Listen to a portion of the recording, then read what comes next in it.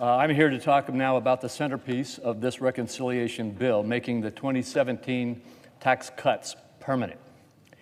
The One Big Beautiful Bill prevents the largest tax hike in history and provides groundbreaking new tax relief for middle-class workers and families. This legislation permanently extends the Trump tax cuts, which proportionally benefited the middle class the most. If these tax cuts were allowed to expire, taxpayers in all income groups would see massive tax hikes.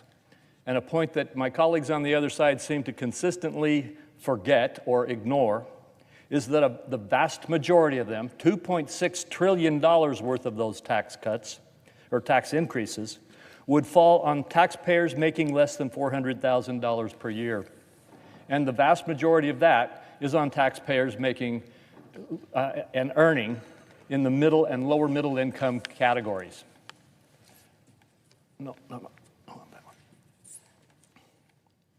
But before I go on to discuss what would happen, I want to address an issue that is just a constant theme on the other side, and that is that this bill is going to be a huge increase in the deficit. Now here's a quick handwritten chart that my colleague from South Carolina made quickly to respond to them. You heard the previous speaker say that CBO has scored this bill to have a huge multi-trillion-dollar deficit increase. The fact is that CBO has scored this bill to have a $507 billion deficit reduction. You heard that right, a $507 billion deficit reduction. And later on in my remarks, I will point out that that score doesn't even take into account the growth in the economy and the revenue that will come to our Treasury from revitalizing and giving a boost to our economy. So now let's go to the next chart. What will happen if we don't do this? What will happen if we do what the Democrats are demanding that we do? And that is to let this tax increase happen so that they can say they're going to use it to pay the deficit down. The average family of four would see a tax hike of $1,700, and their child tax credit would be cut in half.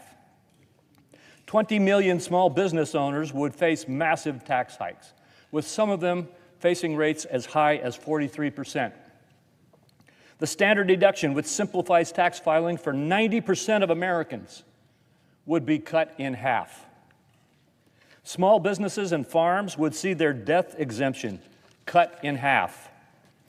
The Council of Economic Advisors warns us that this $4 trillion tax hike would also lead to an economic downturn and potential recessionary headwinds, noting that the impacts would disproportionately fall on young people, minorities, and workers without college degrees. We've been working for more than a year on legislation that prevents that outcome and provides an opportunity for us to have additional tax relief that is specifically targeted to benefit low and middle income families and workers. Despite the rhetoric of fear, our critics' rhetoric about tax cut as being for billionaires and corporations, the reality of this legislation prevents a massive tax hike across the board and overwhelmingly benefits middle-class households and job creators. According to the Joint Committee on Taxation, this bill provides more than $600 billion, that's $600 billion more of new tax relief for hardworking Americans. How does it do that? $73 billion in inflation tax relief targeted at income brackets below $100,000 per year.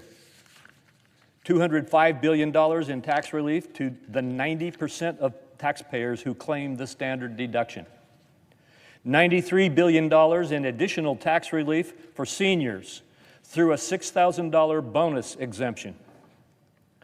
$124 billion investment in children of low and middle income families, in addition to the permanent doubled child tax credit. I'm going to say that again. The permanent doubled child tax credit. The significant tax relief we are providing to hardworking families includes permanent lower tax rates, letting Americans keep more of their hard-earned money, permanent increased and enhanced standard deduction, claimed by over 90% of taxpayers. On top of making that doubled child tax credit permanent, we are also increasing it for tens of millions of families. Tax relief for seniors in the form of a $6,000 bonus exemption for low and middle-income seniors, slashing their tax burden. No tax on tips for millions of tipped workers like waitresses, barbers, hairstylists, and taxi drivers. No tax on overtime for millions of America's hourly workers who work overtime and keep America running. No tax on auto loan interest for new cars made in the United States, allowing the hardworking families of America to fully deduct auto loan interest on American-made cars. Enhanced 529 education savings accounts, making education expenses more affordable and accessible for families. New Trump savings accounts for newborns and children set up to the age of 18, building financial security for the next generation. We make child care more accessible and affordable for working families by enhancing the Child and Dependent Care Credit and the Dependent Care Assistance Program. The list goes on and on. We extend the paid family and medical leave credit and expand health savings and accounts for health care expenses. We repeal onerous IRS reporting requirements on gig workers, reduce the paperwork burden for small businesses, and much more. And all of this just on the individual side of the code. The business side of the tax code has the potential to generate phenomenal economic growth. When my Republican colleagues and I began talking about how to best extend and enhance the Tax Cuts and Jobs Act, we agreed that one of our top priorities was to make it permanent. The reforms we made in 2017, including lower rates for corporations and small business owners, along with the international tax reforms, increased domestic investment, boosted economic growth, and increased take-home pay. A growing economy powered a strong labor market. Workers saw record wage growth, and the unemployment rate fell dramatically to the lowest in 50 years at 3.5%. Corporate inversions, which we used to debate endlessly, or businesses leaving America, became a thing of the past. They literally ended, and America became the place to do business again. Capital formation exploded in the United States. Restoring these critical business provisions and making them permanent is a key to driving additional growth and investment in the United States. For businesses that spur investment and economic activity across the country, this bill makes the 20% small business deduction permanent, enabling job creation and spurring local economic activity. Restores and makes permanent full expensing for domestic research and development, encouraging domestic innovation. Restores and makes permanent full expensing for new capital investments, like machinery and equipment, boosting domestic production. Restores and makes permanent interest deductibility, helping to finance critical domestic investments and keep America globally competitive. It includes full expensing for new factories and factory improvements to accelerate domestic manufacturing. Permanently renews and enhances the Opportunity Zone program, driving $100+ billion of investment to rural and distressed communities. According to the Tax Foundation, permanence for the bill's 4 cost recovery provisions I've just reviewed would more than double the long-run economic effect.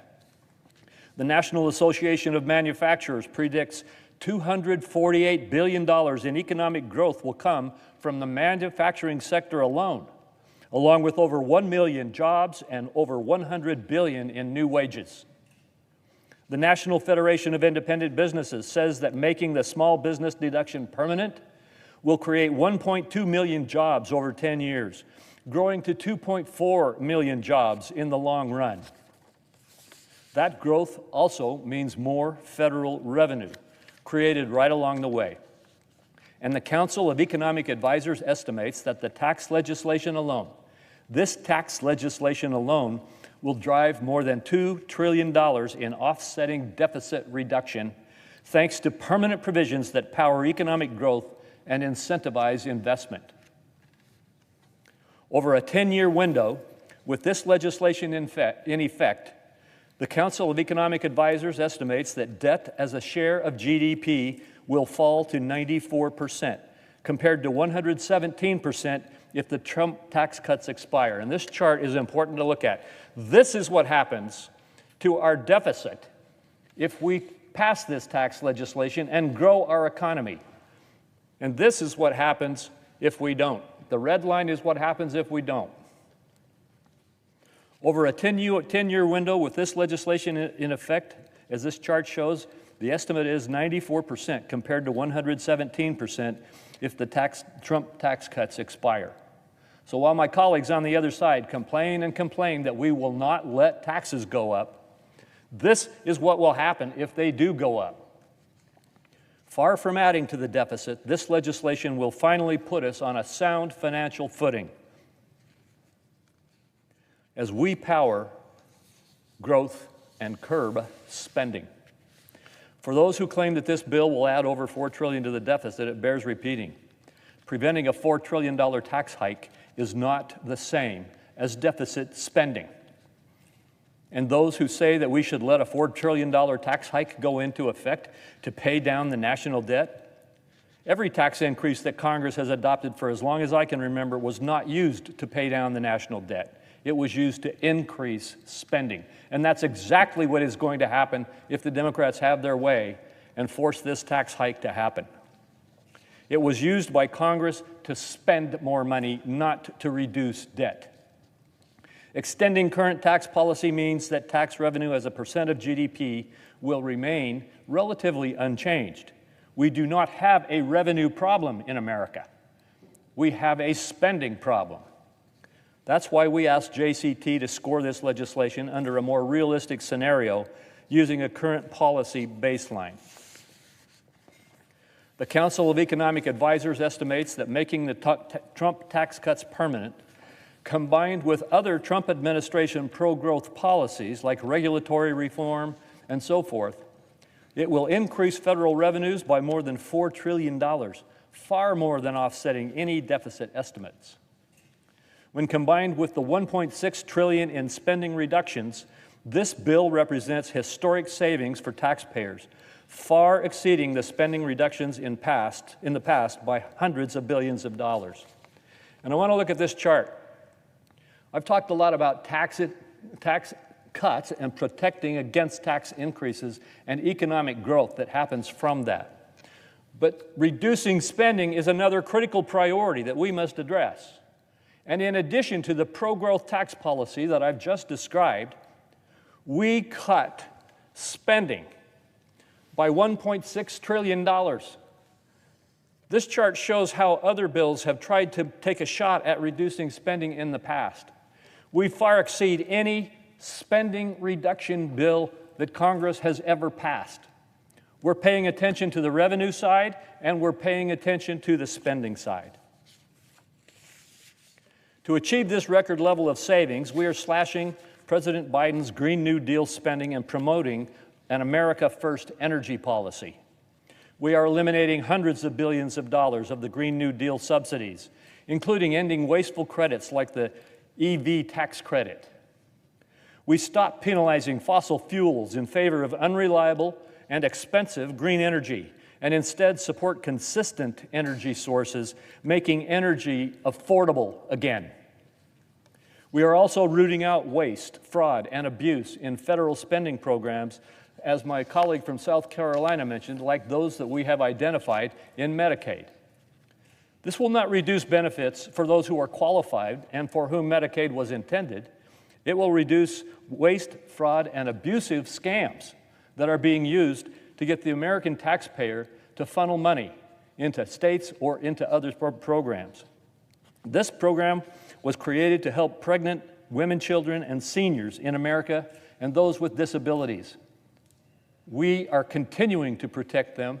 They will not lose benefits, and the politics of fear that you hear constantly are simply false. But in recent years, the Democrats have incentivized Medicaid to enroll healthy Americans and illegal immigrants, driving up costs for taxpayers and risking the program's sustainability for those who need it the most. This is what has happened. This is what's happening to the enrollment and the spending in Medicaid. The fate of this expansion is an unsustainable path and puts the future of the program at risk, including the United States federal debt. As spending has surged, so have inappropriate payments and ineligible enrollments, along with gimmicks and loopholes. People are alarmed by these statistics, but official reports indicate that the federal government made $543 billion in inappropriate Medicaid payments from 2015 through 2024. Some experts think that that number is closer to $1 trillion. That is what we are addressing in this legislation. We have the responsibility to ensure that programs like Medicaid work efficiently and effectively and remain financially viable for those for whom it was designed to help. For months, my Democrat colleagues have engaged in the politics of fear, warning that Republicans are going to rip this critical program from those most in need. Let me be clear. This legislation does not take Medicaid away from any recipients for whom the program was designed to help. Children, the elderly, the disabled or infirm, adults caring for children, and elderly relatives are protected by this bill. We would not be honoring our obligation to these recipients if we allow the program to continue to balloon, forcing vulnerable populations to compete for available resources with able-bodied adults who refuse to work. As one father recently wrote in the Wall Street Journal, Medicaid was created to help people like my son. He is 17, has severe autism and epilepsy, and needs constant attention. Yet thanks to Obamacare's Medicaid expansion, he is stuck on a multi-year waiting list for an in-home care because able-bodied adults are competing for the same results.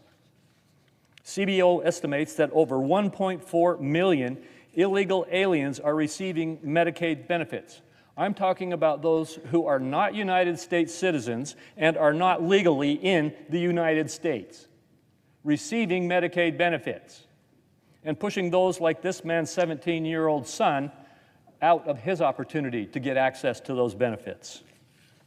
Brett Guthrie, the chairman of the Energy and Commerce Committee in the House, correctly notes, every dollar misspent on illegal immigrants and ineligible individuals in the Medicaid program means less money going to our children, our pregnant women and mothers, individuals, and others who are disabled and seniors. Republicans are committed to preserving and strengthening Medicaid for the people Medicaid was intended to serve. That starts with making common sense reforms to eliminate waste, fraud, and abuse in the program. This bill targets rampant fraud in the program by removing illegal aliens, deceased recipients, or those enrolled in multiple states. It eliminates wasteful spending by ensuring that Medicaid payments align with levels in Medicare and other spending programs, and increases the frequency of eligibility checks. It requires more personal accountability and promotes pathways to work for able-bodied adults. The work requirements proposed in this legislation are simple. Many people are amazed that they're so easy to meet and yet so rigorously opposed.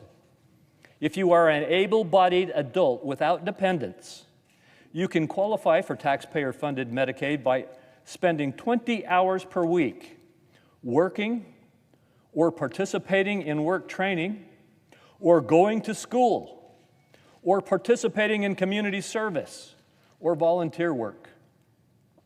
The majority of Americans agree that these rules are responsible guardrails to protect a program that was designed to protect America's most vulnerable Americans. The bill also corrects abusive practices by freezing and reducing provider taxes, a financial gimmick used by states to increase federal spending that they receive. For those concerned about funding for rural hospitals during the transition back to responsible funding levels, the legislation creates a bridge funding system to help stabilize rural hospitals and enhance their long-term financial solvency. And while Democrats claim Republicans are slashing Medicaid spending, the reality is that even with these reforms, Medicaid spending is projected to continue to grow by billions of dollars over the next 10 years. Only in Washington is a smaller increase in spending considered a cut. In reality, these reforms will improve, protect, and preserve Medicaid for the most vulnerable Americans. We've had a very robust debate over how to best deliver on President Trump's agenda, and I'm proud of what we achieved in this legislation. The tax provisions in our bill, from permanent extension of the lower tax rate to the increased child tax credit to the permanent tax relief for businesses, will deliver financial security for American families and grow our economy. The health care provisions will protect and preserve Medicaid for the Americans that the program was designed to serve. And while more work remains, this bill's economic growth, combined with deficit reduction that we have in it, finally puts our country on a much better fiscal trajectory. Speaking of work, I would be remiss if I did not take a moment to thank the excellent staff from the Joint Committee on Taxation, the Congressional Budget Office, and the Senate Legislative Council for the hard work and countless hours they have put in to get us to this point. Some of them have been working with us on these provisions for years, and we greatly appreciate your partnership in this effort. I ask unanimous consent to have these individuals' names printed in the record. Thank you. I also have to thank my incredible staff who have foregone sleep over the past several months to provide timely, indispensable insight, facts, legislative text, counsel, and so much more. Without them, we would not be at this point and ready to deliver this much needed growth-focused policy for the American people. I ask unanimous consent to have the names of my entire Finance Committee staff printed in the record. Without objection. Thank you. Even with all that, and all that we accomplish in this legislation, there are dozens of additional good ideas, smart policies, and common sense reforms that we were not able to include today. And I commit to working with my colleagues to advance those goals as well as we move forward. But today's historic legislation is more than a good start and will pay dividends for American families. Extending good tax policy, delivering targeted relief, and reining in wasteful spending, as achieved in this bill, is the best way to restore economic prosperity and opportunity for all Americans. I look forward to getting it to the President's desk as soon as possible. Thank you, Mr. President.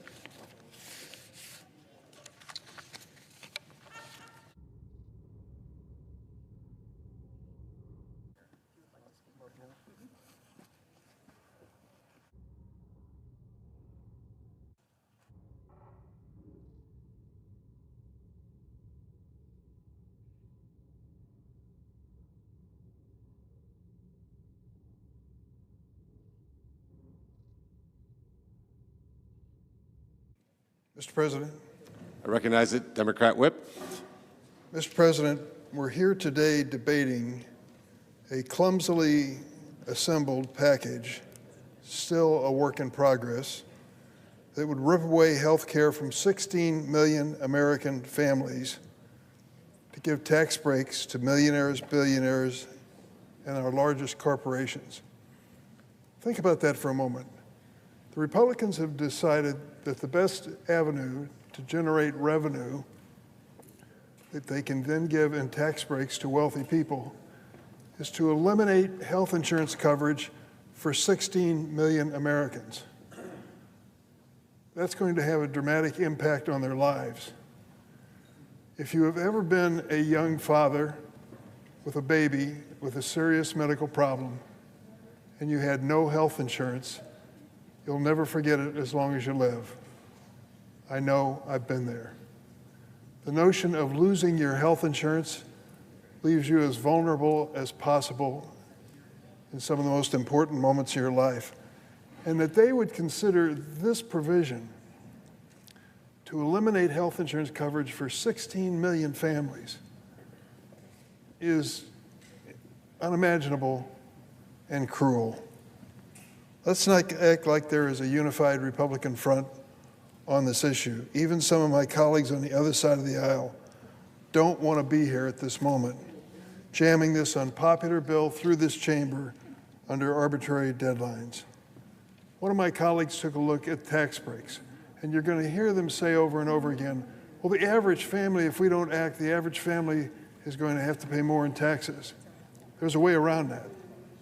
If we limit any tax breaks in this bill, in this effort, to people making $400,000 a year or less, $400,000 a year or less, it virtually eliminates 2/3 of the cost of this undertaking. And it means you don't have to take away the health insurance of 16 million families. So there are ways to do tax breaks which make sense. Count this Democrat in with the Republicans for helping working families who are struggling to get by, and a lot of them are, living paycheck to paycheck. And the notion that we would say to them, we're going to take away your health insurance, we're going to raise the cost of health insurance for you, is no answer to their problems. Behind closed doors, my Republican colleagues continue to be consumed with infighting, bickering over the bill's substance, and for good reason. We have a process here which is almost impossible to explain to an ordinary person of how we reach reconciliation. The parliamentarian's office, and she's sitting here, God bless you for what you've been through for the last several months, and all your staff, have to make decisions on a daily basis over and over again as to whether or not provisions of this bill are eligible under the law that governs the United States Senate. We're in the process of debating this on the Senate floor. I see our ranking member on the Budget Committee, Senate Budget Committee, the senator from Oregon. We're in the process of still appealing to the parliamentarian's office on provisions in the bill. This is truly a work in progress. I think what they do know is troubling, and it should be. This bill would be a disaster for hospitals. The Senate Republican bill, unfortunately, is going to endanger hospitals all over the United States.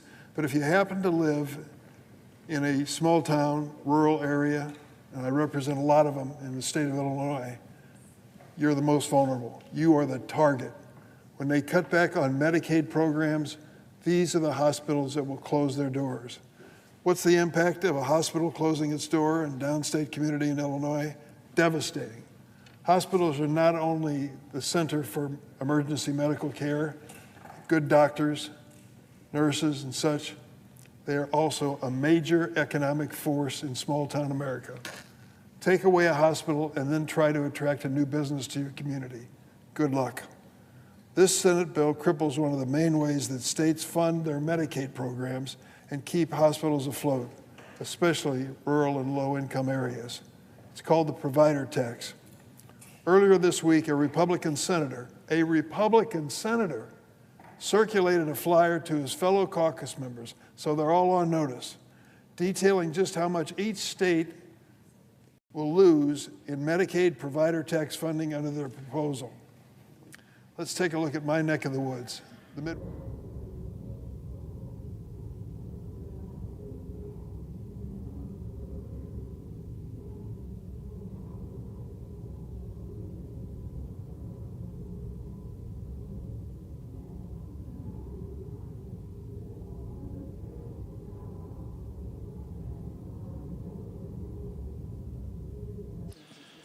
Under the previous order, the leadership time is reserved.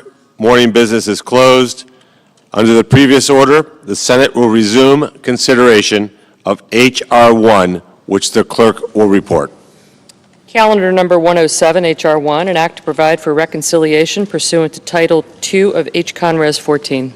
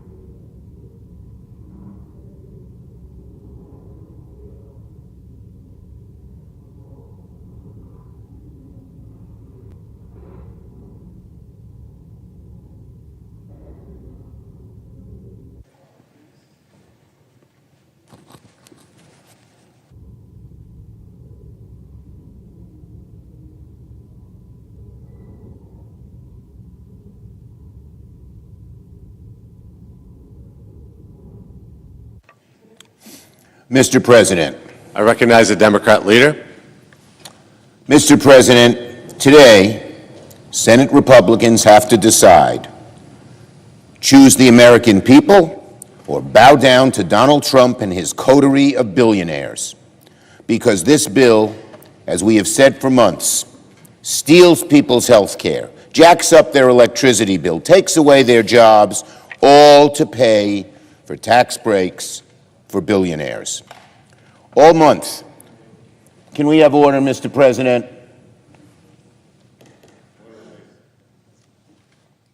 All month, Senate Democrats have put this bill on trial in the court of public opinion. We've exposed how it steals Medicaid from more than 16 million Americans. We've exposed how it takes away food benefits from millions of hungry kids. We've exposed how this bill increases the debt by $3.5 trillion to bankroll billionaire tax breaks. We've shown how this bill increases the debt $1 trillion more than the House bill. We've shown how this bill cuts Medicaid even more than the House bill. We've shown how this bill kills climate jobs even more than the House bill. With every rewrite, Senate Republicans have made their bill more extreme, pro-billionaire, and more hostile to people's health care and livelihood. Why do they do that? There's a small group on that side of the aisle, MAGA hard right-wingers, who are dictating what's happened, and all the rest of the senators on the Republican side who know it's wrong, go along.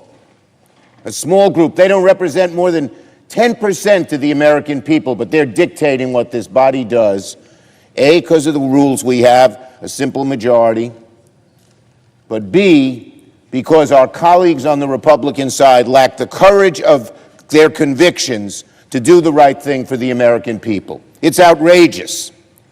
Cutting people's health care, causing people to get sicker and to even die. Cutting people's health care so that it's certain almost that more people will die. Just to give tax breaks to billionaires. It is so destructive for Republicans to pass a bill like this at a time when people pay more for groceries, when people pay more for rent, pay more for child care, pay more for medication. It makes no sense to reward the billionaire class and special interests at the expense of everyone else. Look, there's nothing wrong with being wealthy, but they don't need another tax break. And they certainly shouldn't get a tax break by taking food from the mouths of hungry children. How outrageous, how cruel, how mean, how heartless, how uncaring. All to help the billionaires who they're enthralled to. And no surprise, make no surprise about it, many Republicans themselves don't seem all happy about the bill in front of them. We heard what our colleague from North Carolina had to say about this bill. My guess is about half, maybe even more than half of the Republicans in the Senate totally agree with him. But he had the courage to speak the truth, the backbone to speak the truth. But not our other colleagues. Senator Tillis spoke candidly. He was one of the few truth tellers on the other side. The bill devastates his state, but make no mistake about it, it'll devastate the states of most every Republican here.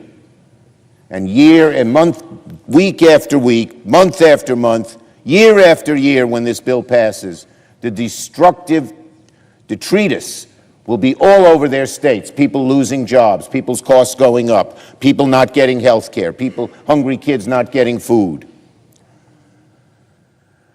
It's a piece of legislation that Tillis can't sell back home, and you won't be able to either, my Republican colleagues. How can any senator go home and tell their constituents, I'm sorry, I took away your health care because I wanted to give tax breaks to billionaires? And yet, Republicans are dead set on walking off a cliff by passing a bill they know will be ruinous to their own constituents. That's why Senate Democrats forced this chamber to read the bill cover to cover. That's why we debated all day yesterday. And now, it's the Republicans' turn to vote. Later this morning, Very soon, we will begin the vote-a-rama process. Senate Democrats will bring one amendment after the other, again and again and again, to put Republicans on the record. We'll begin this morning with a motion to appeal the ruling of the chair to try and reverse Senate Republicans' brazen attempts to deceive the American people about the true cost of the bill. Republicans are doing something that has never been done before in the Senate by deploying fake math and budgetary hocus pocus to make it seem like their billionaire giveaways don't cost anything. That's obviously outrageous, and it's absurd that the budget chair is taking the Senate down this fact-free road. He is helping erode, even destroy the Senate. Every senator will soon have an opportunity to reject this. Remind the senator of Rule 19. Every senator will soon have an opportunity to reject this nonsense and vote for common sense budgeting. Americans will be watching. And later this morning, I will offer a very simple amendment to send this bill back to the Finance Committee so that we can get rid of any provision that raises health care costs for families and small businesses to pay for tax cuts for billionaires. And my colleagues will offer many other amendments here too. And we will see once and for all if Republicans really meant all those nice things they've been saying about strengthening Medicare, about protecting middle-class families, or if they were just lying. The American people will find out in a few hours. Republicans have said they don't want to cut Medicaid. Today, we'll give you the chance. Republicans say they want to prioritize the middle class. Today, we'll give you the chance. Our amendments will give Republicans so many chances to defend Medicaid and SNAP and good-paying jobs and clean energy that if they say no, they'll regret it long after this debate is done. Finally, to my Republican colleagues, let me offer a warning in good faith. You all know that Donald Trump makes things up. He has no regard for the truth. When he talks about this bill, he's lying. When Donald Trump says this bill won't cut Medicaid, he's lying. When he says this bill will grow the economy, he's lying. When he says this is the best thing Congress could pass for our country, he's lying. So what are my colleagues on the Republican side going to do? Listen to someone who just makes things up? Listen to someone who peddles lies and fantasies? Follow Donald Trump off a political cliff by passing a bill that will be disastrous for the people back home? Or will my colleagues stand up for the American people? Stand up to protect health care, good-paying jobs, middle-class families? The American people will not forget what Republicans do in this chamber today. Yield the floor. To my colleagues, it's going to be a long day, and I just want to remind everybody the rules of the Senate, Rule 19, no senator to debate shall directly or indirectly by any form of words impute to another senator or other senators any conduct or motive unworthy or unbecoming of a senator.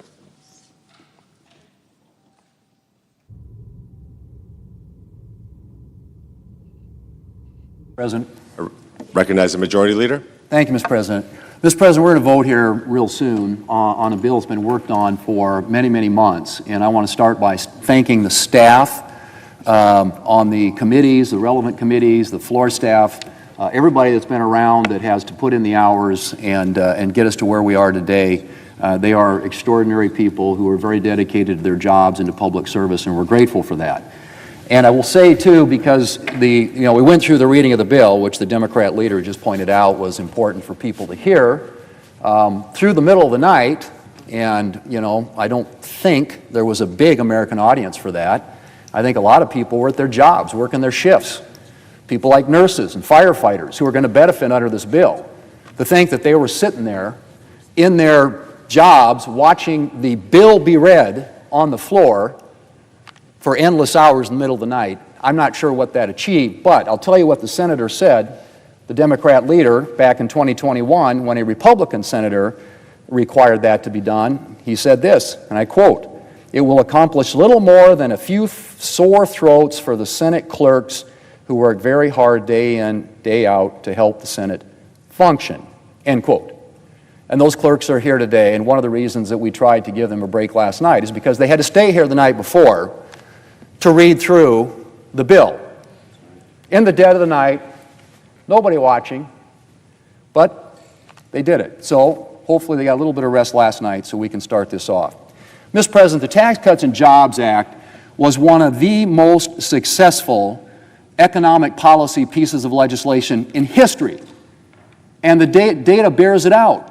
You look at what happened after the Tax Cuts and Jobs Act passed, unemployment hit a 50-year low, poverty levels at record level lows, and incomes grew. Incomes and wages increased, most among lower-income Americans. We started to narrow the wage gap as a result of the passage of the Tax Cuts and Jobs Act. So what is this about? This is about extending that tax relief so the same people that benefited from it back in 2017 and for the last 8 years don't end up having a colossal, massive tax increase hitting them in the face come January 1. Now, who are those people, Mr. President? It's people, it's families making less than $400,000 a year on whom the bulk of this would fall. $2.6 trillion of this tax hike that they're supporting would hit families making less than $400,000 a year. It would hit small businesses to the tune of $600 billion in tax increases. These are pass-through businesses, the businesses who are out there creating the jobs every day. If we don't do this, they're going to face a $600 billion tax increase. That's what we're talking about. And if you want to put it in plain terms, if you're one of those families making less than $400,000 a year, the child tax credit would be cut in half. The standard deduction would be cut in half. And you wouldn't get the benefit that many taxpayers are going to get under the legislation that we're going to be debating today, which would allow tips to go untaxed, allow overtime to go untaxed. So those nurses and those firefighters that are working the long shifts, not watching the bill be read here on the Senate floor, actually get something out of this that makes their families more able to cope with the challenges that they face every day.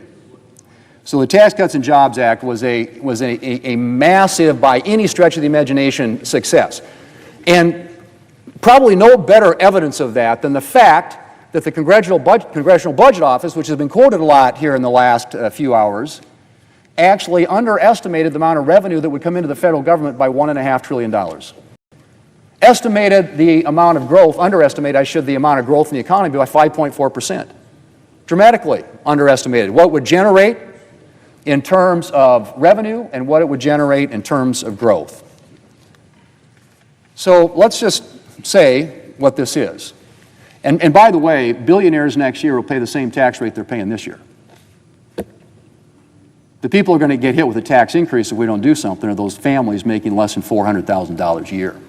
We're going to see their child tax credit cut in half, their standard deduction cut in half, their rates go back up to what they were in 2017, and in my state of South Dakota, the average family is going to pay $2,500 more if we don't do something to extend the tax relief that was passed in 2017. Now, the other thing that Democrat leader got and talked about is, they're going to be cutting Medicaid. Mr. President, there are a lot of government programs that haven't been looked at in a long time.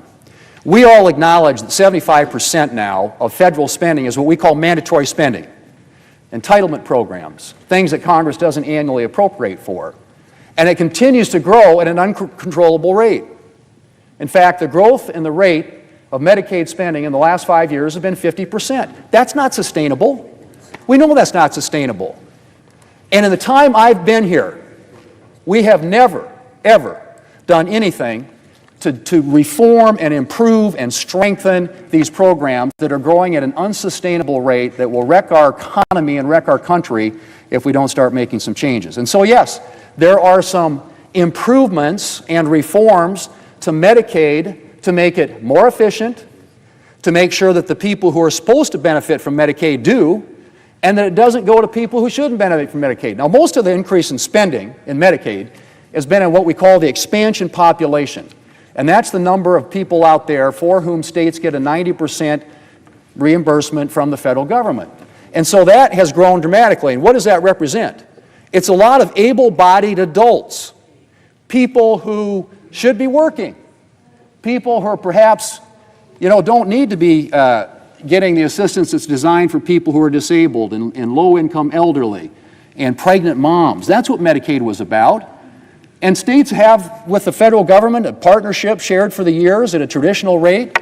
The expansion population is 90% paid for by the federal taxpayers. And so what do states do? They game the system to get more federal money. They add more people to the rolls. And so you have people on the rolls today who are here illegally, you have people on the rolls here today who are not eligible for this program, and you have people here today for whom there is, in that program, for whom there's no work requirement. And so what this does, it makes some reforms, one of which includes work requirements. I don't think that's a novel concept. It certainly isn't a concept that I think most Americans would disagree with. In fact, it was a Democrat president. Back in the 1990s, there was something called welfare reform. Bill Clinton, a Democrat president, proposed work requirements for welfare recipients. And you want to know something? The work requirements in the Welfare Reform Act passed back in 1996 and signed into law by Democrat President Bill Clinton had stronger work requirements than are included in this bill. Stronger work requirements in a bill passed, signed into law by a Democrat president than what's in this bill. And proposed, I might add, by a Democrat president. So that's one of the reforms that we're making. And these are reforms, Mr. President, are going to make this program stronger, more effective, more efficient, improve it in a way that it gets the assistance to the people for whom it was intended and not to people who are gaming the system. And yes, we address the issue of provider taxes, which has been abused. No question about it. It's another way to leverage federal money, get more federal money into the state coffers, and the states have used it for things not just to cover people, but also for other reasons. And you like states like New York and California who've gamed the system. So the whole issue of what we're doing with the Medicaid program is to get rid of the waste, fraud, and abuse, make it work in the way in which it was intended to cover the people for whom it was intended, and to make sure that we have work requirements included there. To the current policy baseline. Everybody got up last night and they were clamoring and yelling very animated speeches about how the Republicans they're using a current policy baseline. How could they ever do that? Well, you know what? Back in 2012, President Obama, and one of the people who was working for him at the time, named Jeff Zients, used the current policy baseline to make permanent the Bush tax cuts. And what he described it, Jeff Zients described it at the time, he called it the alternative fiscal scenario. That's how they explained to the American people. And then he translated it and said what it is, it's a current policy baseline. So the Democrats have used this before. In fact, they you could argue, pioneered it. But current policy baseline is something that's been used by both sides. So it's a little, spare me the hypocrisy and the noise about current policy baseline. Alternative fiscal scenario, he called it, and then he went on to explain current policy baseline. Finally, with regard to the issue of the deficits, it is rich to hear Democrats all of a sudden concerned about debt and deficits. Really?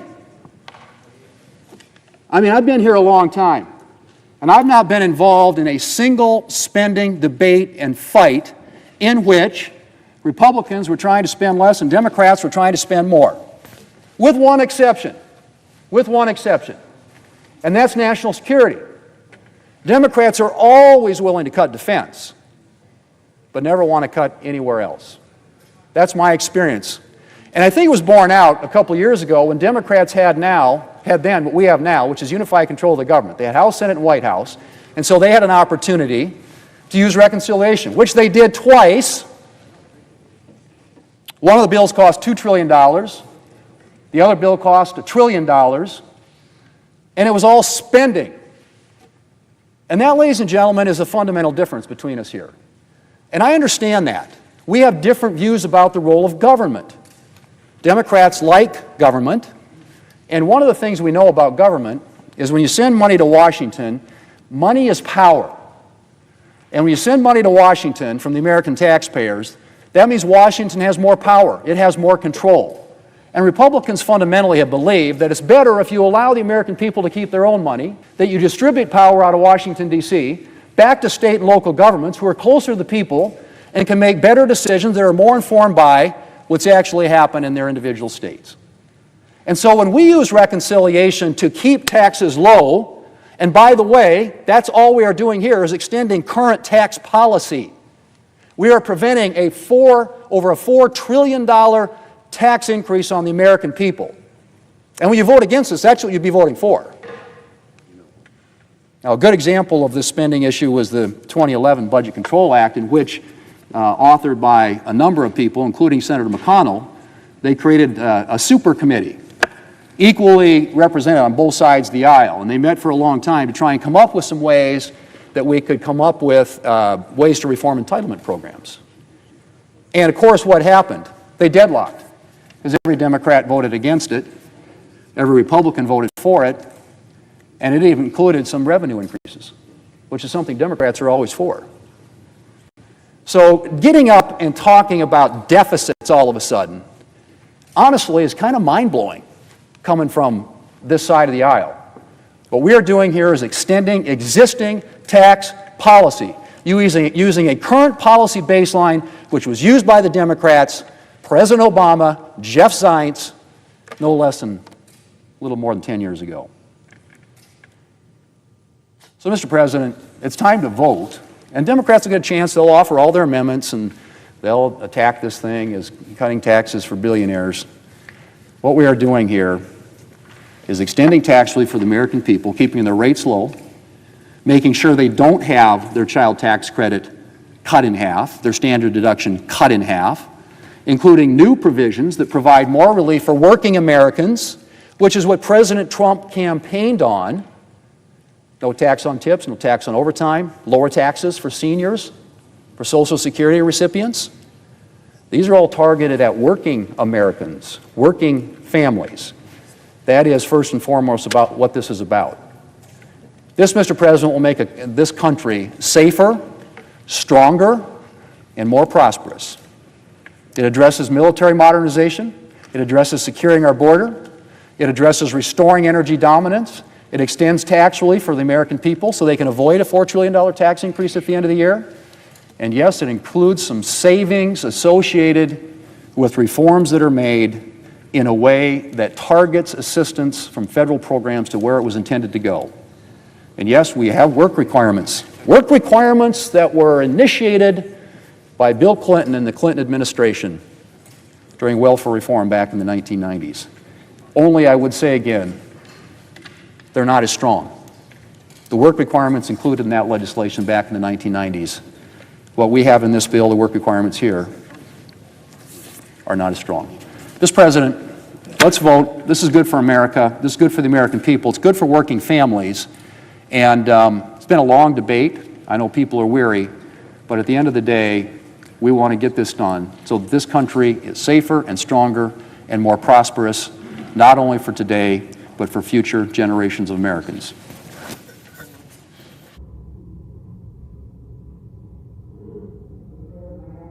That there be 2 minutes equally divided prior to all roll call votes in relation to calendar number 107, H.R. 1. Without objection.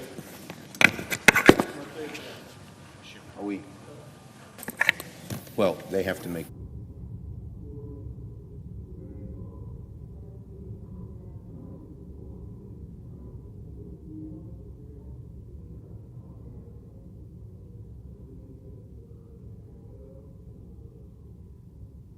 Okay, so I recognize the Democrat leader.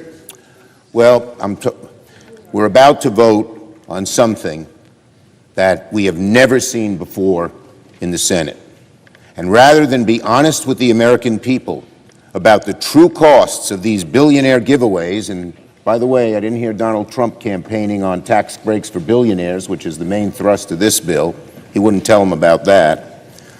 But Republicans are doing something the Senate has never done before. deploying fake math, accounting gimmicks to hide the true cost of the bill. Look, Republicans can use whatever budgetary gimmicks they want to try and make the math work on paper, but you can't paper over the real-life economic consequences of adding tens of trillions to the debt, and that's what this does. Make no mistake about it, and it's the way we've always calculated things. So, to vote yes on this, make no mistake about it, my colleagues, will in a dramatic way further erode the Senate. I urge a no vote. Mr. President, I recognize the senator from South Carolina. as to being weary, I feel great. I've never felt better. I've been wanting to do this for like a long time, and our ship's about in. So I'm very happy, Budget Chairman. As to what we're talking about right now, we're not overruling the parliamentarian because she said it was up to the Budget Chairman to set the baseline. The chair made a decision that was right. The budget resolution gives me the authority that we all passed to do this. In 2008, Senator Conrad changed the baseline to accommodate the Farm Bill, and the Republican former chairman, Judge Gregg, said the chairman of the Budget Committee declared the new baseline under a new budget. The budget chairman has a right to do that. That's what I'm doing. In 2022, Senator Sanders directed CBO to write a new scoring rule, changing the baseline to get Head Start money into the budget. So this has been done. In 2012, in a bipartisan fashion, as the Bush tax cuts were about to expire, they extended them using current policy. Back home, what I'm trying to do, and I'm very happy about it, is make sure the tax cuts don't expire 10 years from now. I want you to be able to go to bed tonight and wake up tomorrow knowing the tax cuts you have today are permanent, unless one day my Democratic colleagues change it through resolution, through reconciliation. So if you're for open borders, this bill is your worst nightmare because we control the border. If you want higher taxes, which apparently they do, this bill is your nightmare because we're going to keep tax cuts low. If you want to have a weak military, this is a bad bill for you because we give the military $150 billion. If you think Washington should control spending, this is a good bill for you. If you think the government is running just perfectly and nothing can be changed, this is your nightmare. So for those big liberal folks who I like personally, this bill is a nightmare for you. This bill is good for the American people who work hard. People got to work when they can. That's a good thing. If you want taxes low, we deliver. If you want to secure the border like President Trump has done, we make it that way forever by having $175 billion spent to get it controlled forever, not just right now. This is a good bill. We're doing nothing that we haven't done before. Vote yes to uphold the ruling of the chair.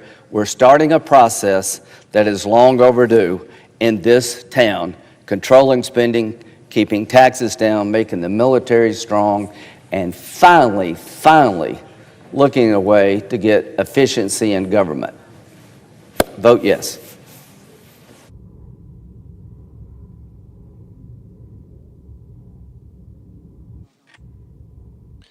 The question is, shall the decision of the chair stand as the judgment of the Senate? The yeas and nays were previously ordered. The clerk will call the roll. Ms. Alsobrooks.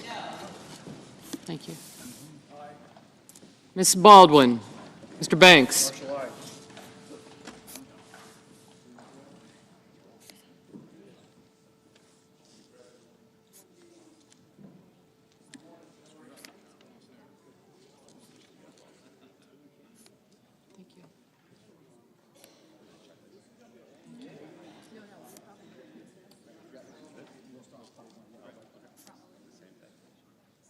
Gotcha.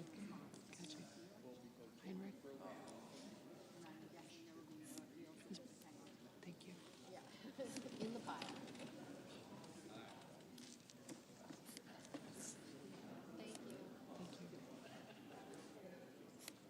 Thank you. Thank you.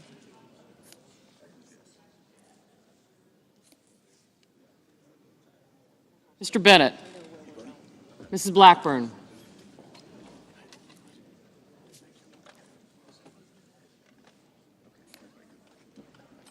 Mr. Blumenthal.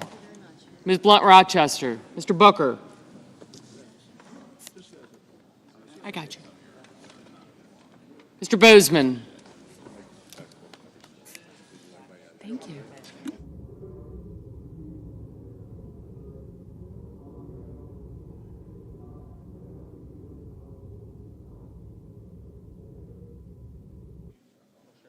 Mr. Bozeman, Mrs. Britt. Mr. Budd. Ms. Cantwell. Mrs. Capito. Mr. Cassidy.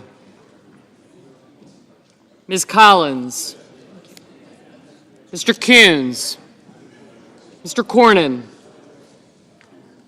Ms. Cortez Masto.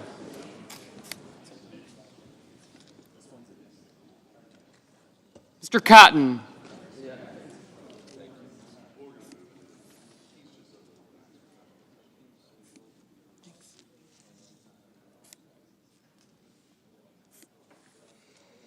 Mr. Kramer, Mr. Crapo, Mr. Cruz, Mr. Curtis, Mr. Daines, Ms. Duckworth, Mr. Durbin,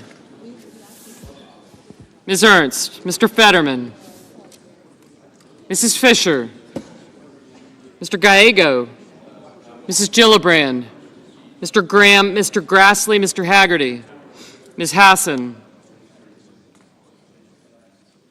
Mr. Hawley,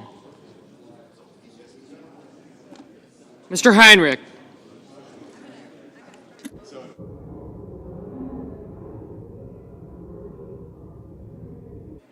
Mr. Hickenlooper, Ms. Hirono. Did you hear that?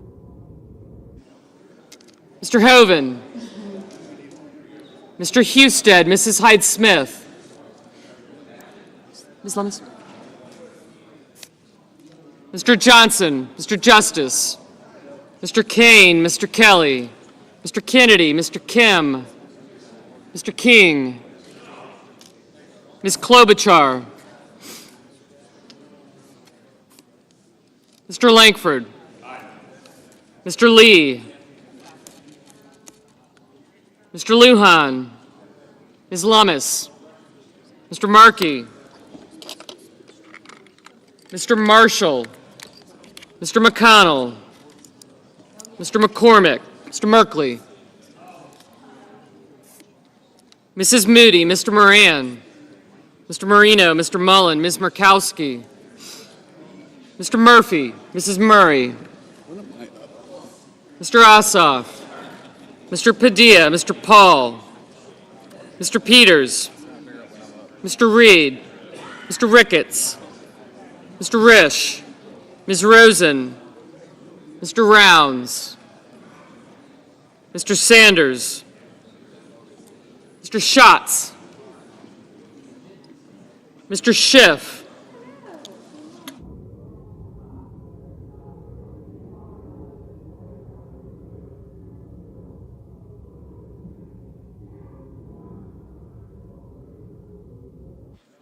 Mr. Schiff, Mr. Schmidt, Mr. Schumer, Mr. Scott of Florida, Mr. Scott of South Carolina, Mrs. Shaheen, Mr. Sheehy, Ms. Slotkin, Ms. Smith, Mr. Sullivan, Mr. Thune, Mr. Tillis, Mr. Tuberville, Mr. Van Hollen. Gotcha. Mr. Warner, Mr. Warnock, Ms. Warren, Mr. Welch, Mr. Whitehouse, Mr. Wicker, Mr. Wyden, Mr. Young,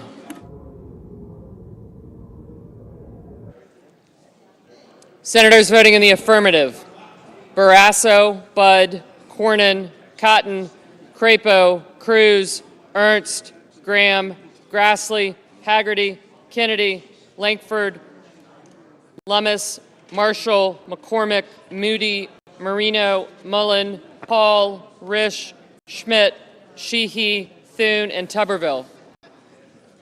Senators voting in the negative: also Brooks, Bennett, Blunt Rochester, Cantwell, Cortez Masto, Hassan, Heinrich, Kane, King, Markey, Merkley, Ossoff, Padilla, Rosen, Schumer, and Smith. Mr. Justice? Aye. Mr. Kramer? Aye. Mr. Lujan? No. No. Mr. Whitehouse? No. Mrs. Blackburn? Aye.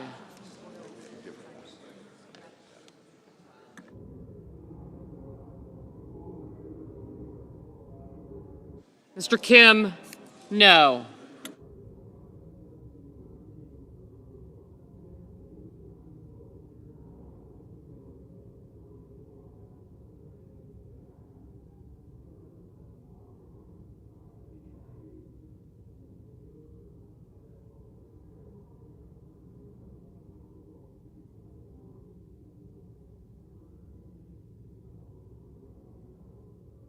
Mr. Durbin?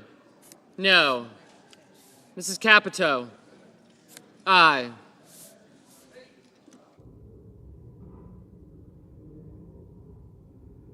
Mr. Cassidy? Aye. Mr. Rounds? Aye.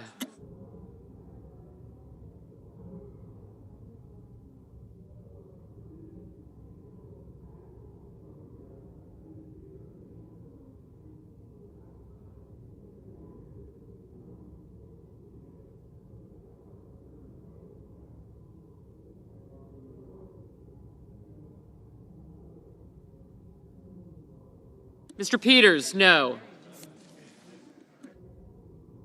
Ms. Duckworth? No. Mr. Schatz? No. Mr. Husted? Aye.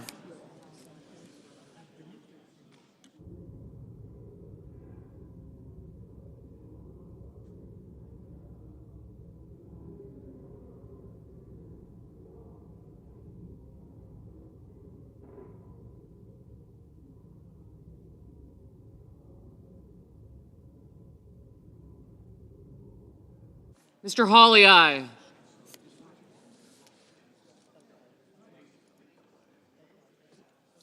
He said.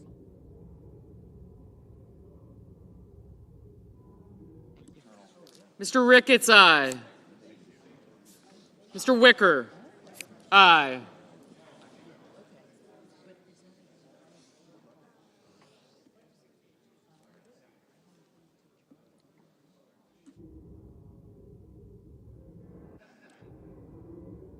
Mr. Gallego? No.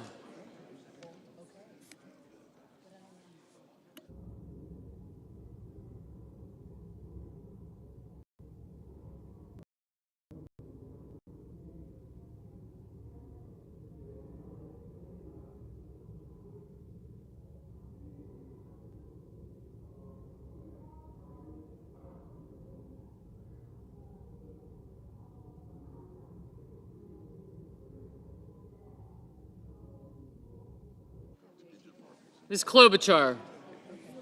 No.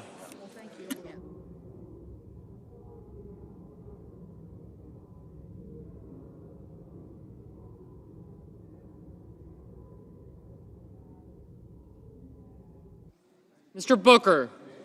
No. Mr. Sullivan? Aye. Mr. Johnson? Aye. Ms. Warren? No. Mr. McConnell? Aye.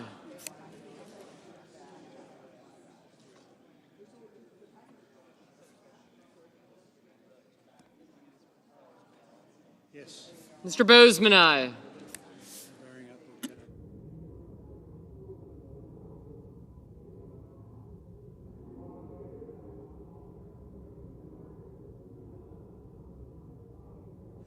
Mr. Rono? No.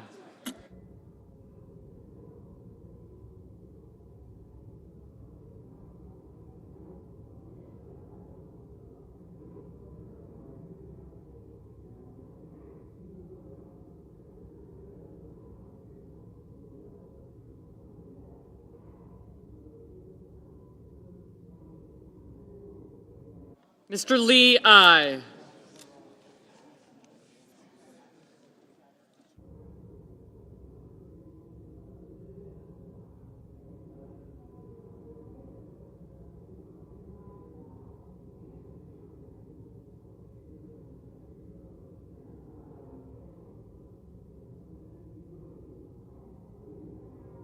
Mrs. Gillibrand, no.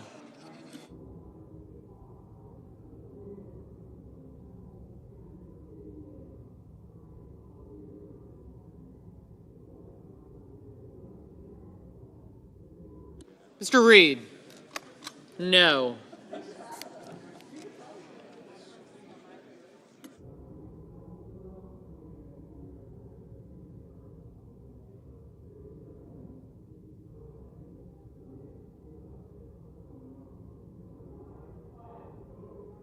Mr. Wyden, no.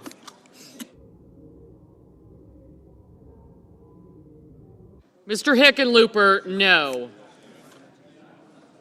Mr. Scott of Florida, aye. Mr. Curtis, aye. Mr. Scott of South Carolina, aye.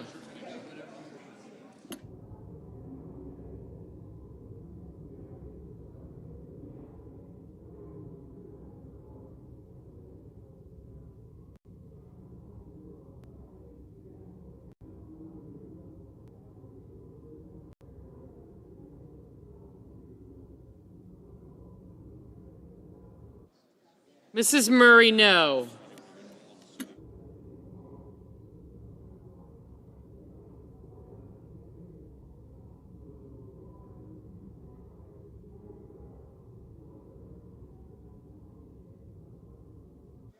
Mr. Daines, aye.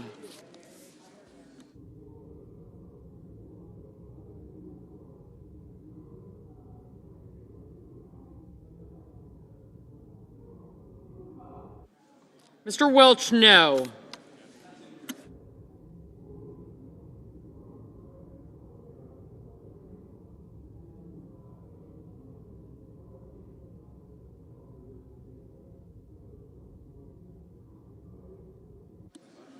Mr. Banks, aye.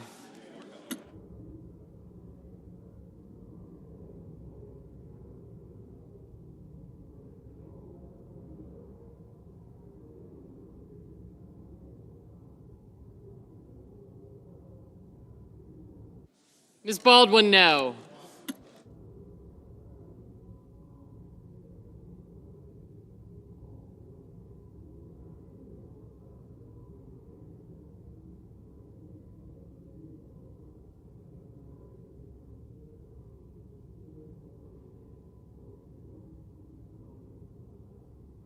Mr. Fetterman, no.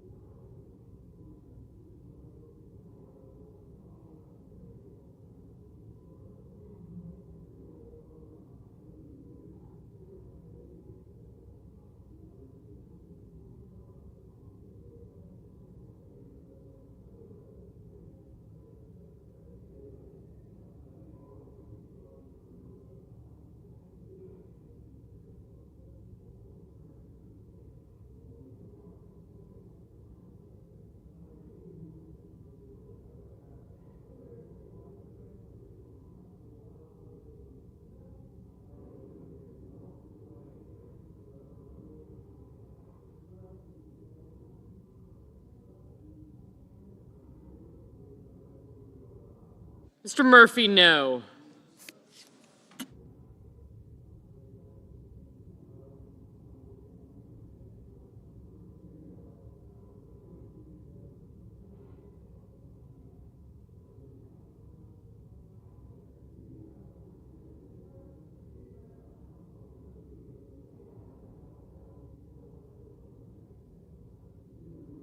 Mrs. Britt, aye.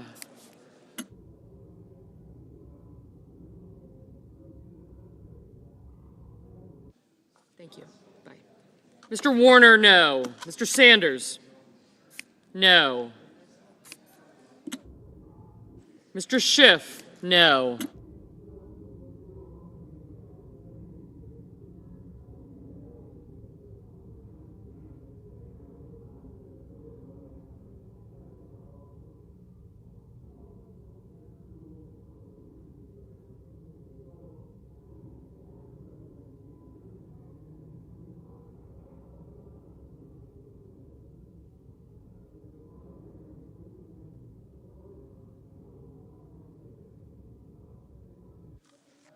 Ms. Collins, aye.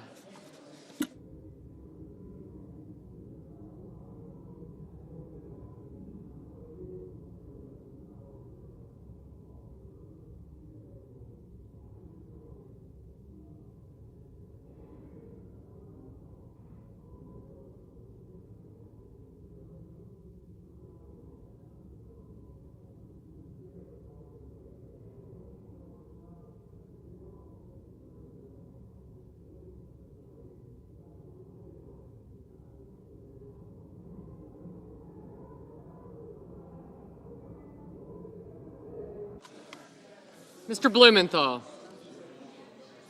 no. Ms. Slotkin, no.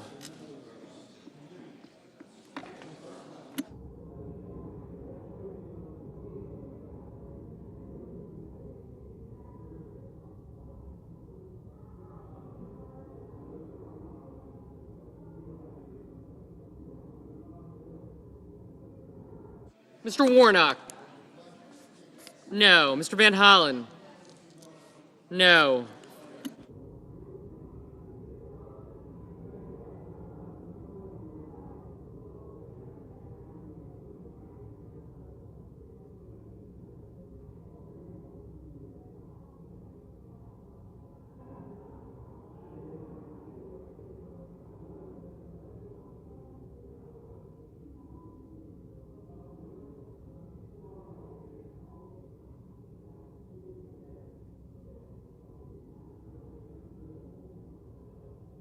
Mr. Tillis, aye.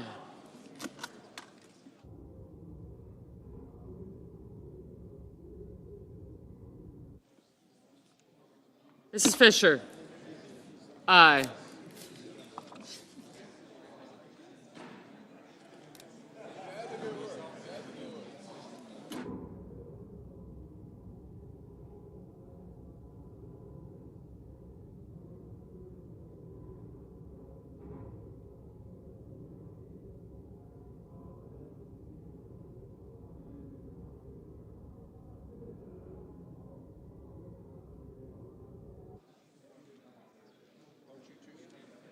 Mrs. Hyde-Smith, aye.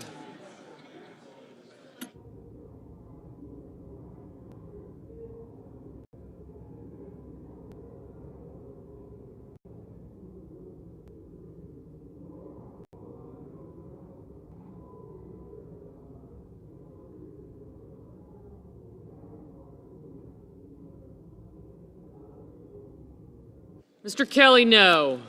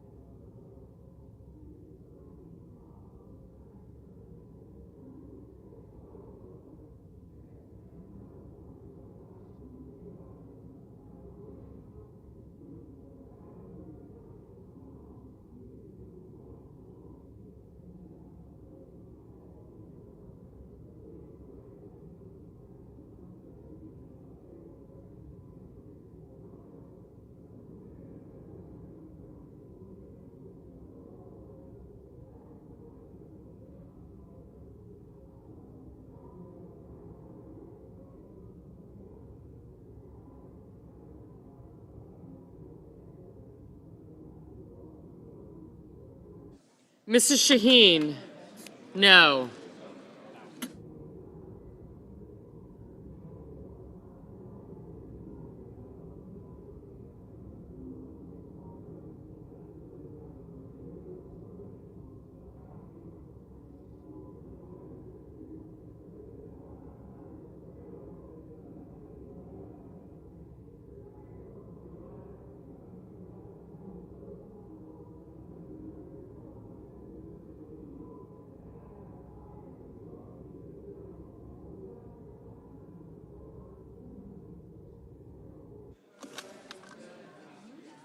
Mr. Moran, aye.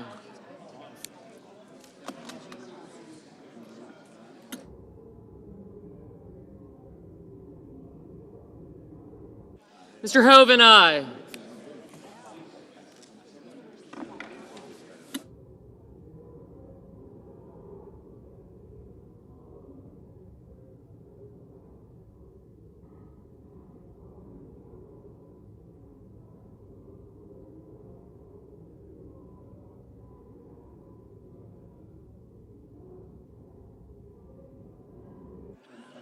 Ms. Murkowski, aye.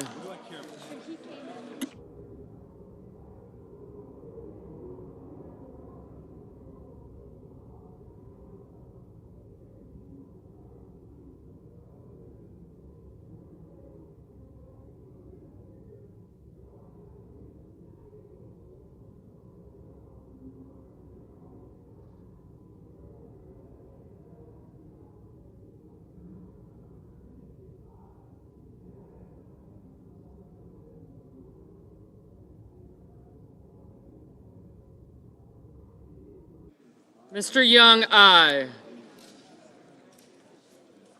Just.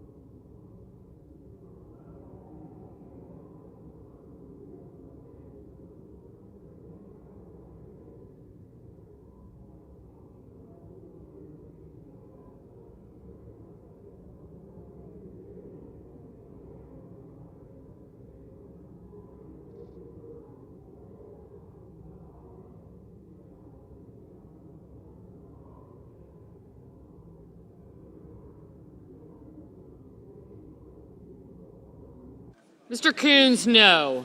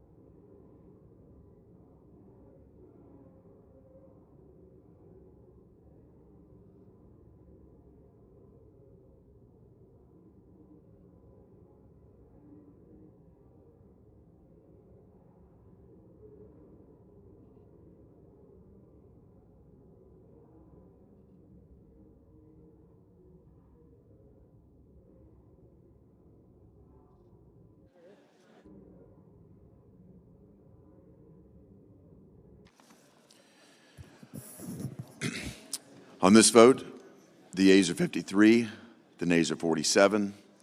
The decision of the chair stands as the judgment of the Senate. Mr. President. Majority Leader is recognized. Thank you, Mr. President. Mr. President, I ask unanimous consent that it be in order for the following senators to be recognized to offer amendments, motions, or points of order, that the amendments be reported by number with no amendments in order prior to a vote in relation to the amendments or motions. Schumer motion, number 1. Motion to commit on health care costs, Markey motion, and then Klobuchar motion. Point of order. Okay. Without objection. Mr. President, I make a point of order under Section 313B1B of the Congressional Budget Act against Title VII of Substitute Amendment Number 2360. Under the Congressional Budget Act and the precedents of the Senate, the chair must rely on determinations made by the Budget Committee in assessing the budgetary effects of the amendment. Section 312 of the Budget Act states, for purposes of this title and Title IV, the levels of new budget authority, outlays, direct spending, new entitlement authority, and revenues for a fiscal year shall be determined on the basis of estimates made by the committee on the budget of the House of Representatives or the Senate as applicable. Unless the Budget Committee, speaking to its chairman, asserts that the amendment causes a violation of the Budget Act, the chair will not so hold. Therefore, Mr. Leader, the point of order is not well taken. President, Senator from Oregon is recognized. I appeal the ruling of the chair, and I ask for the yeas and nays. Is there a sufficient second? There appears to be.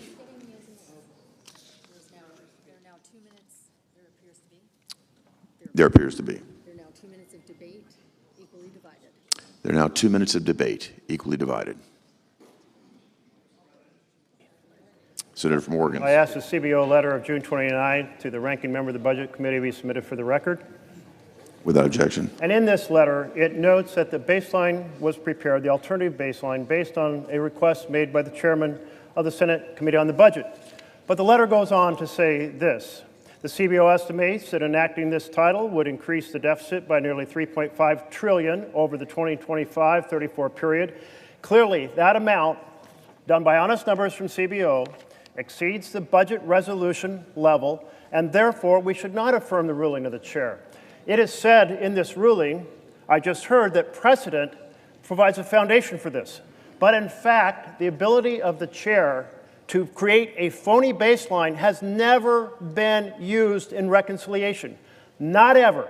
And in fact, the example cited over Head Start, that never appeared in any budget reconciliation. And in fact, that conversation about Jeffrey Zients that we heard from the majority leader, that too was absolutely wrong. Current law was used for estimating the cost of that bill.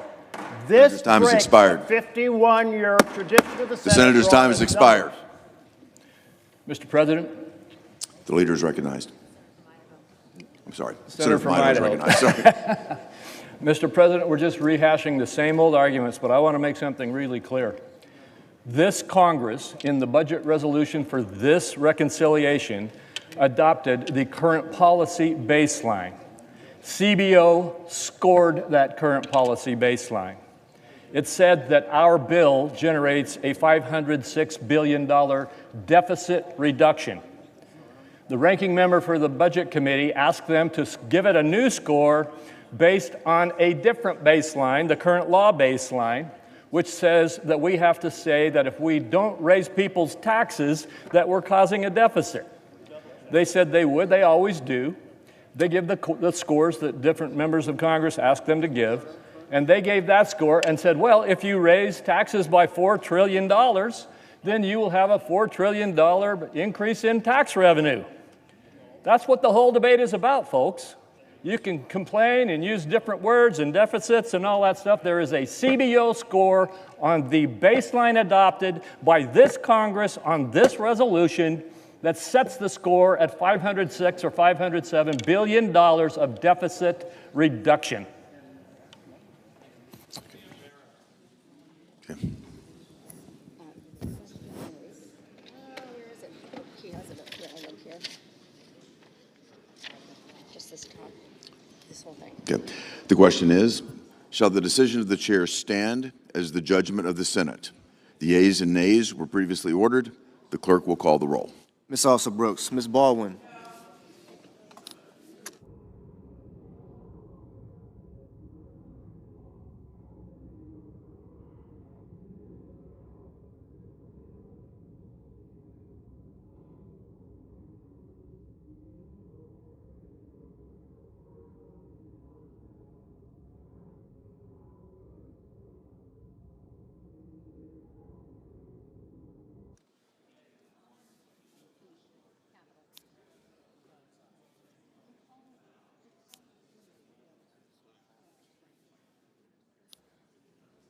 Mr. Banks, Mr. Barrasso,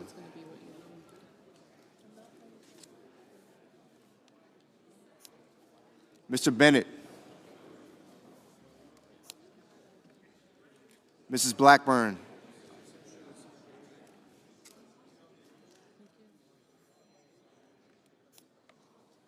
Mrs. Blumenthal, Mr. Blumenthal,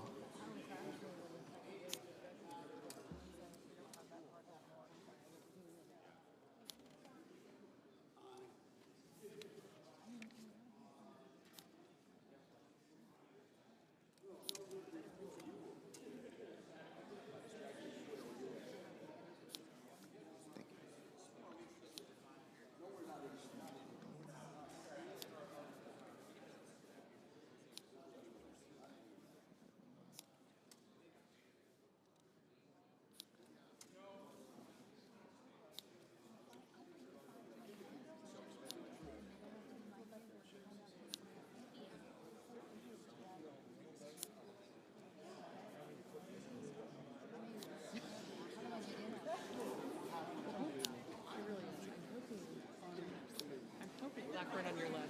I'm hoping.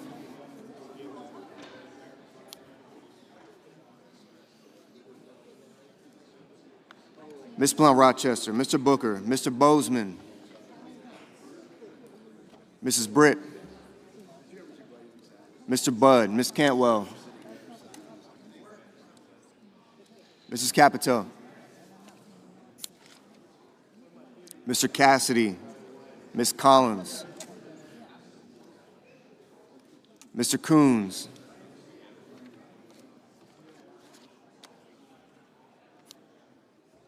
Mr. Cornyn, Ms. Cortez Mastel,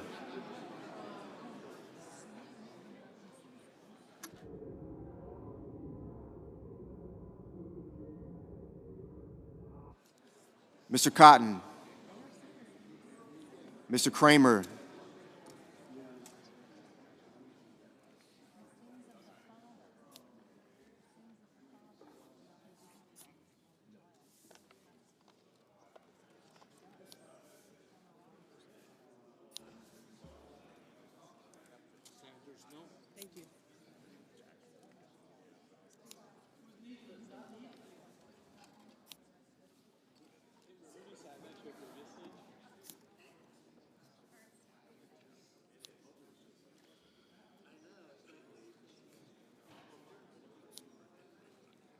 Mr. Crapo, Mr. Cruz, Mr. Curtis,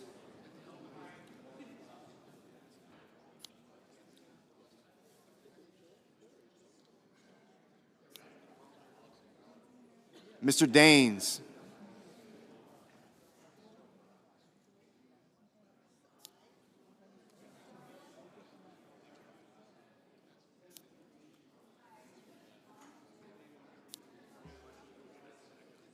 Ms. Duckworth, Mr. Durbin,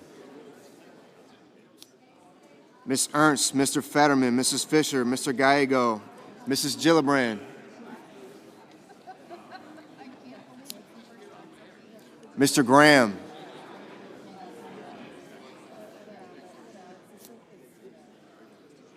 Mr. Grassley, Mr. Haggerty. Thank you, sir.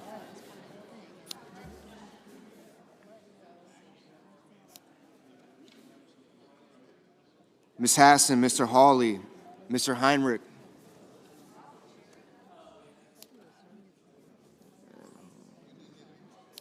I got you, Senator.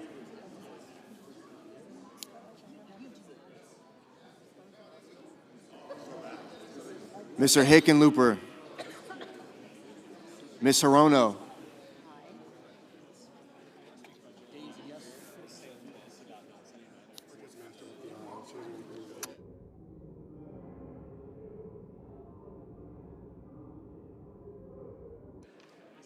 Mr. Hoven, Mr. Husted,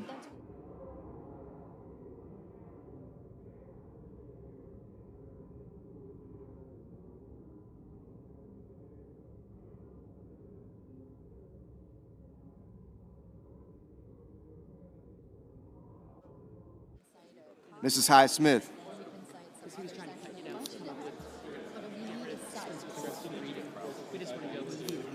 We need to get through that. Yeah. Mr. Johnson, Saying 904 applies to that. I'm saying Mr. Justice, Mr. Kane, Mr. Kelly, I need Graham to say it. I don't need it on the paper. Mr. Kennedy, Mr. Kim, Mr. King, Ms. Klobuchar, Mr. Langford, Mr. Lee, Mr. Lujan, Ms. Lummis,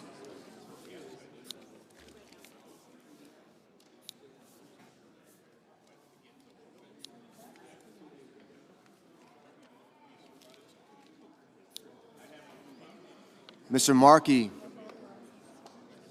Mr. Marshall,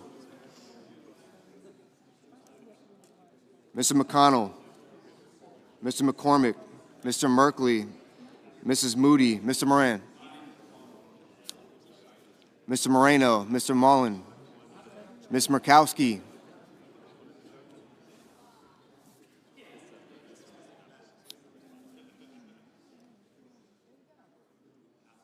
Mr. Murphy, Mrs. Murray, Mr. Ossoff, Mr. Padilla, Mr. Paul, Mr. Peters, Mr. Reed, Mr. Ricketts,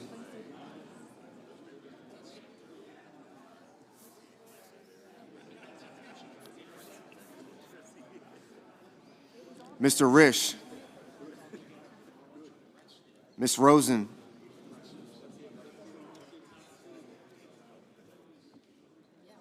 Mr. Rounds, Mr. Sanders, Mr. Schatz, Mr. Schiff,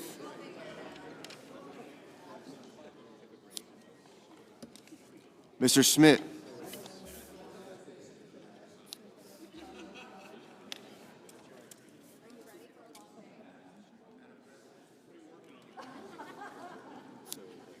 Mr. Scott of Florida, Mr. Scott of South Carolina, Mrs. Shaheen, Mr. Sheehy, Ms. Slotkin, Ms. Smith, Mr. Sullivan,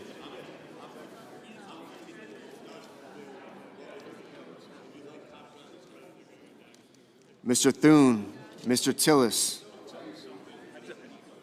Mr. Tuberville, Mr. Van Hollen, Mr. Warner, Mr. Warnock, Ms. Warren, Mr. Welch, Mr. Whitehouse, Mr. Wicker, Mr. Wyden, Mr. Young.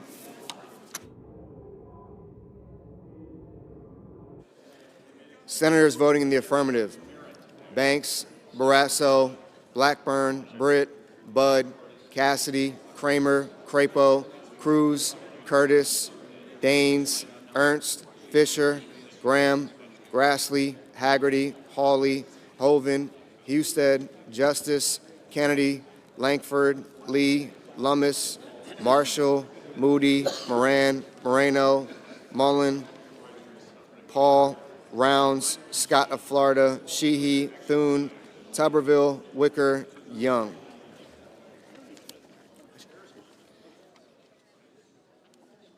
Mr. Cotton, aye.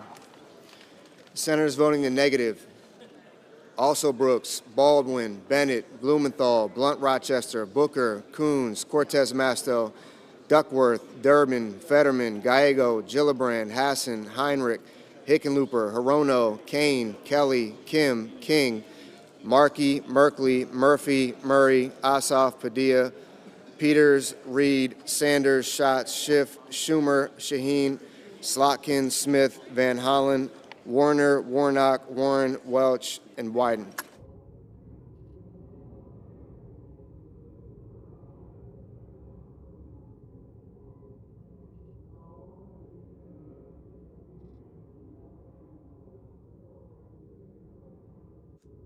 Mr. Whitehouse, no.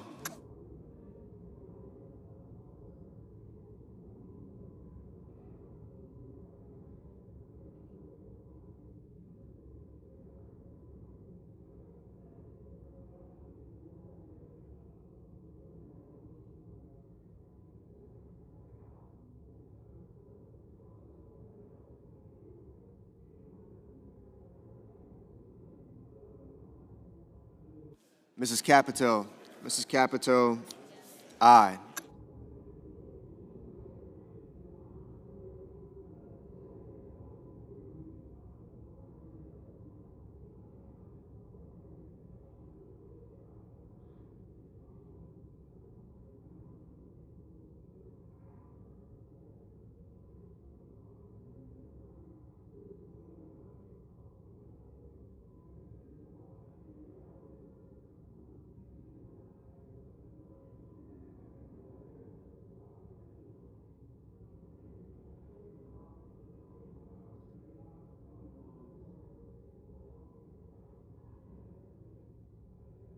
Ms. Cantwell, no. Mrs. Hyde-Smith, aye.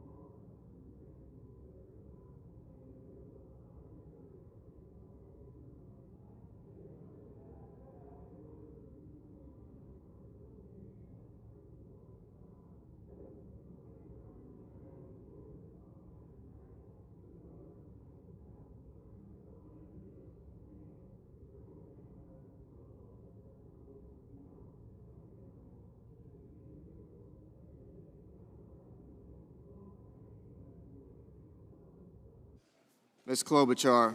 Klobuchar, no.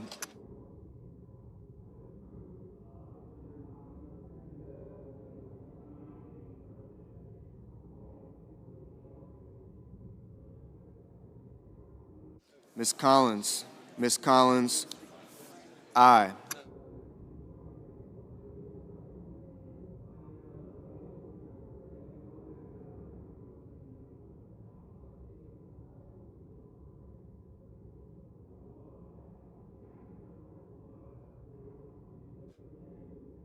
Mr. Lujan, no.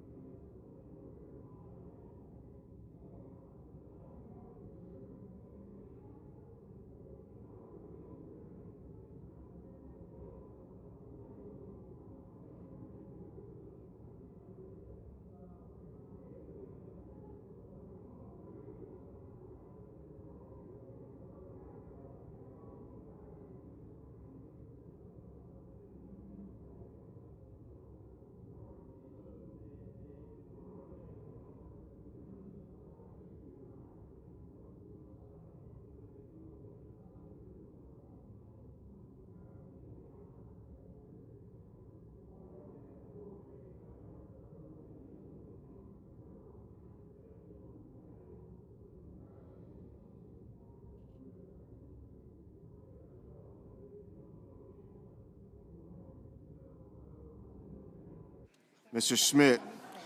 Schmidt, aye.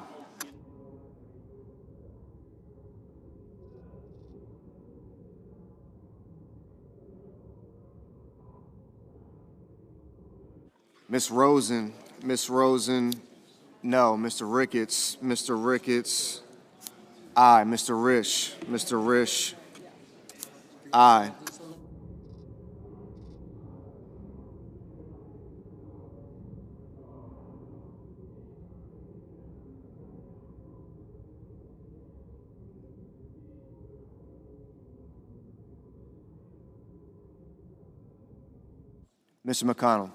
Mr. McConnell, aye.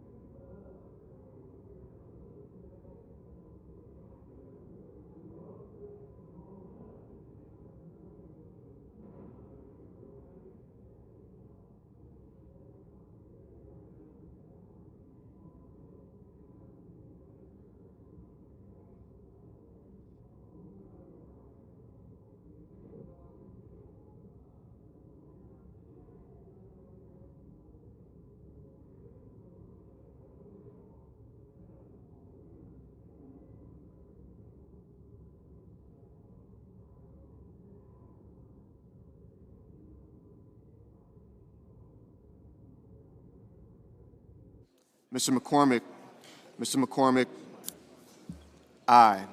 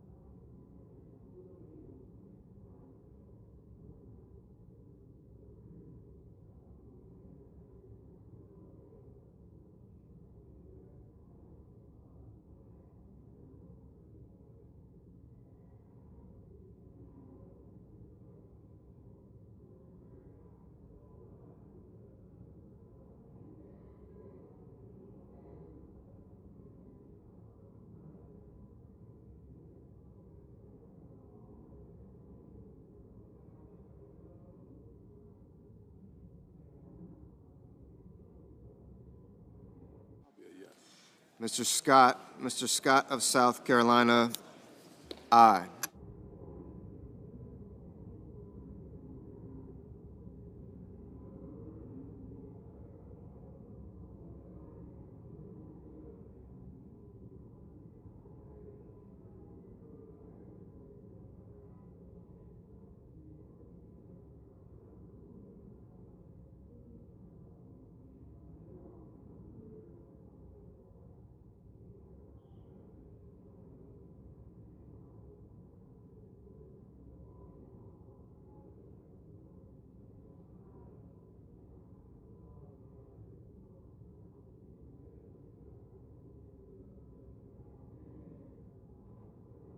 Mr. Johnson, aye.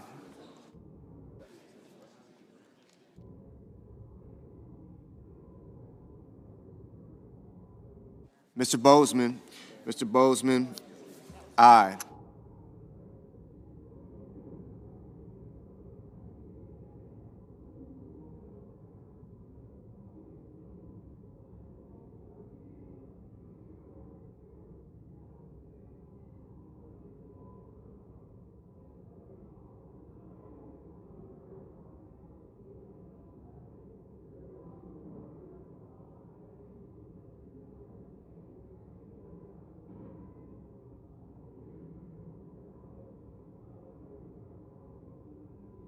Mr. Tillis, aye.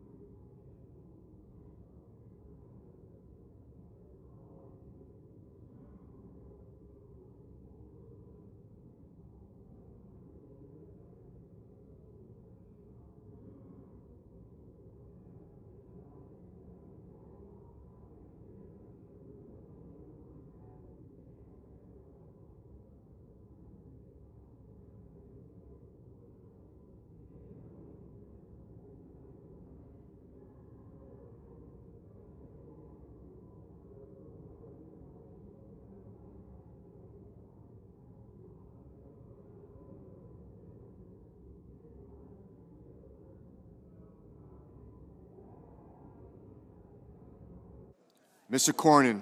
Mr. Cornyn, aye. Ms. Murkowski. Ms. Murkowski, aye.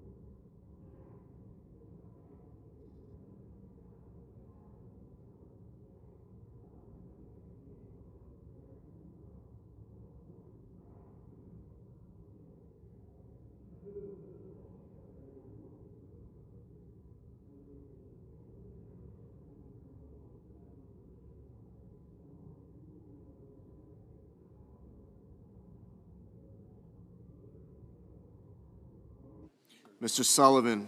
Mr. Sullivan, aye.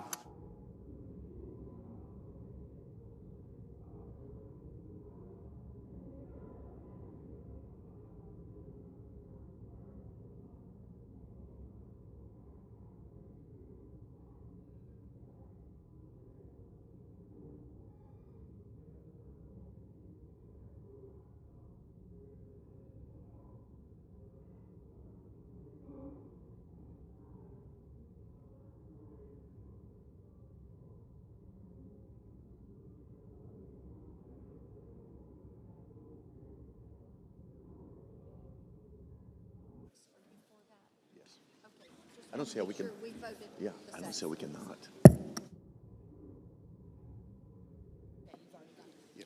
Yeah. On this vote, the yeas are 53, the nays are 47. The decision of the chair stands as the judgment of the Senate. Mr. President, The senator from Idaho is recognized. thank you, Mr. President. I ask unanimous consent that Senator Risch and I be permitted to speak for up to 1 minute each regarding the recent tragedy in our state. Without objection. Thank you, Mr. President. The Senate We have order. The Senate has important work to accomplish today to prevent a more than $4 trillion tax hike on American workers and families, and we will accomplish that goal. However, while business continues here, life for the North Idaho community of Coeur d'Alene remains at a very painful standstill as we mourn the horrific loss of 2 firefighters. Yesterday afternoon, firefighters from Coeur d'Alene and Kootenai County were responding to a fire on Canfield Mountain. Upon arrival, they were ambushed by gunfire. 2 brave firefighters were murdered. Another has already undergone surgery for gunshot wounds. As we continue our work today, I ask my colleagues to join me in sending your prayers for that firefighter's full recovery, for the deceased victims, for their families, and for the entire North Idaho community grieving this heinous act. Senator Risch. Thank you. Mr. President, fellow senators, while the Senate continues our important work to provide the American people with the largest tax cut in history today, we would be remiss if we did not pause for a moment and call attention to the tragic events that happened in Coeur d'Alene, Idaho yesterday. While responding to a fire, as my colleague indicated, two of North Idaho's brave firefighters were ambushed and murdered, and one is in serious to critical condition.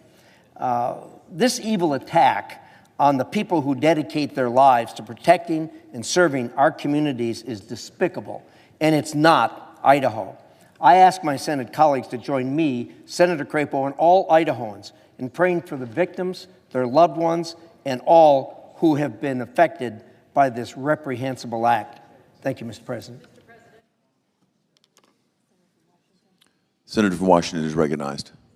I stand with my Idaho colleagues. This is a very tight-knit community between Washington and Idaho. Many Washington police and responders participated in yesterday's activities. Our hearts go out to the people of Idaho, and yes, we want a moment of silence to remember these firefighters. Thank you, and thank you to Washington for your help. You did send a number of first responders there, which were very helpful. Thank you. Yes, Mr. Chairman. Mr. President. Senator from Washington is Mr. recognized. President, I too just want to stand and join with our colleagues from Idaho with our deep sorrow for everyone in those impacted communities. It is close to the border of Washington. Many of our responders joined with all of you, and our hearts and thoughts go and prayers go to everyone impacted. That community will be devastated for a long time to come. Thank you. And as we close, I would just like to thank my colleagues from Washington, as well as all of you. Many of you have come up and expressed your sentiments today. And I would say even the federal workers were there, the FBI and others. There was a huge influx of support from those who put their lives on the line every day, and some lost their lives yesterday. And so because of that, I just ask that you join us for just a moment of silence and prayer.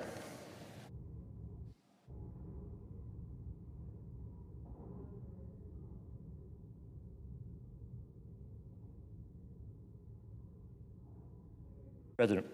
Thank you.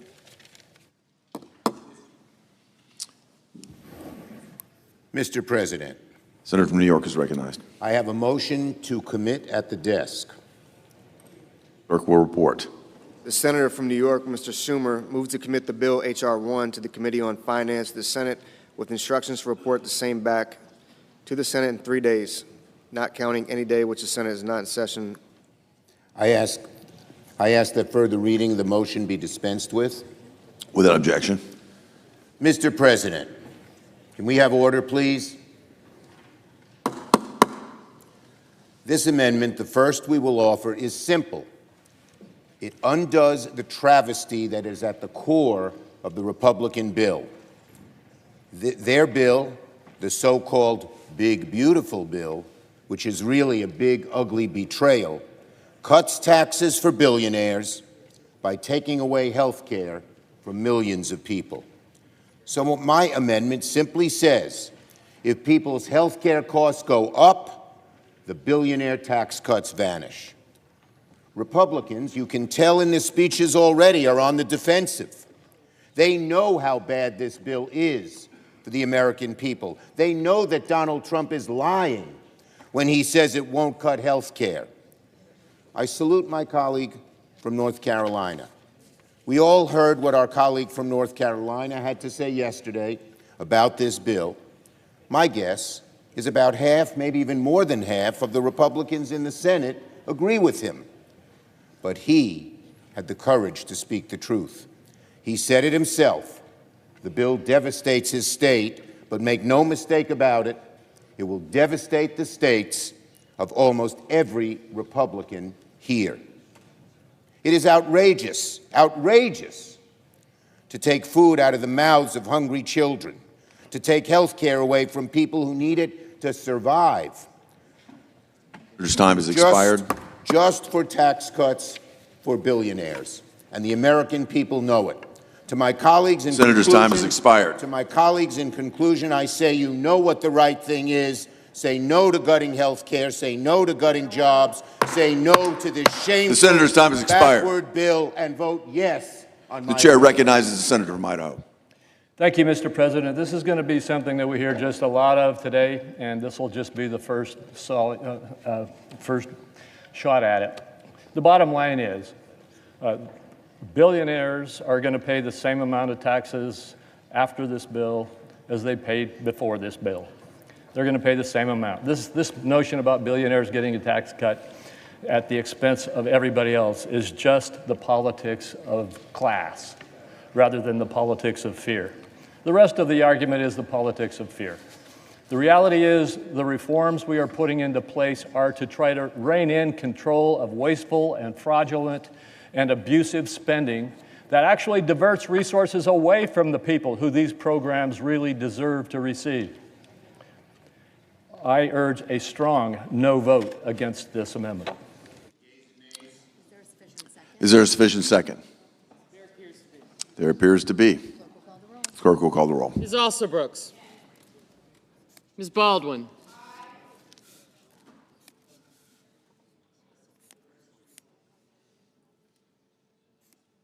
Mr. Banks. Thank you. Mr. Barrasso.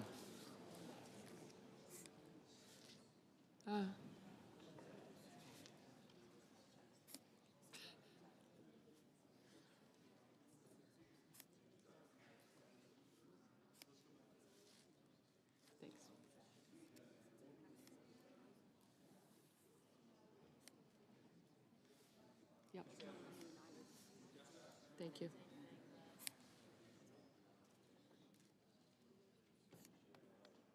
Mr. Bennett.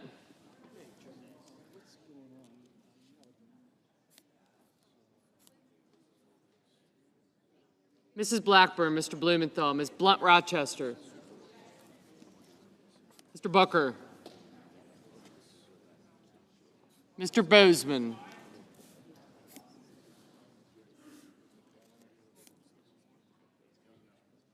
Gotcha. Thank you.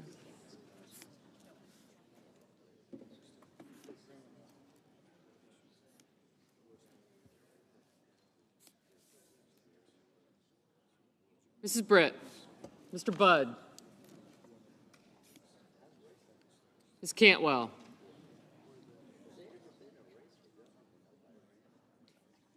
Mrs. Capito, Mr. Cassidy. Ms. Collins. Mr. Coons. Mr. Cornyn. Ms. Cortez Masto.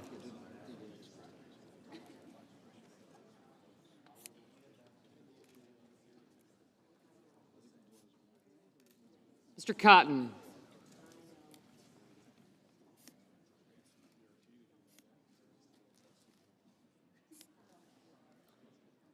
Mr. Kramer, Mr. Crapo.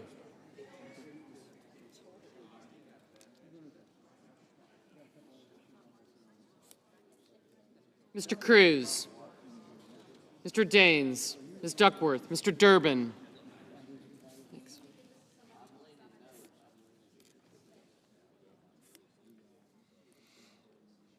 Ms. Ernst.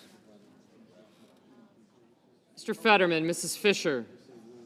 Mr. Gallego, Mrs. Gillibrand. Mr. Graham, Mr. Grassley, Mr. Haggerty. Thank you.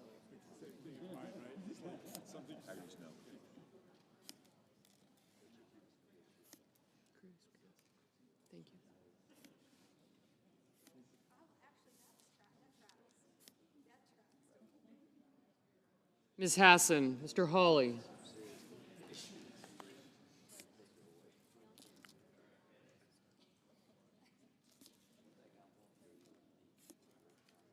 Mr. Heinrich, Mr. Hickenlooper, Ms. Hirono, Mr. Hoven, Mr. Husted,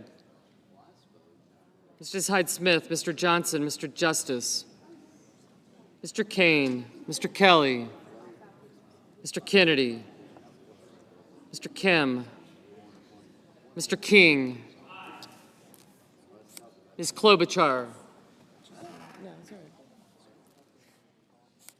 Mr. Langford, Mr. Lee, Mr. Lujan, Ms. Lemus, Mr. Markey, Mr. Marshall, Mr. McConnell, Mr. McCormick,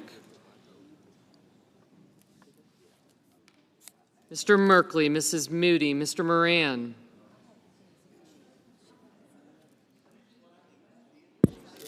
Mr. Marino, Mr. Mullen,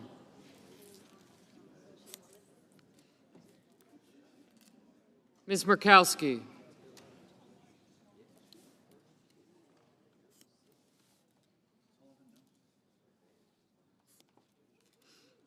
Mr. Murphy, Mrs. Murray, Mr. Ossoff, Mr. Padilla, Mr. Paul, Mr. Peters, Mr. Reed, Mr. Ricketts, Mr. Risch, Ms. Rosen, Mr. Rounds, Mr. Sanders, Mr. Schatz, Mr. Schiff, Mr. Schmidt, Mr. Schumer, Mr. Scott of Florida, Mr. Scott of South Carolina, Mrs. Shaheen, Mr. Sheehy, Ms. Slotkin, Ms. Smith, Mr. Sullivan, Mr. Thune, Mr. Tillis, Mr. Tuberville, Mr. Van Hollen, Mr. Warner, Mr. Warnock, Ms. Warren, Mr. Welch, Mr. Whitehouse, Mr. Wicker, Mr. Wyden, Mr. Young,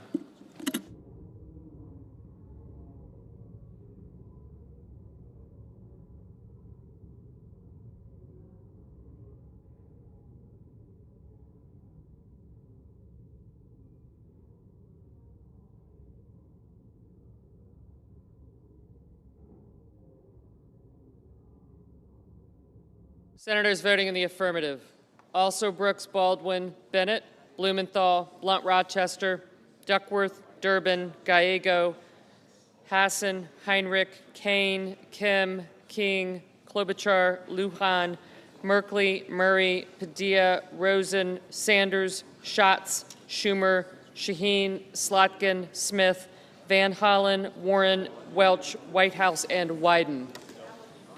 Senators voting in the negative: Blackburn, Bozeman, Britt, Capito, Cassidy, Cornyn, Cotton, Kramer, Cruz, Curtis, Daines, Ernst, Fisher, Graham, Grassley, Haggerty, Hyde-Smith, Johnson, Kennedy, Langford, Lummis, Marshall, Moody, Moran, Paul, Ricketts, Schmidt, Sheehy, Sullivan, Thune, Tillis, Tuberville, and Young. Mr. Banks, no. Mr. Husted, no. Mr. Reed, aye.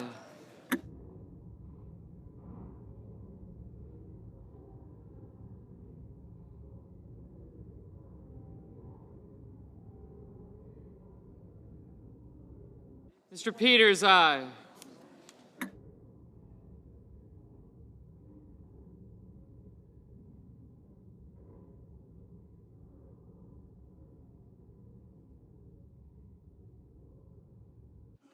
Mr. Crapo, no. I'm going to have to study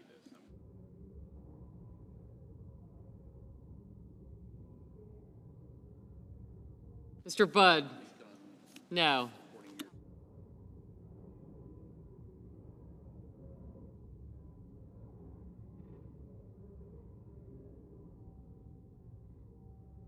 Mr. Hawley, no. Mr. Ossoff, aye. Mr. Mullen, no.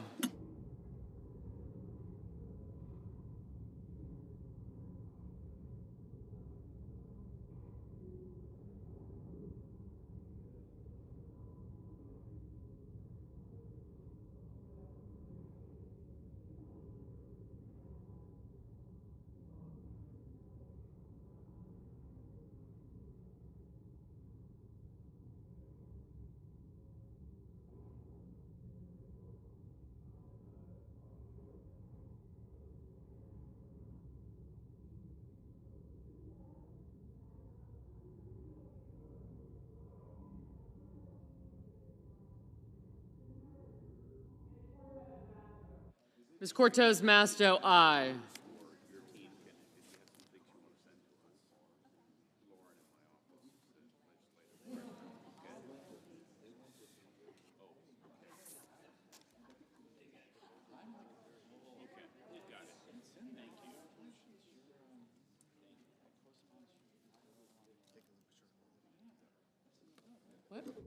Mr. Hickenlooper, aye.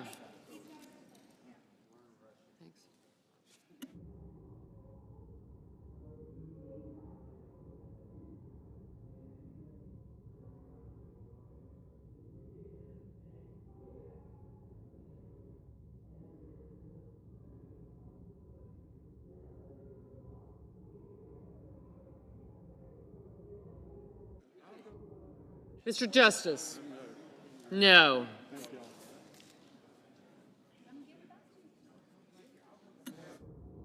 Ms. Murkowski? No.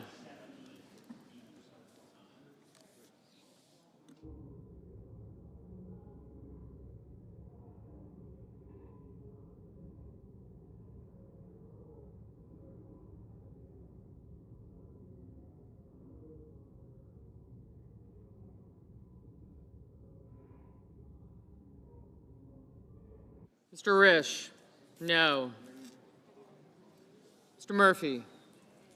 Aye.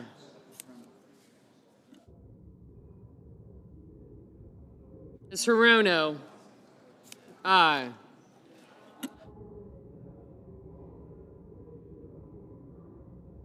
Mr. Warnock, aye.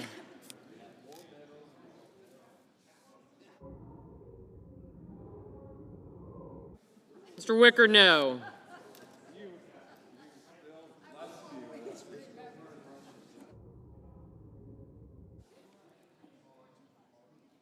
Mr. Sullivan? No. Oh.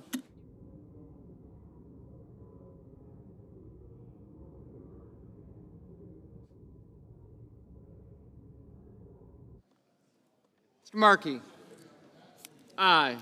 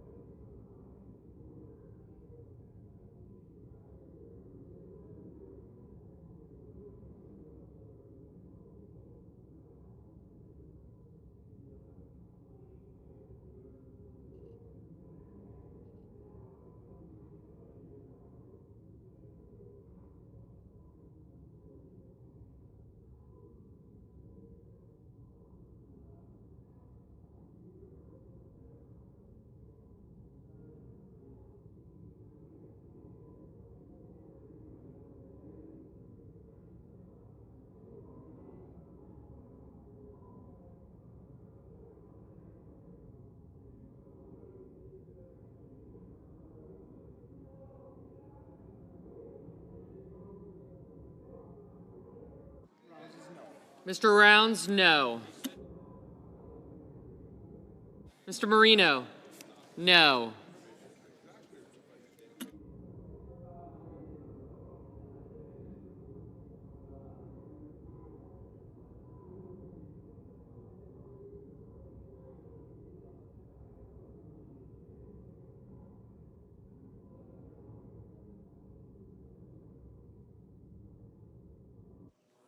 Mr. Warner? Aye.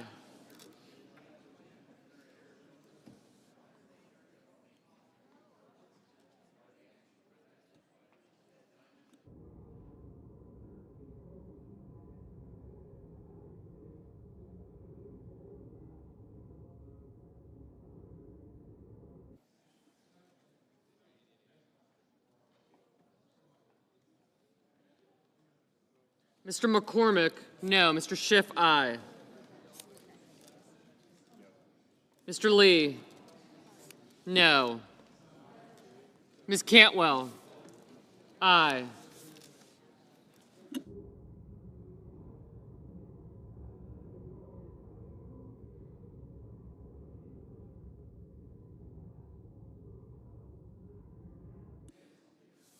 Barrasso, no.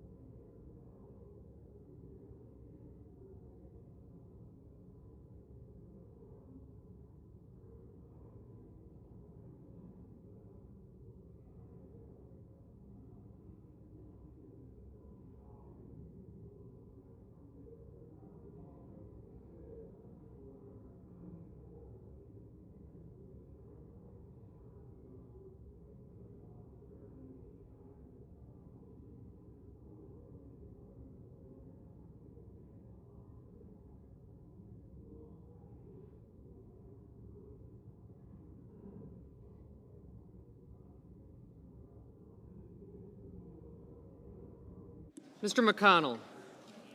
No.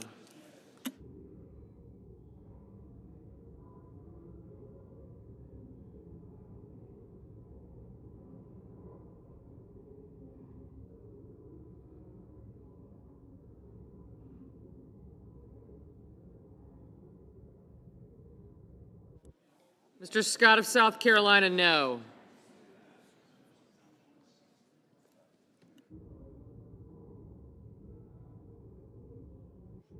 Mr. Hoeven, no.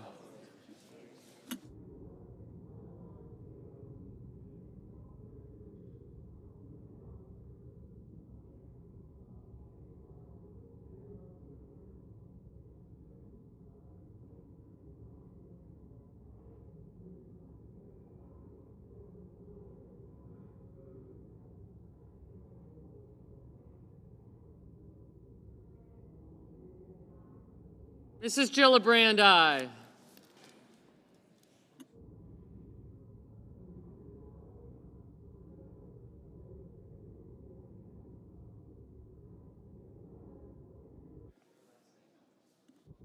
Mr. Coons, aye. Ms. Collins, no.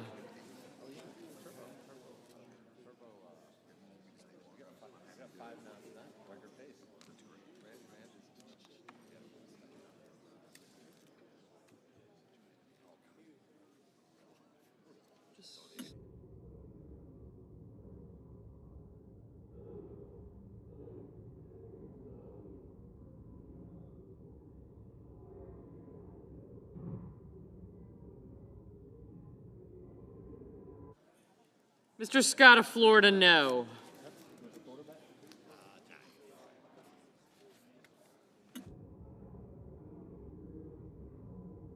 Mr. Fetterman, aye.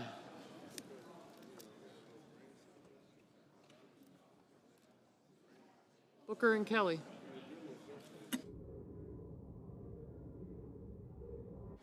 Mr. Booker, aye.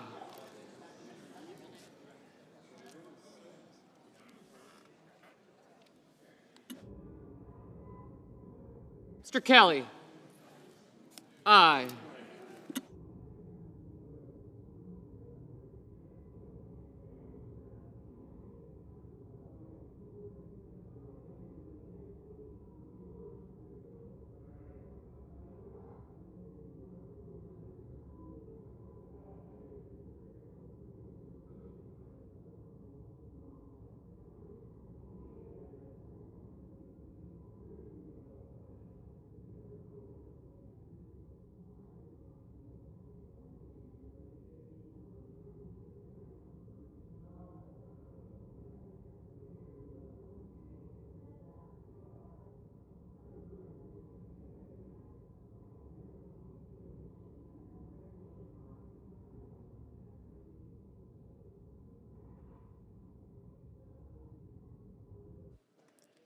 On this motion, the yeas are 47, the nays are 53. The motion is not agreed to.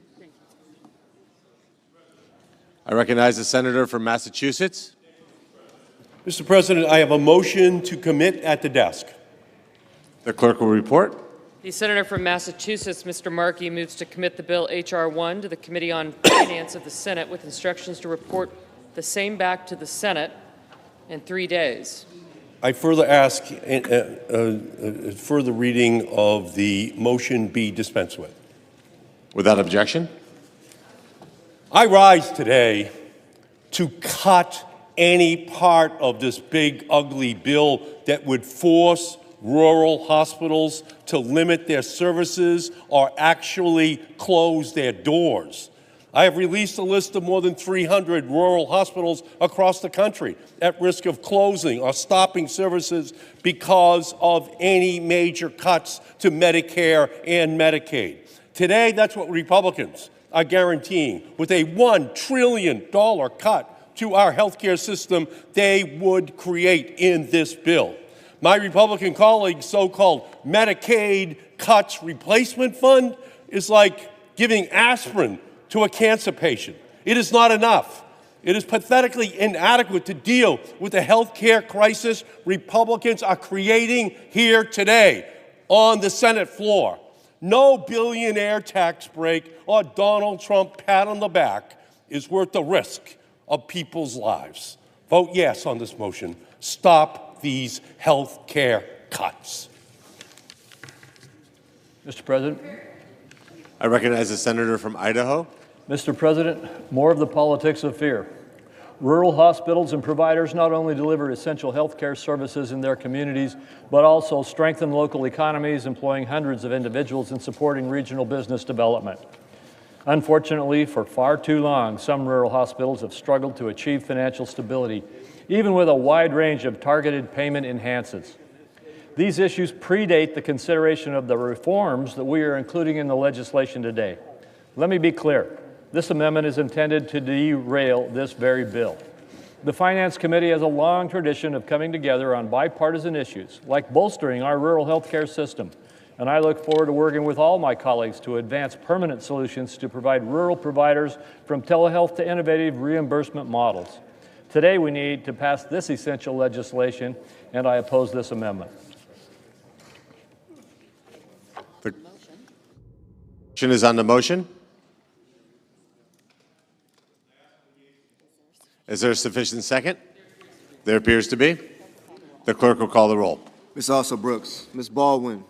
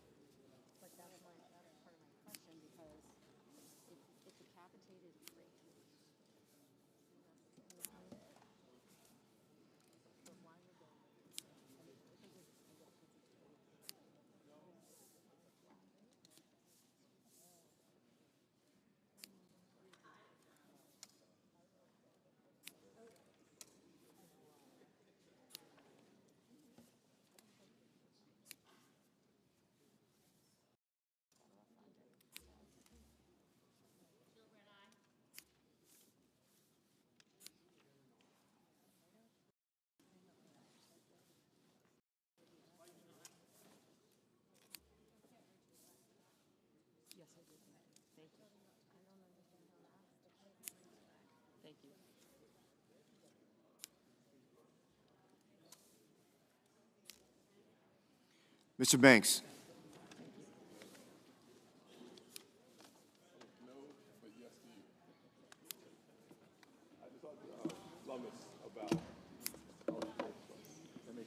Mr. Barrasso, Mr. Bennett, Mrs. Blackburn, Mr. Blumenthal. Somebody will be up in just a second. Okay.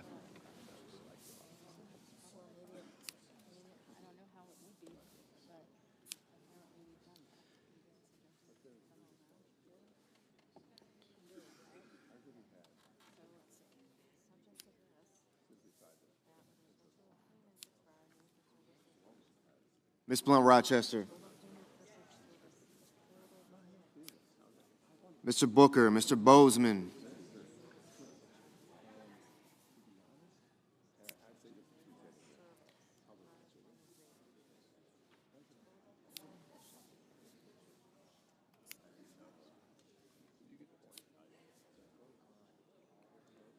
Mrs. Britt, Mr. Budd.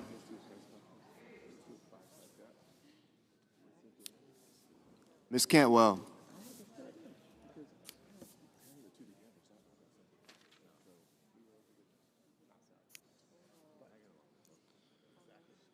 Mrs. Capito. Mr. Cassidy. Ms. Collins.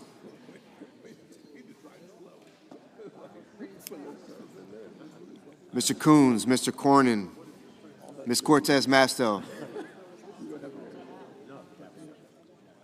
Mr. Cotton, Mr. Kramer, Mr. Crapo,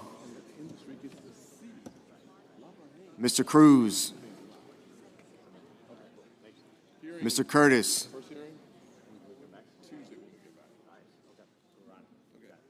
Mr. Daines, Ms. Duckworth, Mr. Durbin,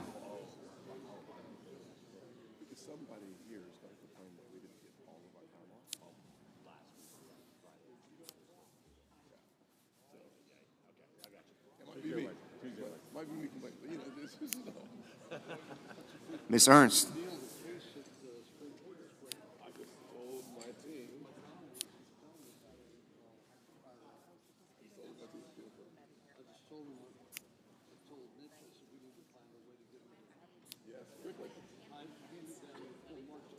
Mr. Fetterman. Mrs. Fisher.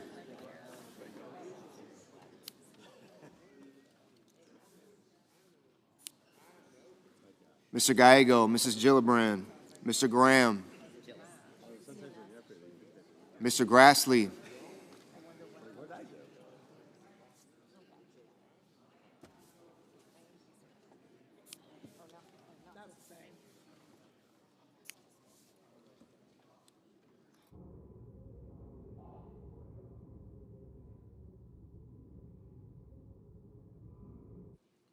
Mr. Haggerty, Ms. Hassan,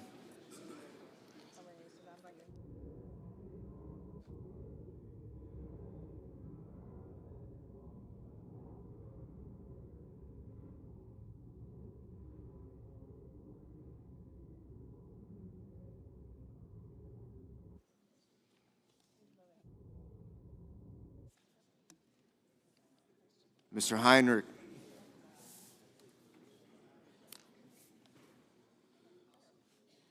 Mr. Hickenlooper, Ms. Hirono,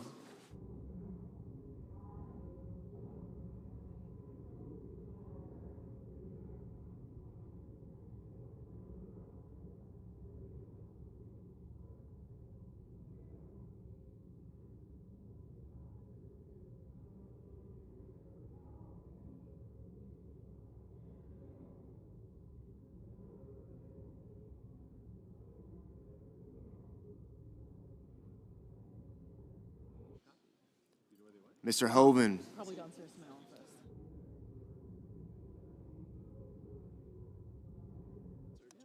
Mr. Husted, Mrs. Hyde-Smith,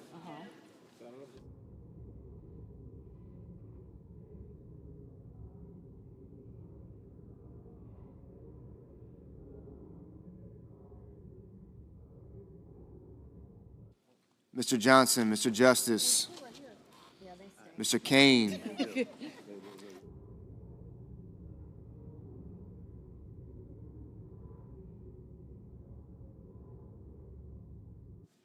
Mr. Kelly, Thank you, sir. Mr. Kennedy, Mr. Kim, Mr. King,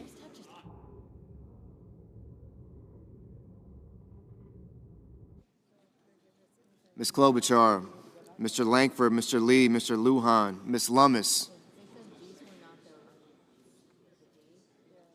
Mr. Markey,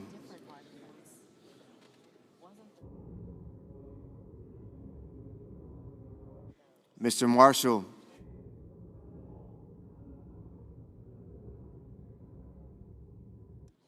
Mr. McConnell, Mr. McCormick,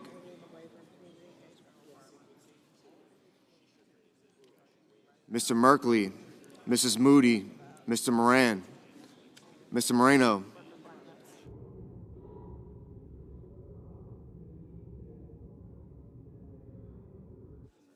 Mr. Mullen,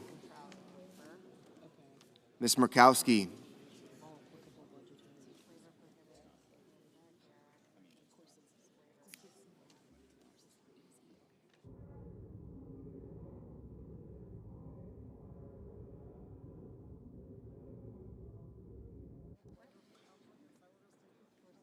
Mr. Murphy, Mrs. Murray,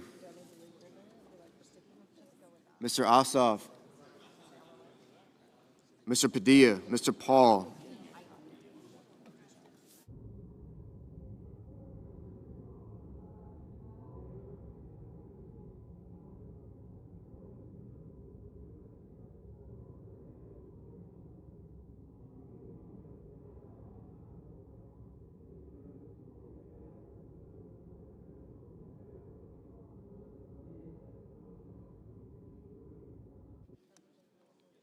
Mr. Reed, Mr. Ricketts,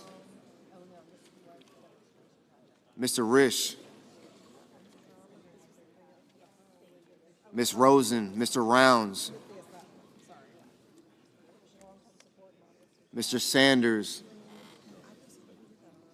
Mr. Schatz, Mr. Schiff, Mr. Schmidt, Mr. Schumer, Mr. Scott of Florida, Mr. Scott of South Carolina, Mrs. Shaheen, Mr. Sheehy, Ms. Slotkin, Ms. Smith, Mr. Sullivan,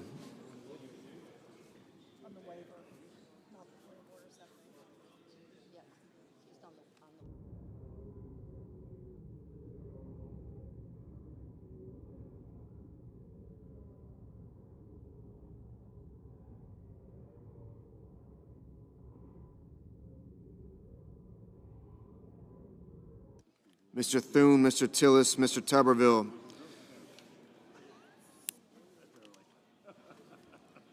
Mr. Van Hollen, Mr. Warner, Mr. Warnock, Ms. Warren, Mr. Welch, Mr. Whitehouse,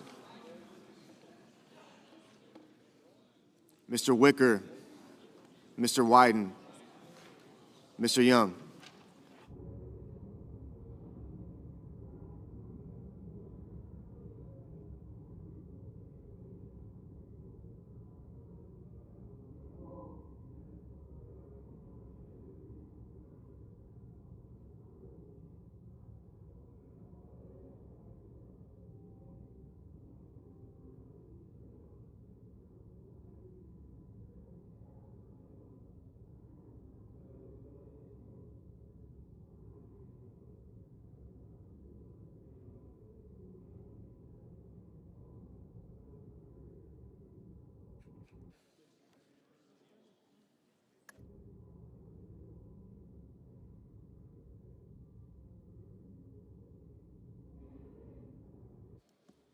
Senators voting the affirmative: Also Brooks, Baldwin, Blumenthal, Blunt-Rochester, Booker, Cantwell, Coons, Cortez Masto, Duckworth, Durbin, Fetterman, Gallego, Gillibrand, Hassan, Heinrich, Hickenlooper, Hirono, Kane, Kim, King, Klobuchar, Lujan, Markey, Merkley, Murkowski, Ossoff, Padilla, Reed, Rosen, Sanders, Schatz, Schiff, Shaheen, Slotkin, Smith, Warner, Warren, Welch, Whitehouse, Wyden.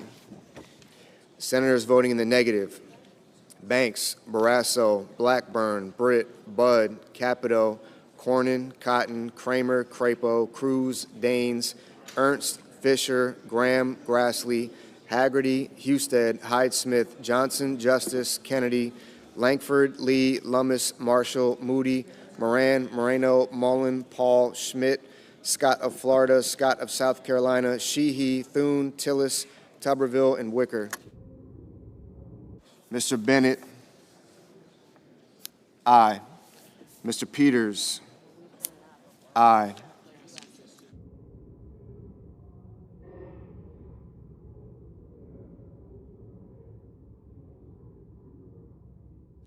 Mr. Cassidy, no. Mr. Bozeman, no.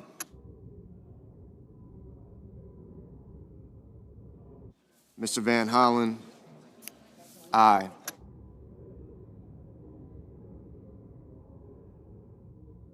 Mr. Murphy, aye.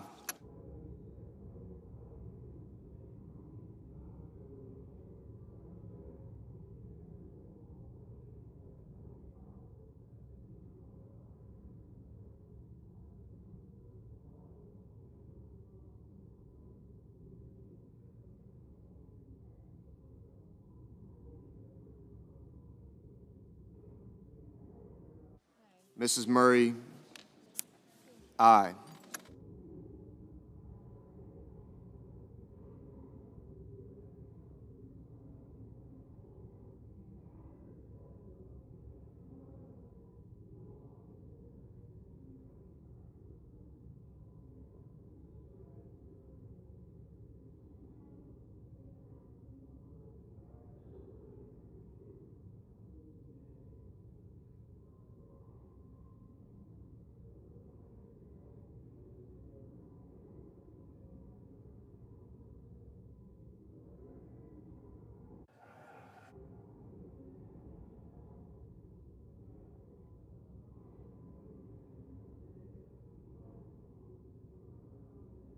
Mr. Rounds. Mr. Rounds, no. Mr. Ricketts. Mr. Ricketts, no.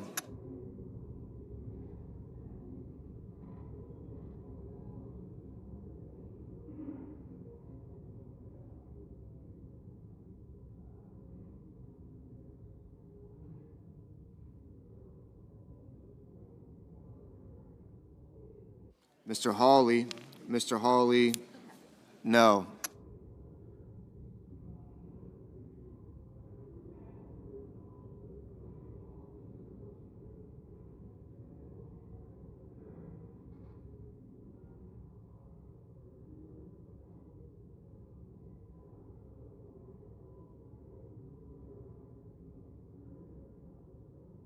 Mr. Kelly, aye.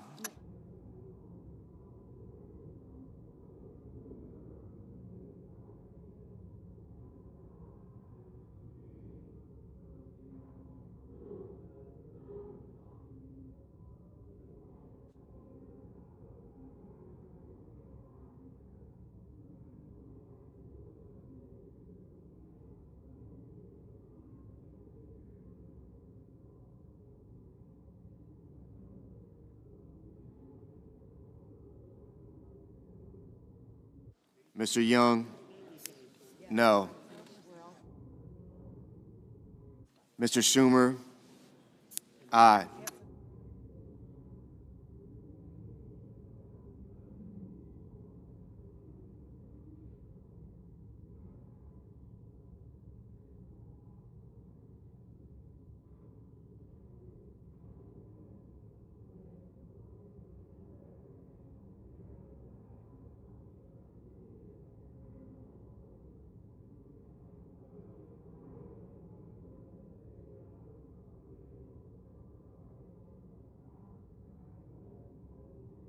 Mr. McCormick, Mr. McCormick, no.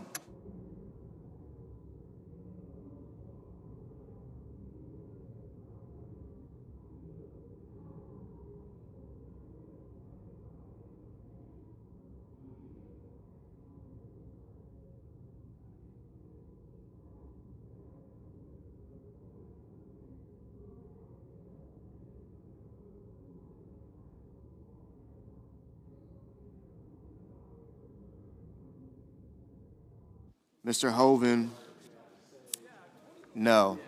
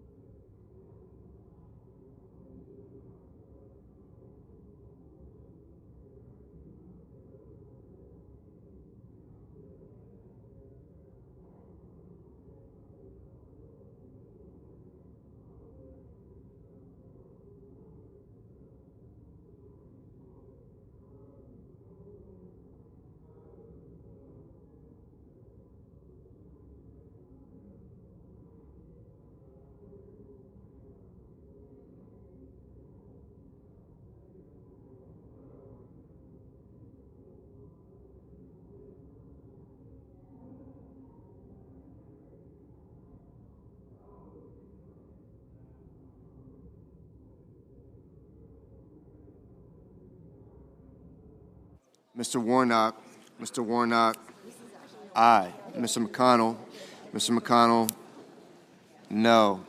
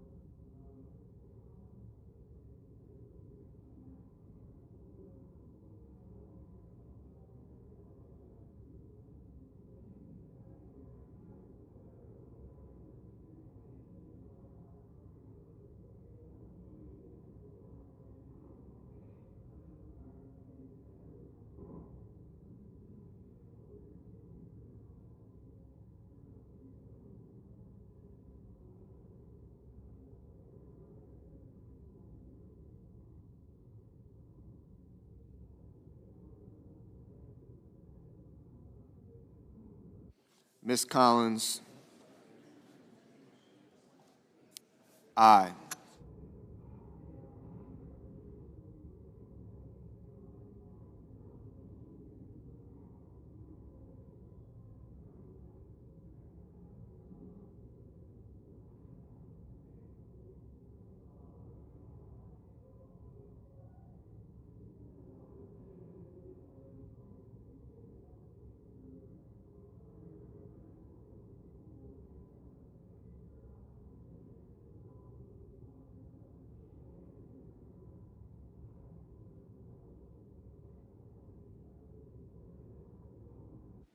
Mr. Sullivan. Mr. Sullivan. No. Mr. Risch. No.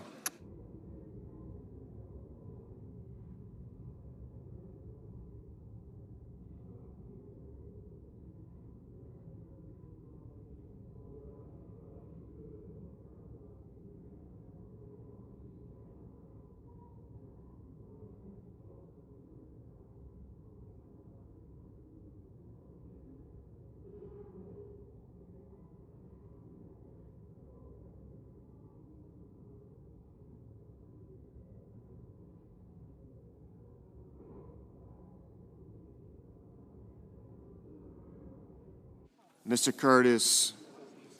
No.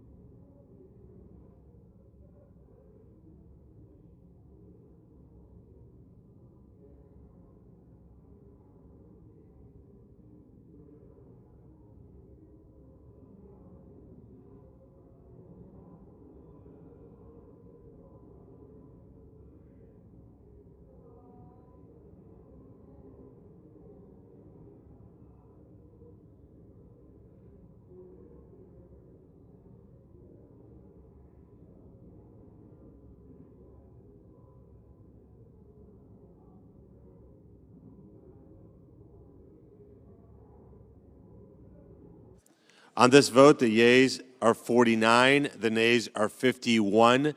The motion is not agreed to. Mr. President.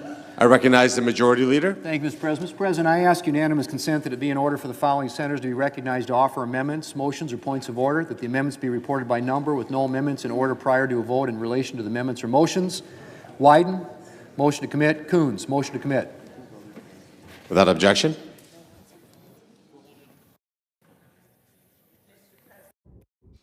I recognize the senator from Minnesota. Mr. President, I make a point of order that the pending measure contains an unfunded intergovernmental mandate, and thus it violates Section 425A2 of the Congressional Budget Act of 1974. In nutrition assistance alone, this bill shifts tens of billions of dollars onto the states, creating chaos for state budgets and hardship for families. CBO score for this bill says this: the non-tax provisions of the substitute amendment would impose intergovernmental and private sector mandates as defined in the Unfunded Mandates Reform Act, and that the SNAP cost shift provisions would impose the largest intergovernmental mandate. Seriously, the largest shift in this whole bill, the largest unfunded mandate, is on the backs of kids and veterans and seniors and people with disabilities. $64 billion over to the states. 44 of them have balanced budget amendments. You know they can't pay for this. It's hurting local grocery stores. It's hurting our farmers. And it's all done to pay for tax cuts to the wealthy. I say to our colleagues, vote for families over billionaires, vote for fiscal sanity over this big, beautiful betrayal, and vote yes, this is an unfunded mandate. I recognize the senator from Arkansas. I rise to waive the point of order raised by my colleague from Minnesota. I urge my colleagues to vote to waive the point of order. In 2023, the SNAP payment error exceeded 11%, amounting to more than $10 billion in misspent taxpayer dollars. This underscores the need for stronger state accountability in administering this program. This title incentivizes states to be a better steward of taxpayer dollars, to use resources that are prioritized for those most in need. If a state's payment error is below 6%, that state is exempt from any share of the cost of SNAP benefits. This is a reasonable approach that will help preserve the integrity and long-term sustainability of the program. There is ample time for the states to adjust, plan, and budget for this to take effect in 2028. States can also work to lower their payment error rate over the next couple of years so that they would be exempt from the match altogether.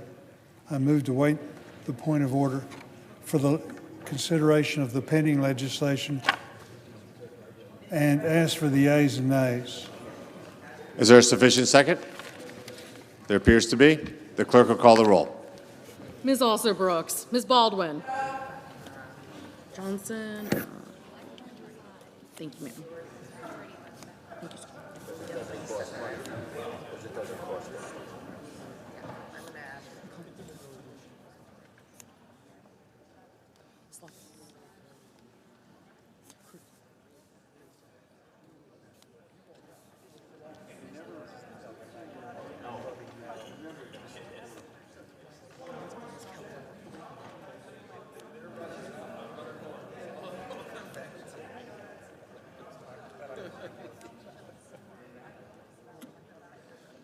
Mr. Banks, Mr. Barrasso, Mr. Bennett,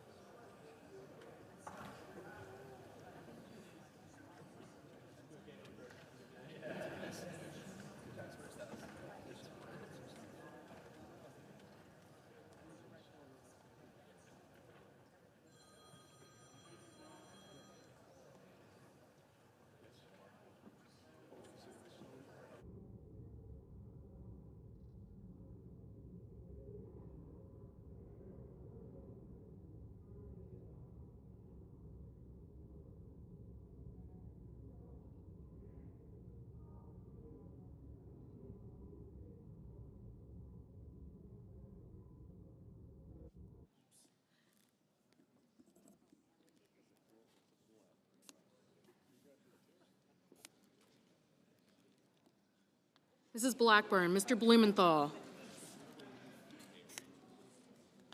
Ms. Blunt-Rochester, Mr. Booker, Mr. Bozeman, Mrs. Britt, Mr. Budd, Ms. Cantwell, Mrs. Capito, Mr. Cassidy, Ms. Collins, Mr. Coons, Mr. Cornyn,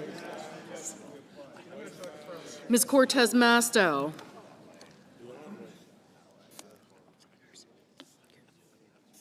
Sullivan, aye. Bud, thank you.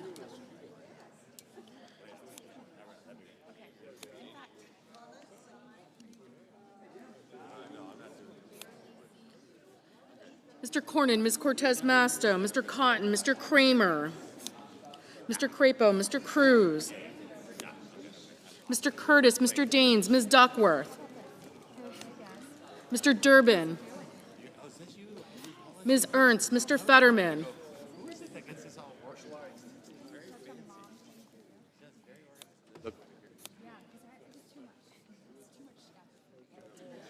Ms. Ernst, Mr. Fetterman, Mrs. Fisher, Mr. Gallego,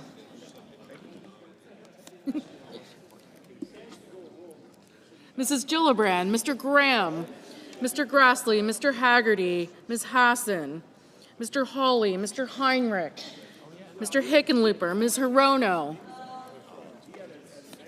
Mr. Hoven, Mr. Husted, Mrs. Hyde-Smith, Mr. Johnson, Mr. Justice, Mr. Kane, Mr. Kelly, Mr. Kennedy, Mr. Kim, Mr. King, Ms. Klobuchar,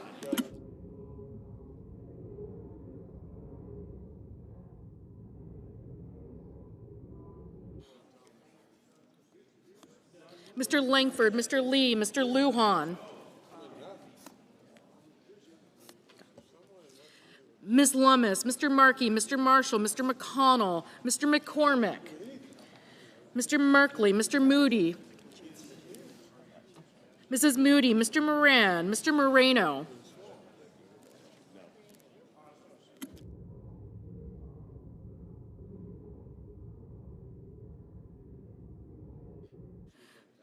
Mr. Mullen, Ms. Murkowski, Mr. Murphy, Mrs. Murray, Mr. Ossoff, Mr. Padilla, Mr. Paul, Mr. Peters, Mr. Reed, Mr. Ricketts, Mr. Risch, Ms. Rosen, Mr. Rounds,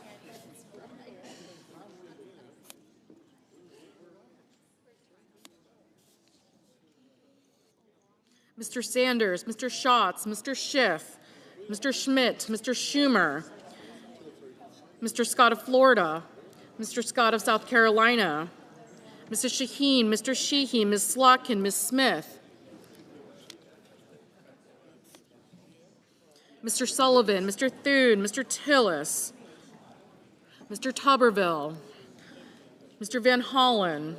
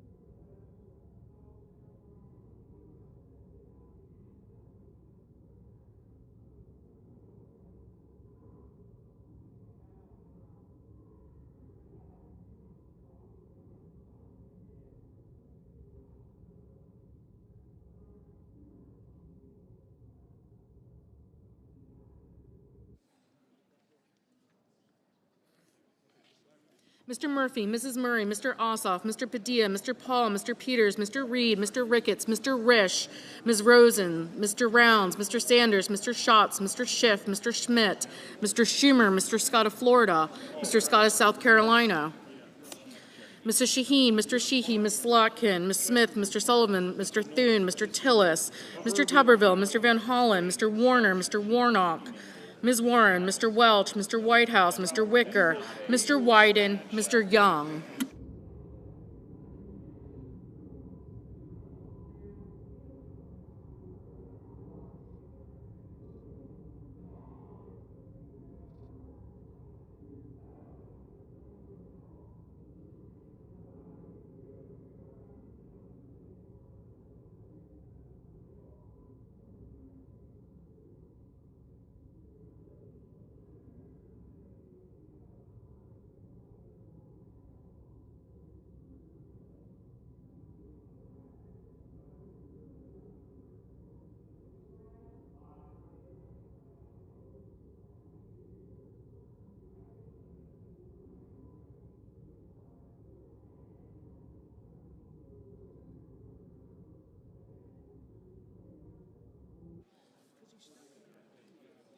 Senators voting in the affirmative: Banks, Blackburn, Bozeman, Britt, Budd, Capito, Cassidy, Cornyn, Cotton, Kramer, Crapo, Cruz, Curtis, Daines, Ernst, Fisher, Graham, Grassley, Hoven, Husted, Johnson, Justice, Langford, Lee, Lummis, Marshall, McConnell, McCormick, Moody, Moran, Moreno, Mullen, Paul, Ricketts, Rounds, Schmidt, Scott of Florida, Sheehy, Sullivan, Thune, Tillis, Tuberville, and Young. Senators voting in the negative: Alsobrooks, Baldwin, Bennett, Blumenthal, Blunt-Rochester, Cortez Masto, Durbin, Gallego, Hassan, Heinrich, Hickenlooper, Hirono, Kane, Kelly, Kim, King, Klobuchar, Lujan, Markey, Merkley, Murkowski, Murphy, Murray, Ossoff, Padilla, Peters, Reed, Rosen, Sanders, Schatz, Schumer, Shaheen, Slotkin, Smith, Warner, Warnock, Warren, Welch, Whitehouse, and Wyden. Mr. Wicker, aye.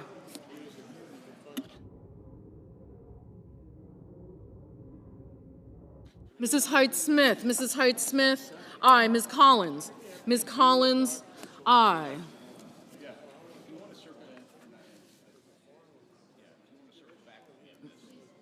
Mr.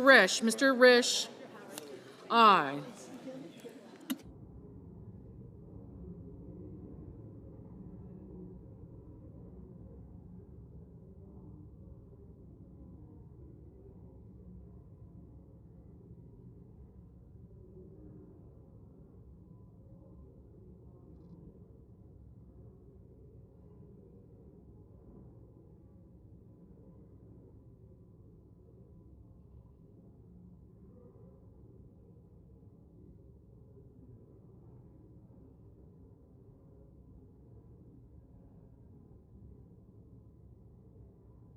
Mrs. Gillibrand, no.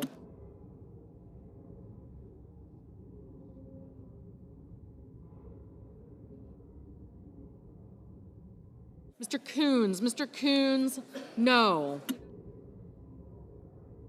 Ms. Duckworth, no. Mr.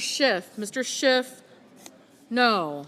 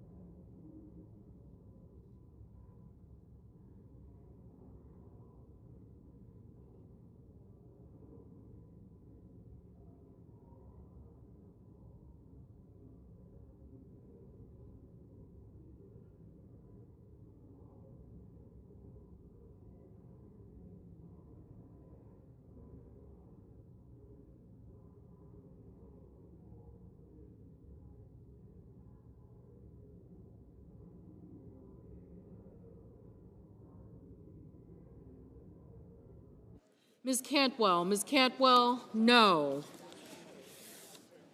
Mr. Van Hollen, no.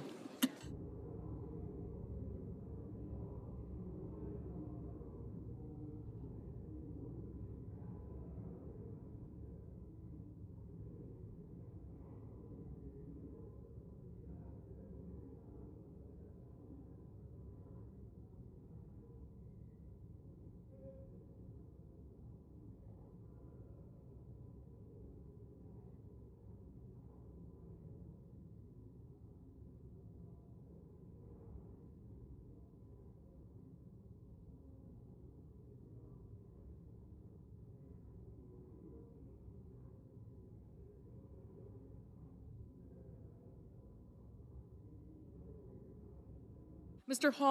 Hawley, aye.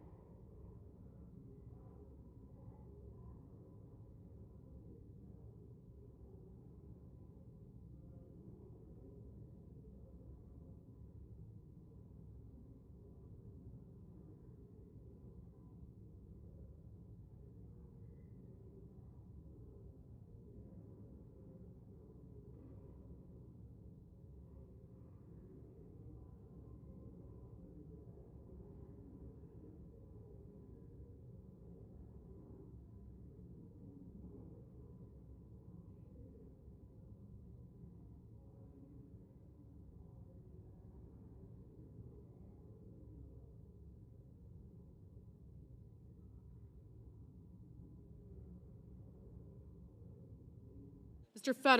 Fetterman, no.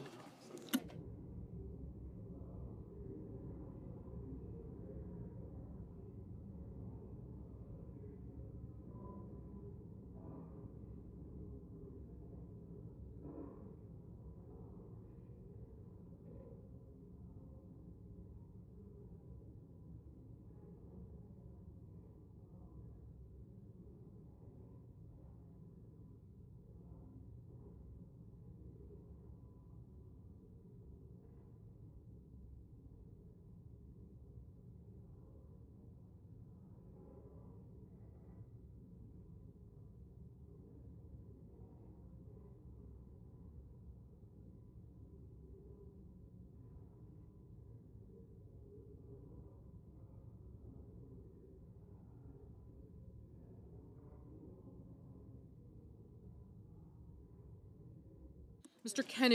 Kennedy, aye.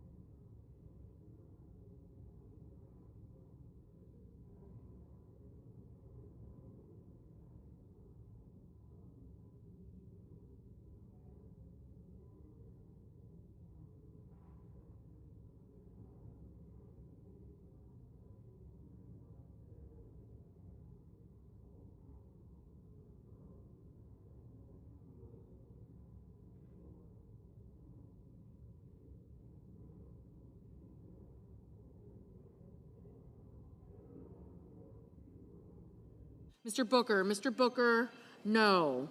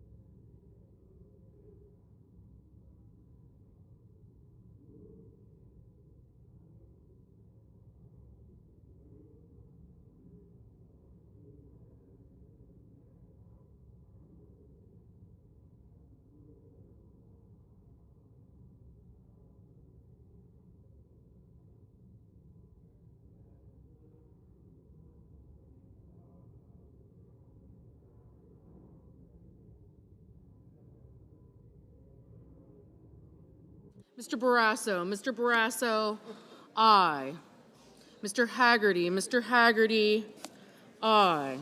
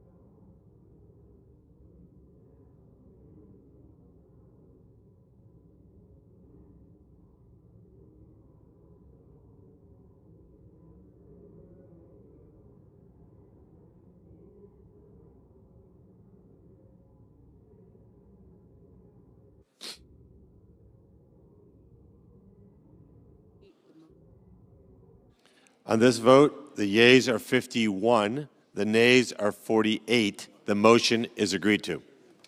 President. I recognize the senator from Oregon. Mr. President, I have a motion to commit at the desk. The clerk will report. Senator from Oregon, Mr. Wyden, moves to commit the bill H.R. 1 to the Committee on Finance with instructions to report back forthwith. Mr. President, I ask that further reading of the motion be dispensed with. Without objection. Mr. President, this is a motion supported by all Finance Democrats to send the bill back to the Finance Committee to strike all the Medicaid cuts and ensure that big corporations and the ultra-wealthy pay their fair share in taxes. It is now clear that there is bipartisan opposition in the Senate to the Medicaid cuts in this bill. That's because it's the biggest Medicaid cut in history and represents the largest transfer of wealth in history. It is caviar over kids, hedge funds over health care, Mar-a-Lago over the middle class. These Medicaid cuts are going to reach down into every corner of our nation's health care system. As we've heard from rural America, rural hospitals will close their doors. Seniors are going to lose care at home and be left with fewer nursing homes and fewer nurses. Kids with disabilities will lose health care. We saw them on the steps of the Capitol last night. Never have I seen legislation Senator's time's expired. focused on denying health care to eligible Americans. Senator's time is an expired. opportunity to take these awful Medicaid cuts off the table and find another way forward. I yield back. Mr. President. I recognize the senator from Kansas. Mr. President, good morning. It's great to be here. I just want to share with America the great work that Republicans have done on Medicaid, that we're preserving it, we're protecting it, we're strengthening it for those who need it the most. We're going to make sure that your seniors in nursing homes, that pregnant women, that children, that people on disabilities have Medicaid in the future. We are fiscally making Medicaid more sound. You know, it's only in Washington, D.C. that you increase spending at a rate faster than inflation, and you call it a cut. So we're increasing spending on this legislation. We're increasing funding for Medicaid. We are preserving and protecting it for those who need it the most. I urge everyone to vote no on this amendment. Thank you. Are you? The questions on the motion. Is there a sufficient second? There appears to be. The clerk will call the roll. Ms. Also-Rooks, Ms. Baldwin.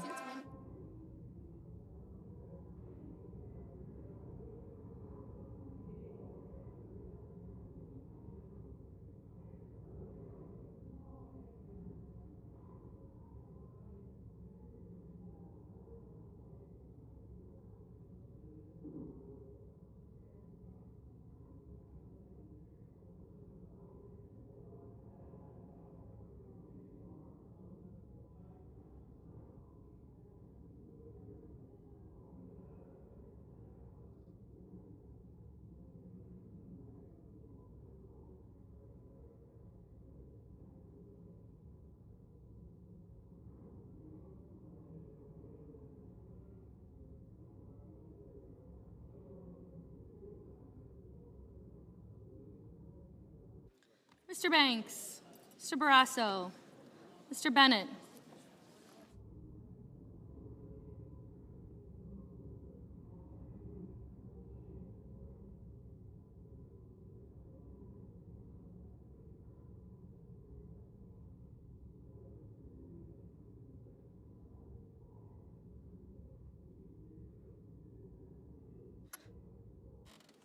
Mrs. Blackburn, Mr. Blumenthal, Ms. Blunt-Rochester, Mr. Booker, Mr. Bozeman,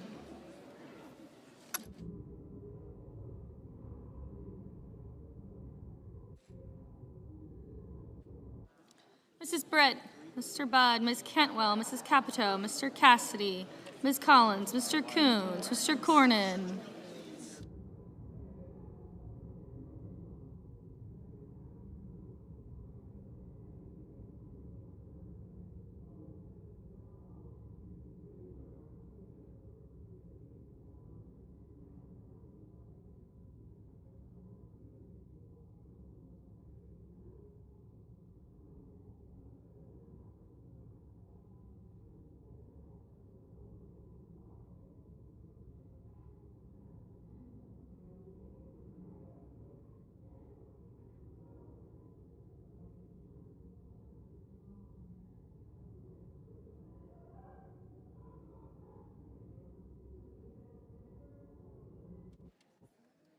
Ms. Cortez Masto.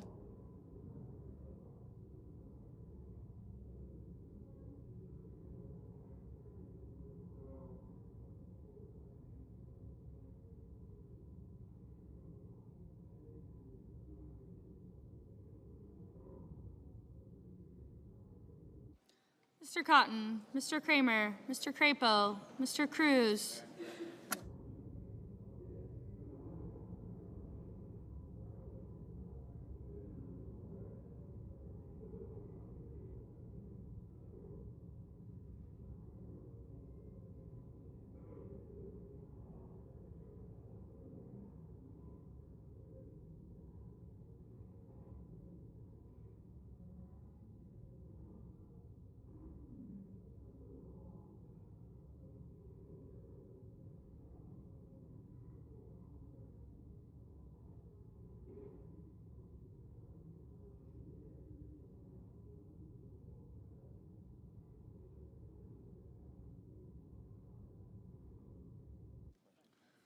Mr. Cruz, Mr. Curtis, Mr. Daines, Ms. Duckworth, Mr. Durbin, Ms. Ernst, Mr. Fetterman, Mrs. Fisher, Mr. Gallego, Mrs. Gillibrand, Mr. Graham, Mr. Grassley.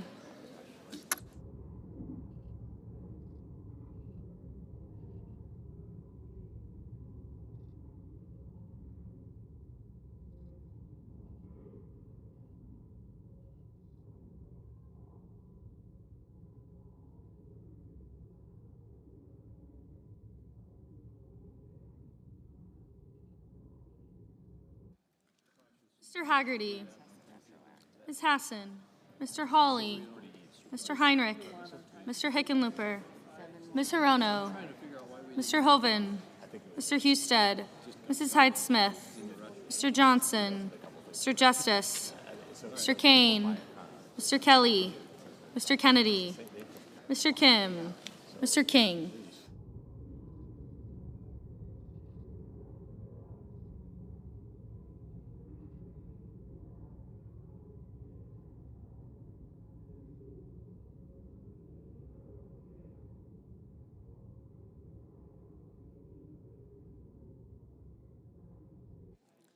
Ms. Klobuchar, Mr. Langford, Mr. Lee, Mr. Lujan, Ms. Lummis, Mr. Markey, Mr. Marshall, Mr. McConnell, Mr. McCormick, Mr. Merkley, Mrs. Moody, Mr. Moran, Mr. Marino, Mr. Mullen, Ms. Murkowski, Mr. Murphy, Mrs. Murray, Mr. Ossoff, Mr. Padilla, Mr. Paul, Mr. Peters, Mr. Reed, Mr. Ricketts, Mr. Risch, Ms. Rosen, Mr. Rounds.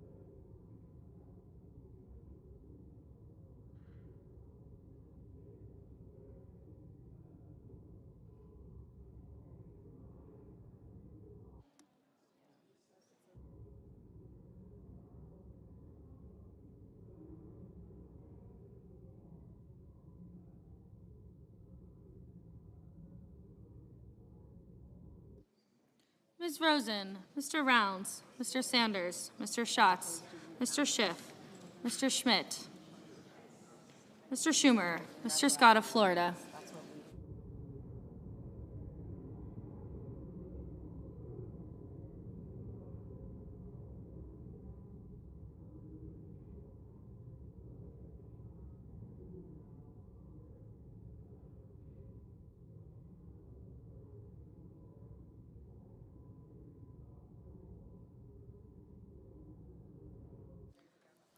Mr. Schmidt, Mr. Schumer, Mr. Scott of Florida, Mr. Scott of South Carolina, Mrs. Shaheen, Mr. Sheehy, Ms. Slotkin, Ms. Smith, Mr. Sullivan, Mr. Thune, Mr. Tillis, Mr. Tuberville, Mr. Van Hollen, Mr. Warner, Mr. Warnock, Ms. Warren, Mr. Welch, Mr. Whitehouse, Mr. Wicker, Mr. Wyden, Mr. Young.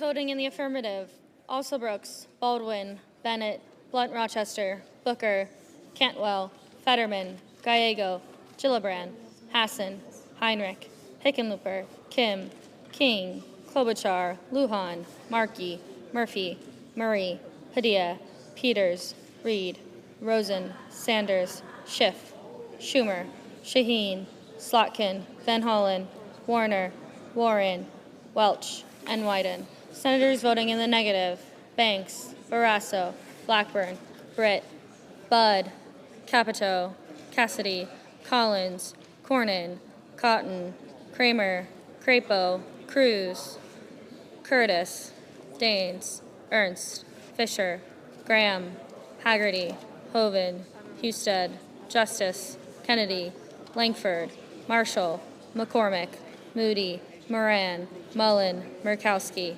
Paul, Ricketts, Risch, Rounds, Schmidt, Scott of Florida, Scott of South Carolina, Sheehy, Thune, Tillis, Tuberville, and Young. Mr. Blumenthal, aye. Mr. Bozeman, no. Mr. Lee, no. Mrs. Hyde-Smith, no. Mr. Durbin, aye. Mr. Marino, aye. Mr. Merkley, Mr. Marino, no. Mr. Merkley, aye.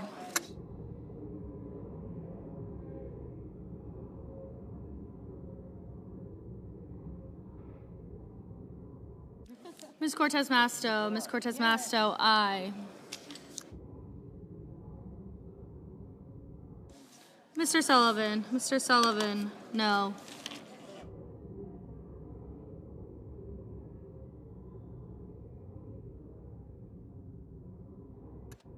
Mr. Coons, aye. Mr. Johnson, no. Mr. Wicker, no.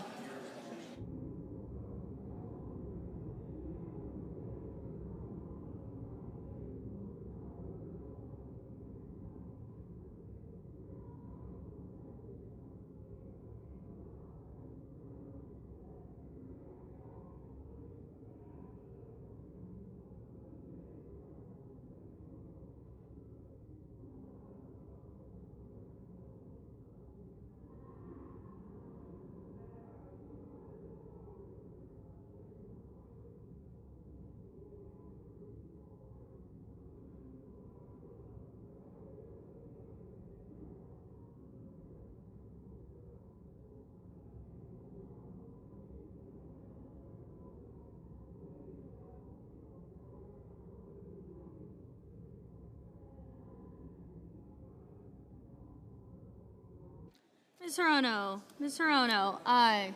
Mr. Whitehouse, aye. Mr. Ossoff, aye.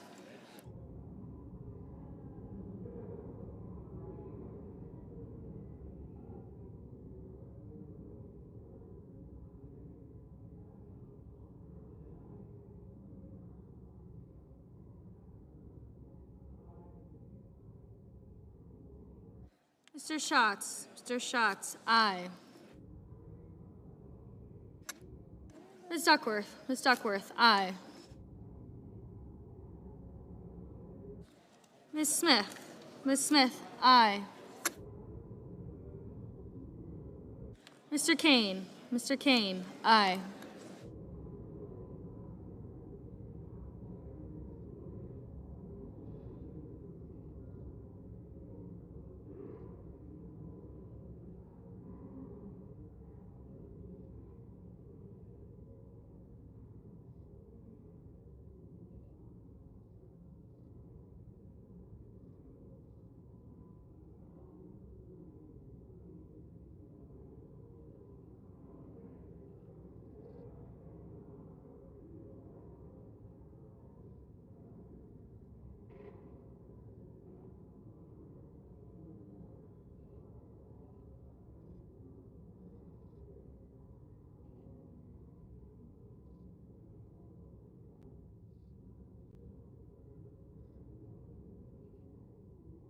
Mr. Grassley. Mr. Grassley, no.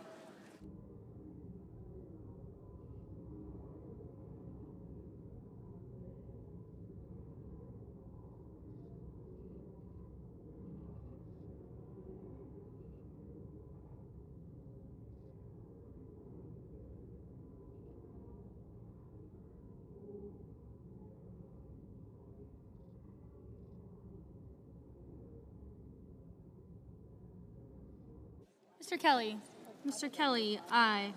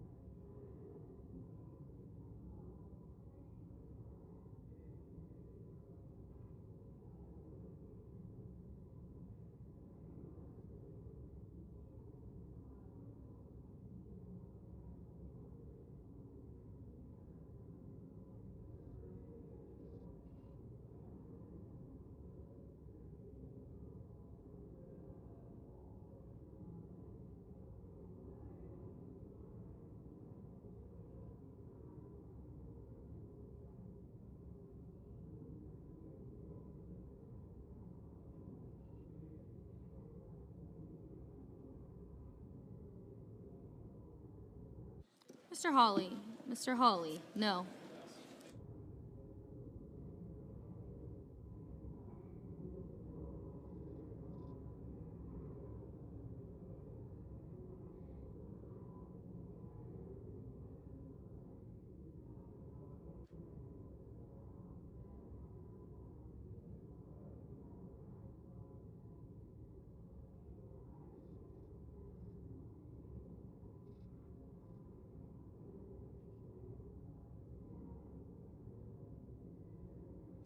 Mr. McConnell. Mr. McConnell, no.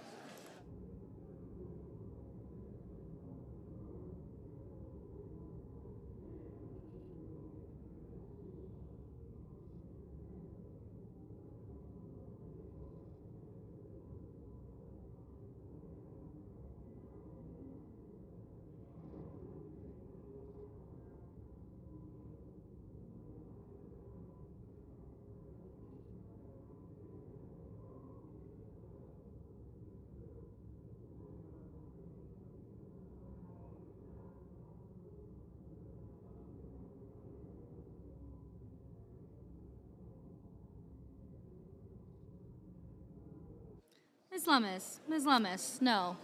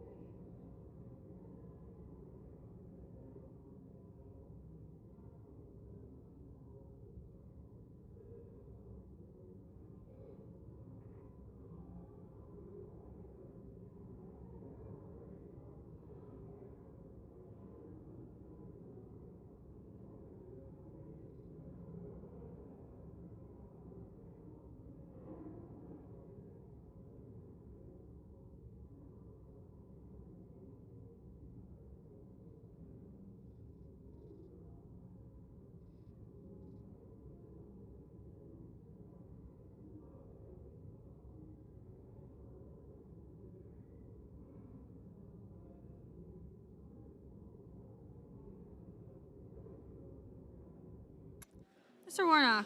Mr. Warnock, aye.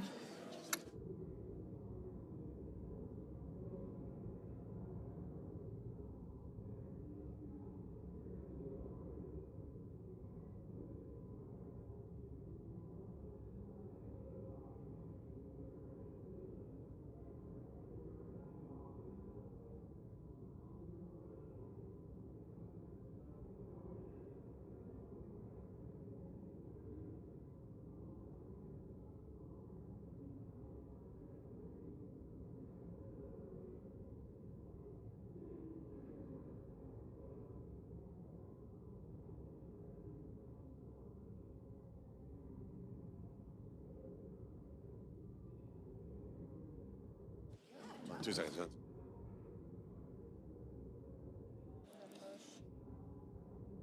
On this motion, the yeas are 47, the nays are 53. The motion is not agreed to. I recognize the senator from Delaware. Mr. President, I have a motion to commit at the desk. The clerk will report it. The senator from Delaware, Mr. Coons, moves to commit the bill H.R. 1 to the Committee on Finance with instructions to report back forthwith. Mr. President, I ask further reading of the motion be dispensed with. Without objection. Colleagues, the ugly truth about this so-called big, beautiful bill is that it will kick 17 million Americans off their health care. This bill cuts almost $1 trillion from Medicaid and other health care programs by tying people up in red tape. Republicans will tell you they're trying to improve Medicaid, but the truth is they're not. It is cruel and dishonest to bury parents, kids, and seniors in paperwork and then blame them when they lose their health care, all to further rig our tax code for the very wealthiest. This week, I met with 30 nurses from Delaware. Their patients couldn't come to D.C., so they did.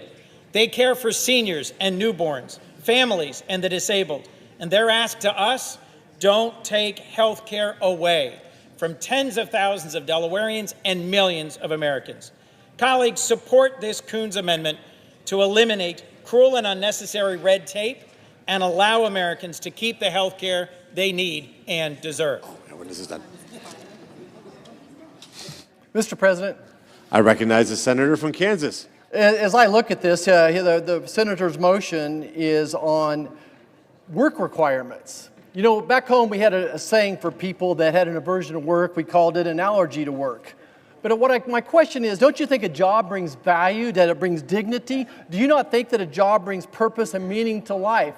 We have 7 million healthy American men across this country, working age, that aren't working right now. So yes, we want to encourage people to go back to work, but our bill, as you pointed out, actually preserves and protects it for those groups. Our bill makes this stronger, financially stronger, so that we can protect it and strengthen it for seniors in nursing homes, for people with disabilities, for pregnant women, and for children. Let's protect Medicaid for those who need it the most. I urge a no vote on this, and I'll never apologize for encouraging people to go to work.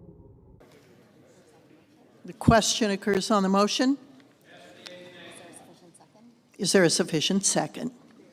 There appears to be. The clerk will call the roll. Ms. Alsor-Brooks, Ms. Baldwin, Mr. Banks, Mr. Barrasso, Mr. Bennett, Mrs. Blackburn, Mr. Blumenthal,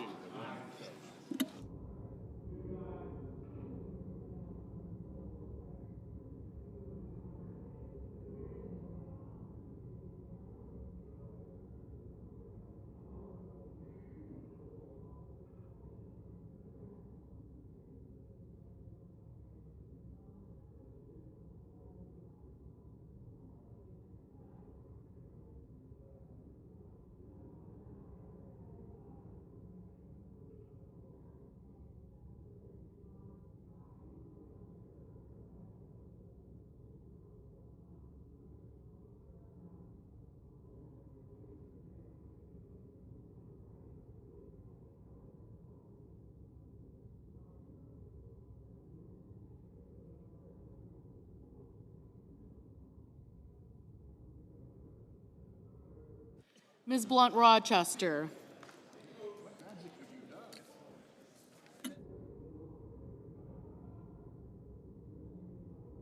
Mr. Booker,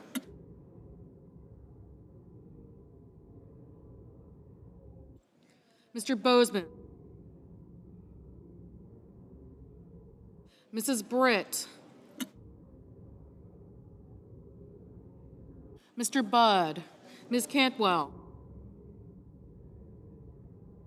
Mrs. Capito, Mr. Cassidy, Ms. Collins, Mr. Coons, Mr. Cornyn, Ms. Cortez Masto, Mr. Cotton, Mr. Kramer, Mr. Crapo,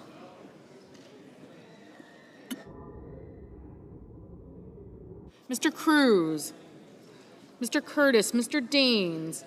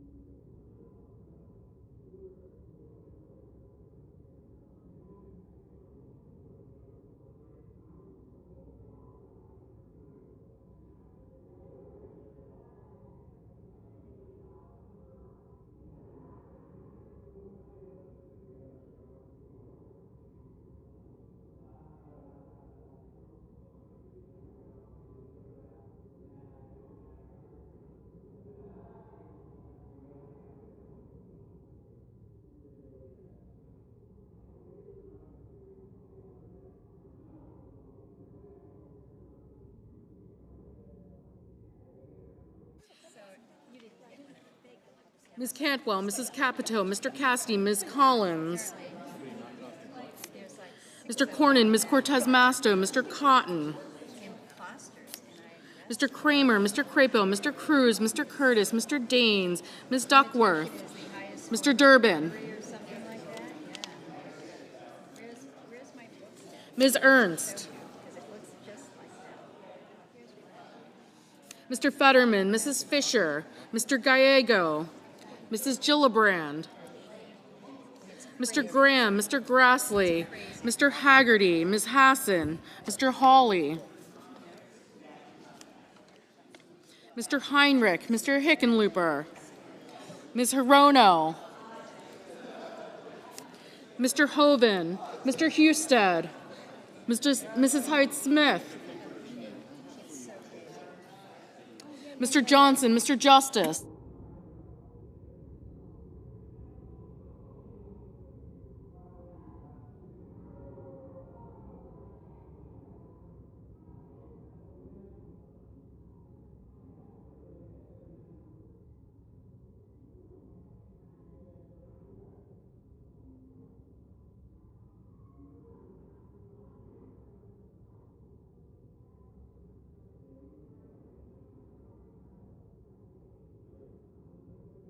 Mr. Justice,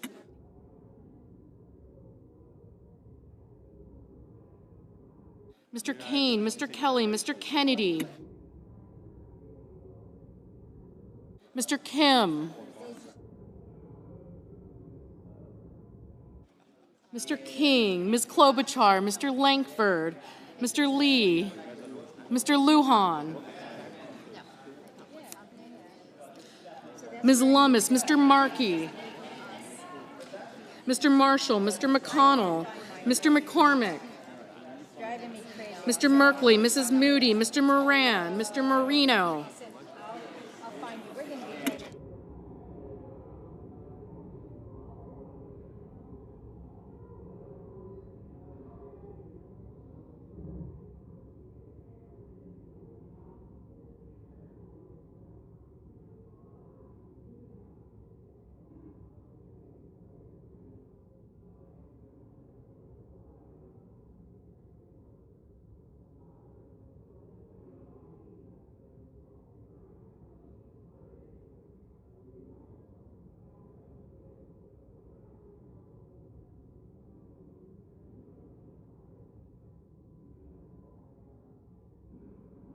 Mr. Merkley, Mrs. Moody, Mr. Moran, Mr. Marino, Mr. Mullen, Ms. Murkowski,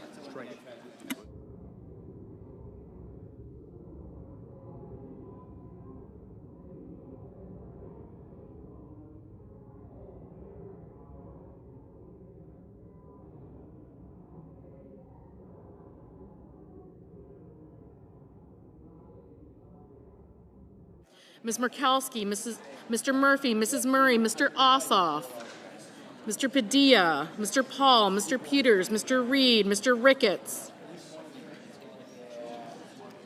Mr. Risch, Ms. Rosen, Mr. Rounds, Mr. Sanders, Mr. Schatz, Mr. Schiff,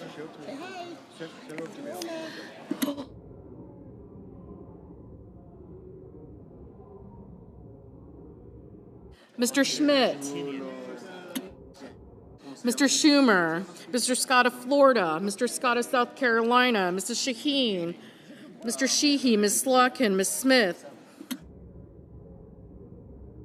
Mr. Sullivan, Mr. Thune, Mr. Tillis, Mr. Tuberville, Mr. Van Hollen, Mr. Warner, Mr. Warnock, Ms. Warren, Mr. Welch, Mr. Whitehouse, Mr. Wicker, Mr. Wyden, Mr. Young.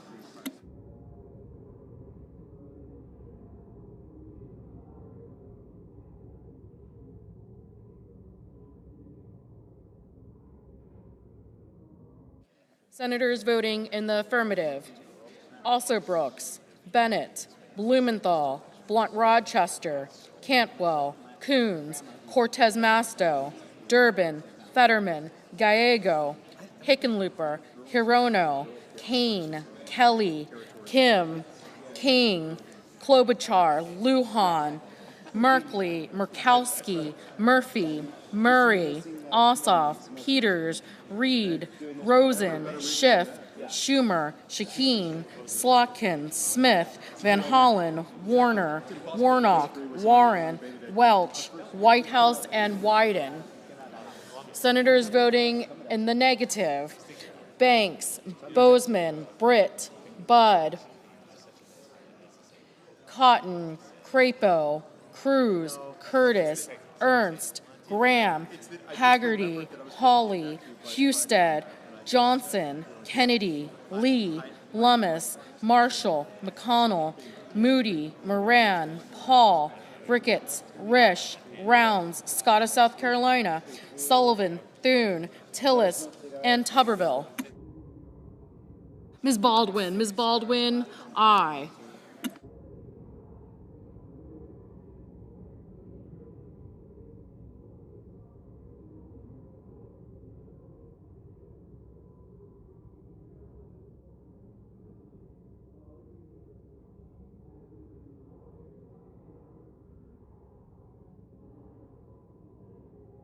Mr. Sanders, aye.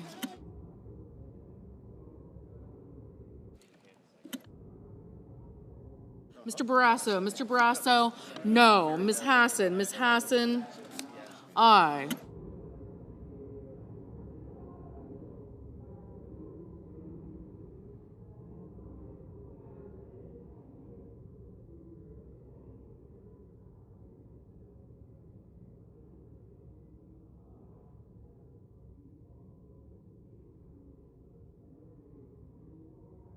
Mr. McCormick, no.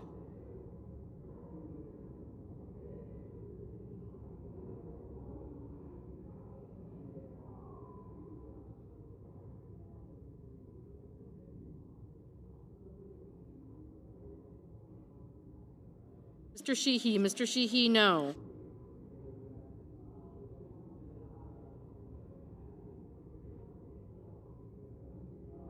Mrs. Blackburn, no. Mr. Cassidy, no.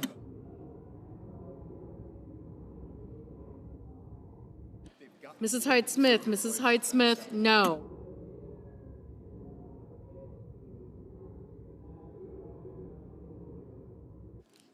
Ms. Duckworth, aye. Mr. Daines, no. Mr. Heinrich, aye. Mr. Padilla, aye.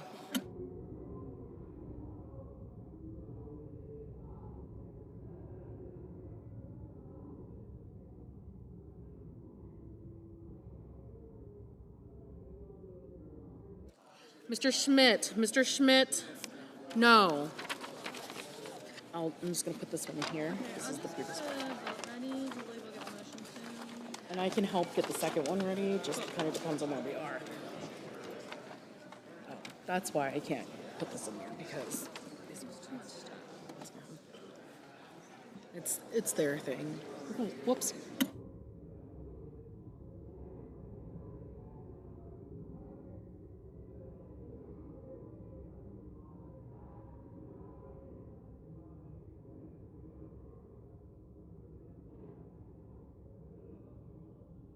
Mr. Markey, aye.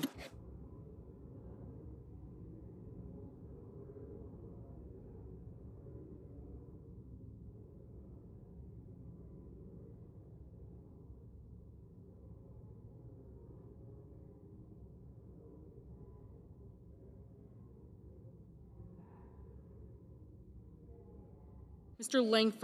Langford, no.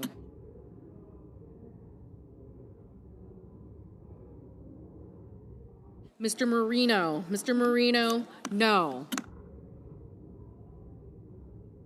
Mrs. Fisher, no.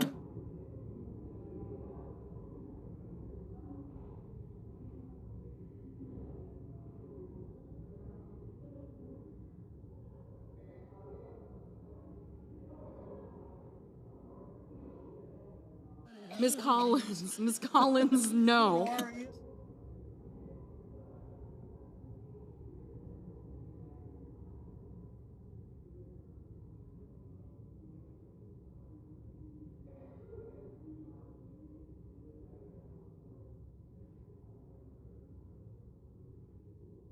Mr.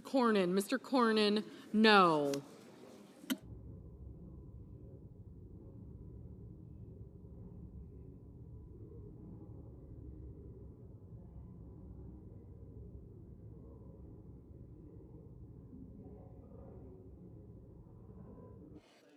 Mrs. Gillibrand, aye.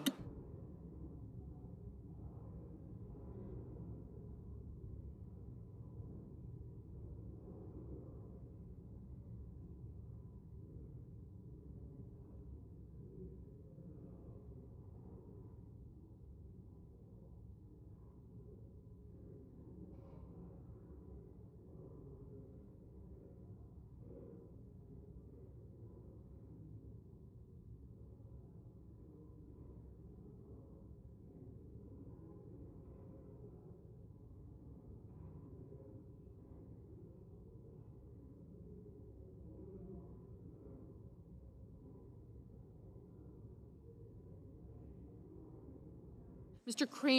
Kramer, no. Mr. Schatz, aye.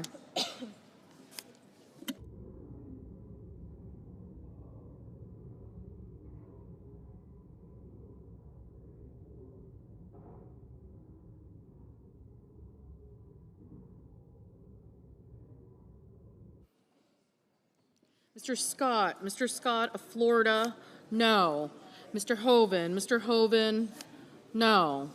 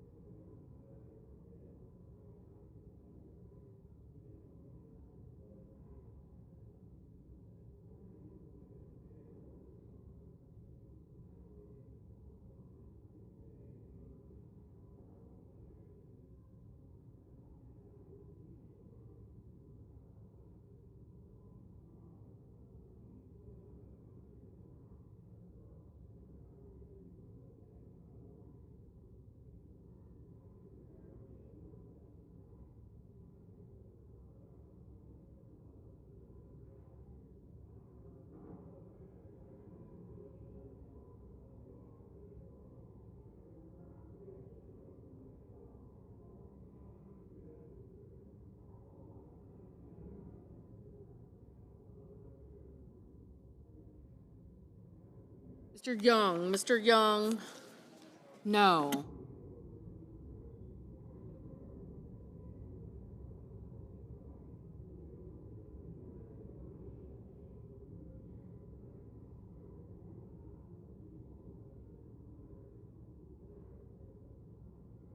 Mr. Justice, no. Mr. Booker, aye. Mr. Wicker, no. Mr. Crapo, Mr.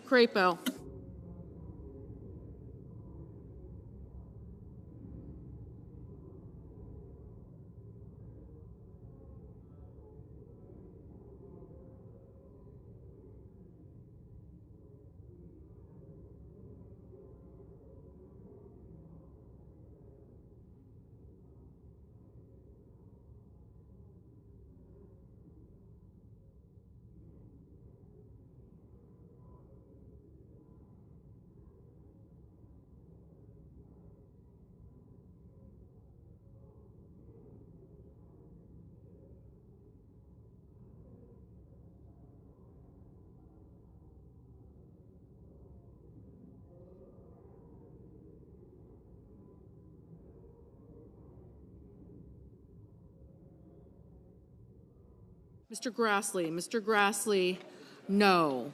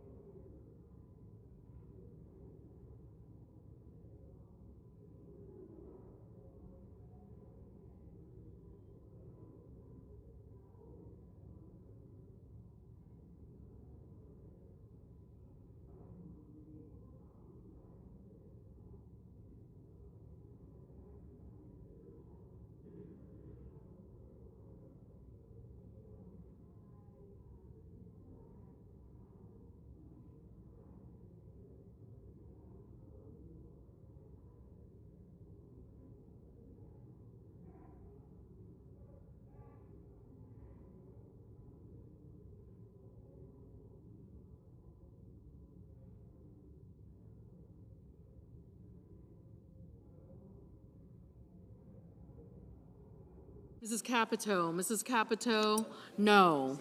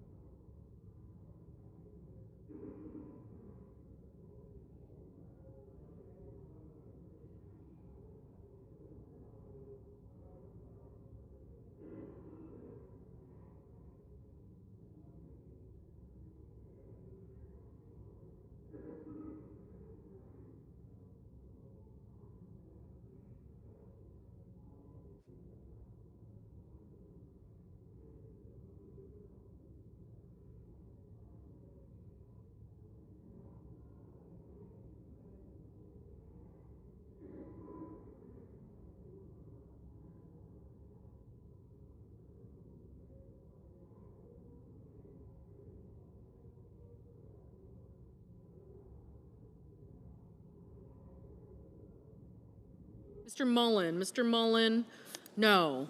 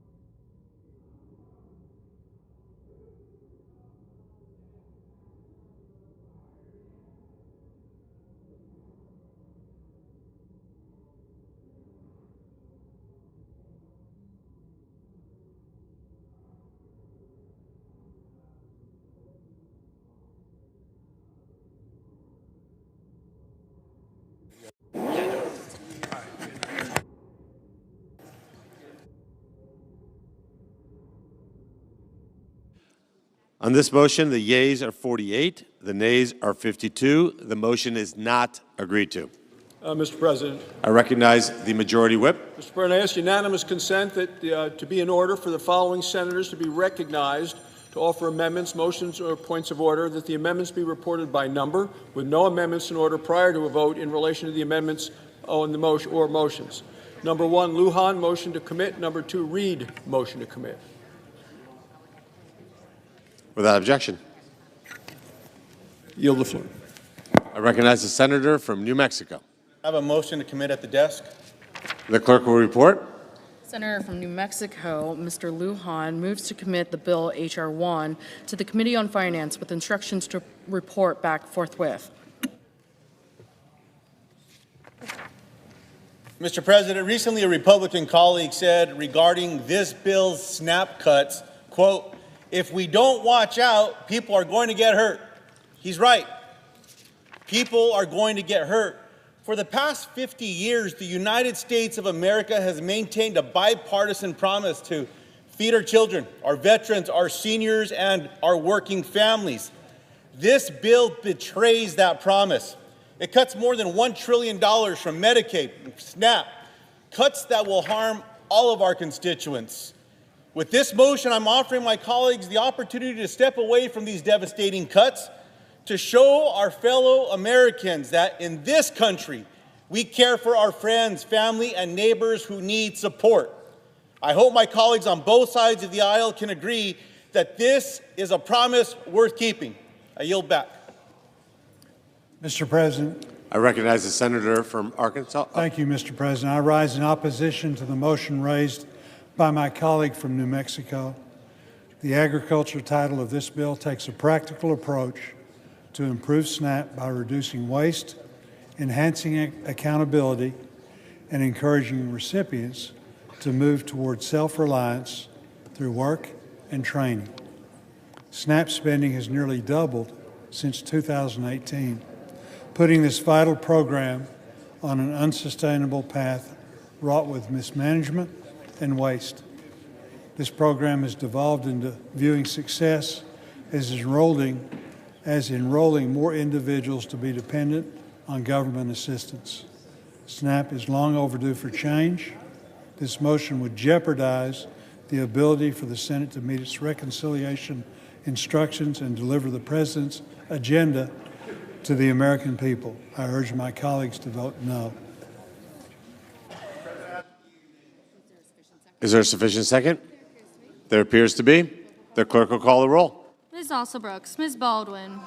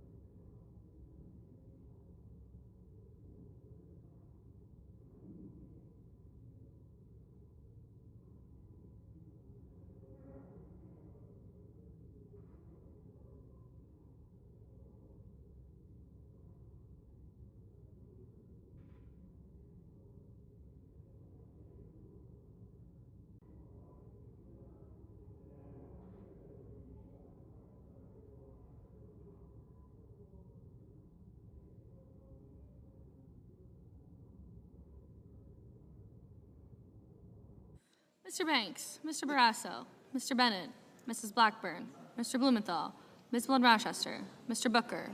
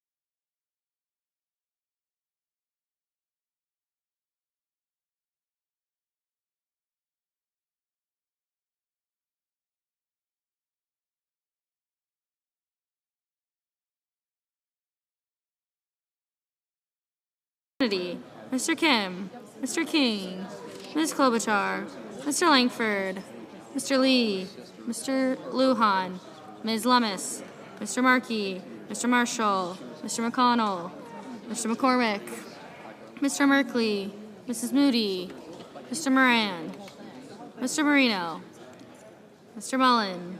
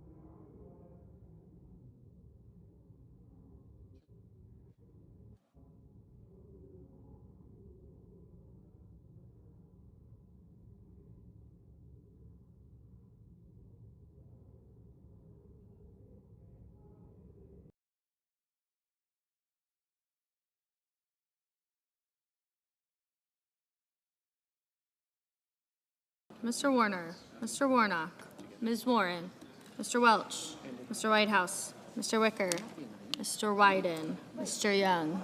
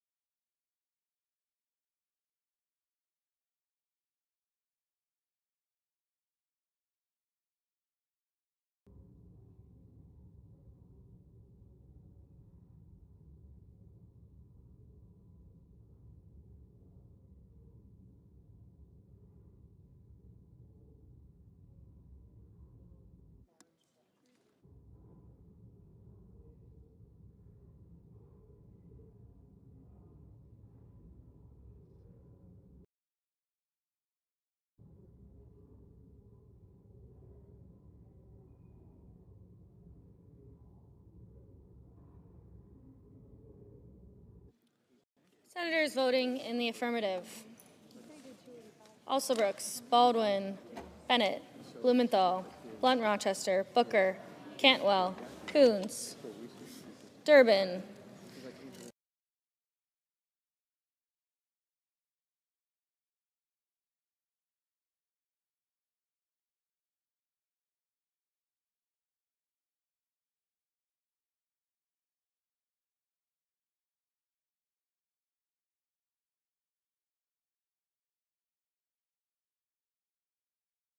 Welch, Whitehouse, and Wyden. Senators voting in the negative: Banks, Barrasso, Blackburn, Britt, Capito, Collins, Cornyn, Cotton, Kramer, Crapo, Cruz, Curtis, Daines, Ernst, Fisher, Graham, Grassley, Haggerty, Hawley, Hoven, Husted,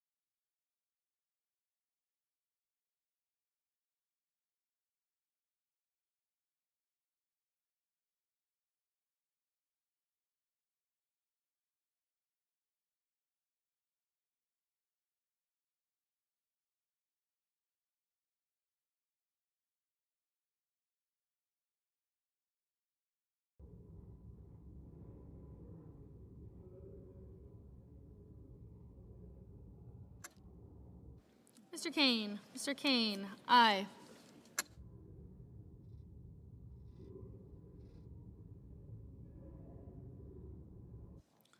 Mr. Ossoff, aye. Mr. Bozeman,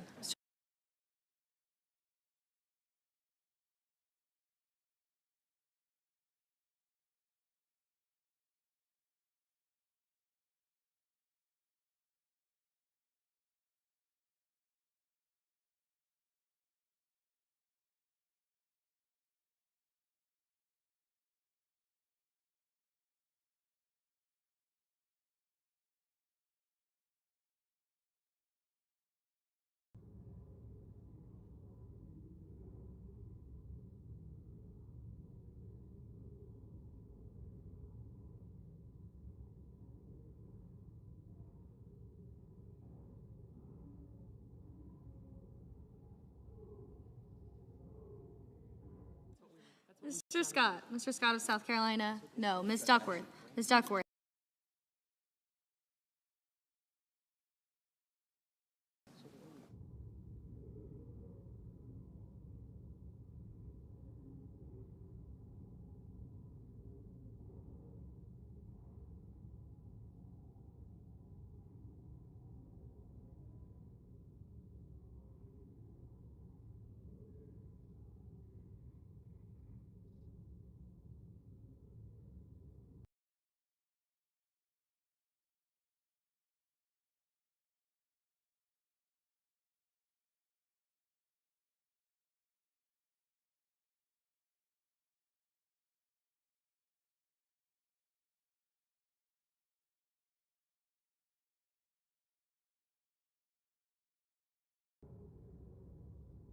Mr. Markey, Mr. Markey, aye.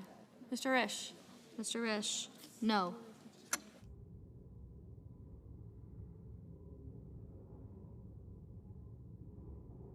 Ms. Murkowski, aye.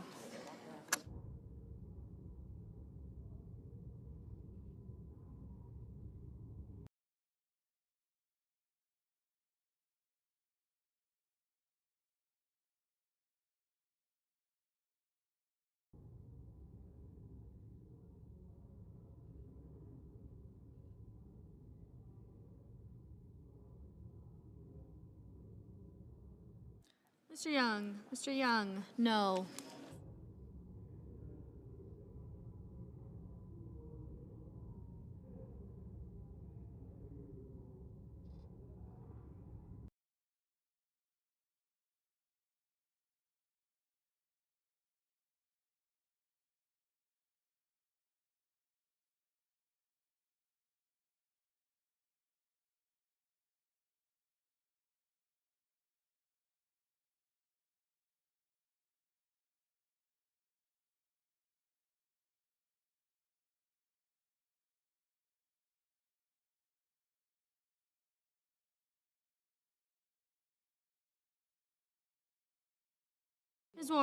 Ms. Warren, aye. Ms. Cortez Masto, aye.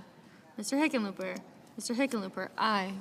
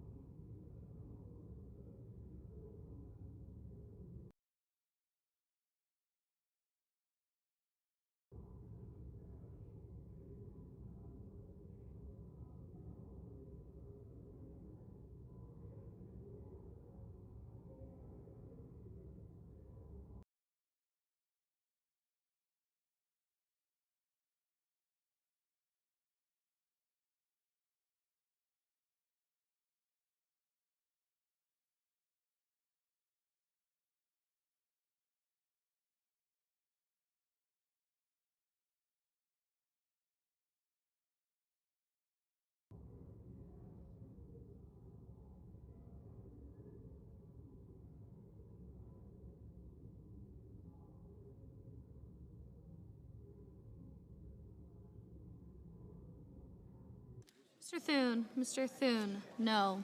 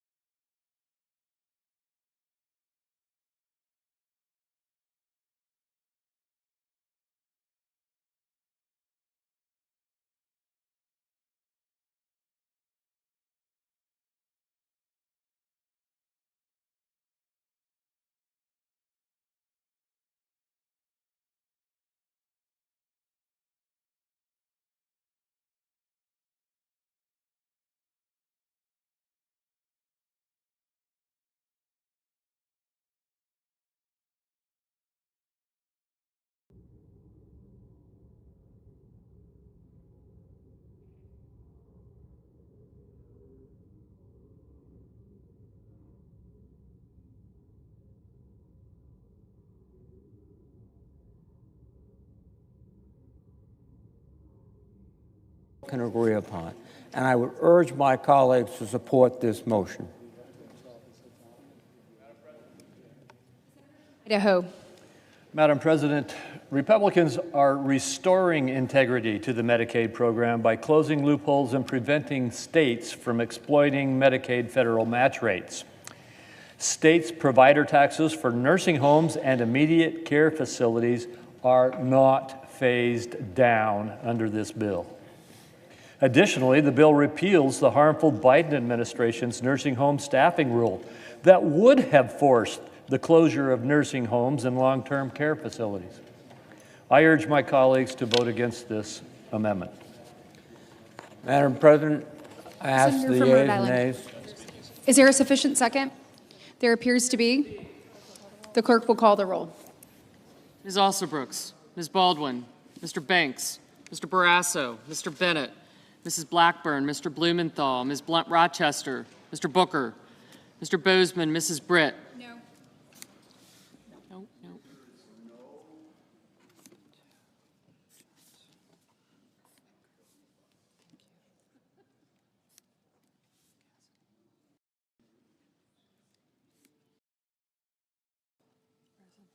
Oh, thank you.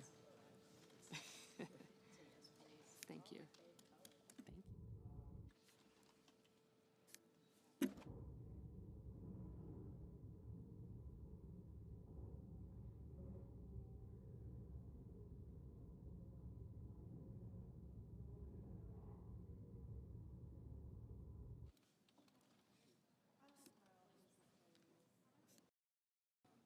Mr. Budd.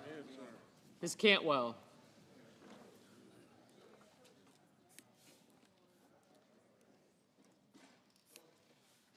Mrs. Capito, Mr. Cassidy, Ms. Collins. Mr. Coons. Thank you. Mr. Cornyn, Ms. Cortez Masto, Mr. Cotton.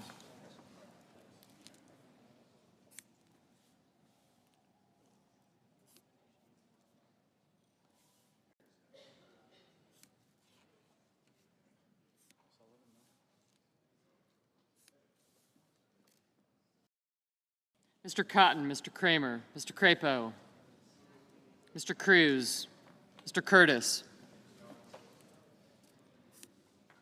Mr. Daines, Ms. Duckworth, Mr. Durbin, Ms. Ernst, Mr. Fetterman, Mrs. Fisher, Mr. Gallego, Mrs. Gillibrand, Mr. Graham, Mr. Grassley, Mr. Haggerty, Ms. Hassan, Mr. Hawley, Mr. Heinrich, Mr. Hickenlooper, Ms. Hirono, Mr. Hoven, Mr. Husted, Mrs. Hyde-Smith, Mr. Johnson, Mr. Justice, Mr. Kane, Mr. Kelly, Mr. Kennedy, Mr. Kim, Mr. King, Ms. Klobuchar,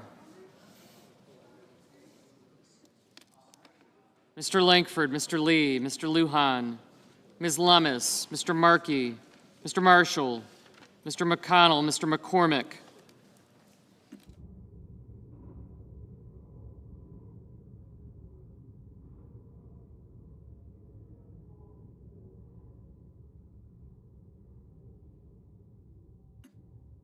Mr. Merkley, Mrs. Moody, Mr. Moran, Mr. Marino, Mr. Mullen,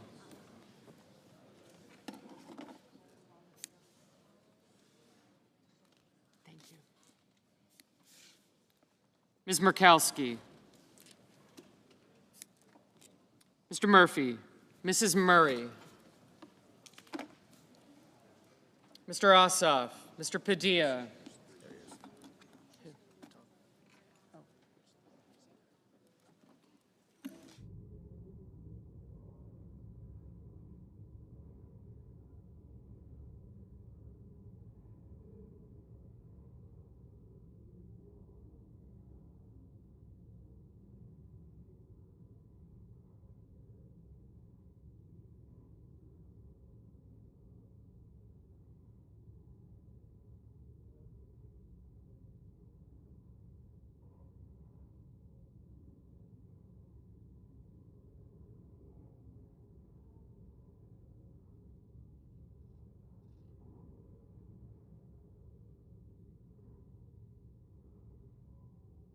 Mr. Murphy, Mrs. Murray, Mr. Ossoff, Mr. Padilla, Mr. Paul, Mr. Peters, Mr. Reed, Mr. Ricketts, Mr. Risch, Ms. Rosen, Mr. Rounds,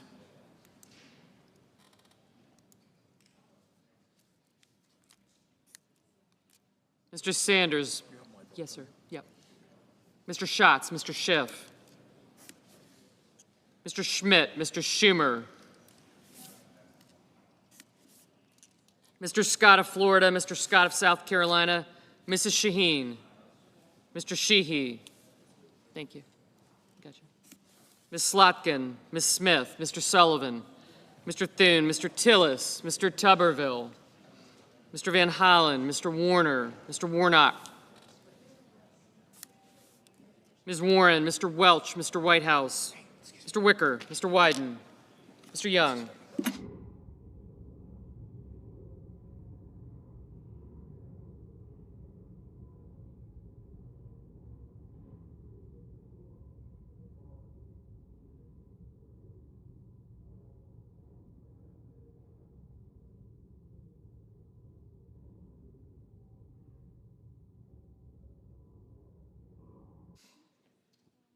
Senators voting in the affirmative: also Brooks, Baldwin, Bennett, Cantwell, Cortez Masto, Duckworth, Fetterman, Hickenlooper, Kane, Kim, Padilla, Peters, Reed, Rosen, Sanders, Schatz, Schiff, Warner, and Whitehouse.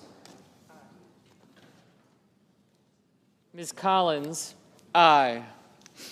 Senators voting in the negative: Blackburn, Britt, Budd, Capito, Cassidy, Cotton, Haggerty, Johnson, Justice, Kennedy, Lee, Moran, Scott of South Carolina, Sheehy, Sullivan, Thune, and Wicker. Mr. Heinrich, aye.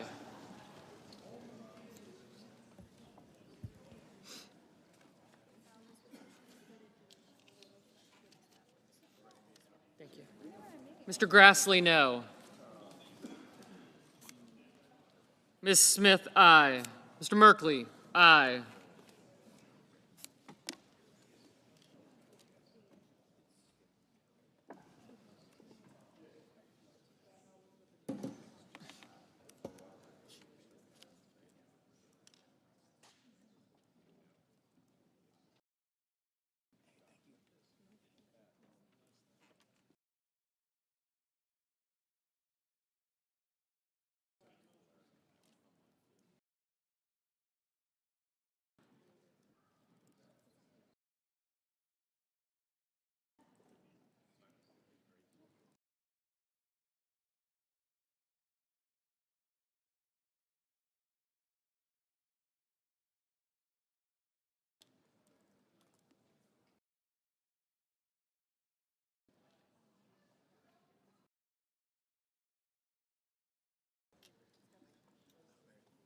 Mr. Banks, no.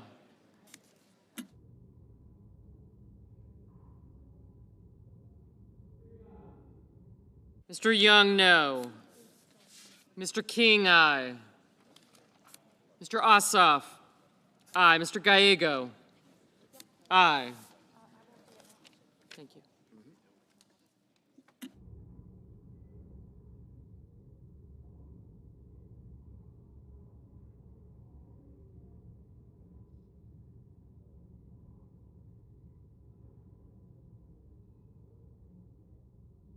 Ms. Blunt Rochester, no. Whenever. Ms. Blunt Rochester, aye.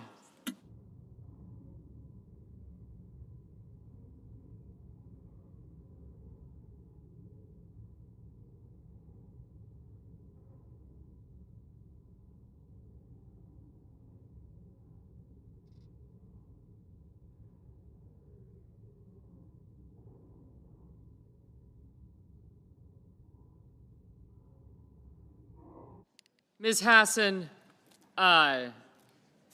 Dan Tinsley?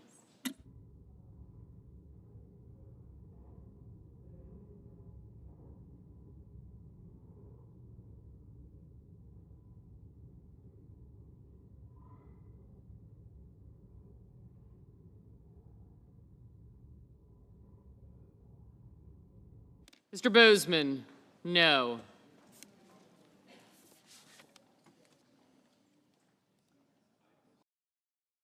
Mr. Markey, aye.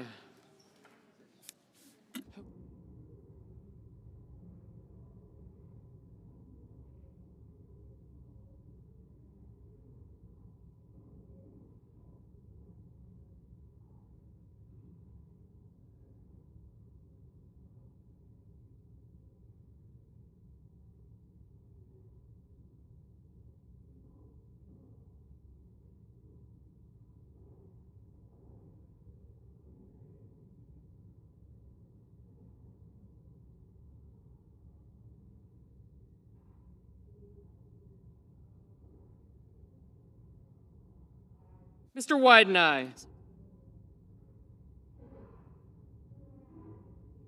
Mrs. Gillibrand, aye.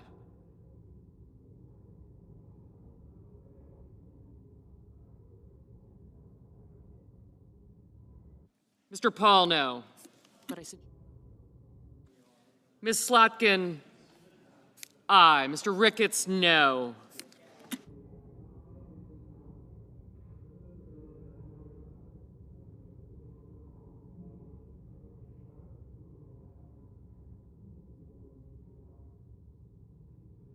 Mr. Durbin, aye. Mr. Hoven, no. Mr. Cornyn, no. Mrs. Moody, no.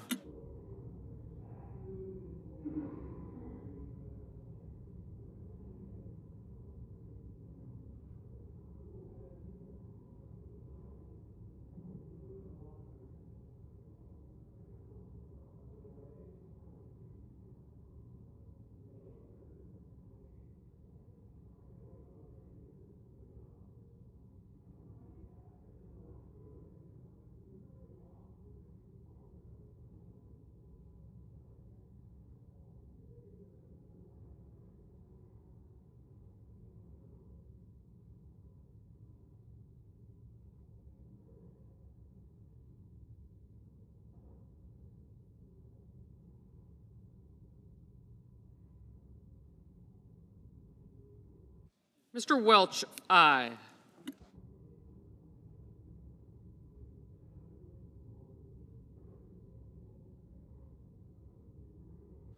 Mr. Marshall, no. Mr. Murphy, aye.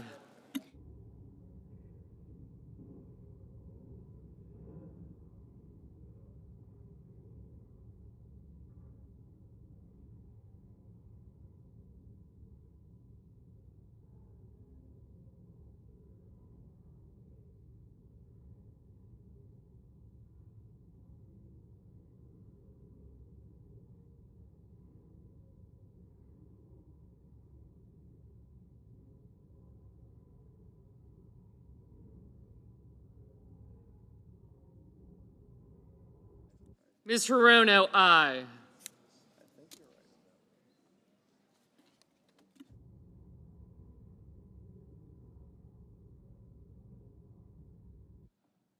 Mrs. Murray, aye.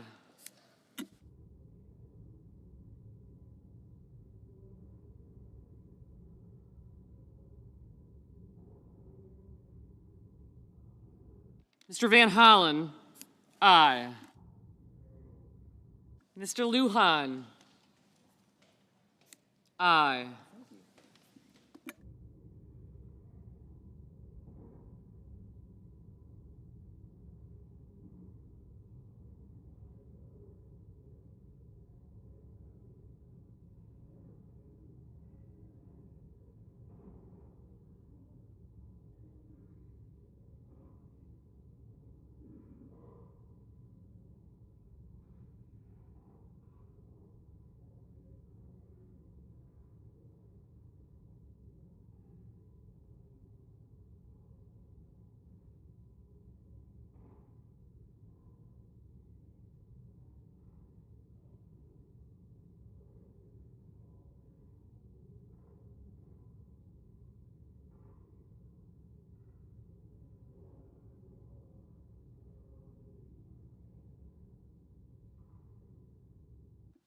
Mr. Husted, no.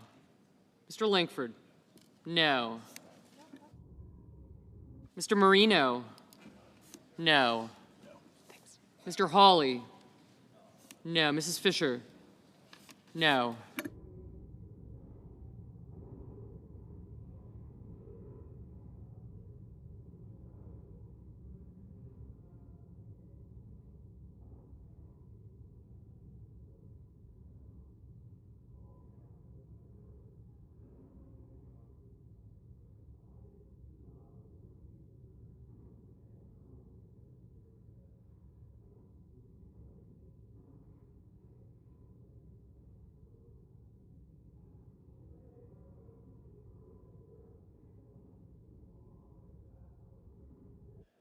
Mr. Schmidt, no.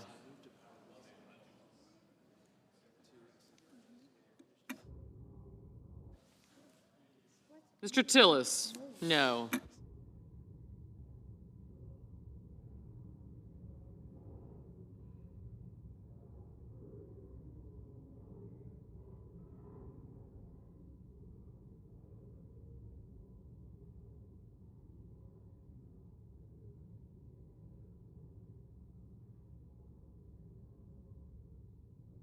Mr. Blumenthal, aye.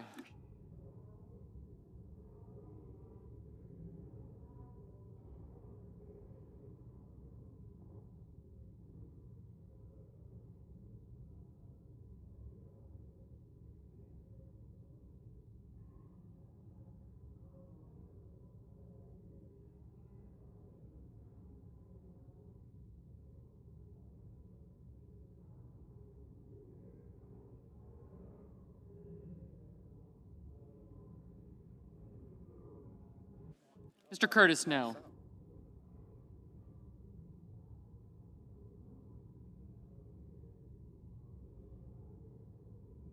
Ms. Murkowski, no.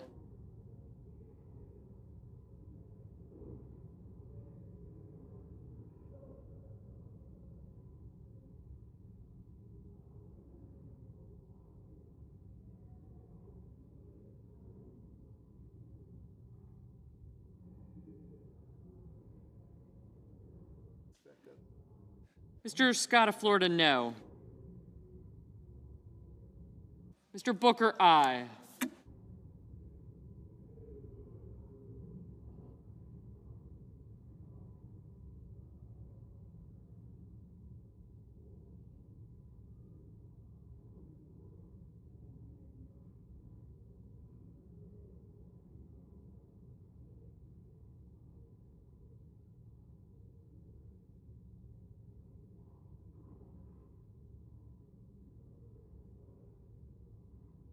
Mr. Booker, no. Mr. Kelly, aye. Mr. Booker, aye. Mr. Cruz, no. Mr. Kelly, aye.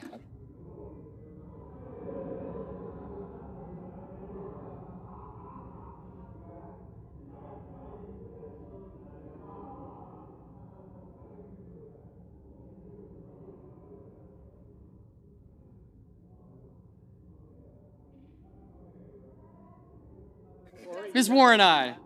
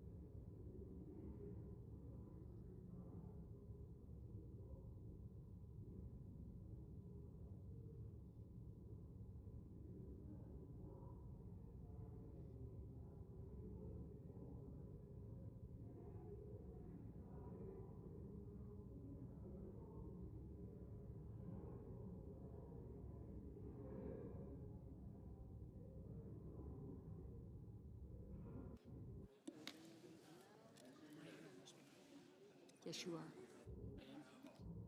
Mrs. Shaheen? Aye.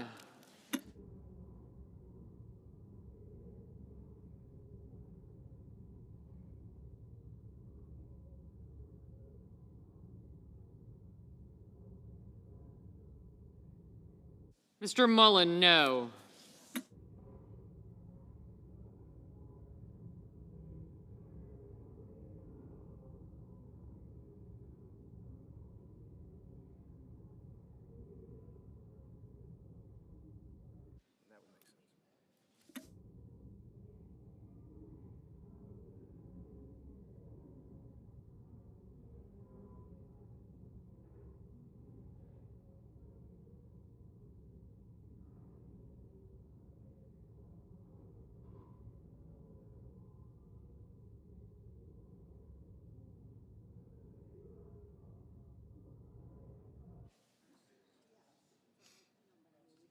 Mr. Rounds, no.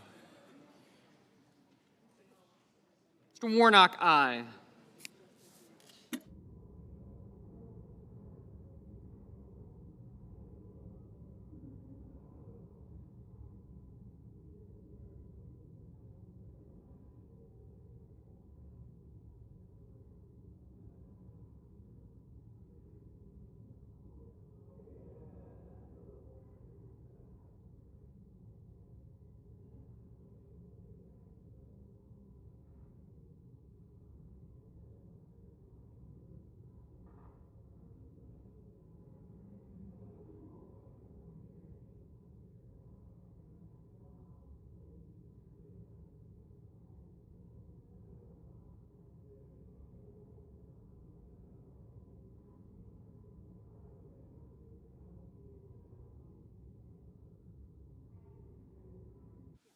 Mrs. Hyde-Smith, no. Mr. McCormick, no.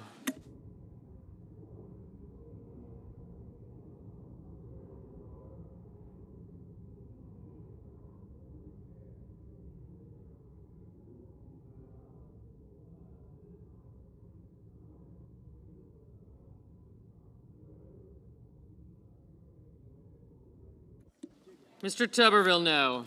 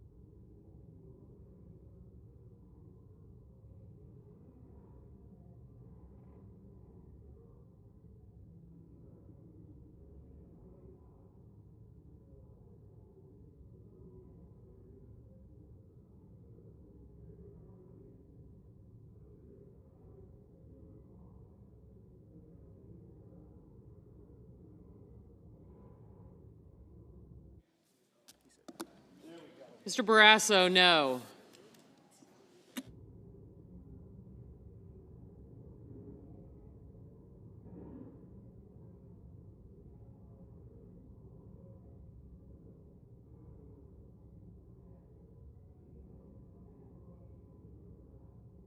Ms. Klobuchar, aye.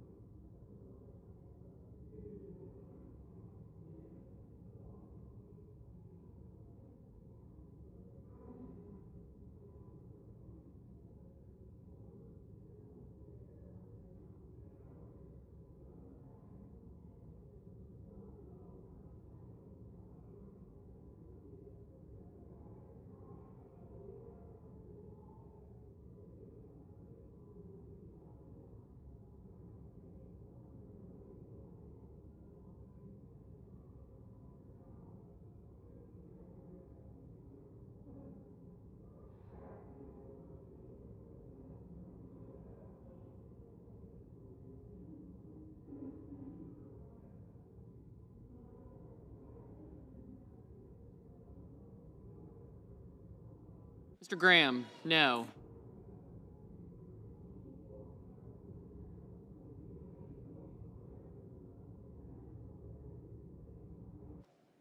Mr. Risch, no.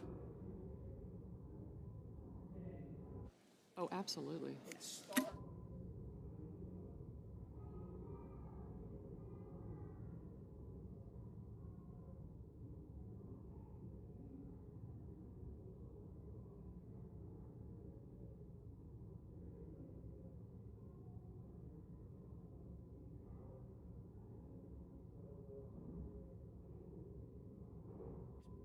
Ms. Lamas, no.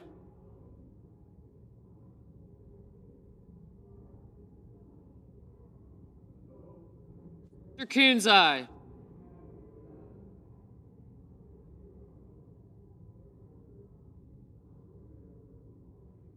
Mr. Kramer, no.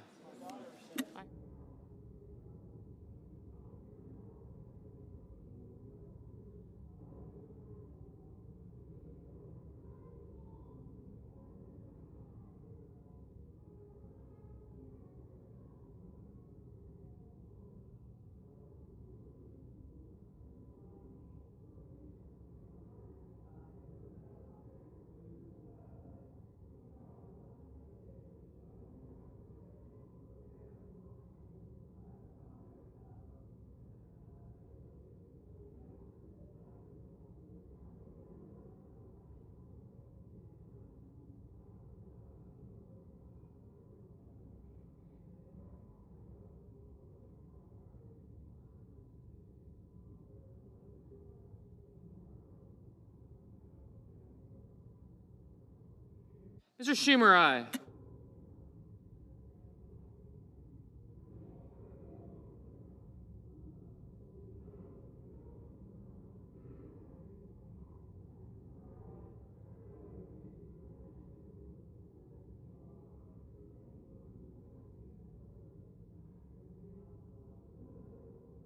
Mr. Wyden, aye.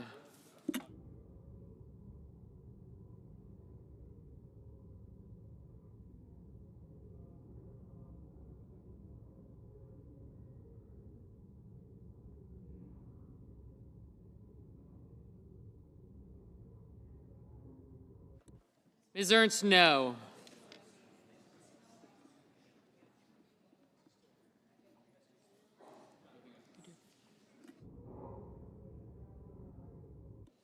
Mr. McConnell, no.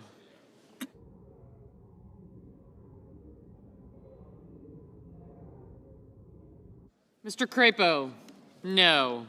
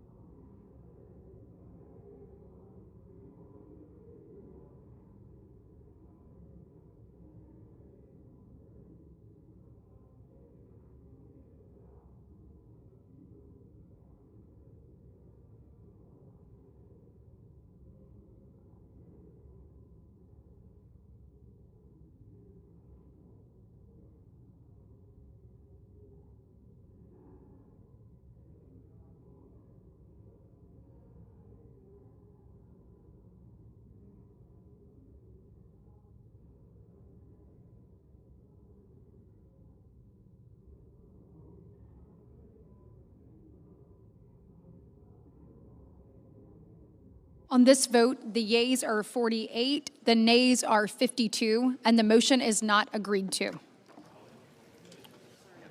Madam President. The majority whip. Madam President, I ask unanimous consent that it be in order for the following senators to be recognized to offer amendments, motions, or points of order. The amendment be reported by number with no amendments in order prior to a vote in relation to the amendment or motions, and that is OSOF 2696. Without objection. Madam President. The senator from Georgia. Madam President, I call up my amendment 2696 and ask that it be reported by number. The clerk will report. The senator from Georgia offers an amendment number 2696 to amendment number 2360. Madam President, instead of adding trillions to the debt and tax cuts for the rich while destroying Medicaid and renewable energy, I propose we help our constituents afford health insurance. If we allow Affordable Care Act benefits to expire, as this bill would, more than 1 million Georgians will pay more for health insurance next year. A family of 4 in Clayton County making $65,000 a year, that's a $2,600 increase. Dougherty County, $2,200. Chattahoochee County, $2,300. Augusta-Richmond County, $2,600. Liberty County, $2,600. Macon-Bibb County, $2,700. The AJC, our paper, reports 300,000 Georgians would lose insurance altogether. And that's on top of the cuts to Medicaid and hospitals. A vote against this amendment is a vote to gut the Affordable Care Act and raise health insurance premiums. I urge a yes vote. The majority whip. Madam President, this amendment would disproportionately hit our successful job creators throughout the country, harming workers, consumers, and local economies. Now that result runs directly contrary to the central themes of this bill, preventing a more than $4 trillion tax hike on all Americans, making permanent the Trump tax cuts, which proportionally benefit the middle class the most. But despite the Democrats' rhetoric, they're conflating two separate issues. Ensuring health care affordability and access requires thoughtful, deliberative, and real solutions.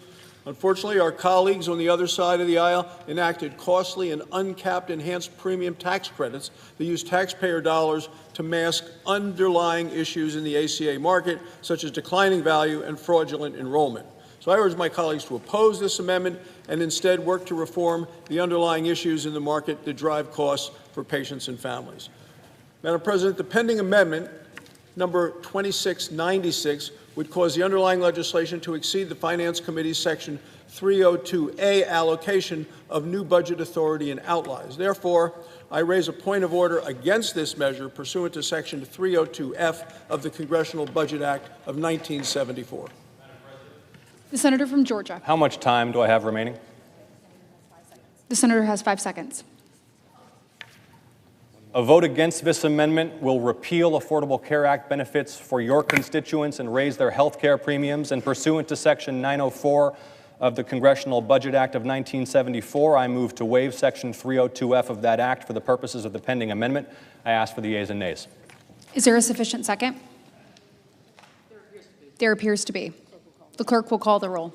Ms. Elsa Brooks. Ms. Baldwin.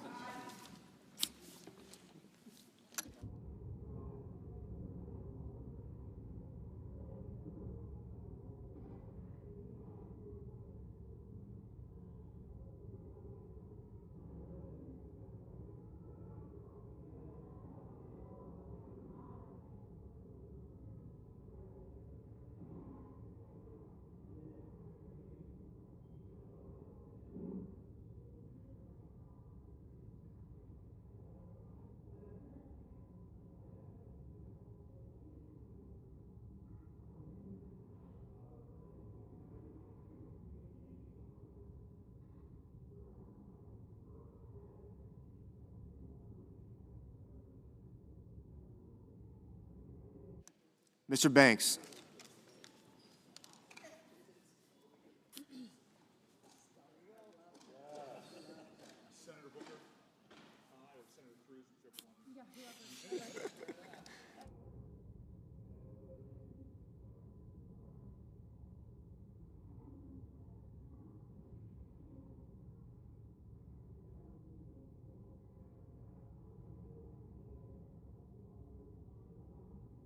Mr. Barrasso. Mr. Bennett. Mrs. Blackburn, Ms. Blunt Rochester, Mr. Booker, Mr. Bozeman,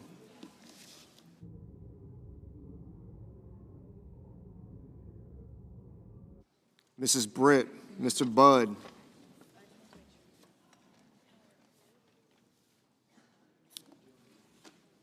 Ms. Cantwell,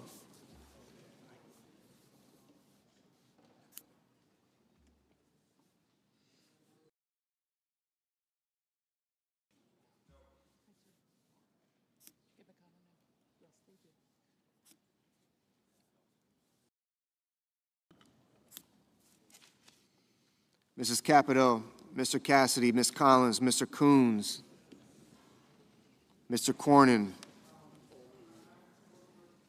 Ms. Cortez Masto, Mr. Cotton, Mr. Kramer, Mr. Crapo, Mr. Cruz, Mr. Curtis, Mr. Daines,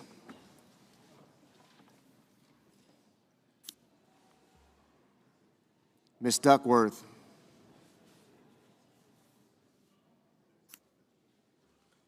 Mr. Durbin,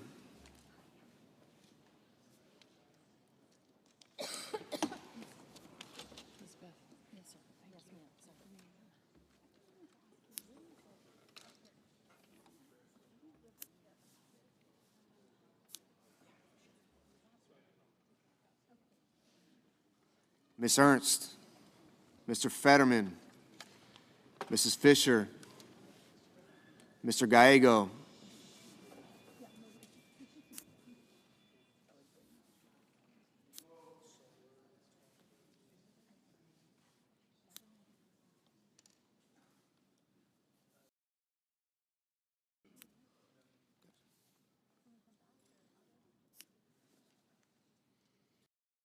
Mrs. Gillibrand, Mr. Graham, Mr. Grassley, Mr. Haggerty, Ms. Hassan,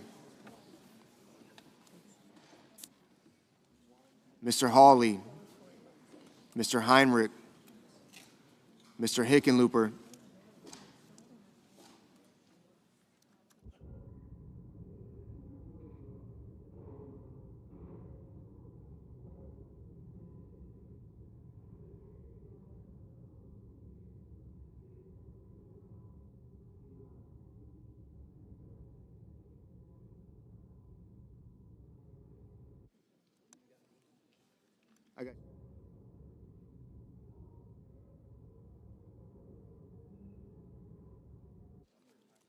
Mr. Hoven, Mr. Husted, Mrs. Hyde-Smith, Mr. Johnson,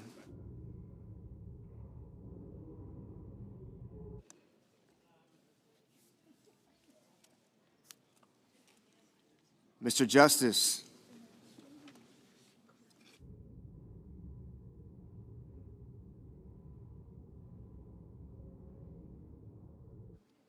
Mr. Kane, Mr. Kelly, Mr. Kennedy,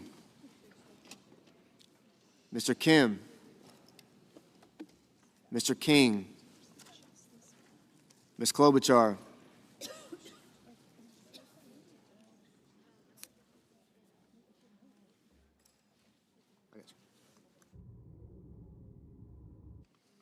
Mr. Langford, Mr. Lee, Mr. Lujan,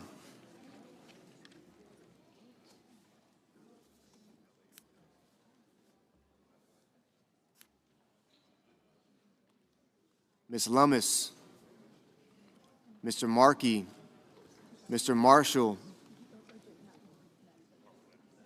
Mr. McConnell, Mr. McCormick, Mr. Merkley, Mrs. Moody, Mr. Moran, Mr. Moreno, Mr. Mullen,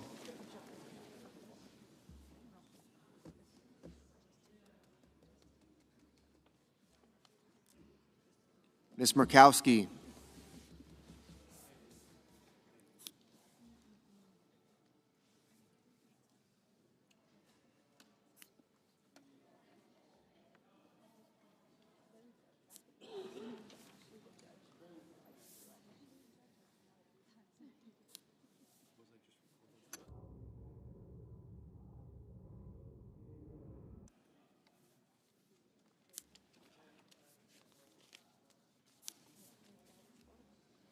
Mr. Murphy, Mrs. Murray, Mr. Ossoff, Mr. Padilla, Mr. Paul, Mr. Peters, Mr. Reed,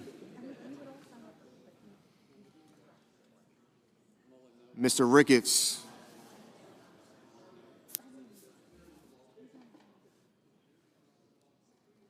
Mr. Risch,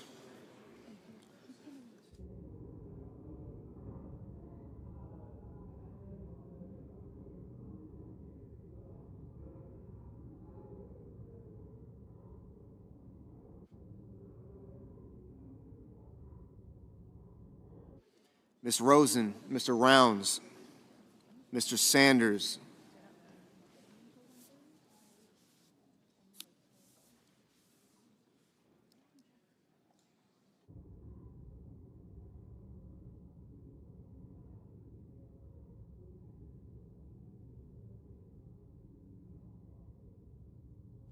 Mr. Schatz, Mr. Schiff, Mr. Schmidt, Mr. Schumer, Mr. Scott of Florida, Mr. Scott of South Carolina, Mrs. Shaheen, Mr. Sheehy, Ms. Slotkin, Ms. Smith, Mr. Sullivan, Mr. Thune, Mr. Tillis, Mr. Tuberville, Mr. Van Hollen,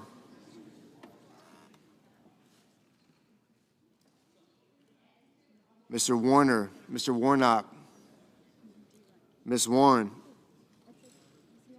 Mr. Welch, Mr. Whitehouse, Mr. Wicker, Mr. Wyden, Mr. Young.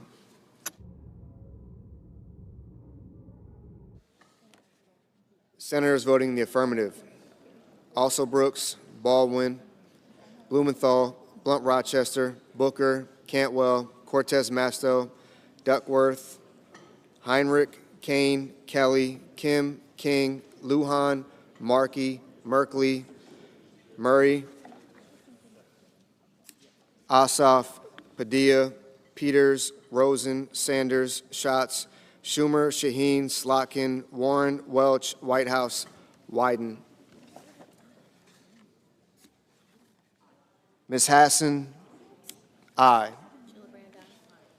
Mrs. Gillibrand, aye. Ms. Hirono, aye. Mr. Murphy, aye. Senators voting in the negative: Banks, Barrasso, Blackburn, Britt, Budd, Capito, Cassidy, Collins, Cornyn, Kramer, Crapo, Cruz, Daines, Ernst, Fisher, Graham, Grassley, Hoven, Husted, Hyde-Smith, Johnson, Lankford, Marshall, McConnell, Moody, Moran, Mullen, Paul, Ricketts, Risch, Rounds, Schmidt, Scott of Florida, Sullivan, Thune, Tuberville, and Wicker. Mr. Kennedy, no. Mr. Hickenlooper, aye. Mr. Sheehy, no. Ms. Alsobrooks, aye.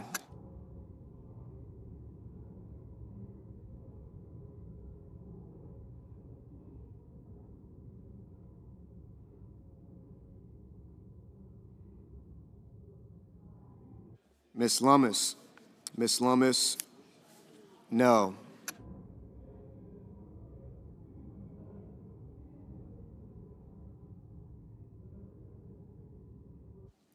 Mr. Gallego, aye. Mr. Cotton, no. Mr. Schiff, aye.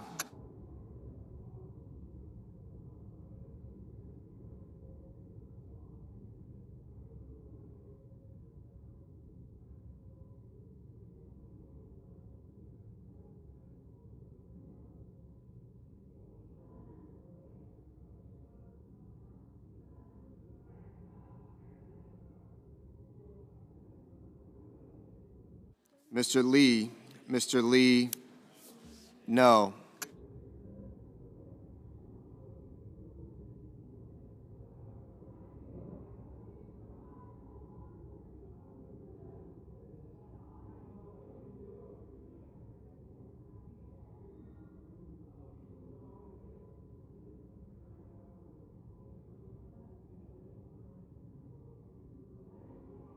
Ms. Smith.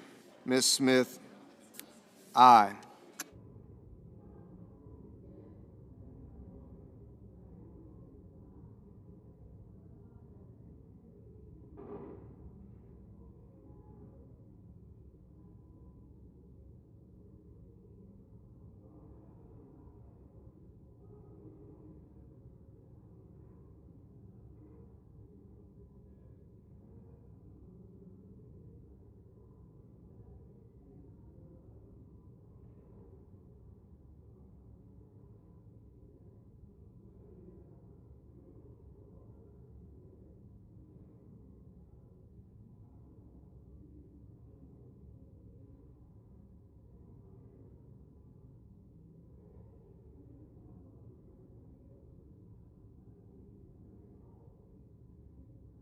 Mr.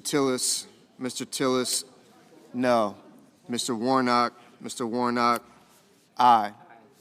Ms. Klobuchar, aye. Mr. Reed, aye.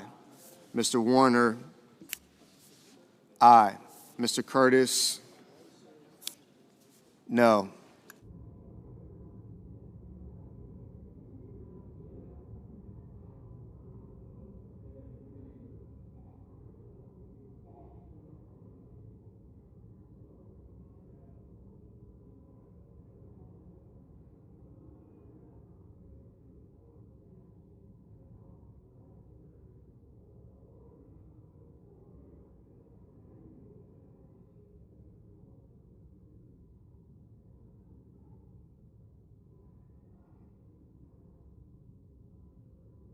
Mr. Fetterman, aye. Mr. Young, no.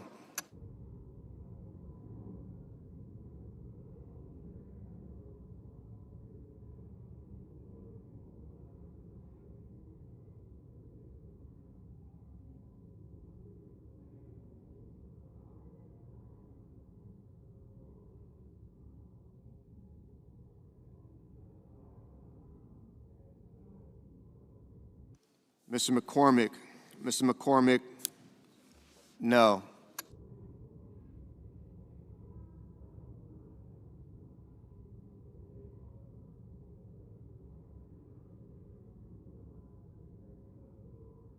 Mr. Haggerty, no.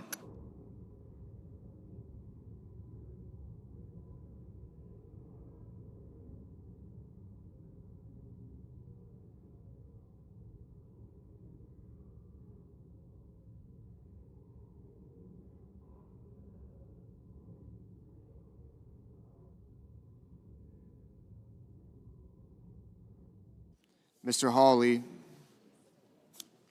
no.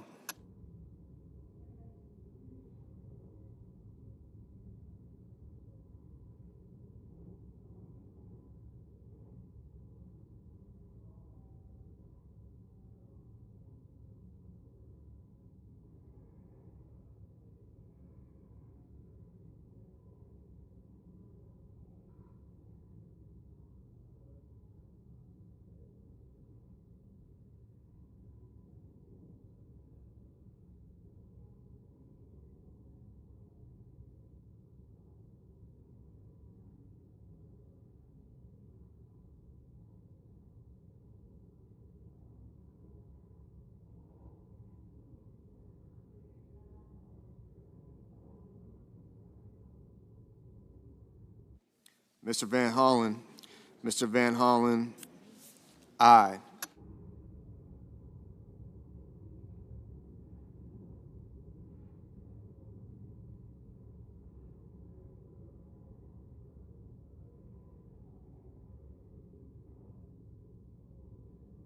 Mr. Justice, no.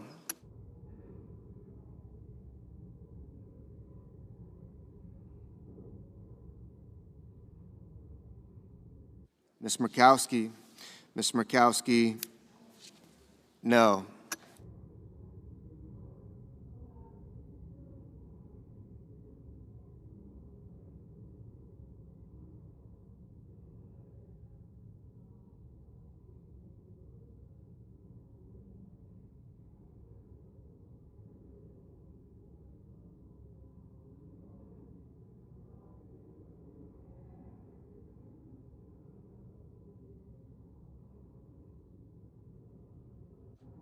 Mr. Coons.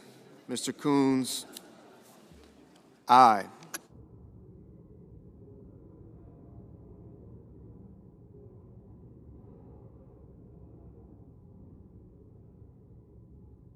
Mr. Bennett. Mr. Bennett, aye.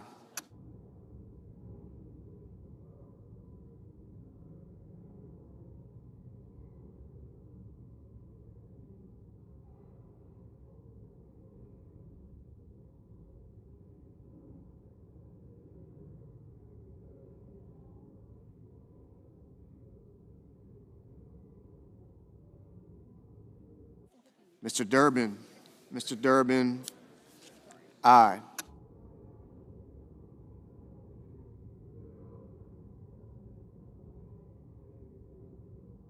Mr. Scott. Mr. Scott of South Carolina, no.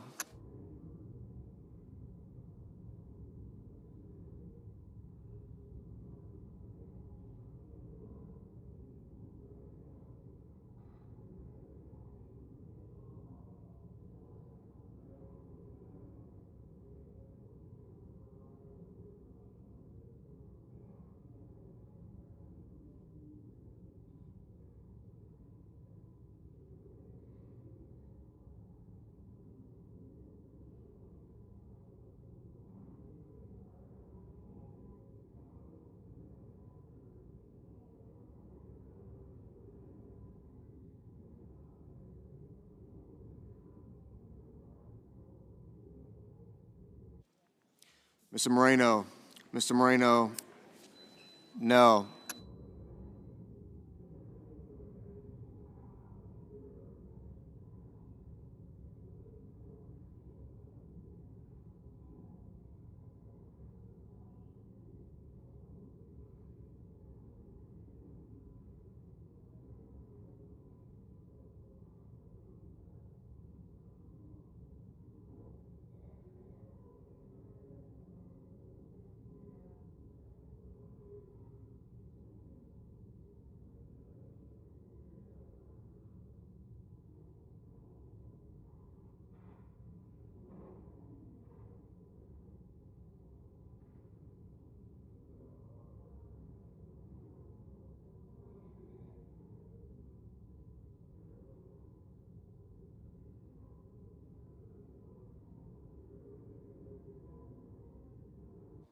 Mr. Bozeman. Mr. Bozeman, no.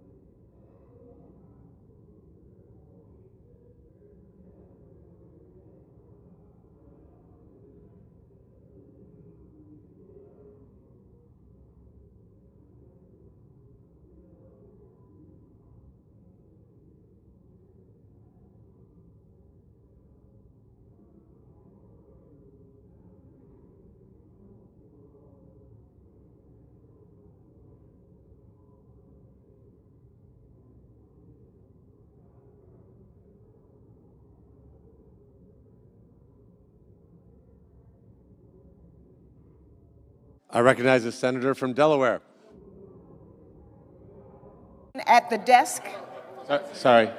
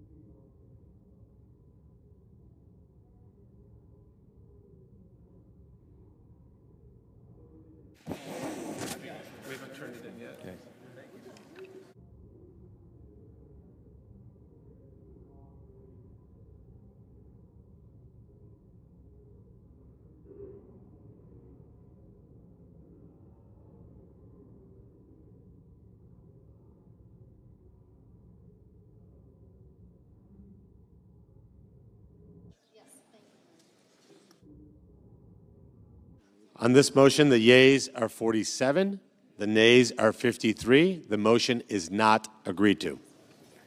Mr. President, I ask unanimous consent that it be in order for the following senators to be recognized to offer amendments, motions, or points of order, that the amendments be reported by number with no amendments in order prior to a vote in relation to the amendments or motions.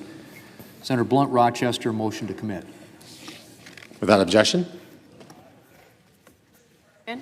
I now recognize the senator for Delaware.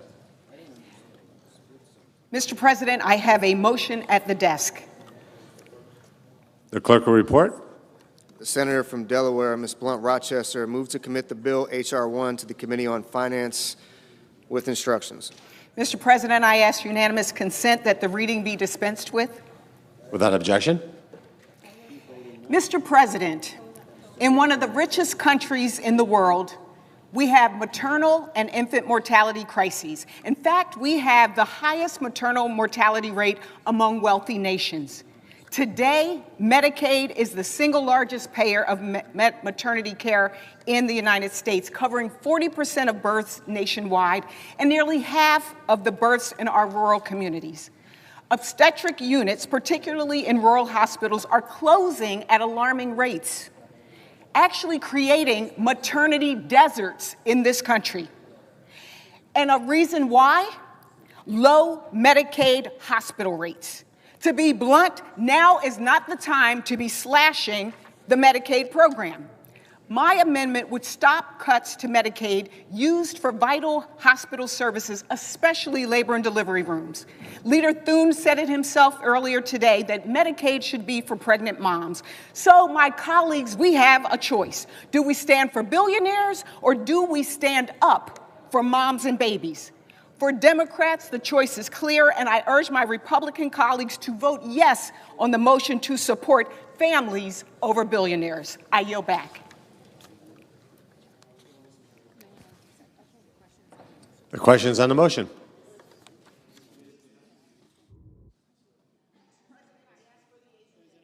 Is there a sufficient second? There appears to be. The clerk will call the roll. Ms. Alsobrooks, Ms. Baldwin,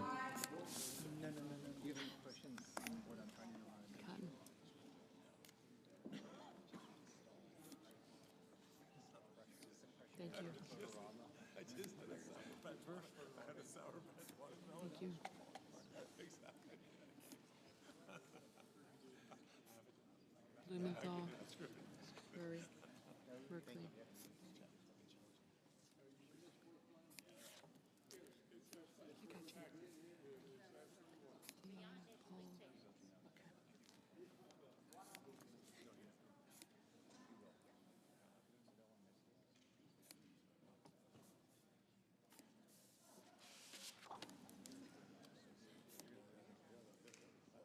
Mr. Banks.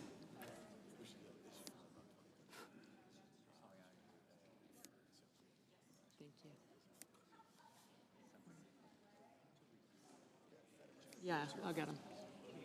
Thanks.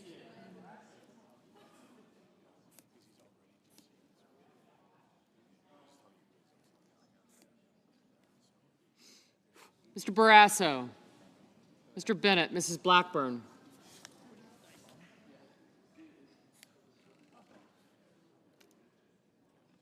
Mr. Blumenthal, Ms. Rochester, Mr. Booker. Mr. Bozeman.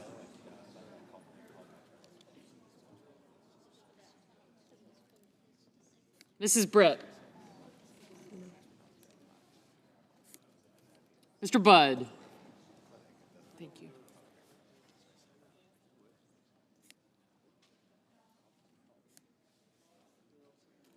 Ms. Cantwell.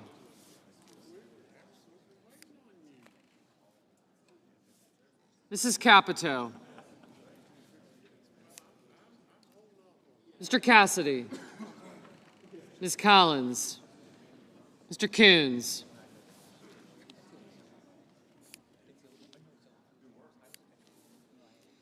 Mr. Cornyn, Ms. Cortez Masto. Mr. Cotton, Mr. Kramer, Mr. Crapo. Mr. Cruz, Mr. Curtis, Mr. Daines, Ms. Duckworth, Mr. Durbin. Ms. Ernst, Mr. Fetterman, Mrs. Fisher, Mr. Gallego, Mrs. Gillibrand, Mr. Graham, Mr. Grassley, Mr. Haggerty. I'm coming. Okay, bye. Mr. Hawley, Mr. Heinrich.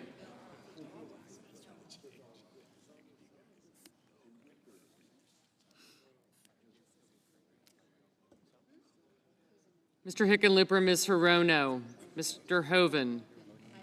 Thank you. Mr. Husted. Mrs. Hyde-Smith. Mr. Johnson, Mr. Justice, Mr. Kane, Mr. Kelly.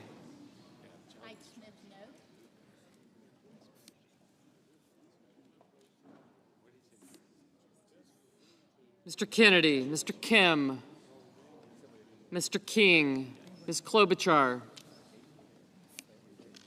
Mr. Langford, Mr. Lee, Mr. Lujan, Ms. Lummis, Mr. Markey, Mr. Marshall, Mr. McConnell, Mr. McCormick, Mr. Merkley, Mrs. Moody, Mr. Moran, Mr. Marino, Mr. Mullen, Ms. Murkowski, Mr. Murphy, Mrs. Murray,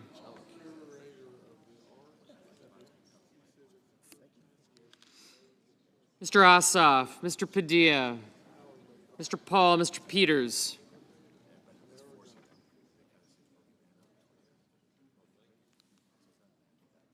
Mr. Reed,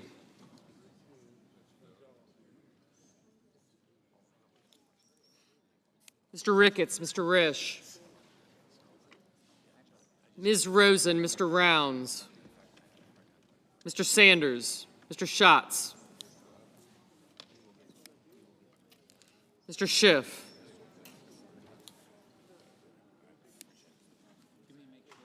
Mr. Schmidt, Mr. Schumer,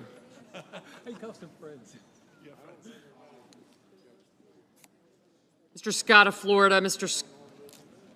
Scott of South Carolina, Mrs. Shaheen, Mr. Sheehy, Ms. Slotkin, Ms. Smith.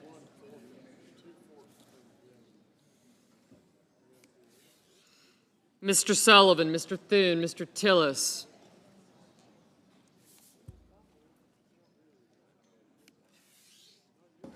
Mr. Tuberville, Mr. Van Hollen, Mr. Warner, Mr. Warnock, Ms. Warren, Mr. Welch, Mr. Whitehouse, Mr. Wicker, Mr. Wyden, Mr. Young.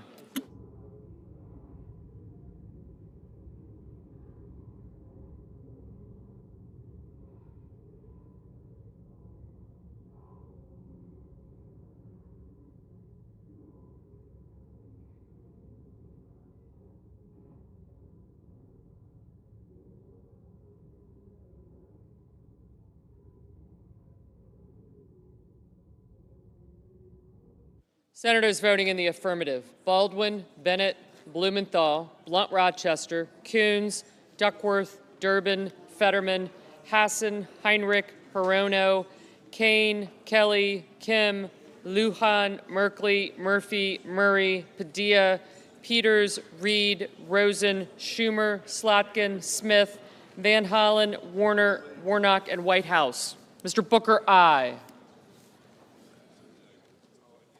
Senators voting in the negative: Barrasso, Blackburn, Bozeman, Budd, Cassidy, Cornyn, Cotton, Kramer, Crapo, Curtis, Daines, Ernst, Grassley, Haggerty, Hoven, Heidsmith, Justice, Lankford, Lummis, Moran, Marino, Mullen, Murkowski, Paul, Ricketts, Schmidt, Scott of Florida, Sheehy, Thune, Tillis, Tuberville, Wicker, and Young.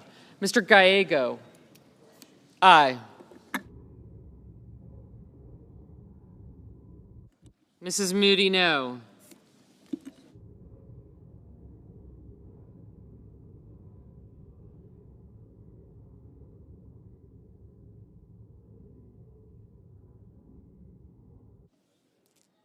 Mr. Schiff, aye.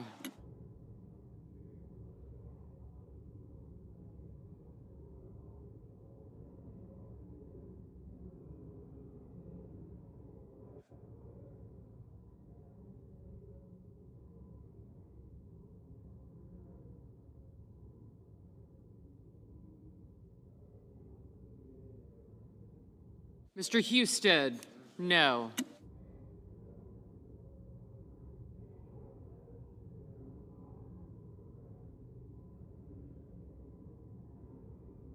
Ms. Warren, aye.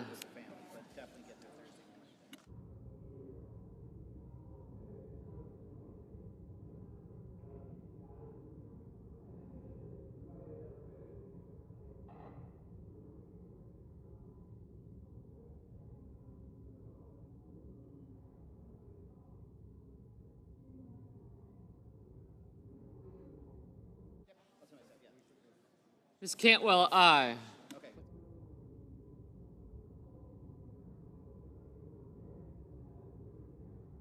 Mr. Ossoff, aye. Mr. Welch, aye.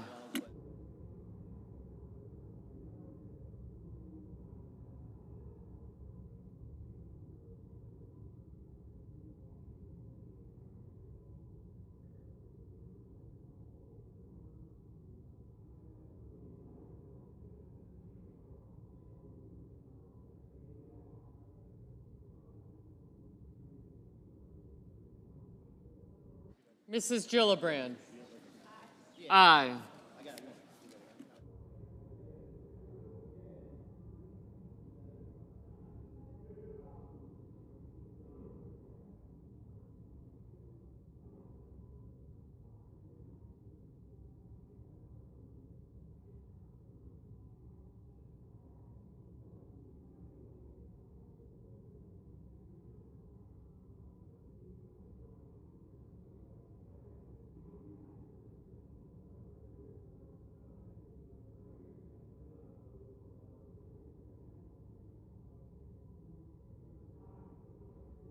Mr. Wyden, aye.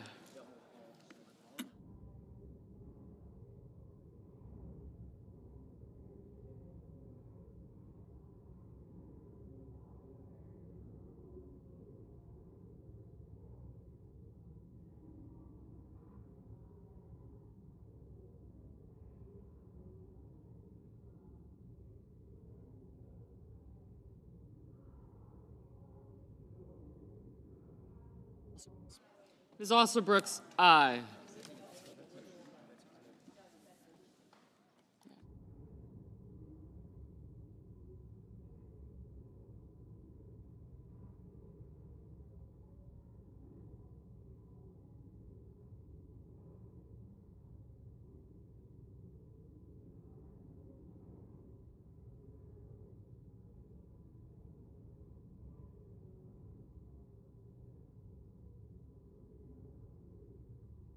Mr. Banks, no.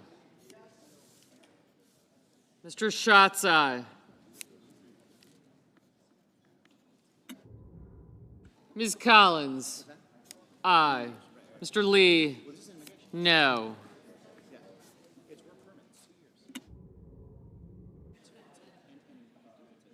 Mr. Rounds, no. Mr. McConnell, no. Ms. Capito, no. Mrs. Shaheen, aye.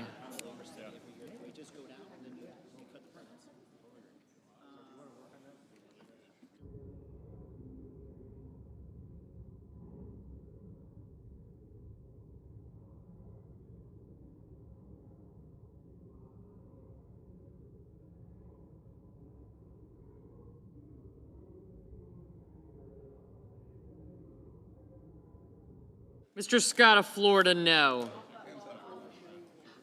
Mr. Scott of South Carolina, no. Boy.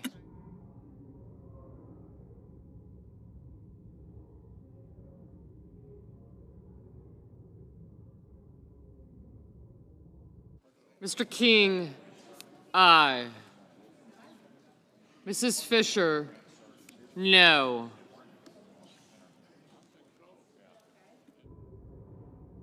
Ms. Klobuchar, aye.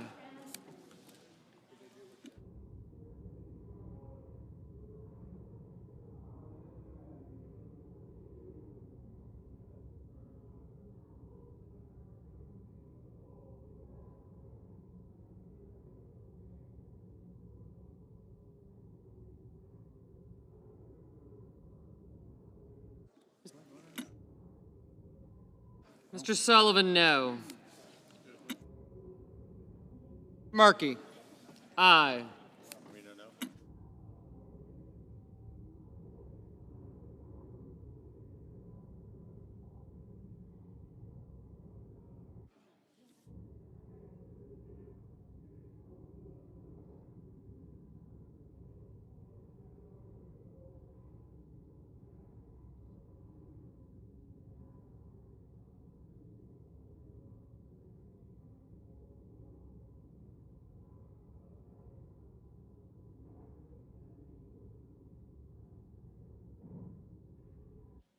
Mr. Cruz, no.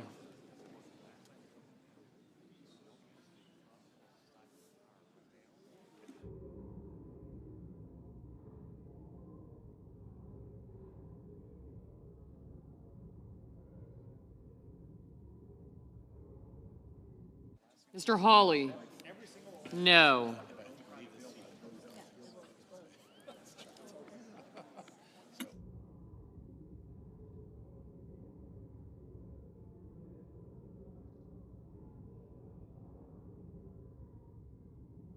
Mr. Hickenlooper, aye.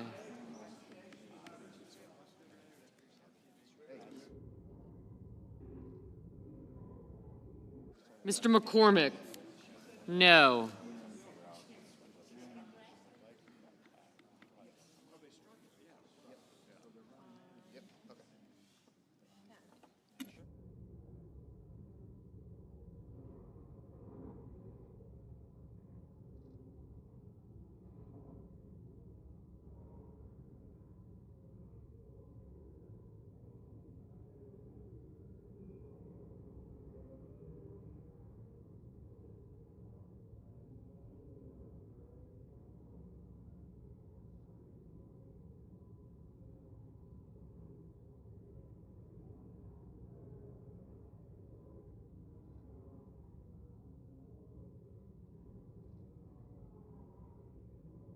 Mr. Kennedy, no.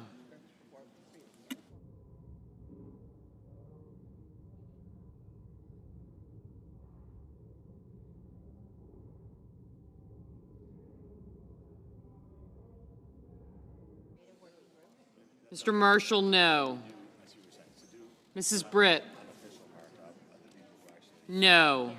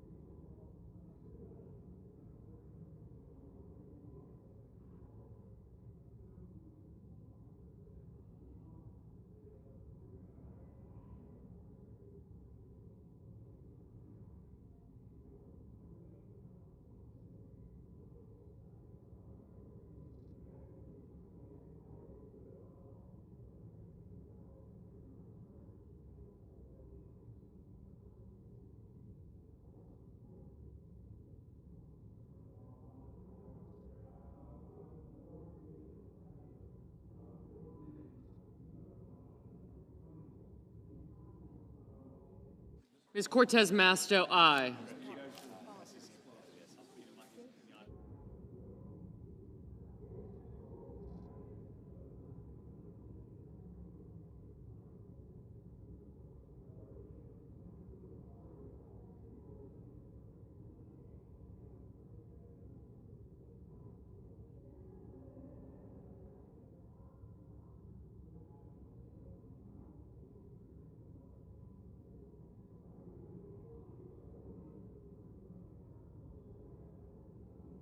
Mr. Sanders, aye.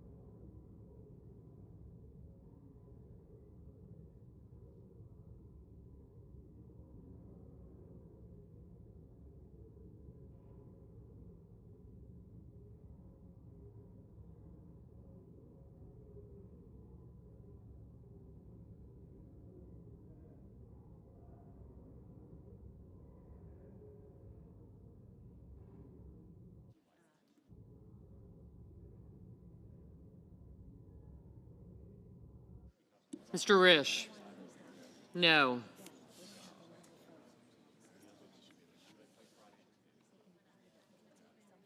I'm okay, I'm all right. Thank you, though. I'm good, thanks.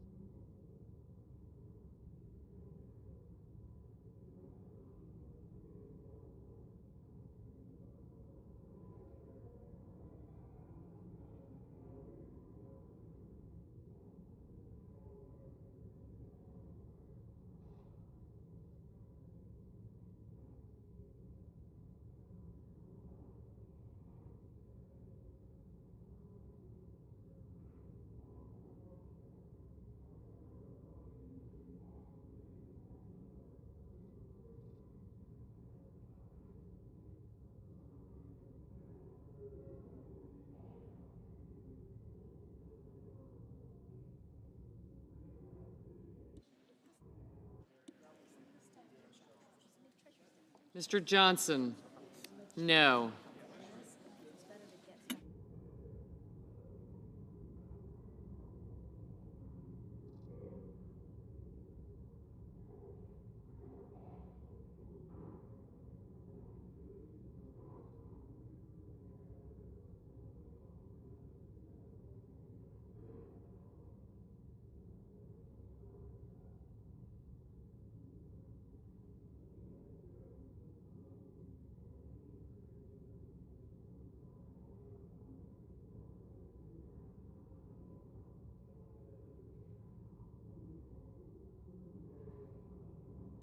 Mr. Graham, no.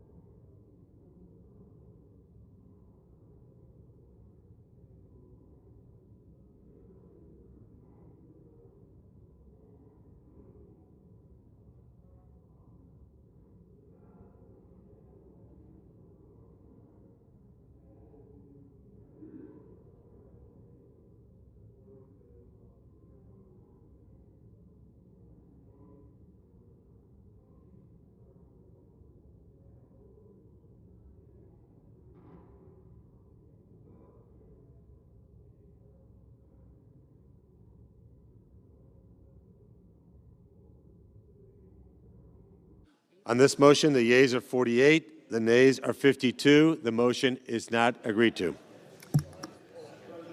I recognize the Majority Whip.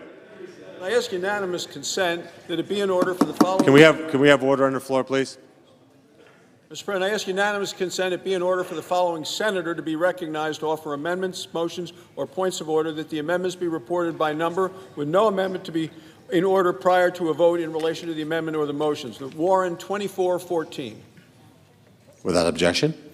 Mr. President, I recognize the senator from Massachusetts. Mr. President, I call up my amendment 2414 and ask that it be reported by number. The clerk will report. Senator from Massachusetts, Ms. Warren, proposes an amendment number 2414 to amendment number 2360. Senator from Massachusetts? Sorry. Yes, thank you, Mr. President. The Consumer Financial Protection Bureau is the financial watchdog to keep people from getting cheated on credit cards and mortgages and Venmo and payday loans and a zillion other transactions. When this financial cop can't do its job, there is no one else in the federal government to pick up the slack. The CFPB has returned over $21 billion to more than 205 million Americans who were cheated by big banks and giant corporations. That is why this agency is popular across the country. But from the beginning, Republicans in Congress have been trying to kill it, and now they want to slash the CFPB's modest funding cap almost in half. Not to save working people money, but to make it easier for corporations to trick and trap millions of people. Scammers love this Republican move. I urge my colleagues to vote yes to support the CFPB, the little agency that fights for all Americans. And I reserve the remainder of my time.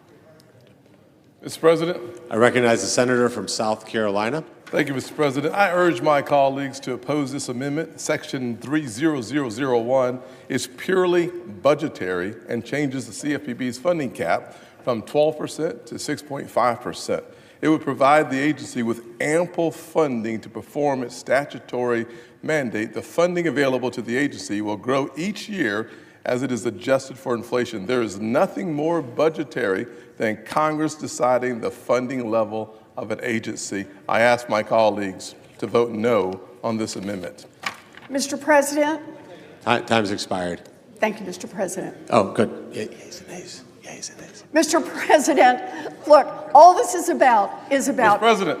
No, yeas and nays. I'm sorry, I asked for the yeas and nays. Mr. President. Yeah. I asked. Senator, point of order. Thank you very much, Mr. President.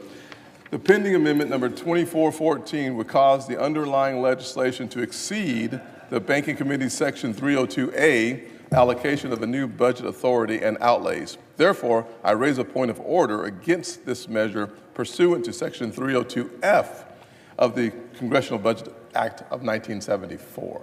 Mr. President, pursuant to Section 904 of the Congressional Budget Act of 1974, I move to waive Section 302F of that act for the purposes of the pending amendment. I ask for the yeas and nays.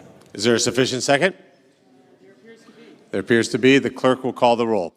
Ms. Also Brooks, Ms. Baldwin.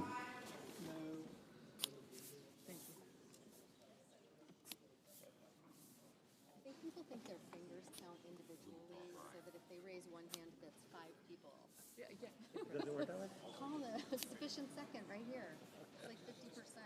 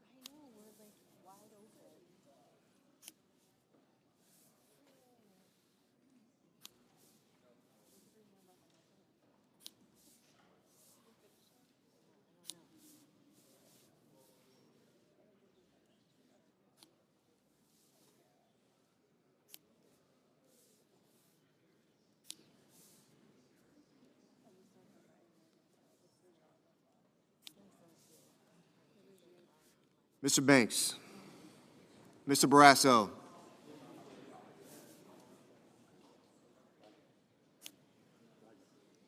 Mr. Bennett.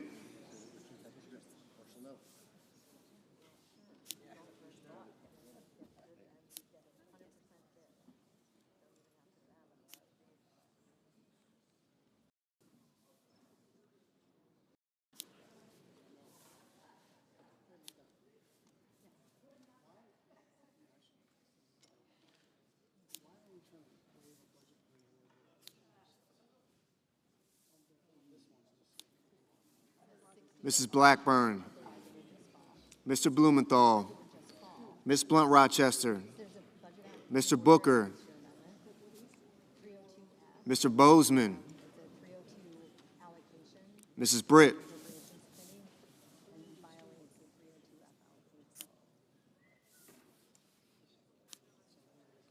Mr. Budd, Ms. Cantwell, Mrs. Capito,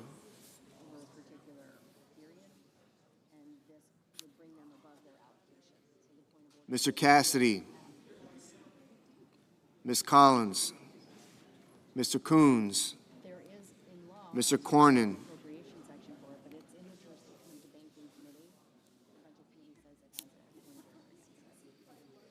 Ms. Cortez Masto,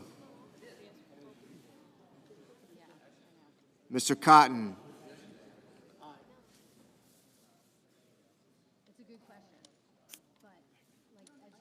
Mr. Kramer, Mr. Crapo, Mr. Cruz, Mr. Curtis,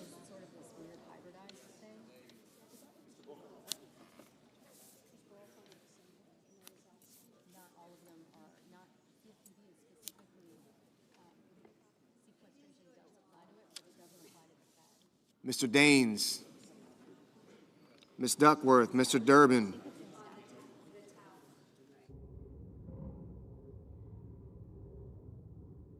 Ms. Ernst, Mr. Fetterman,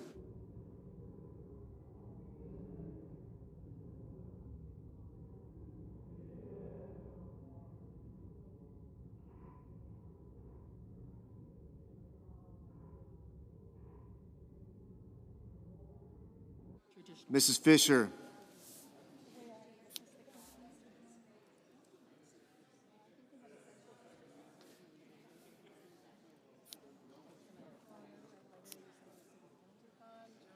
Mr. Gallego, Mrs. Gillibrand, Mr. Graham, Mr. Grassley,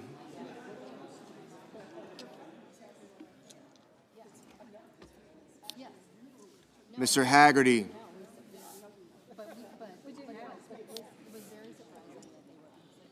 Ms. Hassan,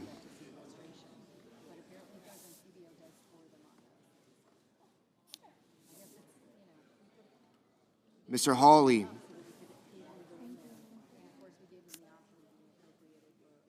Mr. Heinrich,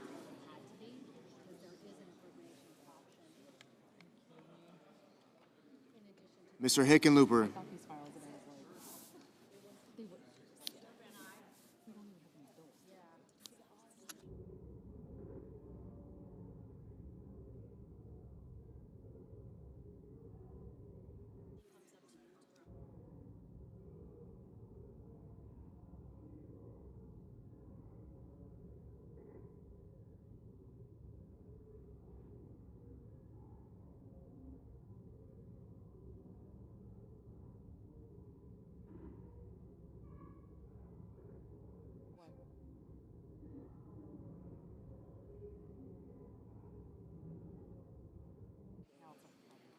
Mr. Hoven, Mr. Husted, Mrs. Hyde-Smith,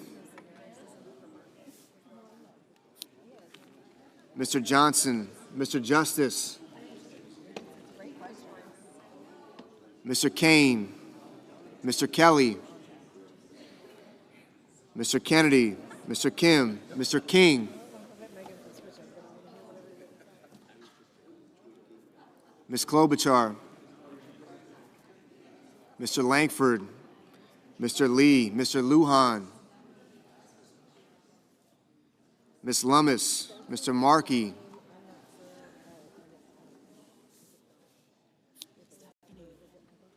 Mr. Marshall, Mr. McConnell, Mr. McCormick, Mr. Merkley, Mrs. Moody, Mr. Moran, Mr. Moreno, Mr. Mullen, Ms. Murkowski,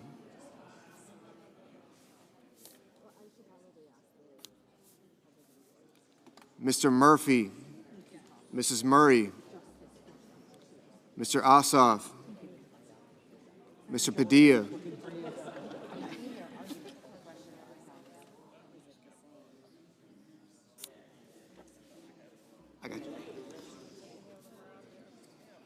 Mr. Paul, Mr. Peters, Mr. Reed, Mr. Ricketts, Mr. Risch, Ms. Rosen, Mr. Rounds, Mr. Sanders, Mr. Schatz, Mr. Schiff, Mr. Schmidt, Yeah, warning bell. Mr. Schumer, Mr. Scott of Florida, Mr. Scott of South Carolina,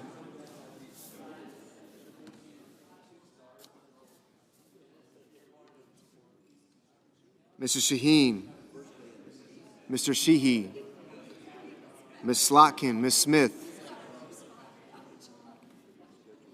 Mr. Sullivan, Mr. Thune, Mr. Tillis, Mr. Tuberville,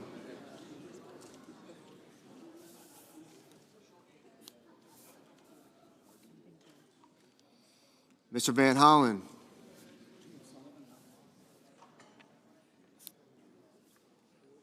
Mr. Warner, Mr. Warnock,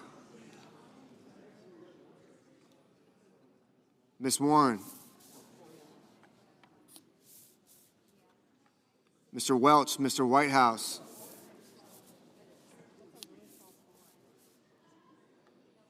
Mr. Wicker, Mr. Wyden, Mr. Young.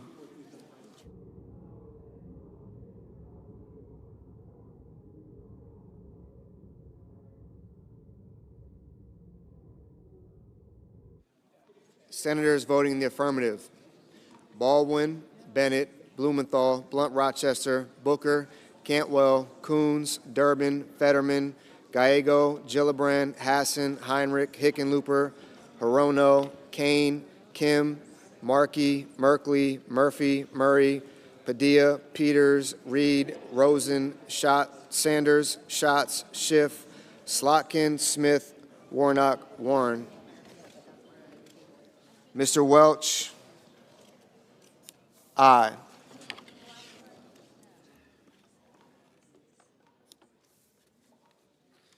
Senators voting in the negative: Banks, Barrasso, Blackburn, Budd, Capito, Cassidy, Collins, Cornyn, Cotton, Kramer, Crapo, Cruz, Curtis, Daines, Ernst, Fisher, Graham, Grassley, Haggerty, Husted, Hyde-Smith, Johnson, Kennedy, Langford, Lee, Lummis, Marshall, McCormick, Moody, Moran, Moreno, Mullen, Paul, Ricketts, Risch, Schmidt, Scott of Florida, Scott of South Carolina, Sullivan, Tillis, Wicker, and Young.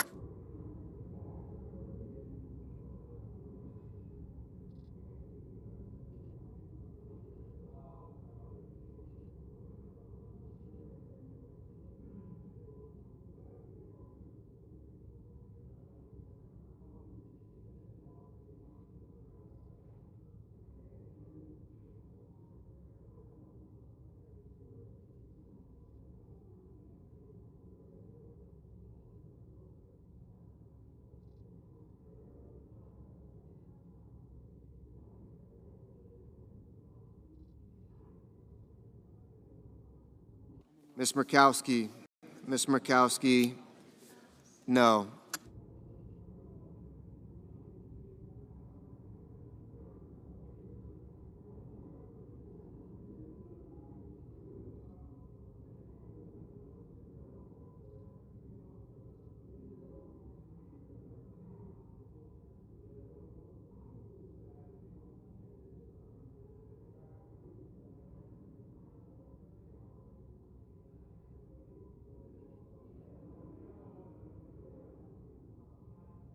Mr. Wyden, aye.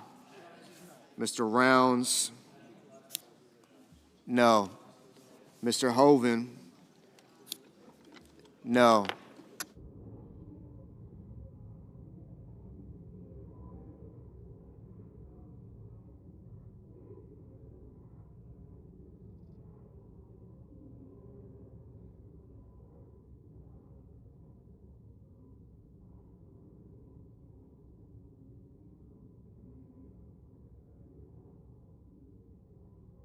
Mr. Hawley, no. Mr. King, aye.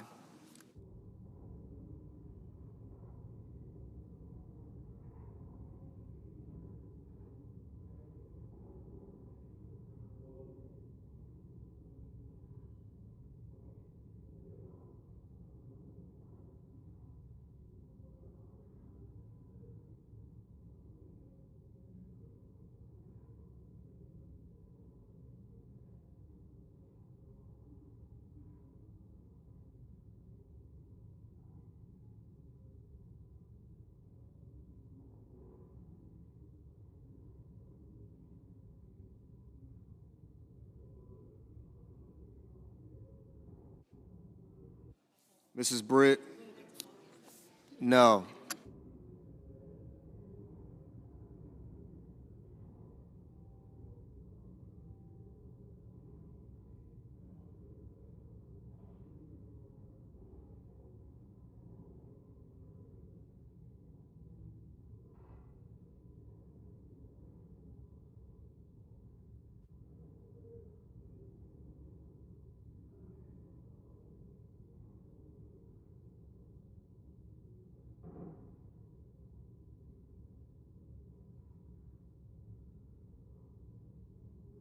Mr. Kelly, Mr. Kelly, aye.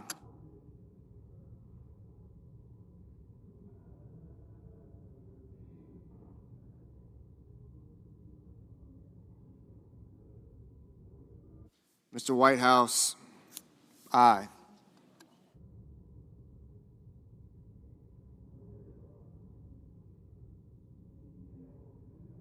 Mr. Lujan, aye.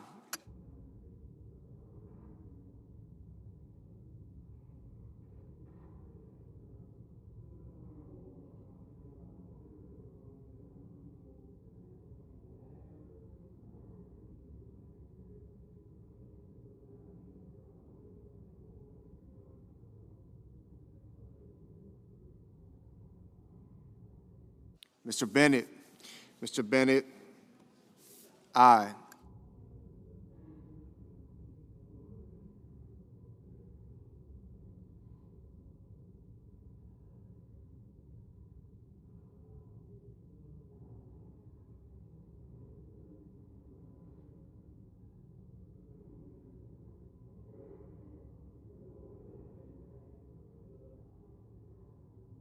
Ms. Also Brooks, Ms. Also Brooks, aye.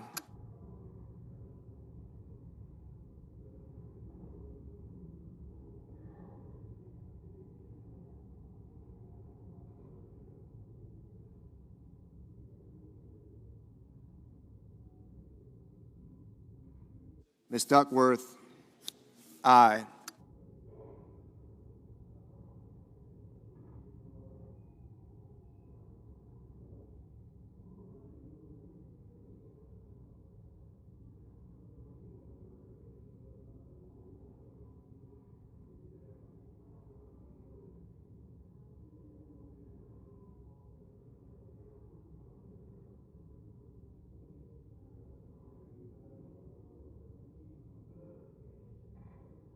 Ms. Klobuchar, Ms. Klobuchar, aye. Mr. Van Hollen, Mr. Van Hollen, aye. Mr. Justice, no. Mrs. Shaheen, aye. Mr. Tuberville, no. Mr. Sheehy,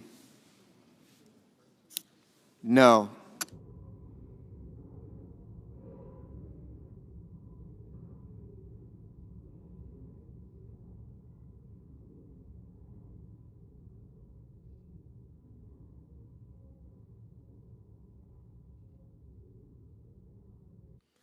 Mr. Warner, aye.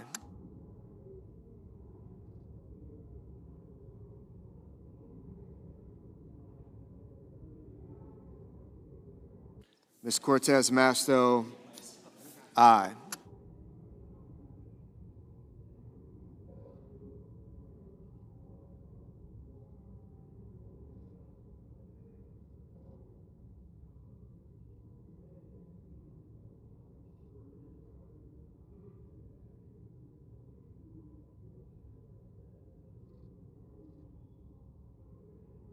Mr. Ossoff, aye. Mr. Thune, no.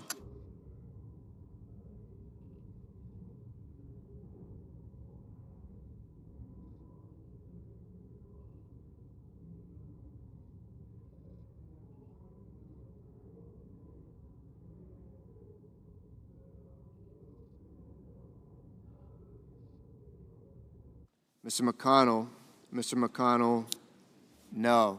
Mr. Bozeman, No.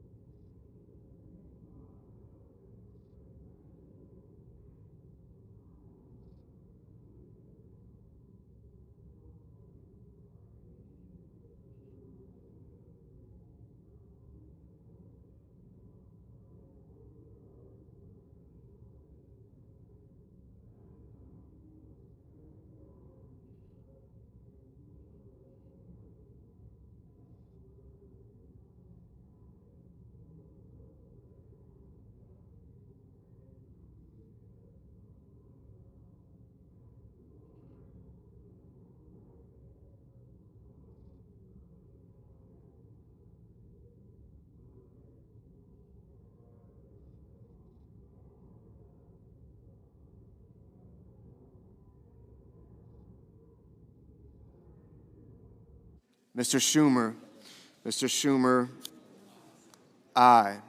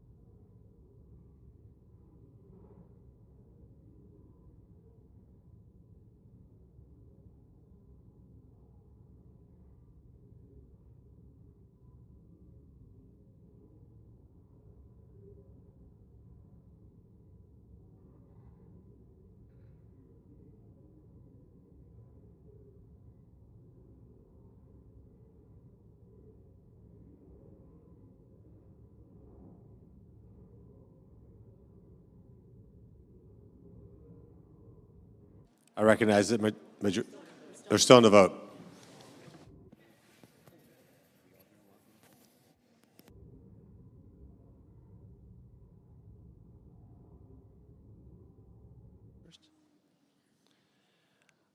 On the vote, the yeas are 47, the nays are 53. 3/5 of the senators duly chosen and sworn not having voted in the affirmative. The motion is not agreed to. The point of order is sustained, and the amendment fails. Mr. President, I ask unanimous consent that it be in order for the following senators recognized to offer amendments, motions, or points of order, that the amendments be reported by number with no amendments in order prior to a vote in relation to the amendments or motions. Cornyn, number 2705, and Merkley, number 2446. Without objection. They'll speak against it and then raise a point of order, and then you do. Mr. President. I recognize the senator from Texas. Mr. President, I call up my amendment number 2705, and I ask it be reported by number. The clerk will report.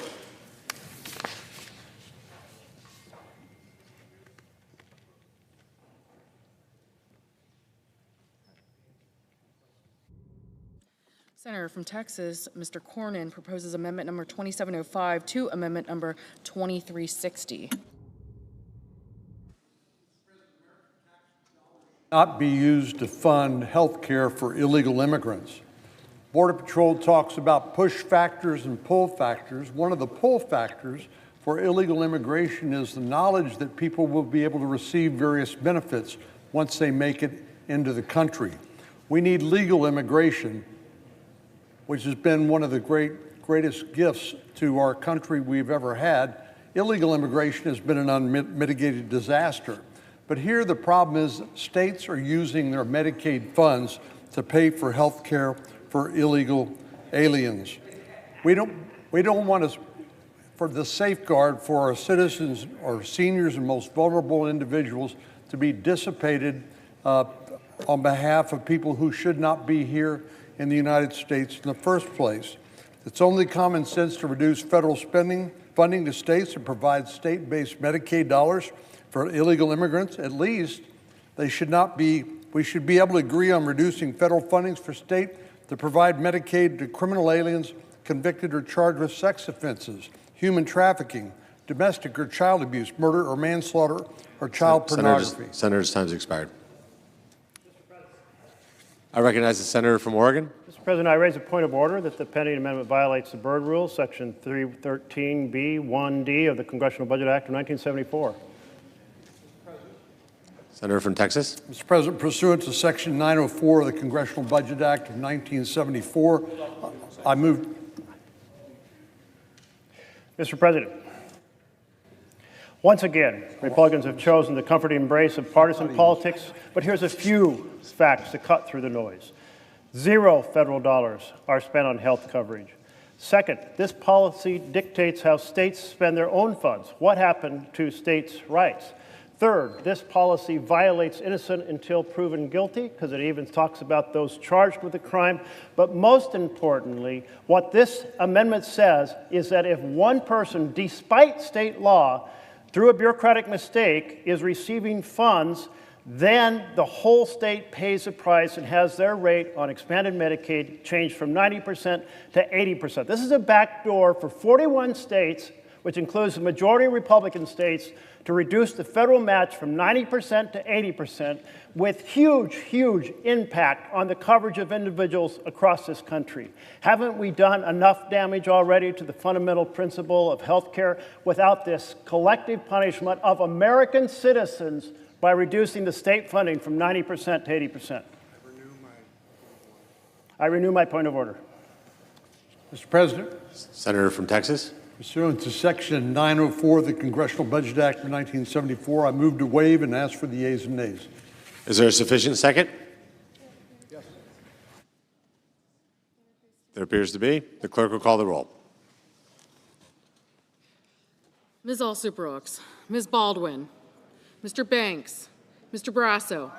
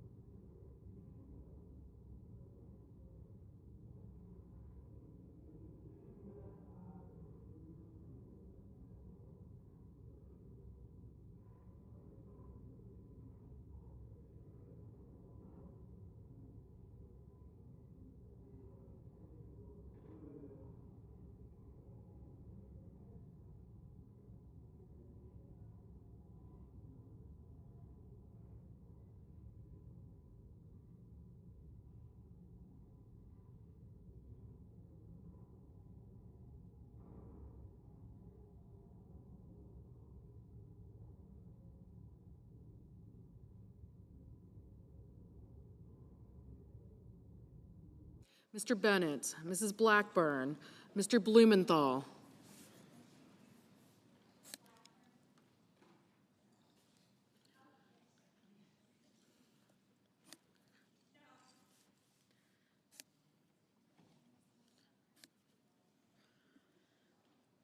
Ms. Blunt Rochester, Mr. Booker, Mr. Bozeman,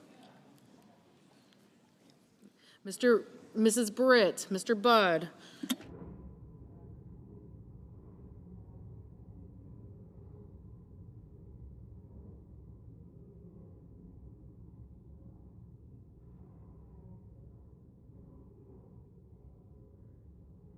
Ms. Cantwell, Mrs. Capito, Mr. Cassidy, Ms. Collins, Mr. Coons, Mr. Cornyn, Ms. Cortez Masto, Mr. Cotton, Mr. Kramer, Mr. Crapo, Mr. Cruz, Mr. Curtis, Mr. Daines, Ms. Duckworth, Mr. Durbin, Ms. Ernst, Mr. Fetterman,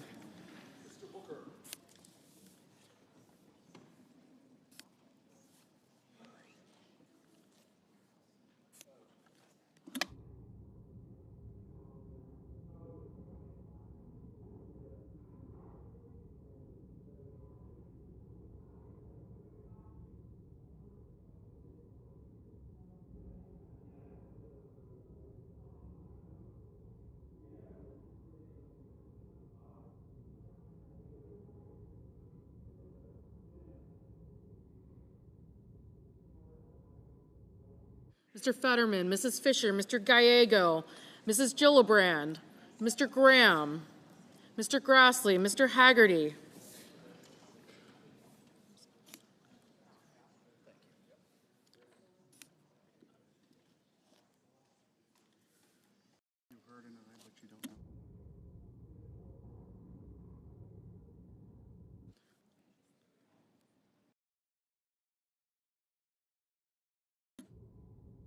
Mrs. Gillibrand, Mr. Graham, Mr. Grassley, Mr. Haggerty, Ms. Hassan, Mr. Hawley, Mr. Heinrich, Ms. Hirono, Mr. Hoven, Mr. Husted, Mrs. Hyde-Smith, Mr. Johnson, Mr. Justice, Mr. Kane, Mr. Kelly, Mr. Kennedy, Mr. Kim, Mr. King, Ms. Klobuchar, Mr. Langford, Mr. Lee, Mr. Lujan, Ms. Lummis, Mr. Markey, Mr. Marshall, Mr. McConnell, Mr. McCormick, Mr. Merkley, Mrs. Moody, Mr. Moran, Mr. Marino,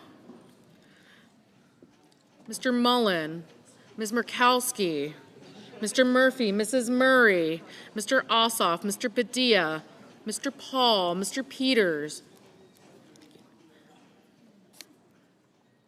Mr. Reed, Mr. Ricketts, Mr. Risch, Ms. Rosen, Mr. Rounds, Mr. Sanders, Mr. Schatz, Mr. Schiff, Mr. Schmidt, Mr. Schumer, Mr. Scott of Florida, Mr. Scott of South Carolina, Mrs. Shaheen, Mr. Sheehy, Ms. Slotkin, Ms. Smith, Mr. Sullivan, Mr. Thune, Mr. Tillis, Mr. Tuberville, Mr. Van Hollen, Mr. Warner, Mr. Warnock, Ms. Warren, Mr. Welch, Mr. Whitehouse, Mr. Wicker, Mr. Wyden, Mr. Young.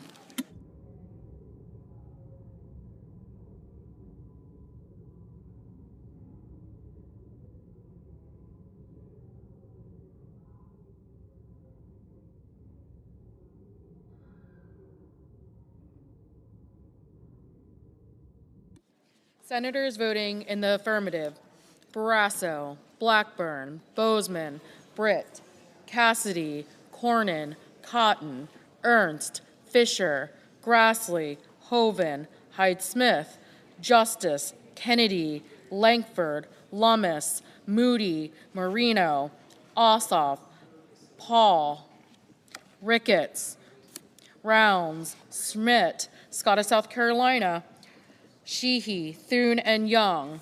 Mr. Crapo, aye. Senators voting in the negative.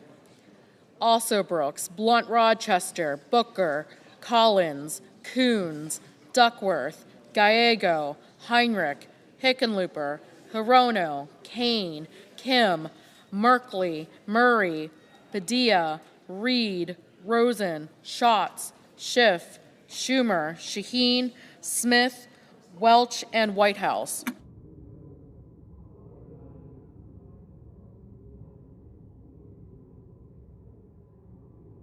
Ms. Klobuchar, aye. Mr. Mullen, aye.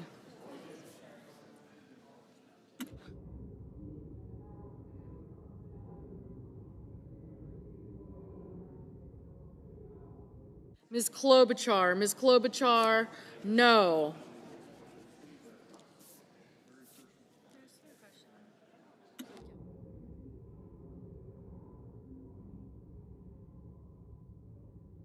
Mr. Banks, aye. Mr. Durbin, no. Mr. Moran, aye.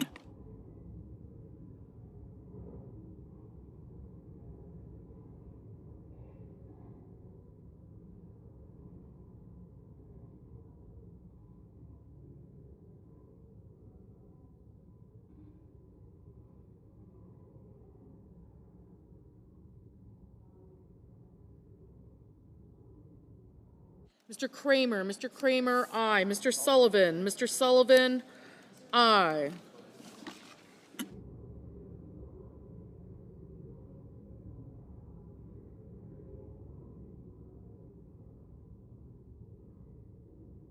Mr. Sanders, no.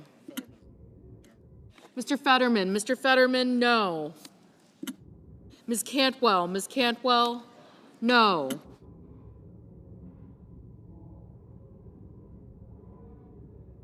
Mr. Wyden, no. Mr. Hawley, aye.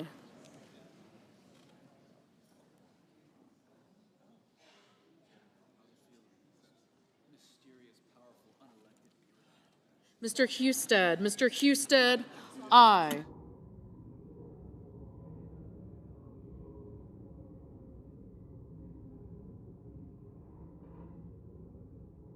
Ms. Cortez Masto, aye.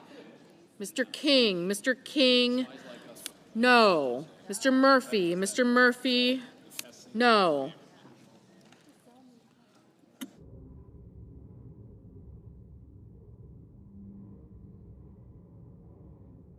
Ms. Warren, no.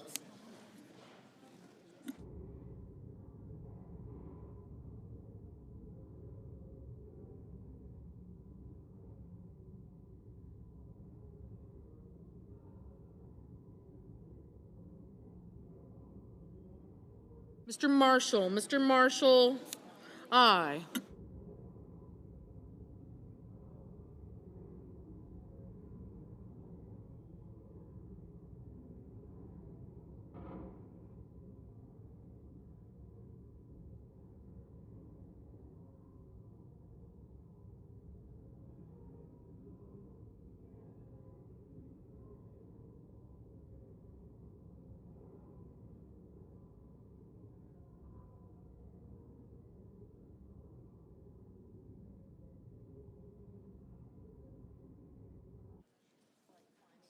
Mr. Tuberville, aye.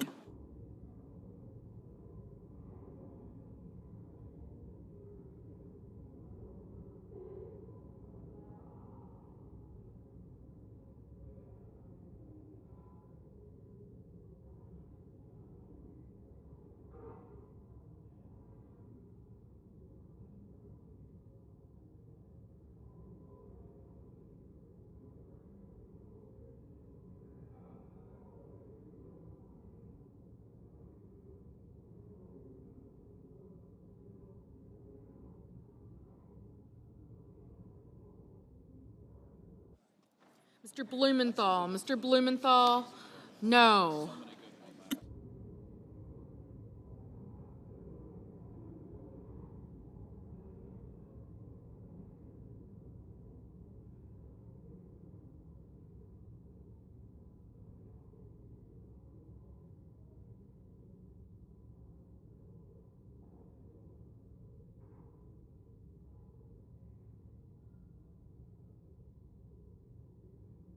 Mr. Warner, no.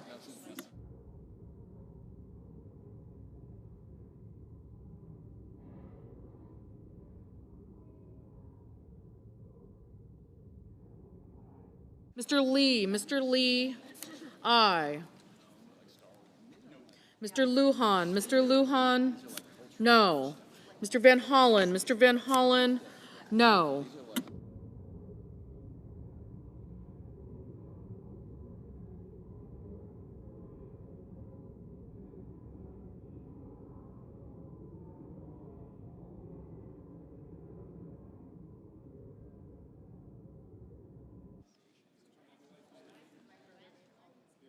Mr. McCormick, aye. Mrs. Capito, aye. Mrs. Gillibrand, no.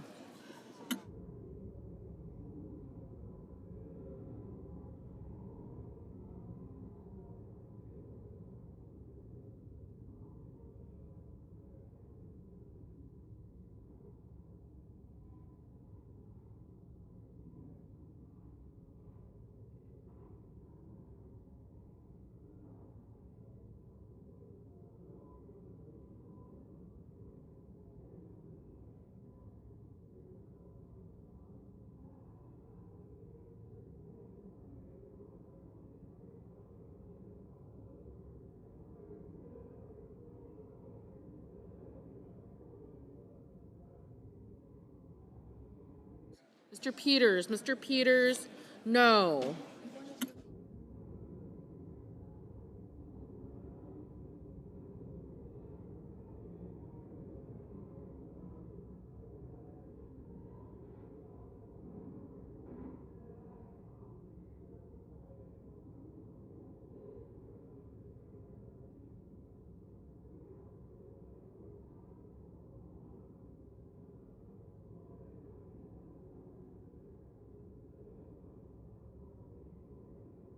Mr. Johnson, aye.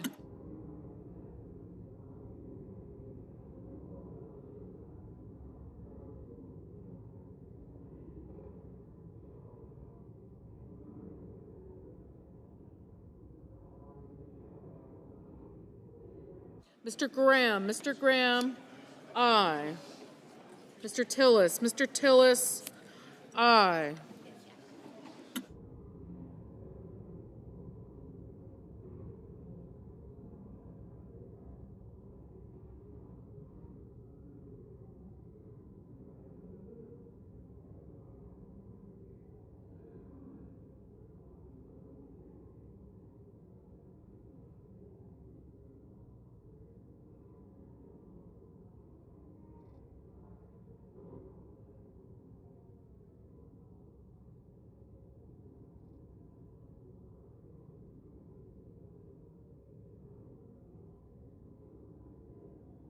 Ms. Baldwin, no.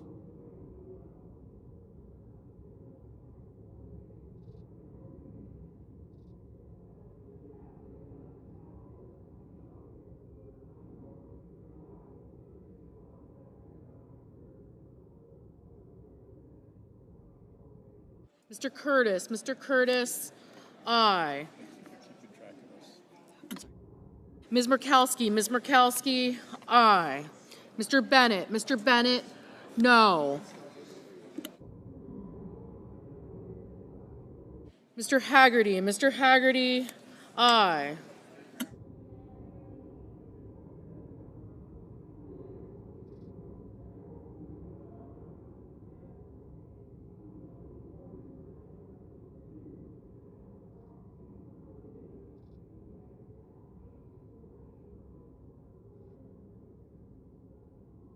Mr. Daines, aye.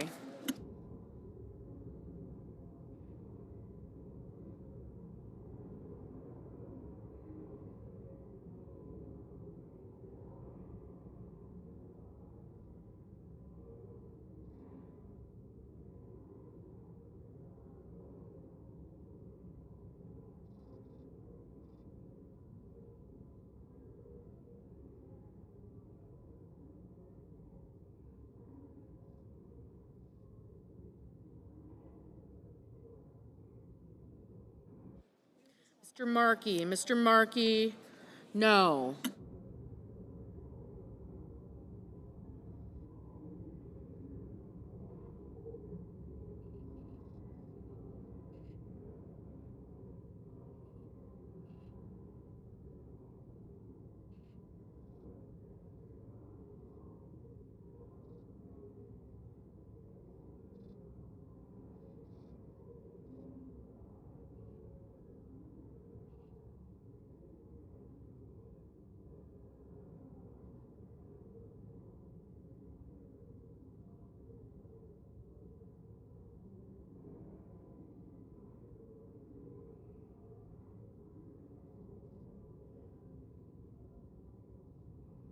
Mr. Cruz, aye.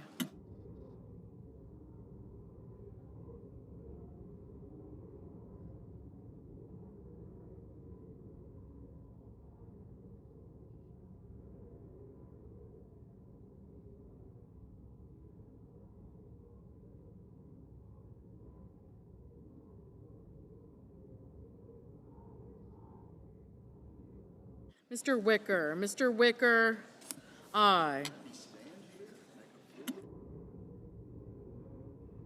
Mr. Scott of Florida, aye.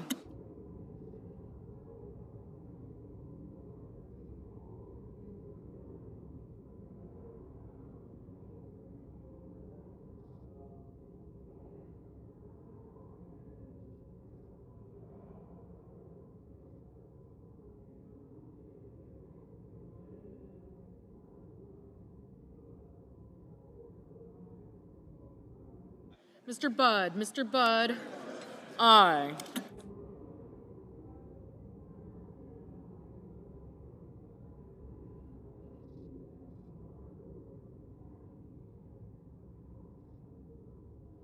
Mr.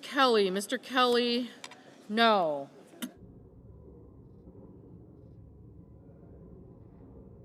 Mr. Warnock, aye. Ms. Hassan, aye.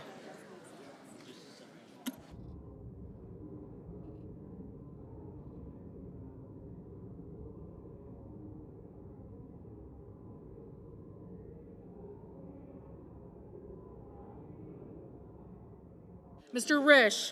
Risch, aye.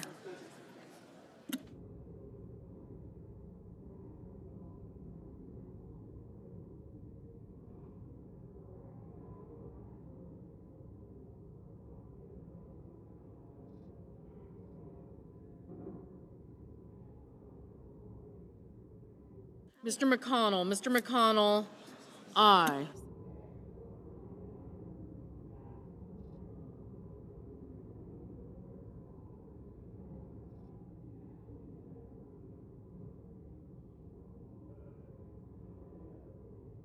Ms. Slotkin, no.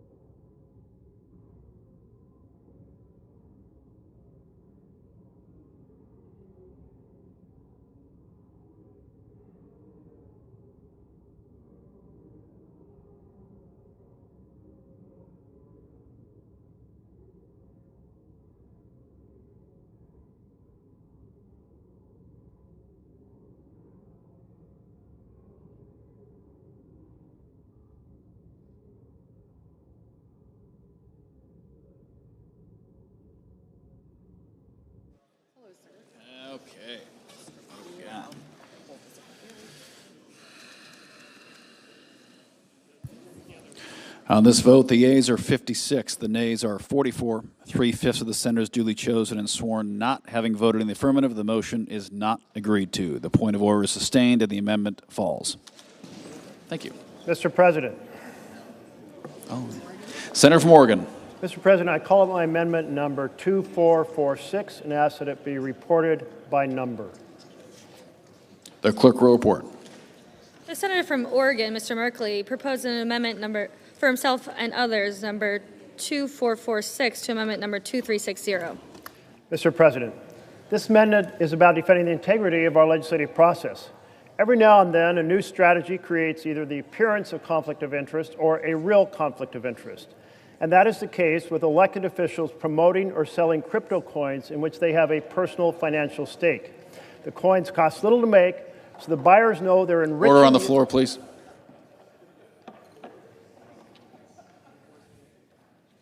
Excuse me, Mr. Chair. Yeah, please continue. Thank you. These digital coins cost little to make, so buyers know they're enriching the elected officials selling them. Some people believe, therefore, that perhaps they can influence government policy by buying these coins, enriching individuals who serve in government and therefore change policy. In fact, a buyer of $2 million of meme coins announced that he bought the coins to get favorable consideration of a change in freight policy. My friends, the sale of crypto coins by any of us for the financial benefit is corrupting our responsibility to govern by and for the people. Vote aye to defend the integrity of our We the People government. Mr. President, Senator from Wyoming. I rise to express my opposition to the amendment proposed by my colleague from Oregon and others. I appreciate their concerns about ethics and transparency in government, but this amendment would inflict serious harm on American innovation and competitiveness. And for that matter, it applies to the adult children directly or indirectly of elected and non-elected officials. It goes too far. If we had passed something like this in the early days of the internet, we would have sent a clear message that America is closed for business when it comes to digital innovation, and that's what we risk doing now. That's the last thing we want to be doing. The irony is this amendment would actually harm our government's ability to understand and regulate digital assets effectively. If we're serious about ethics in financial products, let's focus on real solutions and all financial products, not just digital. I urge my colleagues to reject this amendment. I raise a point of order that the pending amendment violates the Byrd Rule. Section 313B1D of the Congressional Budget Act of 1974. Mr. President, pursuant to Section 904 of the Congressional Budget Act of 1974, I move to waive Section 313 of that act for the purpose of the pending amendment. I nays. Is there a sufficient second? There appears to be. Clerk will call the roll. Ms. Alsobrooks, Ms. Baldwin, Mr. Banks.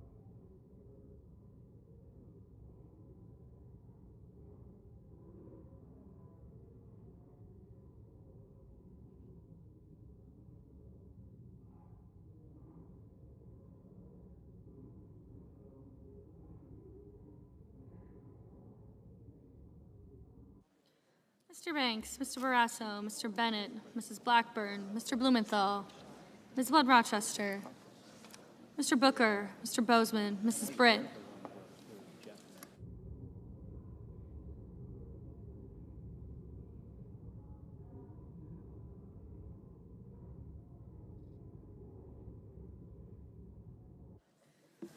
Mr. Budd, Ms. Cantwell, Mrs. Capito, Mr. Cassidy, Ms. Collins, Mr. Coons, Mr. Cornyn,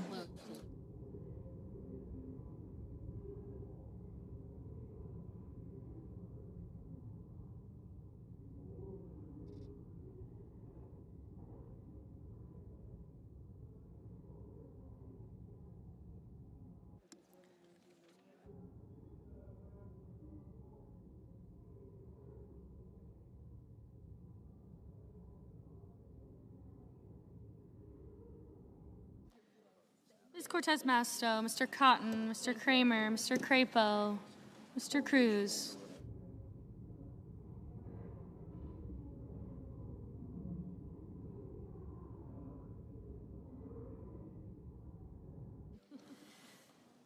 Mr. Curtis, Mr. Daines,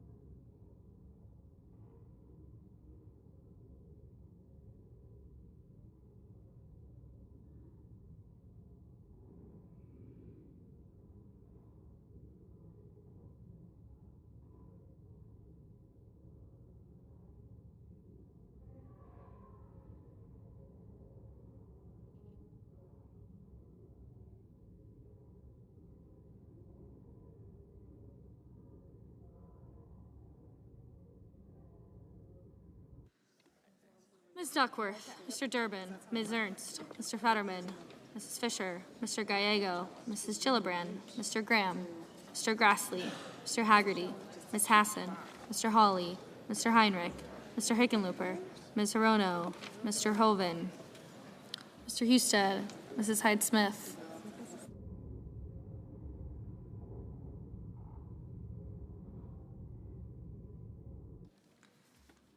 Mr. Johnson, Mr. Justice, Mr. Kane, Mr. Kelly, Mr. Kennedy, Mr. Kim, Mr. King, Ms. Klobuchar, Mr. Langford, Mr. Lee, Mr. Lujan, Ms. Lummis, Mr. Markey, Mr. Marshall, Mr. McConnell, Mr. McCormick, Mr. Merkley, Mrs. Moody, Mr. Moran, Mr. Marino, Mr. Mullen, Ms. Murkowski, Mr. Murphy, Mrs. Murray, Mr. Ossoff, Mr. Padilla, Mr. Paul, Mr. Peters, Mr. Reed, Mr. Ricketts, Mr. Risch, Ms. Rosen, Mr. Rounds, Mr. Sanders, Mr. Schatz, Mr. Schiff, Mr. Schmidt, Mr. Schumer, Mr. Scott of Florida, Mr. Scott of South Carolina.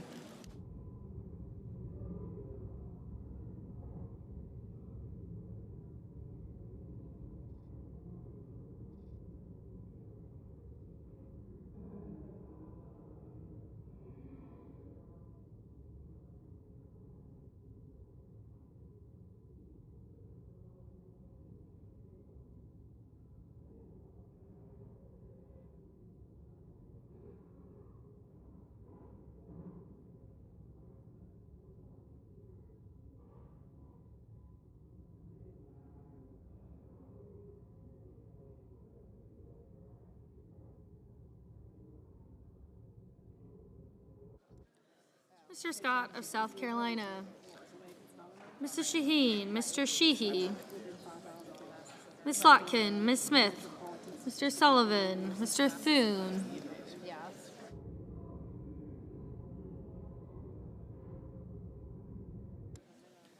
Mr. Tillis.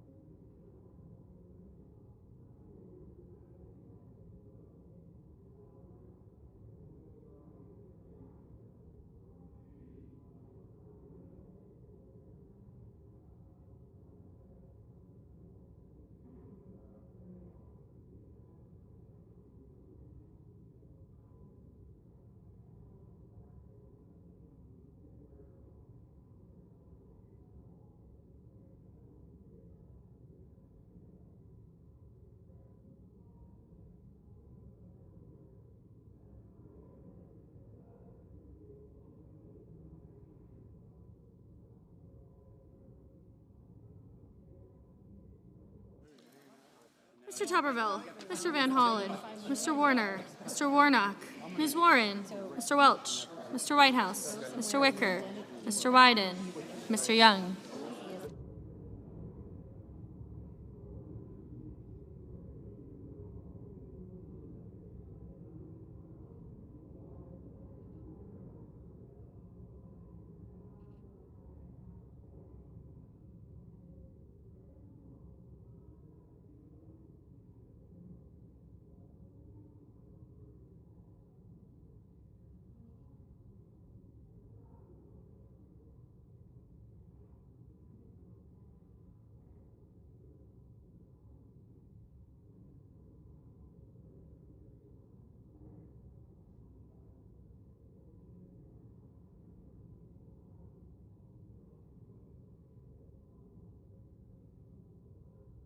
Senators voting in the affirmative: Alsobrooks, Baldwin, Bennett, Blumenthal, Blunt Rochester, Booker, Cantwell, Duckworth, Durbin, Fetterman, Gallego, Gillibrand, Hassan, Heinrich, Hirono, Kane, Kelly, Kim, Klobuchar, Lujan, Markey, Merkley, Murphy, Murray, Ossoff, Padilla, Peters, Reed, Rosen, Sanders, Schatz, Schiff, Slotkin, Smith, Van Hollen, Warner, Warren, Welch, Whitehouse, and Wyden.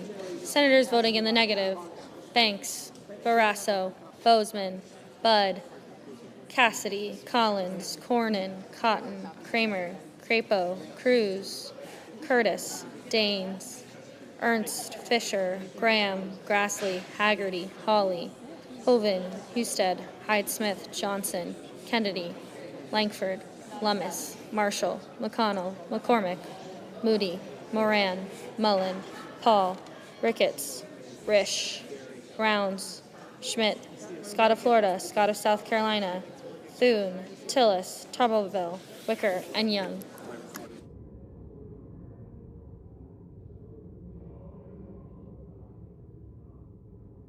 Ms. Cortez Masto, Ms. Cortez Masto, aye.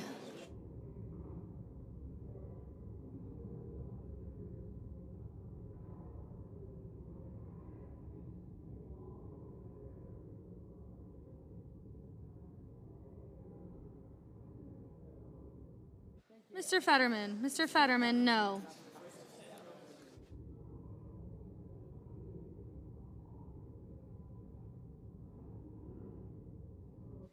Ms. Murkowski, no.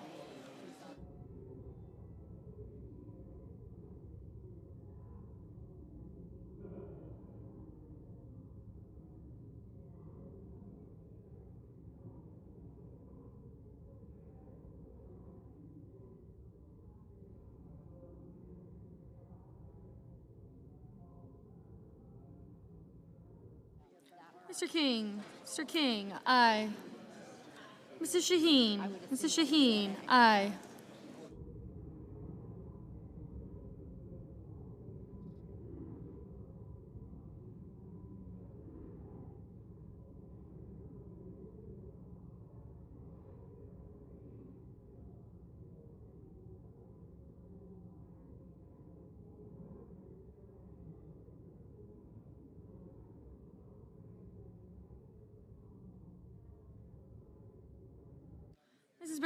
Mrs. Britt, no.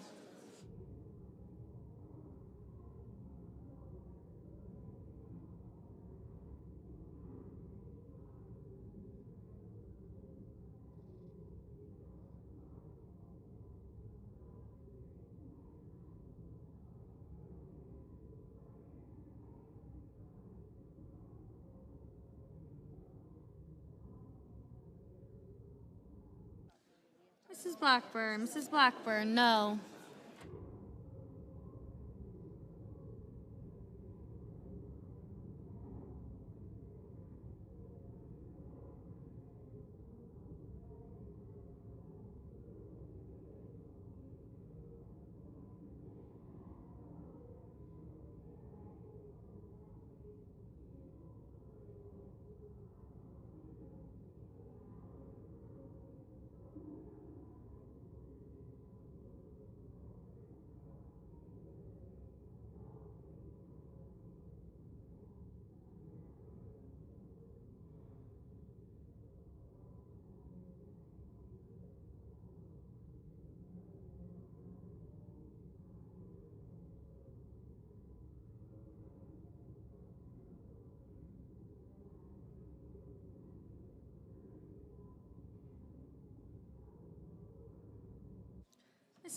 Mr. Lee, no.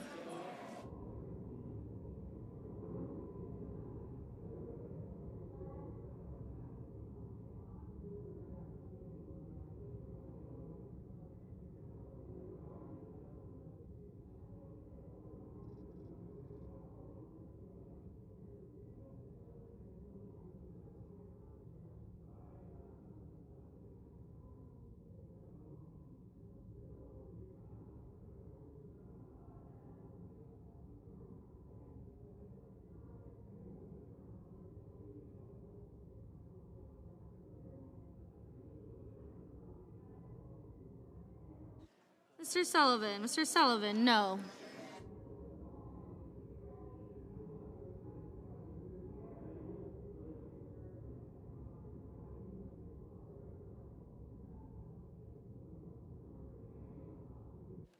Mr. Justice, no. Mr. Coons, aye. Mr. Marino, no.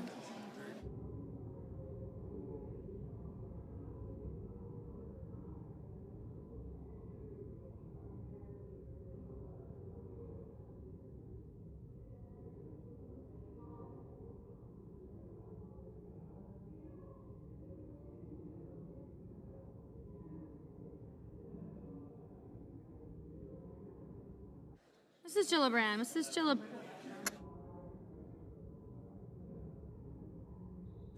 Mr. Hickenlooper, aye.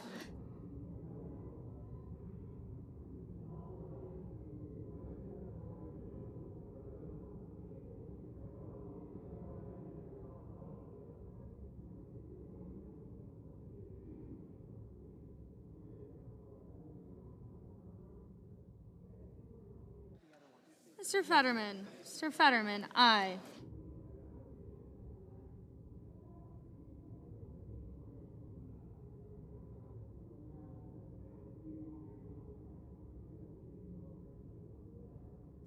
Mr.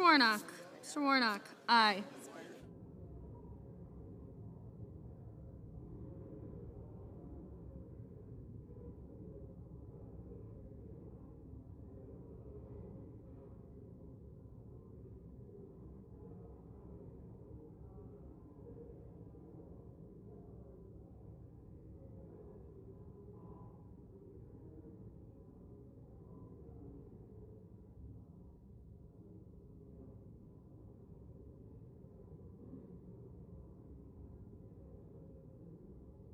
Mr. Sheehy, no.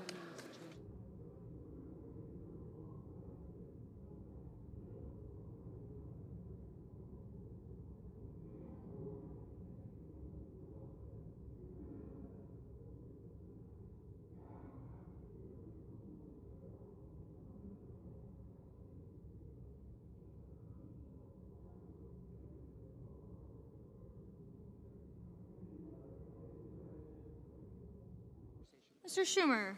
Mr. Schumer, aye.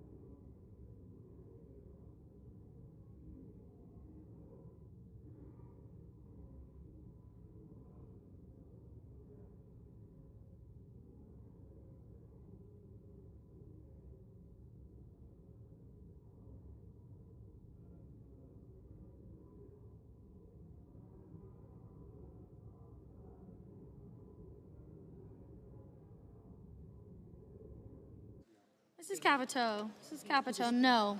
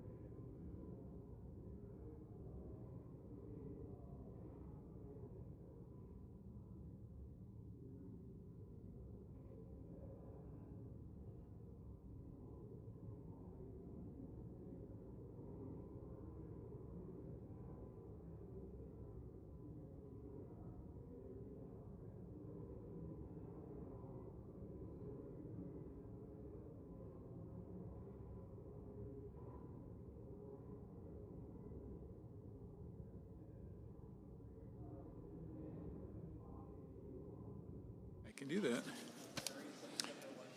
We good? On this vote, the yeas are 47 and the nays are 53. 3/5 of the senators duly chosen and sworn in not having voted in the affirmative, the motion is not agreed to. The point of order is sustained and the amendment fails. Mr. President, I ask unanimous consent that it be in order for the following senators to be recognized to offer amendments, motions, or points of order, that the amendments be reported by number with no amendments in order prior to a vote in relation to the amendments or motions. Murray, number 2771. Without objection. Mr. President. The senator from Washington. Mr. President, I call it my amendment number 2771, ask that it be reported by number. The clerk will report. The senator from Washington, Mrs. Murray, proposes an amendment number 2771 to amendment number 2360. Mr. President. Senator from Washington. Mr. President, my amendment is about a really important issue that has not gotten near enough attention for how devastating it will be for women in our country. Republicans' bill will cut millions of women off from birth control, cancer screenings, essential preventive health care that they will not be able to afford anywhere else. And it will shutter some 200 healthcare clinics in our country. And it will take another step towards enacting Republicans' plan for a backdoor nationwide abortion ban. How does it do this? By defunding Planned Parenthood. This is a long-sought goal of anti-choice extremists. No surprise, it is overwhelmingly unpopular with the American people. But Republicans are bent on ripping away any access to abortion care and happy to cut off this life-saving care.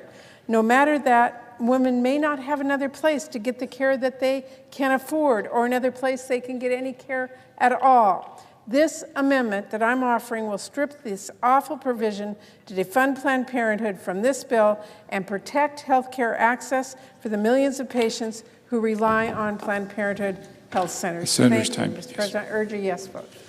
Mr. President, The senator from Mississippi. I object to the senator's motion to strike the provision establishing a common sense protection of taxpayers' dollars by prohibiting abortion providers from receiving Medicaid funds for 1 year. There was a time when protecting American tax dollars from supporting the abortion industry was an uncontroversial, nonpartisan effort that we could all get behind.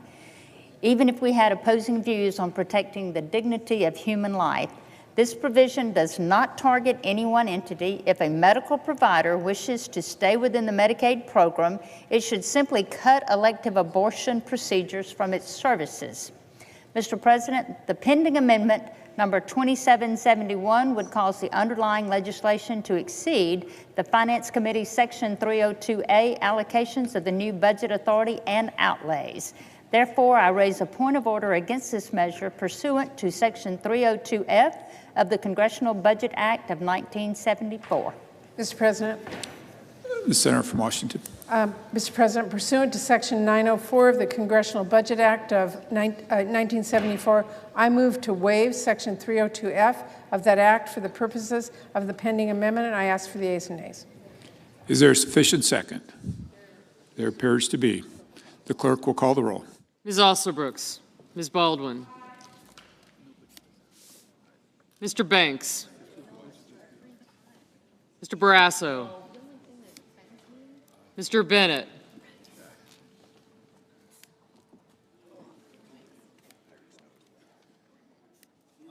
Thank you. Thank you. Thank you. Thank you. I got him.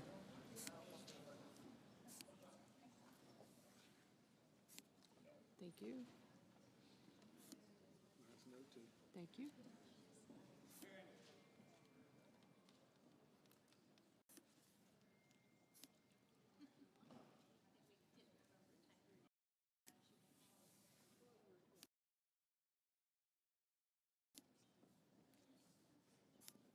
Thank you. Mrs. Blackburn, Mr. Blumenthal, Ms. Blunt-Rochester, Mr. Booker. Thank you. Mr. Bozeman, Mrs. Britt, Mr. Budd, Ms. Cantwell, Mrs. Capito, Mr. Cassidy.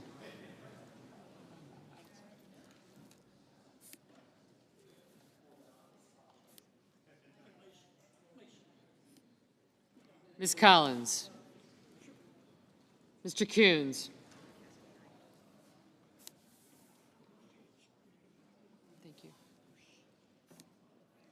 Mr. Cornyn. Ms. Cortez Masto. Mr. Cotton. Mr. Kramer.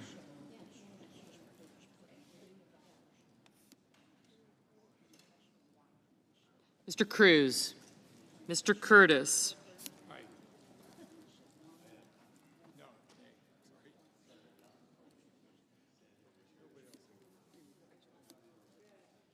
Mr. Daines, Ms. Duckworth, Mr. Durbin, Ms. Ernst, Mr. Fetterman, Mrs. Fisher,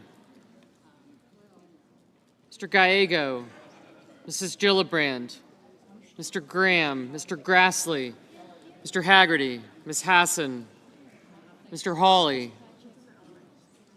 Mr. Heinrich, Mr. Hickenlooper, Ms. Hirono, Mr. Hoven, Mr. Husted, Mrs. Hyde-Smith, Mr. Johnson, Mr. Justice,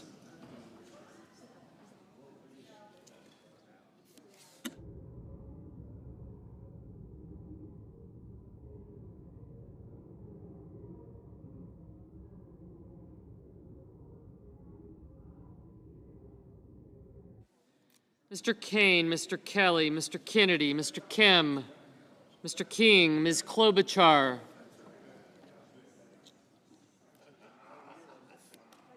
got you, Mr. Langford, Mr. Lee, Mr. Lujan, Ms. Lummis, Mr. Markey, Mr. Marshall, Mr. McConnell,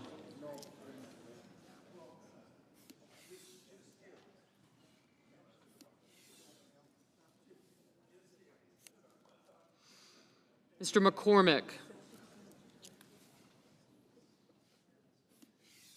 Mr. Merkley, I did, Mrs. Moody, Mr. Moran, Mr. Marino, Mr. Mullen, Ms. Burkowski, Mr. Murphy, Mrs. Murray, Mr. Ossoff, Mr. Padilla, Mr. Paul, Mr. Peters, Mr. Reed, Mr. Ricketts, Mr. Risch, thank you. Ms. Rosen, Mr. Rounds,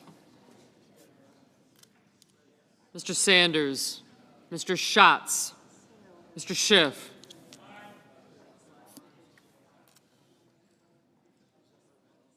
Mr. Schmidt, Mr. Schumer, Mr. Scott of Florida, Mr. Scott of South Carolina, Mrs. Shaheen, Mr. Sheehy, Ms. Slotkin, Ms. Smith, Mr. Sullivan, Mr. Thune, Mr. Tillis, Mr. Tuberville, Mr. Van Hollen, Mr. Warner, Mr. Warnock, Ms. Warren, Mr. Welch,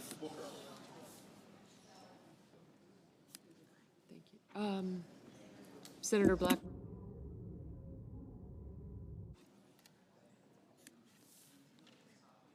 Mr. Wicker, Mr. Wyden, Mr. Young. Senators voting in the affirmative: Baldwin, Bennett, Blunt Rochester, Booker, Cantwell, Coons, Durbin, Gallego, Heinrich, Hirono, Kane, King, Murkowski, Murray, Ossoff, Padilla, Peters, Rosen, Sanders, Smith, Warren, Welch, and Wyden. Senators voting in the negative: Barrasso, Blackburn, Bozeman, Budd, Capito, Cornyn, Cotton, Kramer, Crapo, Curtis, Daines, Ernst, Fisher, Haggerty, Husted, Hyde-Smith, Justice, Kennedy, Lummis, Marshall, Moody, Moran, Marino, Mullen, Rounds, Scott of Florida, Thune, Tillis, and Tuberville. Ms. Collins. Aye. Mr. Kim. Aye. Ms. Alsobrooks. Aye. Mr. Johnson. No. Mr. Blumenthal. Aye. Mr. Schiff. Aye. Mrs. Britt, no. Mr. Murphy, aye.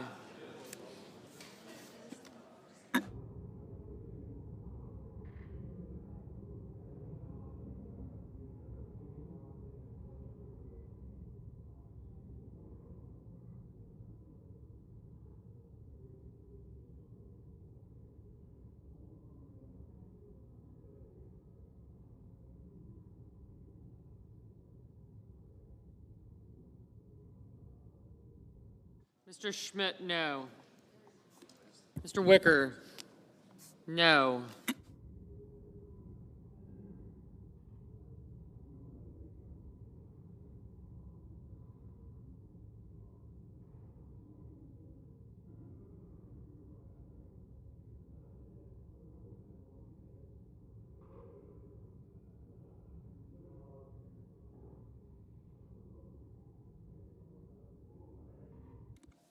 Mr. Grassley, no. Ms. Cortez Masto, aye.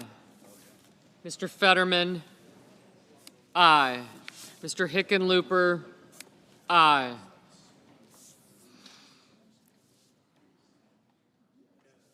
Mr. Paul, no.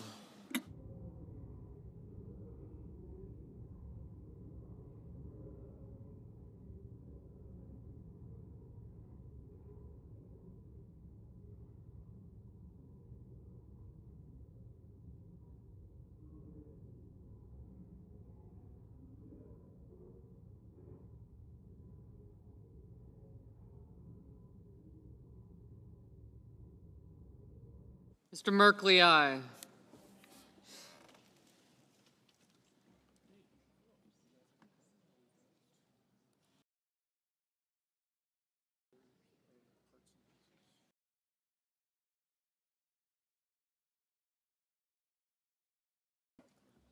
Mr. Banks, no.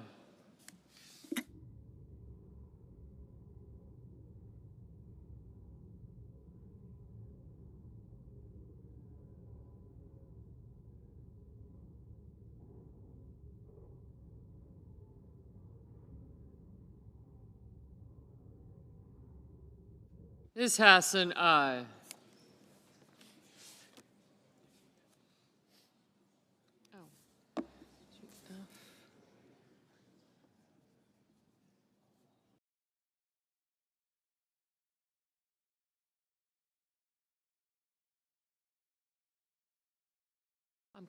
No, could I have a, yeah, do you mind? Thank you.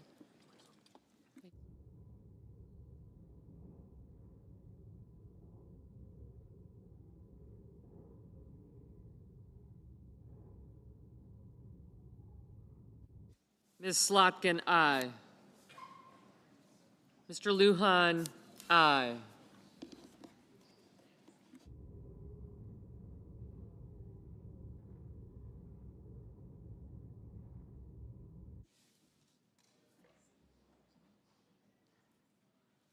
Mr. Reed, aye.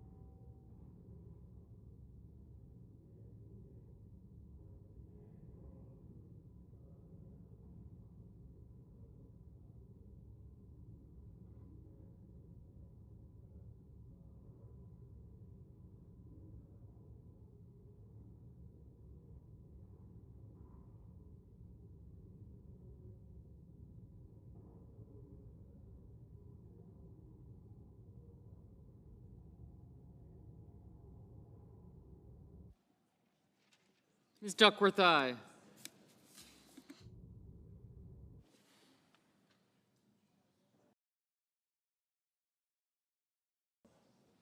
Mr. Markey? Aye.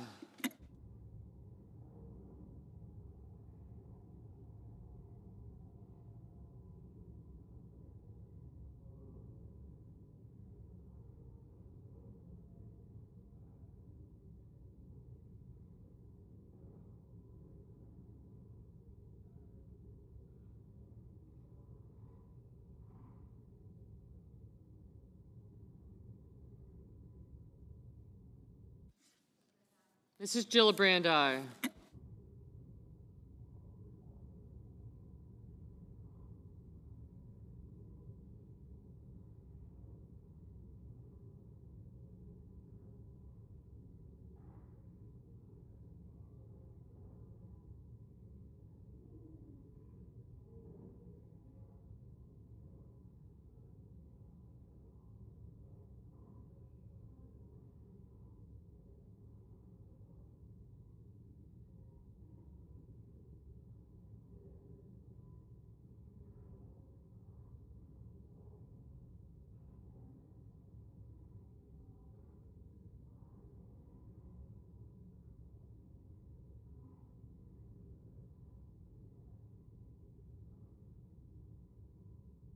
Mr. Hawley?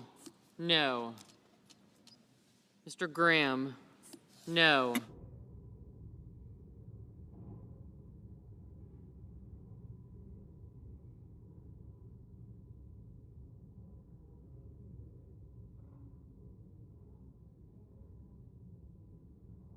Mr. Risch, aye.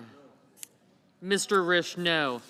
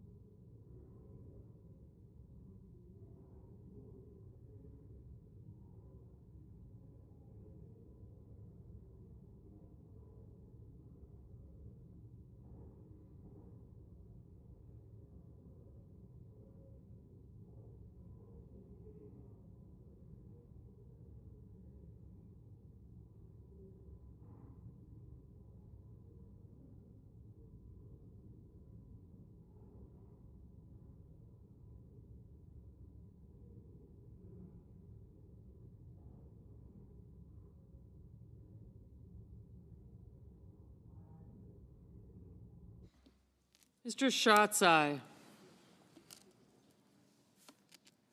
Mr. Warnock? Aye. Mr. Warner? Aye.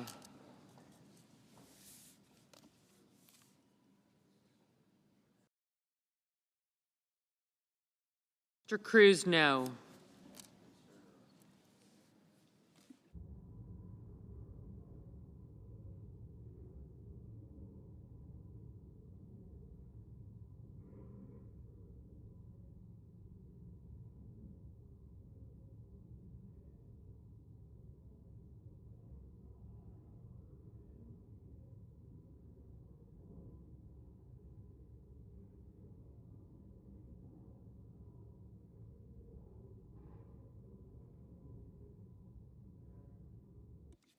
Mr. Van Hollen?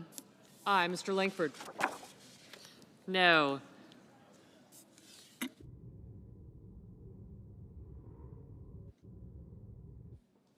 Mr. Cassidy, no.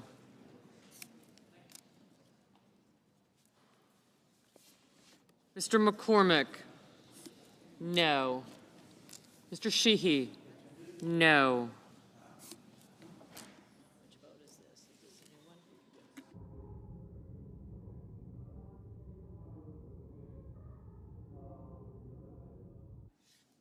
Mr. Lee? No.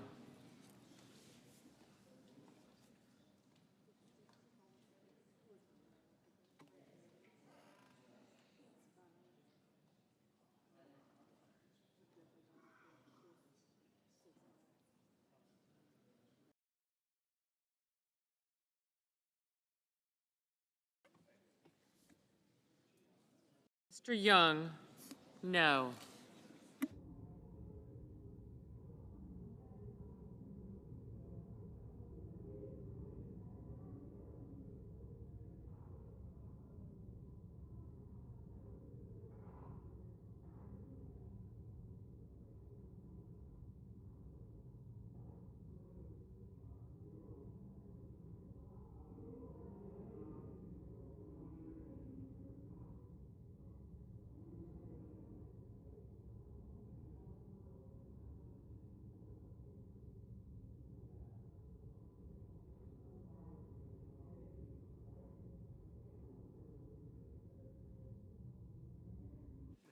Mrs. Shaheen, aye.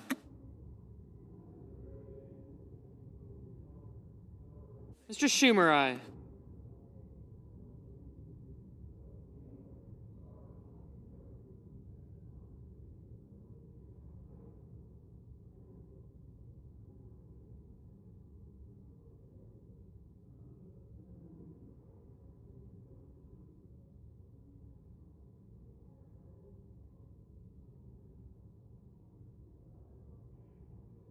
Mr. McConnell, no.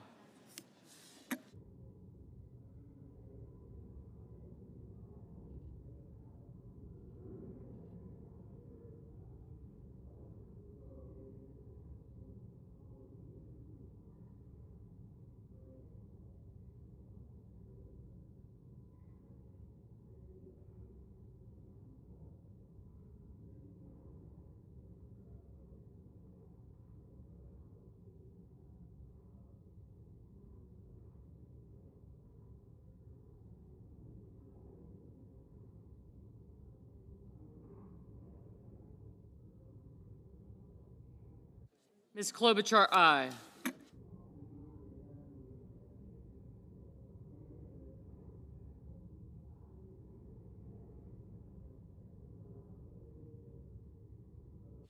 Mr. Scott of South Carolina, no.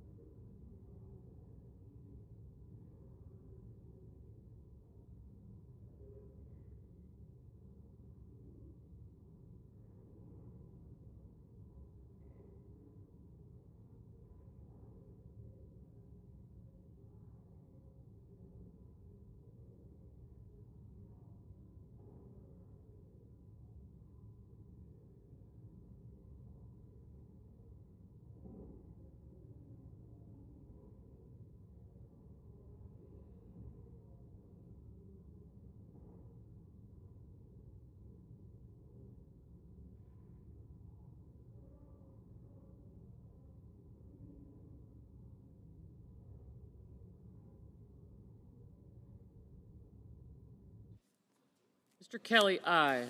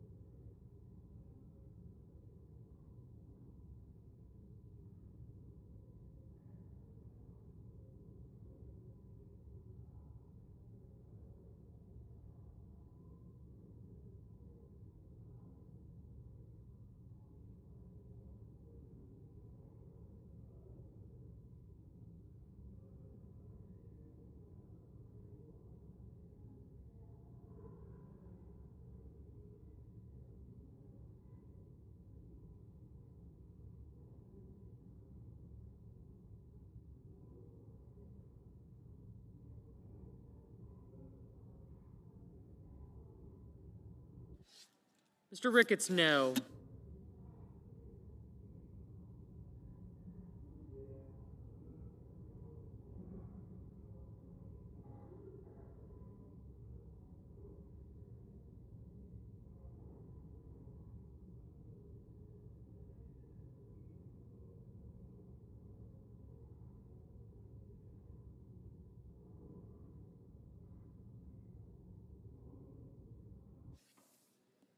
Mr. Sullivan, no.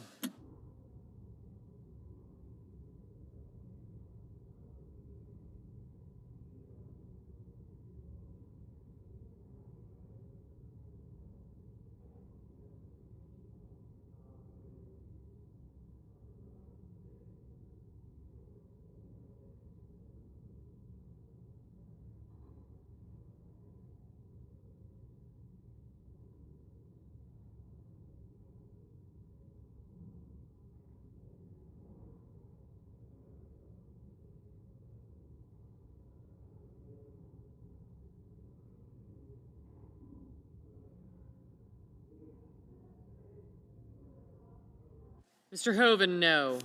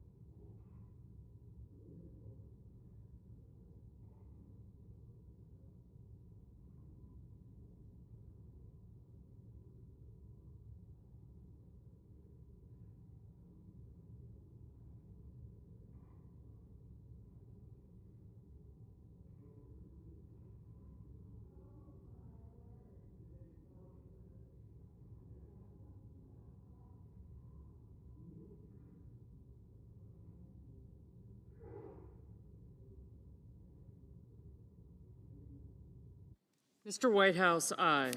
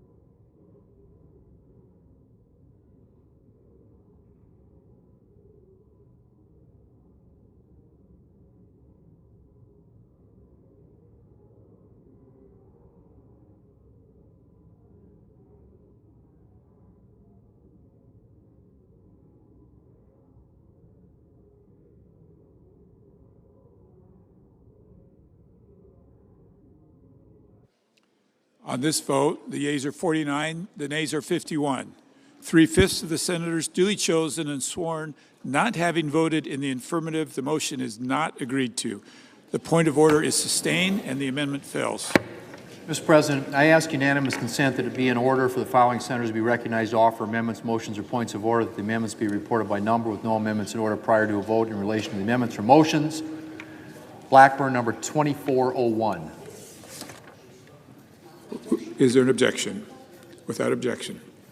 Mr. President, I call up my amendment. Senator from Tennessee. I call up my amendment number 2401 and ask that it be reported by number. The clerk will report. The senator from Tennessee, Mrs. Blackburn, proposes an amendment number 2401 to amendment number 2360. Mr. President, I ask unanimous consent for 2 minutes of debate, equally divided.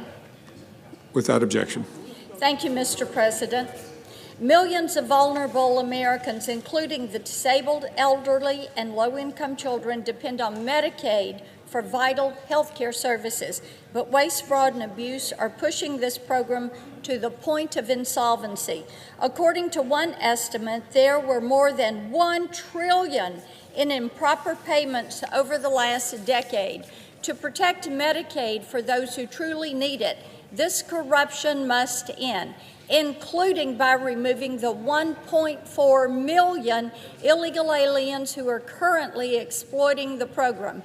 My amendment would close a loophole that allows illegal aliens to receive Medicaid coverage for up to 90 days by blocking federal taxpayer dollars from funding benefits for prospective beneficiaries until their citizenship or lawful presence is verified. I urge a yes vote on this amendment, and I ask for the yeas and nays. Is there a sufficient second? There appears to be. The yeas and nays are ordered. The senator from Oregon. Mr. President, the Blackburn Amendment penalizes innocent people who are eligible for Medicaid coverage and are waiting to cut through a thicket of red tape and get health care.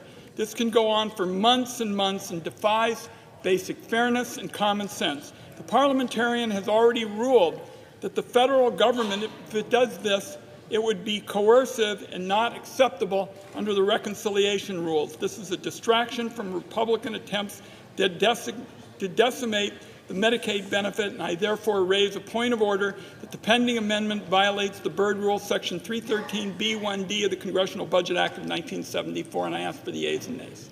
Mr. President, pursuant to Section 904 of the Congressional Budget Act of 1974, I move to waive, and I ask for the yeas and nays. Is there sufficient second? There appears to be. The question is on the motion to waive. Ms. Alsa Brooks. Ms. Baldwin.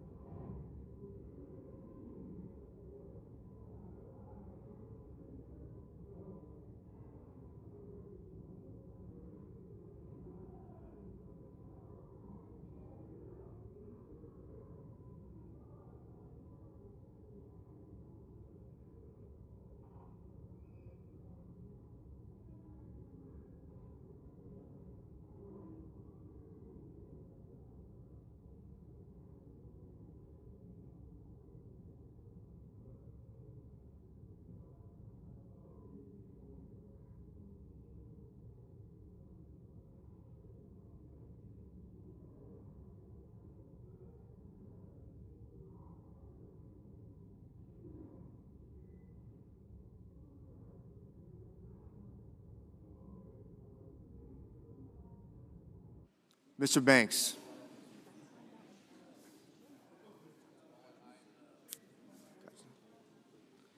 Mr. Barrasso.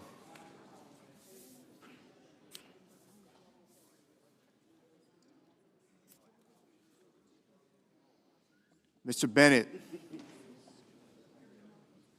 Mrs. Blackburn.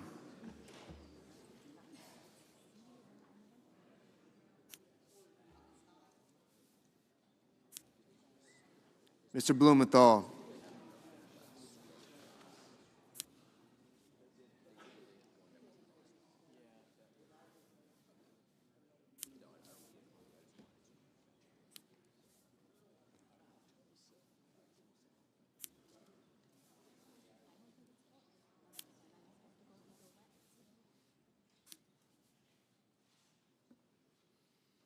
Mr. Booker.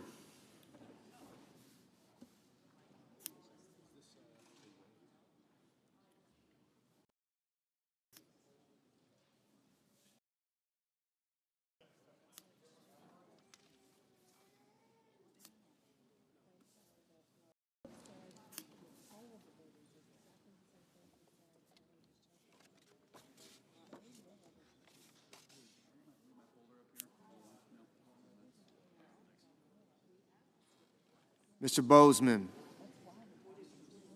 Mrs. Britt. Mr. Budd.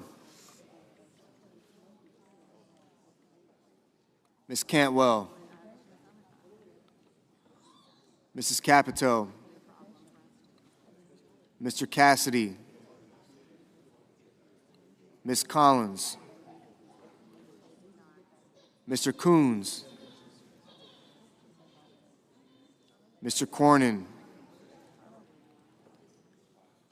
Ms. Cortez Masto, Mr. Cotton,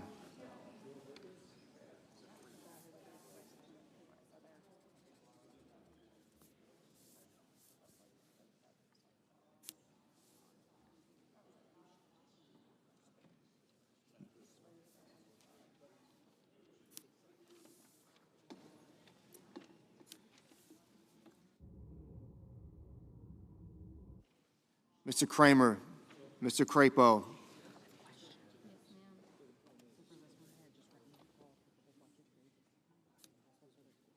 Mr. Cruz,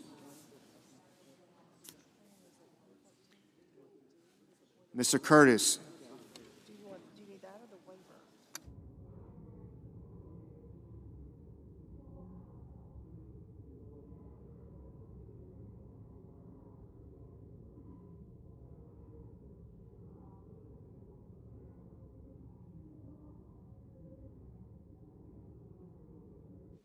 Mr. Daines, Ms. Duckworth, Mr. Durbin, Ms. Ernst,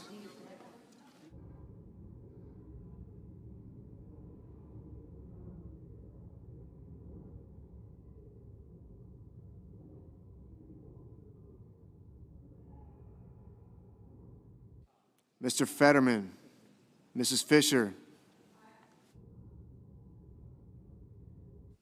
Mr. Gallego, Mrs. Gillibrand, Mr. Graham,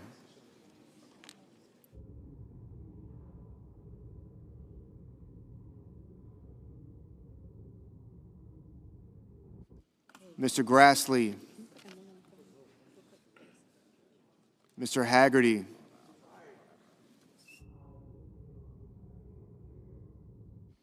Ms. Hassan,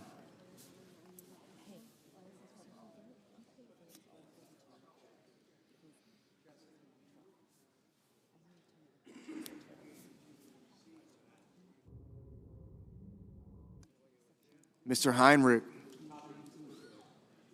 Mr. Hickenlooper, Ms. Hirono,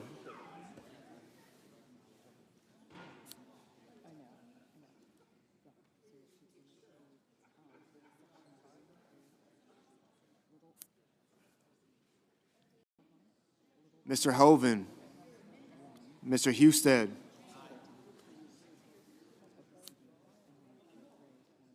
Mrs. Hyde-Smith, Mr. Johnson, Mr. Justice,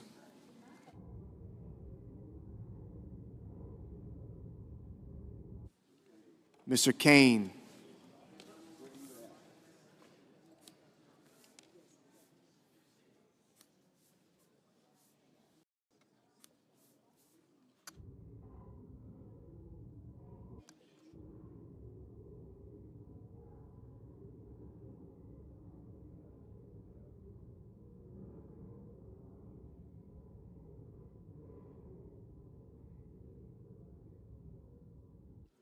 Mr. Kelly,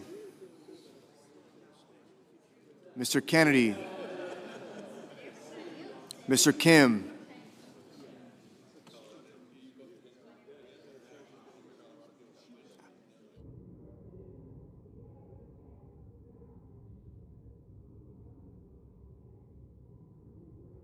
Mr. King, Ms. Klobuchar, Mr. Langford, Mr. Lee, Mr. Lujan, Ms. Lummis, Mr. Markey, Mr. Marshall,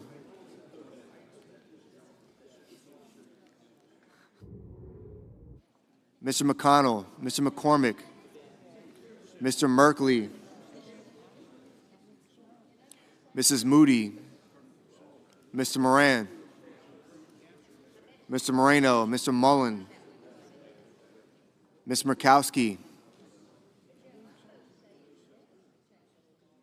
Mr. Murphy, Mrs. Murray, Mr. Ossoff, Mr. Padilla, Mr. Paul, Mr. Peters, Mr. Reed, Mr. Ricketts, Mr. Risch,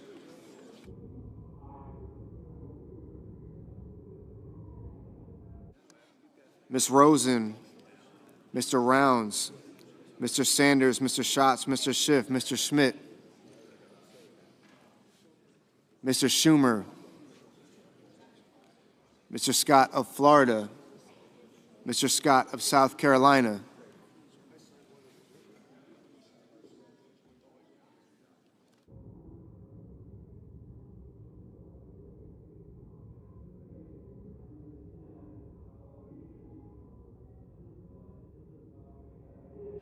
Mrs. Shaheen, Mr. Sheehy, Ms. Slotkin, Ms. Smith, Mr. Sullivan, Mr. Thune, Mr. Tillis, Mr. Tuberville,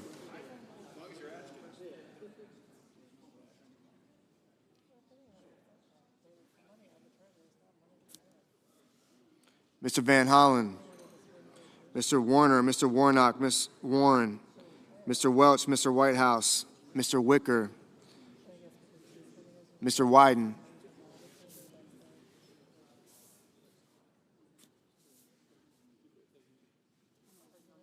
Mr. Young.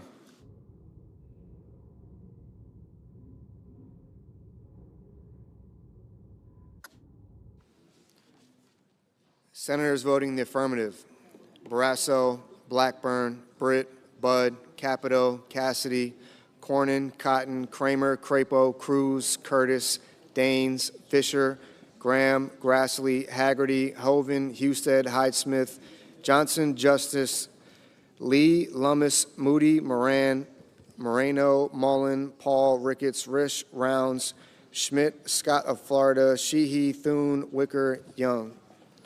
Senators voting in the negative: Also Brooks, Baldwin, Blumenthal, Blunt Rochester, Cortez Masto, Duckworth, Durbin, Gallego, Heinrich, Hickenlooper, Kane, Kim, King, Lujan, Murphy, Murray, Ossoff, Padilla, Peters, Reed, Rosen, Sanders, Schatz, Schiff, Shaheen, Slotkin, Smith, Van Hollen, Warner, Warnock, Warren, Welch, Whitehouse, Wyden. Ms. Hirono, no. Mr. Bozeman, aye. Mr. McCormick, aye.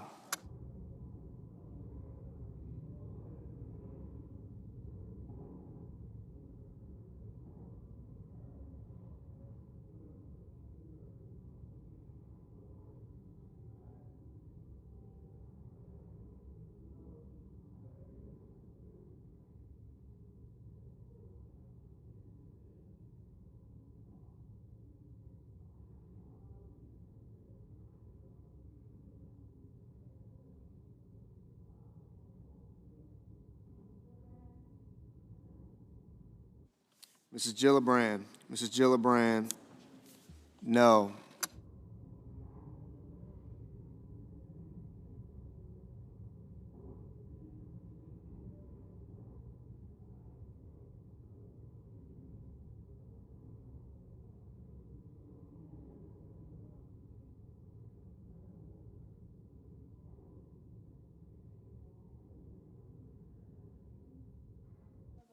Mr. Tillis, aye.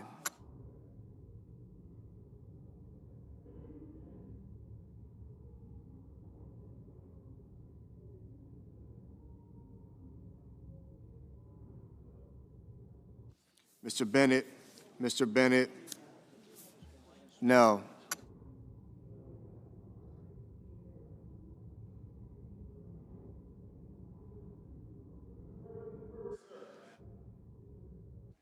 Mr. Booker, no. Mr. Lankford, aye. Mrs. Capito, aye.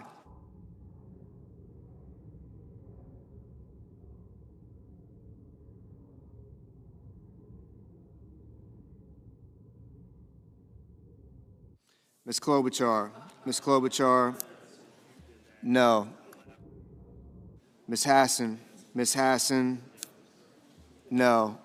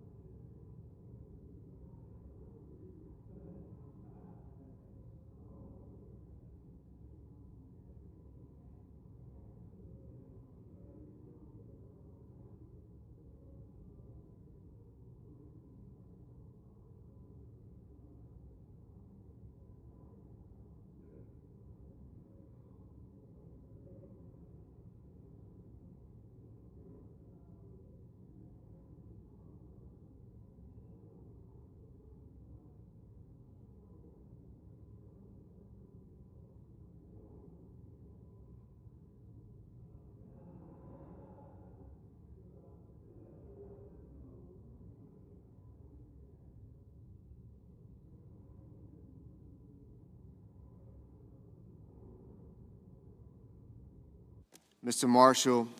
Mr. Marshall, aye.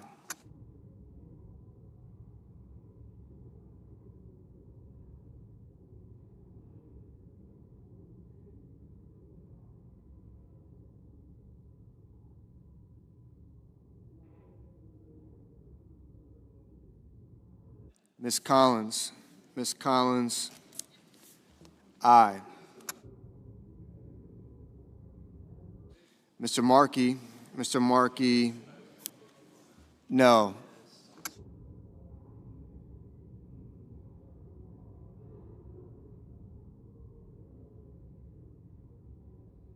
Mr. Banks. Mr. Banks, aye. Mr. Hawley. Mr. Hawley, aye.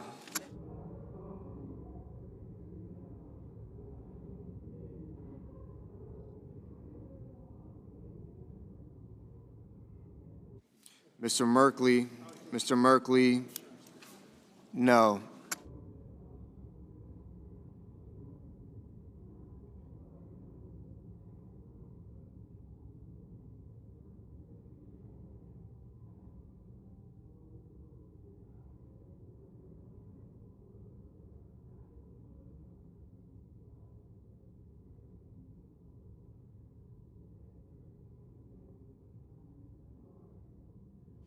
Mr. Scott. Mr. Scott of South Carolina, aye.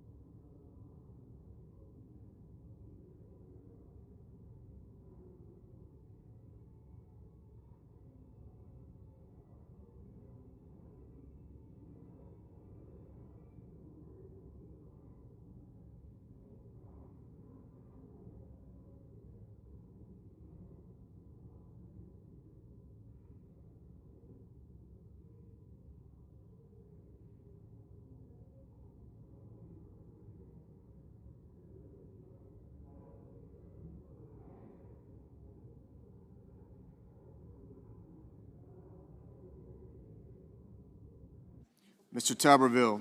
Mr. Tuberville, aye. Mr. Coons. Mr. Coons, no.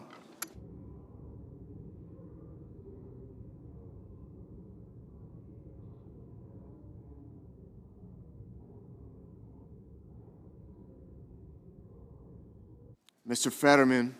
Mr. Fetterman, no.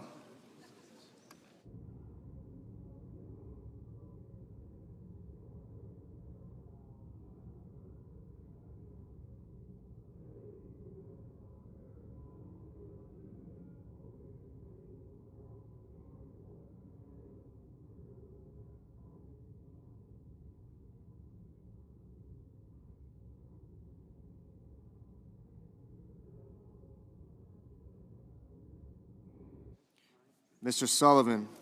Mr. Sullivan, aye.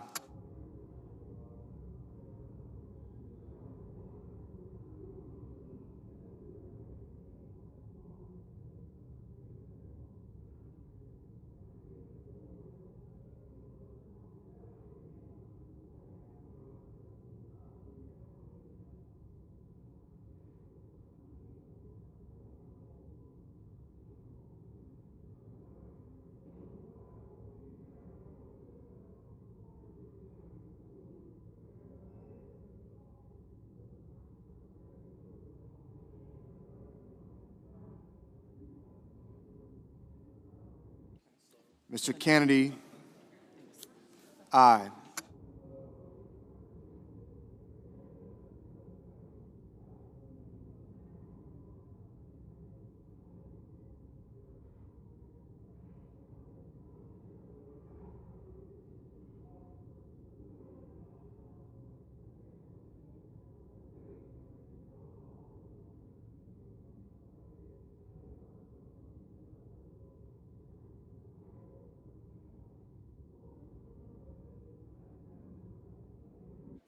Mr. Kelly.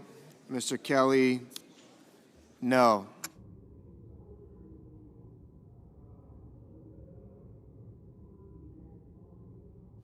Ms. Ernst. Ms. Ernst. Aye.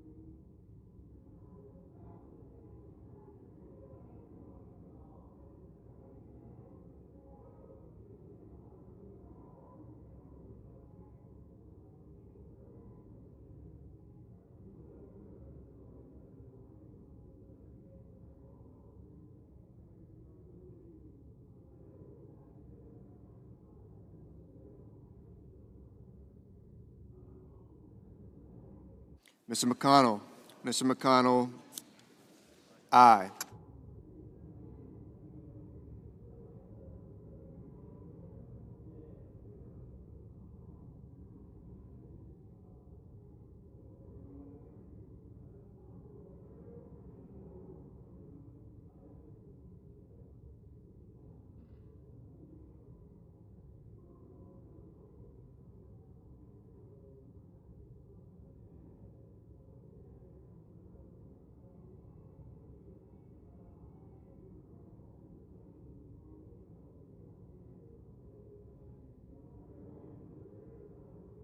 Mr. Schumer. Mr. Schumer. No.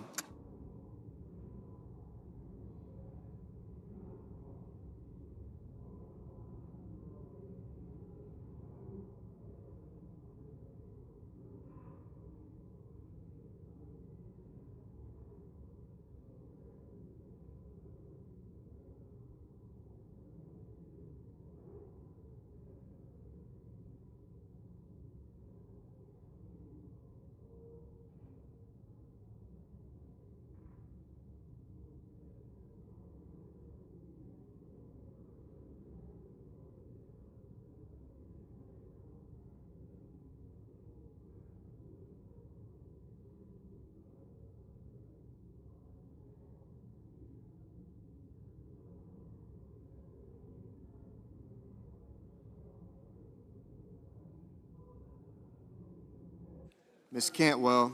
Ms. Cantwell. No.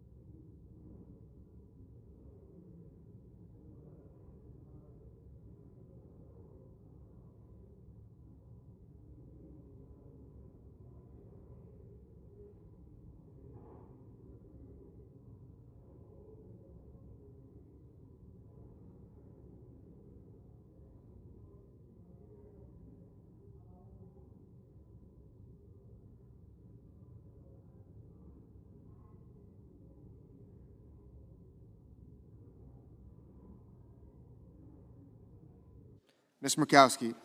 Ms. Murkowski, aye.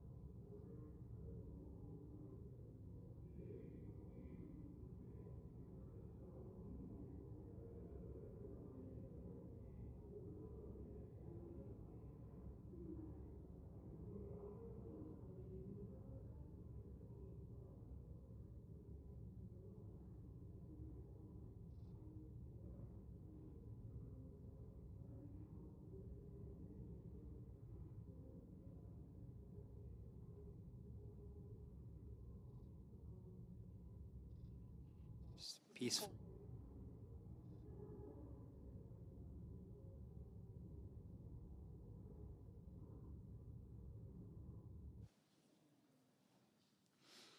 On this vote, the yeas are 53 and the nays are 47. 3/5 of the senators duly chosen and sworn not having voted in the affirmative, the motion is not agreed to. The point of order is sustained and the amendment fails. Mr. President, I ask unanimous consent that it be in order for the following senators to be recognized to offer amendments, motions, or points of order, that the amendments be reported by number with no amendment in order prior to a vote in relation to amendments or motions. Kane, motion to commit, and Blumenthal, motion to commit. Without objection. I have a motion to commit at the desk. Clerk will report. Senator from Virginia, Mr. Kane, moves to commit the bill H.R. 1 to the Committee on Homeland Security and Governmental Affairs with instructions. I ask that further reading of the motion be dispensed with. Without objection. Mr. President, 30% of the federal workforce is veterans, compared with only 6% of the overall workforce. The Trump administration has fired more veterans than any administration in the history of the United States. Derek Copeland, as an example, was a 20-year Air Force veteran who trained bomb-sniffing dogs. He then took a job with the Department of Agriculture to train dogs to sniff out illegal agricultural products. He was fired 11 days before the end of his probationary year. His termination letter said, "You have not demonstrated that your further employment at the agency would be in the public interest." He said, "I gave blood, sweat, and tears to this country for 20 years to continue service to the federal government. I feel like I've been thrown out like a piece of trash." My motion hits pause on this bill and would stop mass firing of veterans because it's wrong, and I would ask my colleagues to support my motion. Mr. President. Chair recognizes Senator from Montana. Well, I thank my colleague, the other Tim, for his concern for our veterans. I feel compelled to note that this motion alone would stop the big, beautiful bill in its tracks. I've been asking for months, where was the Democrat outrage similarly when we laid off tens of thousands of veterans and contractors during the COVID vaccine hesitancy pandemic? There were no due process and no consideration for their service was given. Democrats trying to nitpick and derail this bill by disguising the fact that they are advocating for the largest tax increase in the history of mankind, a $4 trillion tax increase. That's what they're really advocating for. This is also completely unnecessary. Federal law requires the Office of Personnel Management to consider military preference in hiring within our federal workforce. We have to stop using veterans as political pawns. The best thing we can do for veterans is have a strong, capable federal government that is fiscally sound. I urge a no vote on this amendment. Do I have remaining time? 6 seconds. We can stop this, and we should. President Trump's only been in office 6 months, and he's already fired more veterans than any president in American history. Please vote yes. The question is on the motion. Is there a sufficient second? There appears to be. The clerk will call the roll. Ms. Also Brooks, Ms. Baldwin,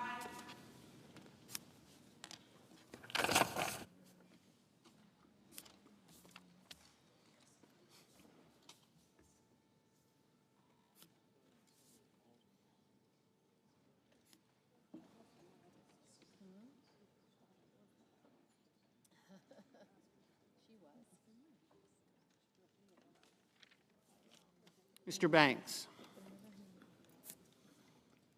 Mr. Barrasso, Mr. Bennett, Mrs. Blackburn,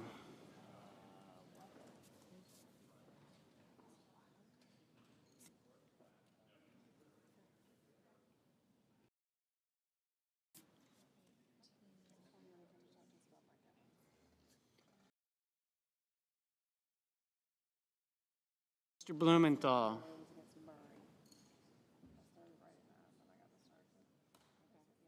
Ms. Blunt-Rochester, Mr. Booker,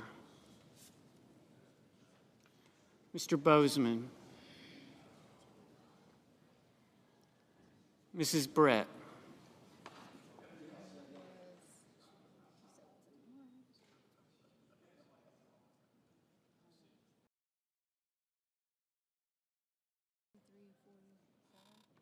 Mr. Budd,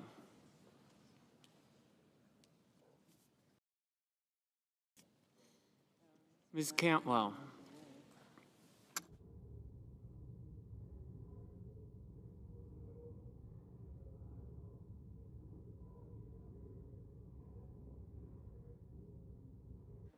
Mrs. Capito.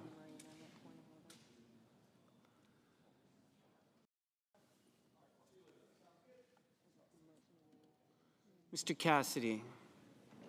Ms. Collins.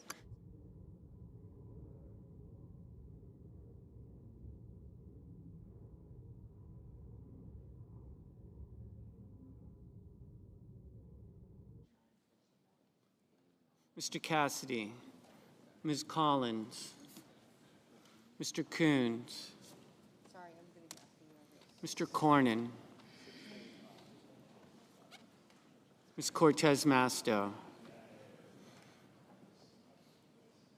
Mr. Cotton, Mr. Kramer, Mr. Crapo, Mr. Cruz, Mr. Curtis, Mr. Daines,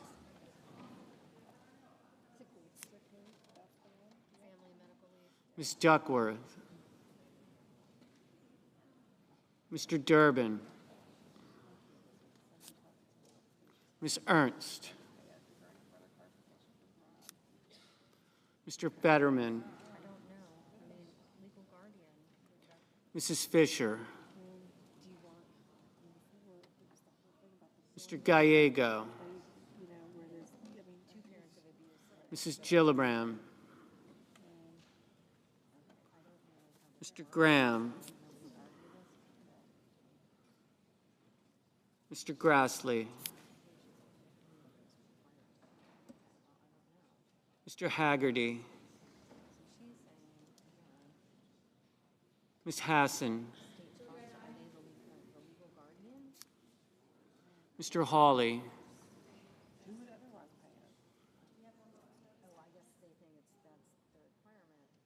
Mr. Heinrich,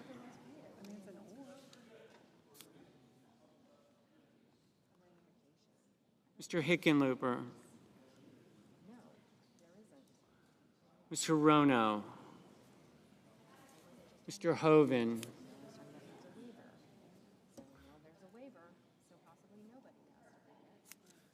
Mr. Husted,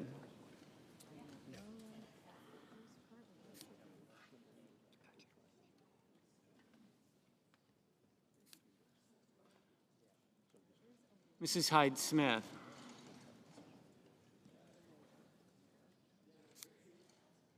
Mr. Johnson,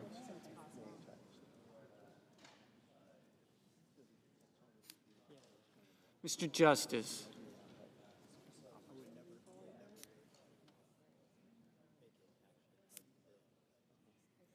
Mr. Kane, Mr. Kelly, Mr. Kennedy, Mr. Kim,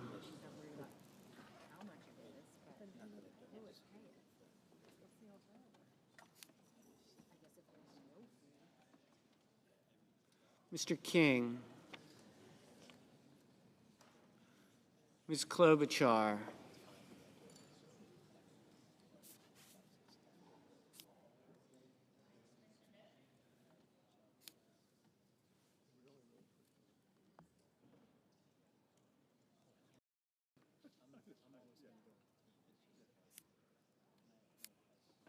Mr. Langford, Mr. Lee, Mr. Lujan, Ms. Lummis, Mr. Markey, Mr. Marshall, Mr. McConnell,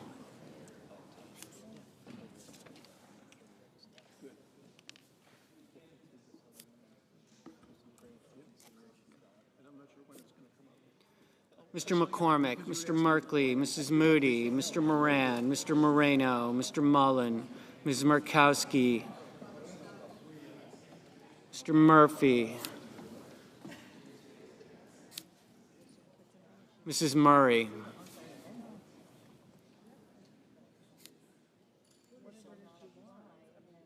Mr. Ossoff, Mr. Padilla, Mr. Paul, Mr. Peters, Mr. Reed, Mr. Ricketts, Mr. Risch, Ms. Rosen, Mr. Rounds, Mr. Sanders, Mr. Schatz, Mr. Schiff, Mr. Schmidt, Mr. Schumer, Mr. Scott of Florida, Mr. Scott of South Carolina, Mrs. Shaheen, Mr. Sheehy, Ms. Slotkin, Ms. Smith, Mr. Sullivan,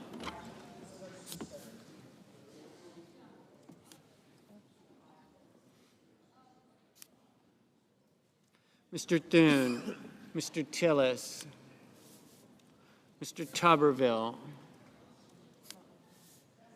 Mr. Van Hollen, Mr. Warner, Mr. Warnock, Ms. Warren, Mr. Welch, Mr. Whitehouse, Mr. Wicker, Mr. Wyden, Mr. Young.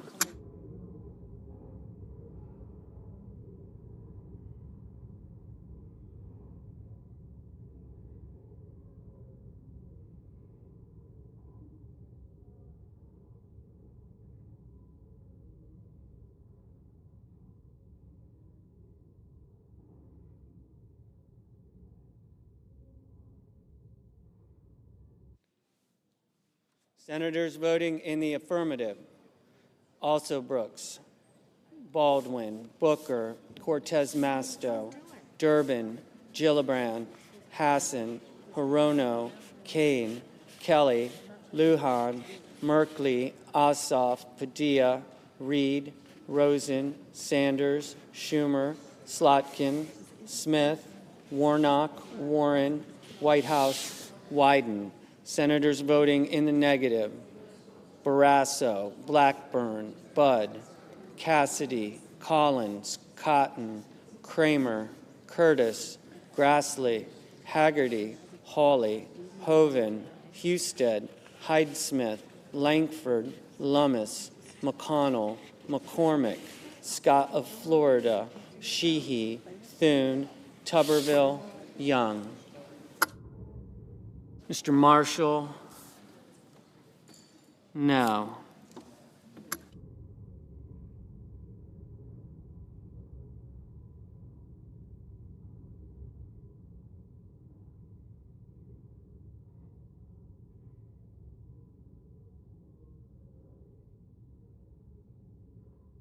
Mr. Cornyn, no. Mr. Gallego, aye.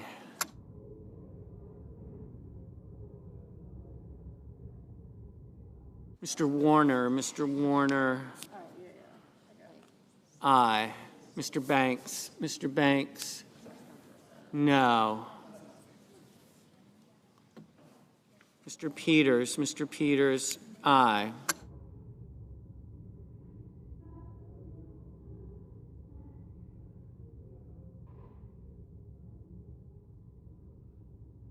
Mr. Blumenthal, aye.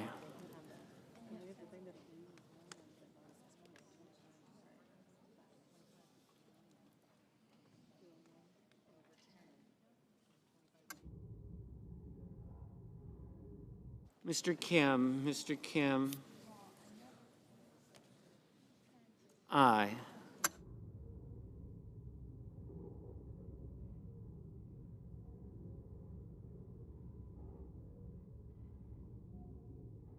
Mr. Tillis, no. Mr. Hickenlooper, aye.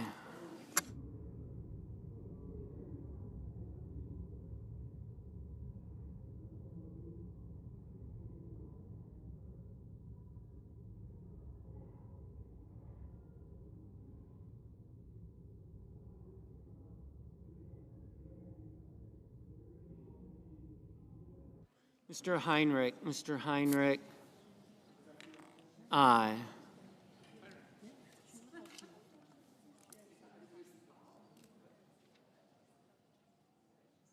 Ms. Duckworth, aye. Mr. Risch, no. Mr. King, aye.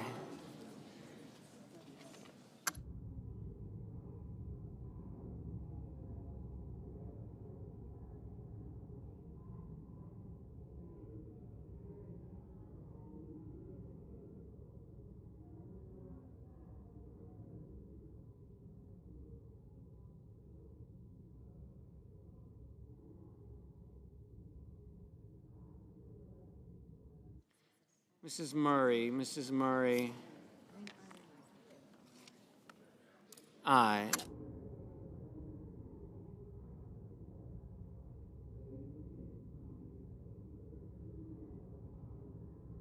Mrs. Capito, Mrs. Capito.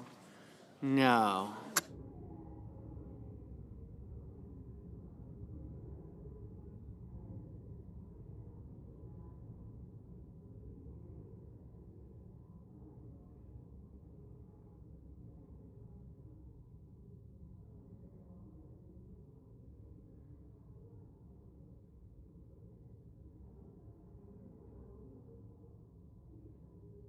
Mr. Fetterman, Mr. Fetterman. Aye.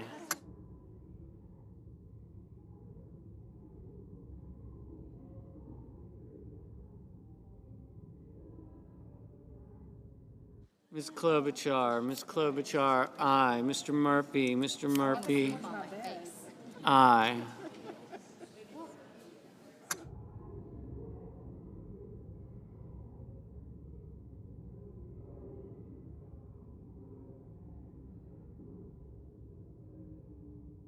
Ms. Ernst, no. Mr. Graham,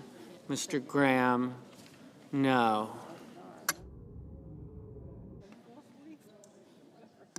Mrs. Moody, no.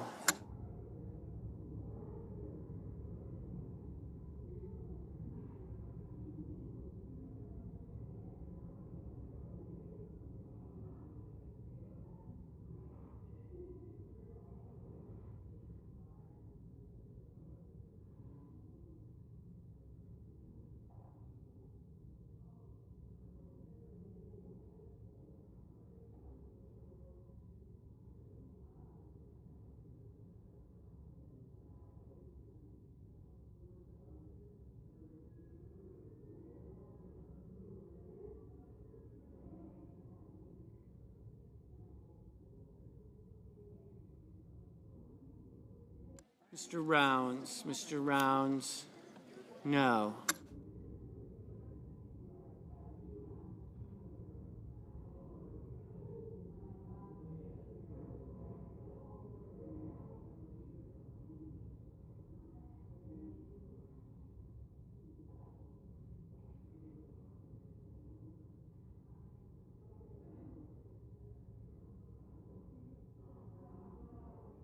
Mr. Moran, no. Mr. Van Hollen, aye. Mr. Welch, aye.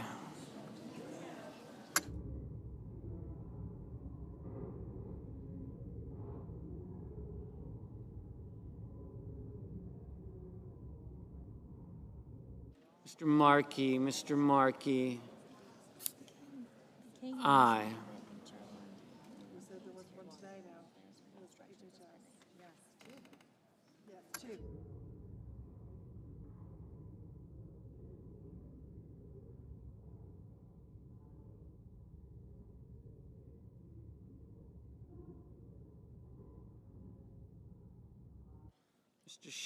Mr. Schatz, aye.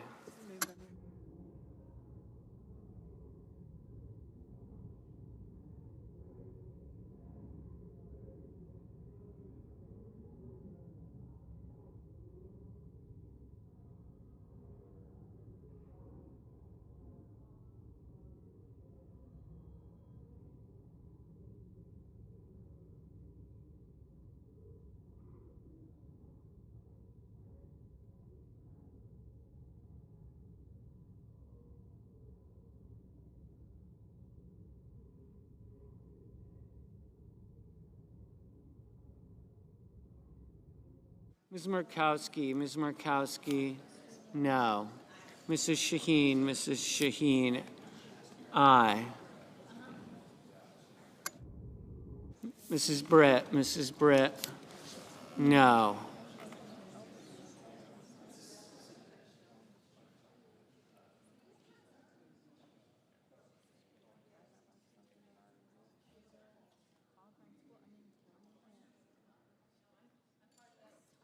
Mr. Schiff,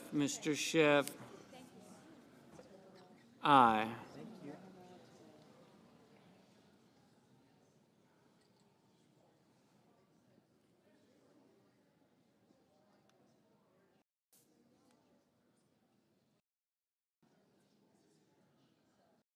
Ms. Cantwell,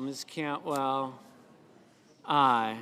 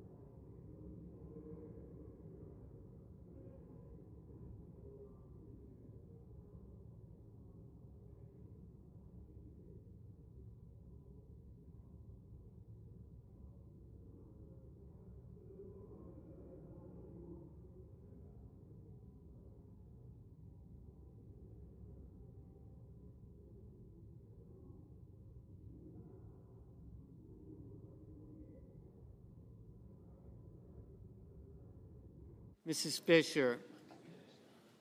Fisher, no. Ms. Blunt Rochester, aye.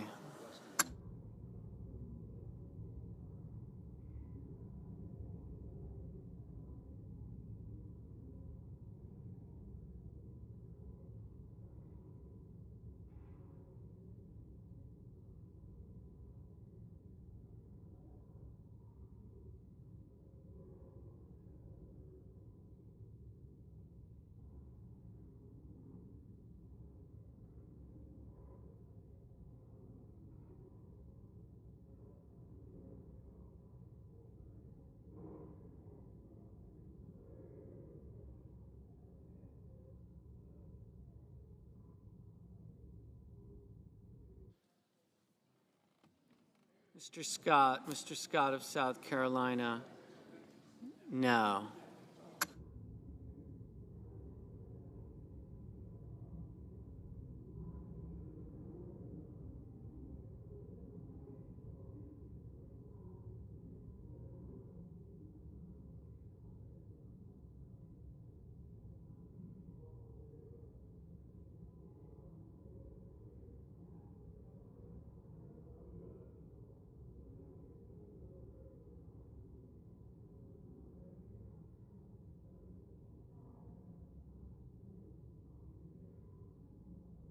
Mr. Moreno, no.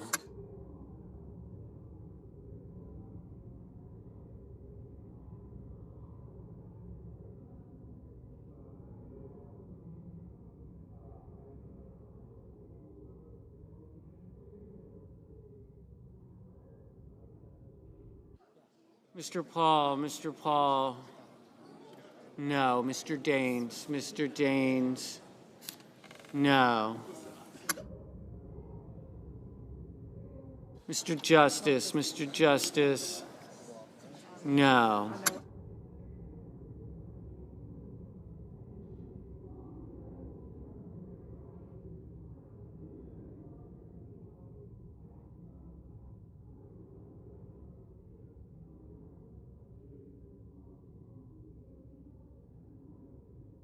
Mr. Bennett, aye.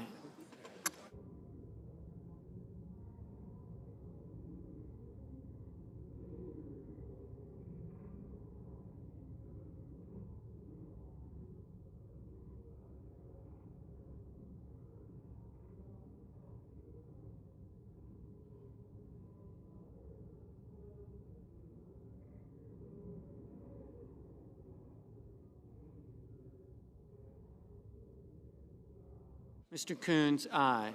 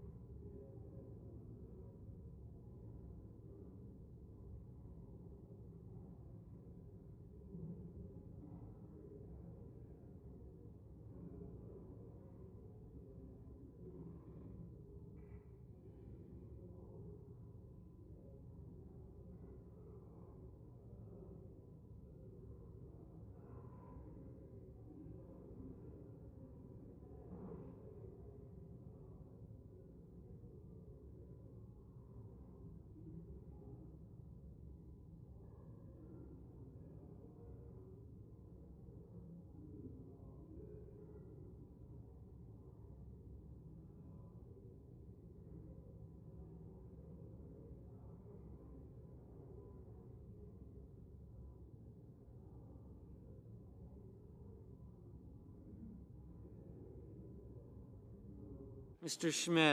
Schmidt. No.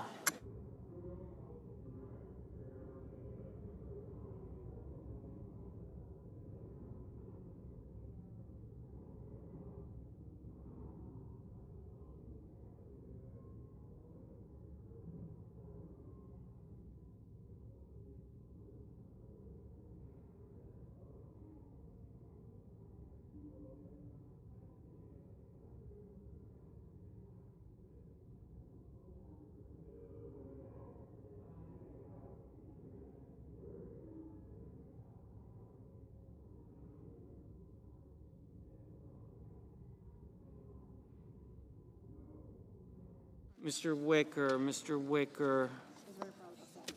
No.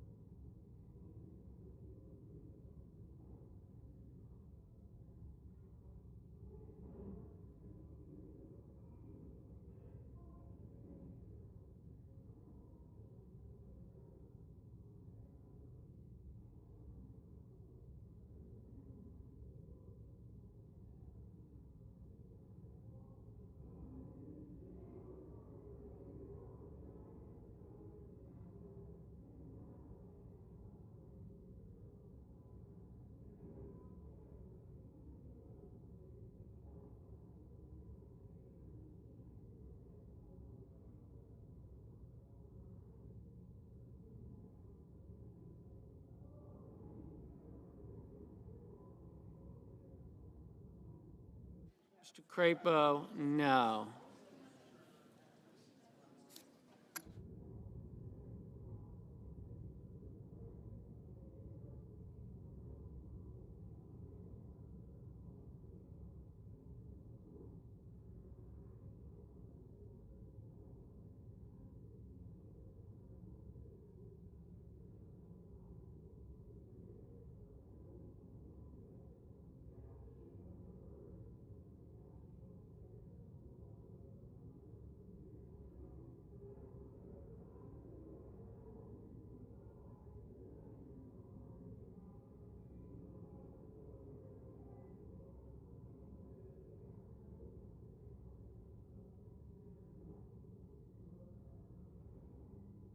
Mr.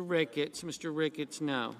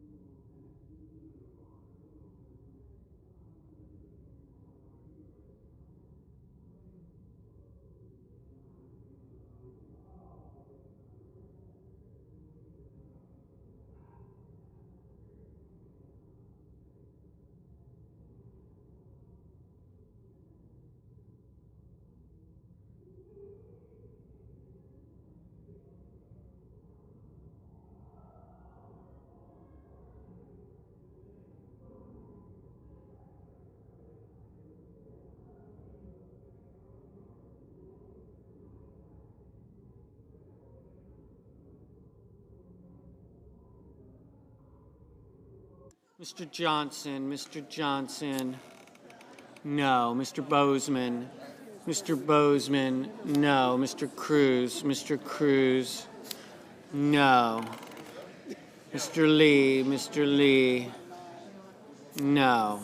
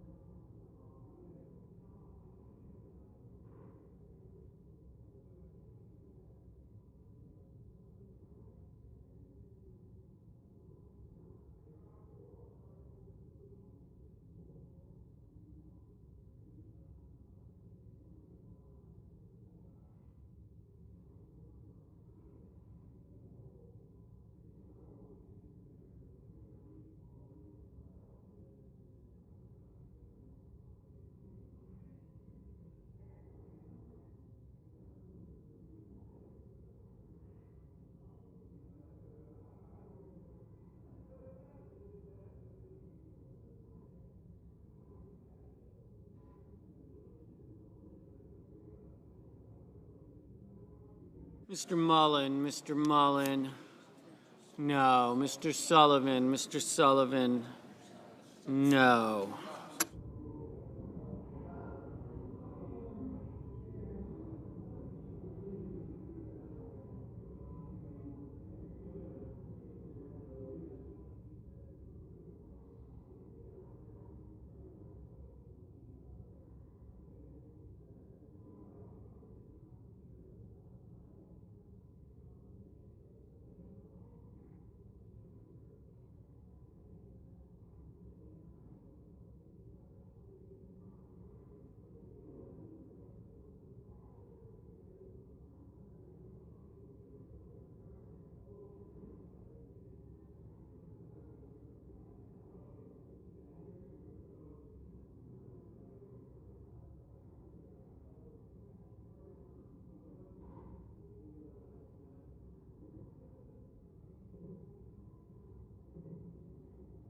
Mr. Kennedy, no.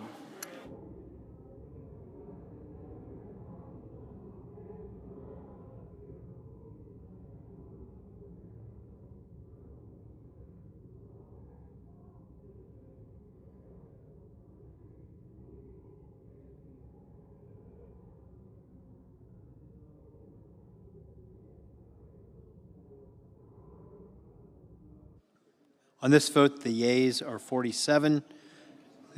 The yeas are 47, the nays are 53. The motion is not agreed to.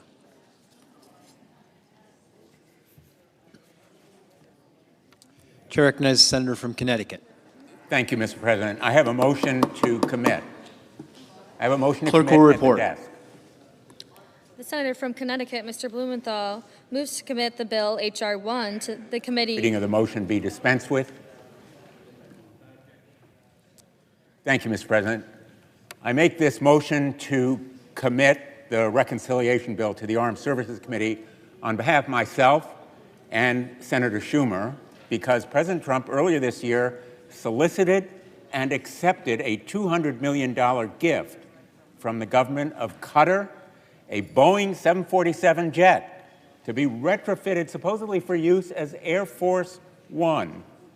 Make no mistake, this transfer is illegal. It's a blatant violation of the Constitution's emolument clause, which prohibits exactly this kind of foreign gift, risking undue foreign influence. It's also abhorrently wasteful, costing taxpayers at least $1.5 billion to strip it down and install all the necessary security systems. And it won't even be ready before the end of Trump's term. And now we learn from the Air Force Secretary just last week that the money will be transferred from modernization of our nuclear arsenal, the Sentinel Intercontinental Ballistic Missile Program. It is a sacrifice of our national security. Illegal, exorbitantly costly, dangerous to our national defense. We should stand up to this corrupt self-dealing. This motion, which I've worked on with Senators Schumer and Schatz, would send the bill back to the Armed Services Committee with instruction to add a prohibition on using funds for this unconstitutional, wasteful self-enrichment. I yield the floor. Senator from Mississippi. Thank you, Mr. President. This is the 8th motion to recommit that our friends across the aisle have offered. Each one of these would actually have the effect of ending this process and prohibiting this bill from being passed, and that's the reason they keep offering them. I just want to point out there is nothing in this reconciliation bill about presidential aircraft, the current one or any future ones. Our colleagues are working on the specific, have worked on the specifics, and I know my friend from Connecticut knows this because he's a senior member of the committee. We have specifically outlined every purpose for which the $150 billion is to be used by the administration. And not only that, I have received an assurance from every witness we have who has come before the committee to become a member of this administration that they will follow our directions without exception. So given the fact that there's no funding in this bill for any presidential aircraft, and that the Department of Defense portion of this reconciliation is accompanied by specific language as to where it should be spent, I ask for another no vote on these dilatory motions to commit. Mr. President, in the 30 seconds I have left, let me just respond. Time, Senator has no time. Thank you, Mr. President. The question is on the motion. Is there a sufficient second? There appears to be. Clerk will call the roll. Ms. Alsobrooks. Ms. Baldwin.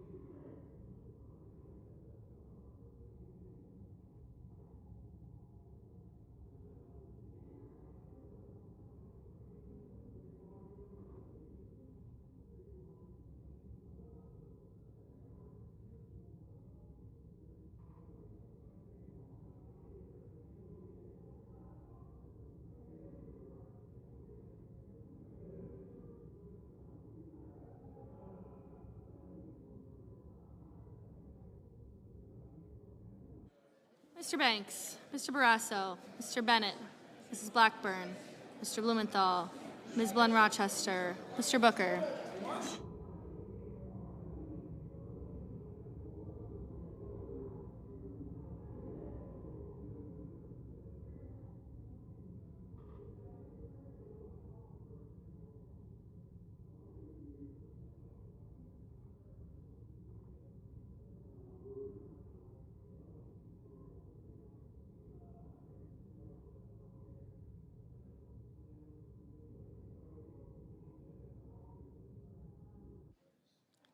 Mr. Booker, Mr. Bozeman, Mrs. Britt, Mr. Budd, Ms. Cantwell, Mrs. Capito, Mr. Cassidy, Ms. Collins, Mr. Coons, Mr. Cornyn, Ms. Cortez Masto, Mr. Cotton, Mr. Kramer, Mr. Crapo, Mr. Cruz.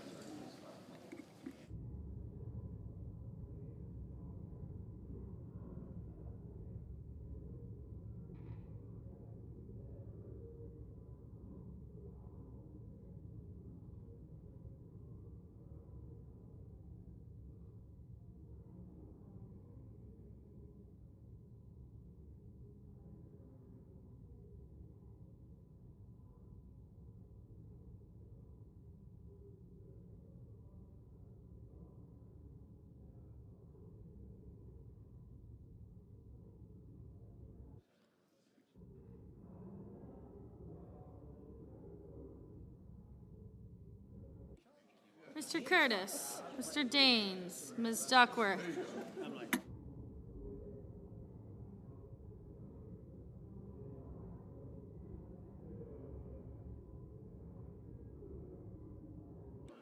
Mr. Durbin, Ms. Ernst, Mr. Fetterman, Mrs. Fisher, Mr. Gallego.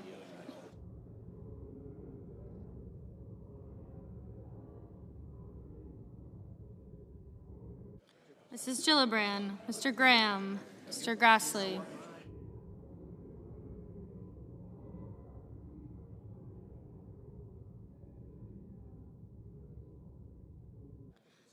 Mr. Haggerty, Ms. Hassan, Mr. Hawley, Mr. Heinrich, Mr. Hickenlooper, Ms. Hirono, Mr. Hoven, Mr. Husted, Mrs. Hyde-Smith, Mr. Johnson, Mr. Justice, Mr. Kane, Mr. Kelly, Mr. Kennedy, Mr. Kim, Mr. King, Ms. Klobuchar.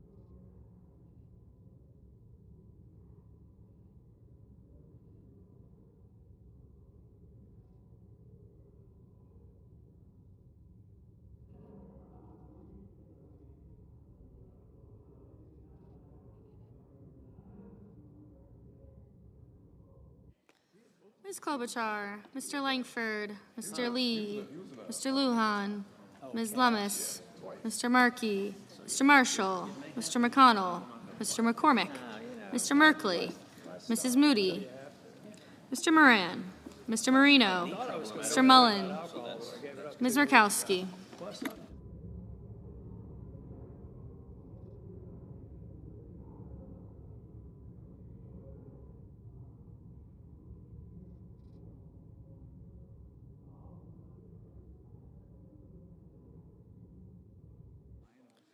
Mr. Murphy, Mrs. Murray, Mr. Ossoff, Mr. Padilla, Mr. Paul, Mr. Peters, Mr. Reed, Mr. Ricketts, Mr. Risch, Ms. Rosen, Mr. Rounds, Mr. Sanders, Mr. Schatz, Mr. Schiff, Mr. Schmidt, Mr. Schumer, Mr. Scott of Florida, Mr. Scott of South Carolina, Mrs. Shaheen, Mr. Sheehy, Ms. Slotkin, Ms. Smith, Mr. Sullivan, Mr. Thune, Mr. Tillis, Mr. Tuberville.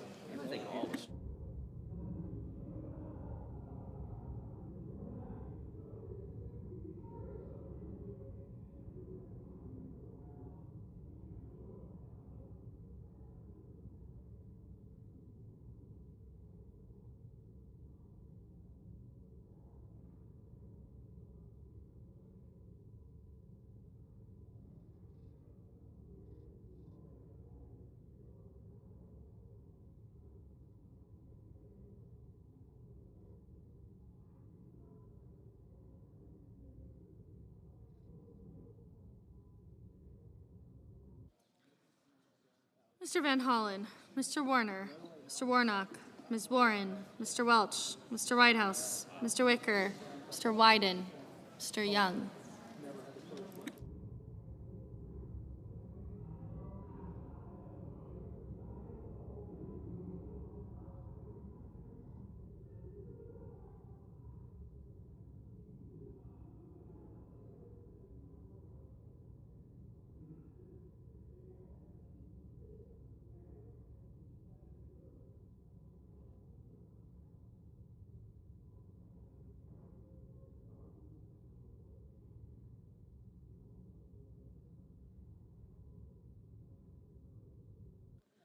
Senators voting in the affirmative: Alsobrooks, Baldwin, Bennett, Blumenthal, Blunt Rochester, Booker, Coons, Duckworth, Hassan, Hickenlooper, Hirono, Kane, Kim, Lujan, Murphy, Murray, Ossoff, Reed, Schiff, Van Hollen, Warren, Welch, Whitehouse, and Wyden.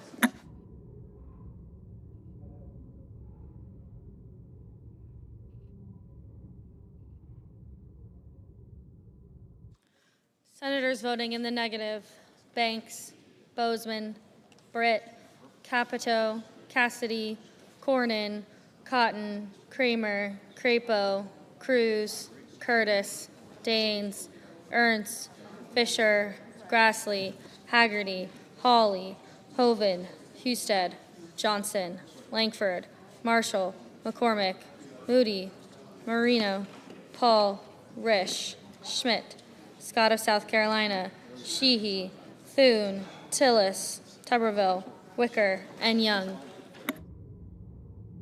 Mr. Gallego, aye. Mrs. Blackburn, no. Mr. Moran, no. No.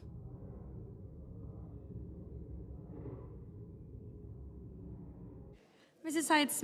Hyde-Smith, no.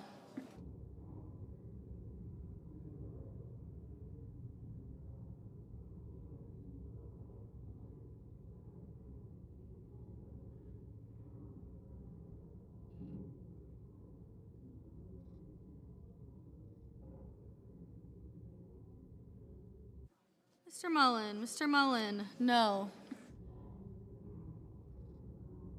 Mr. Warner, aye. Mr. Barrasso, no. Ms. Smith, aye. Mr. Markey, aye.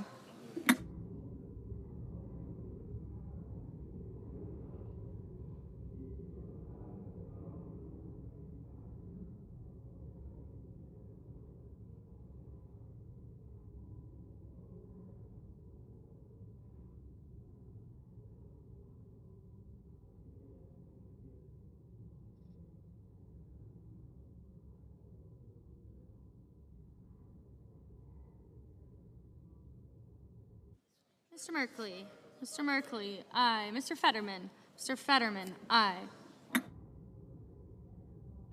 Mr. Heinrich, aye.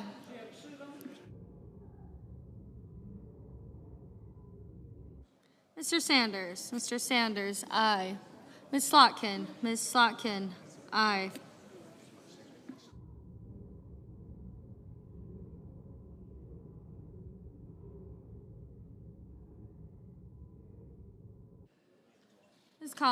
Ms. Collins, no. Ms. Cortez Masto, aye. Mr. Padilla, aye. Mr. Graham, no.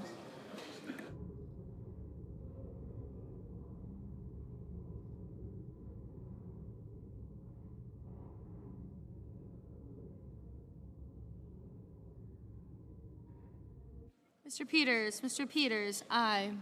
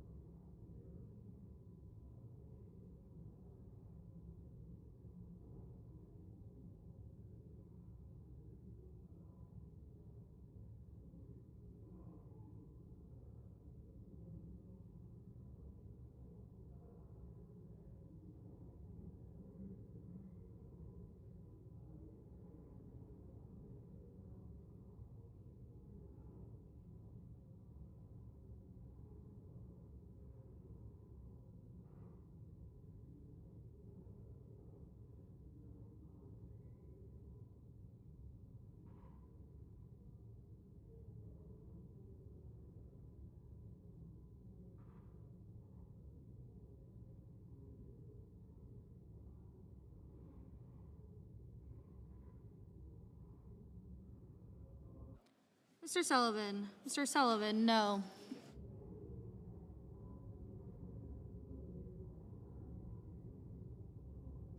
Ms. Cantwell. Ms. Cantwell, aye.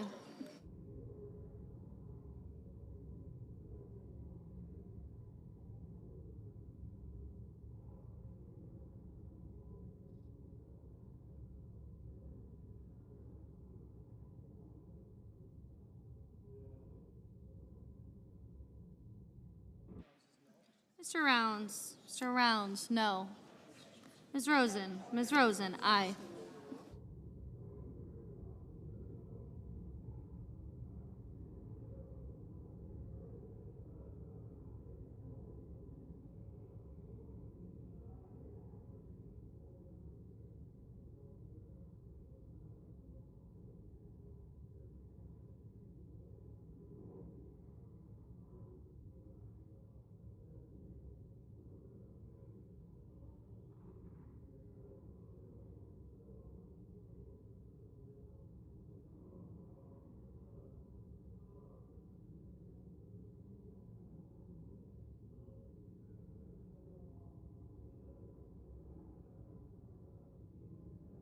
Ms. Lummis. Ms. Lummis, no.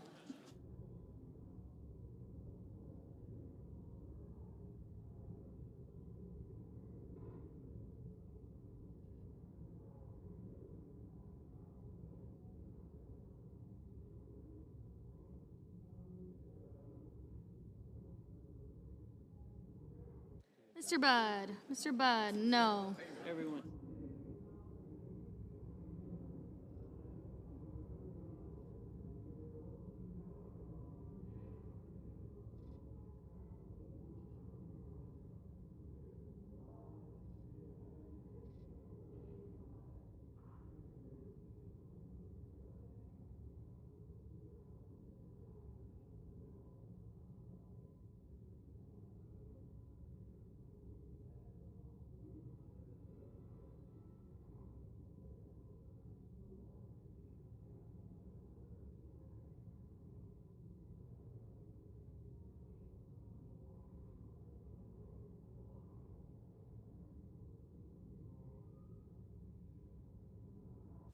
Mr. King. Mr. King, aye. Ms. Klobuchar. Ms. Klobuchar, aye.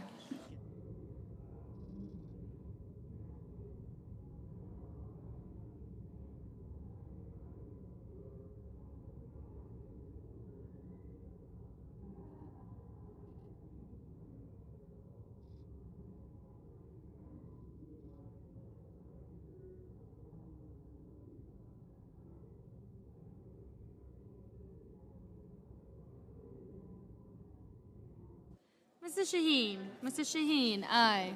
Mrs. Gillibrand. Mrs. Gillibrand, aye. Mr. Schumer. Mr. Schumer, aye. Ms. Murkowski. Ms. Murkowski, no.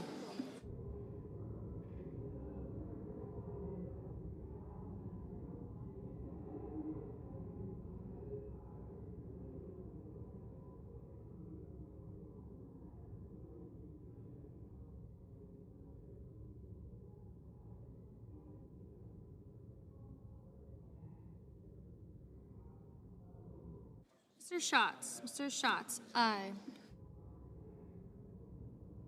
Mr. Warnock. Mr. Warnock, aye.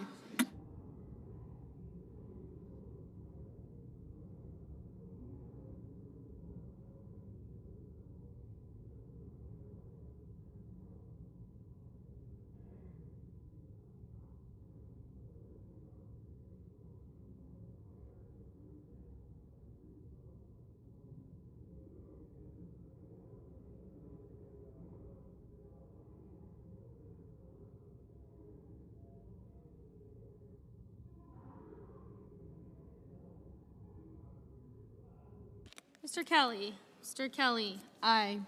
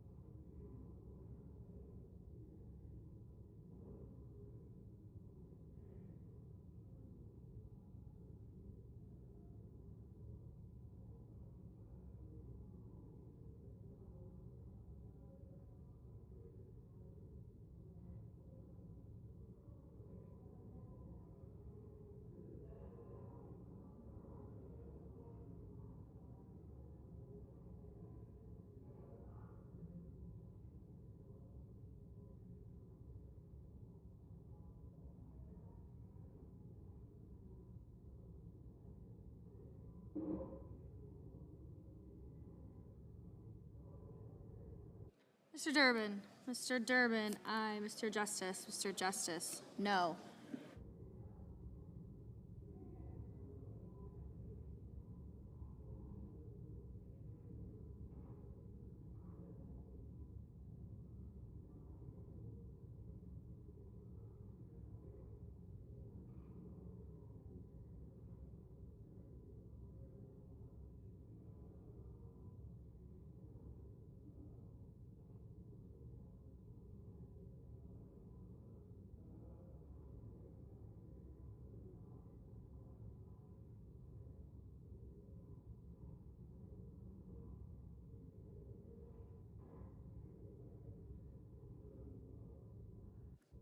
Mr. Lee. Mr. Lee, no.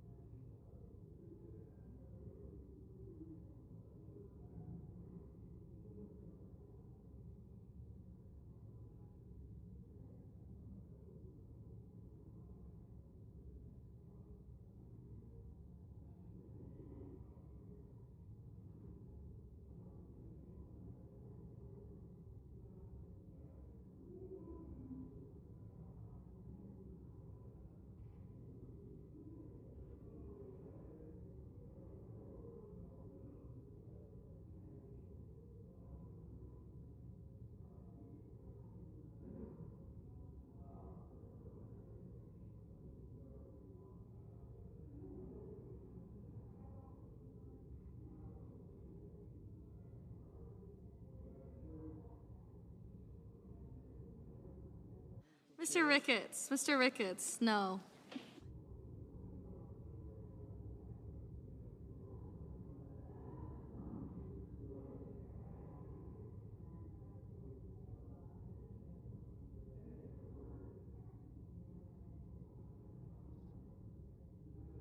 Mr. Scott. Mr. Scott of Florida, no.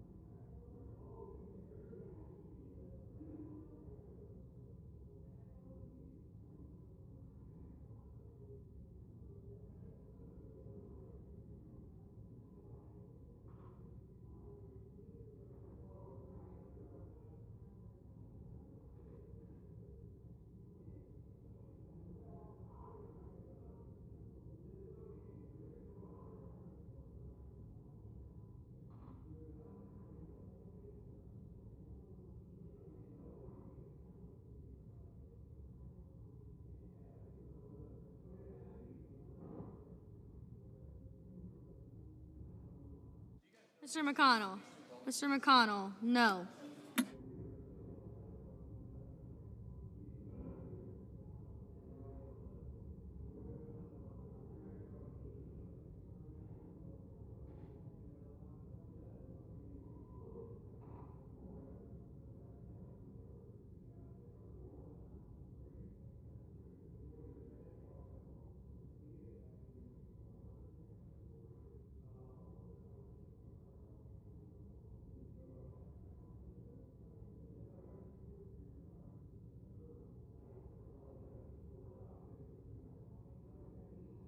Mr. Kennedy. Mr. Kennedy, no.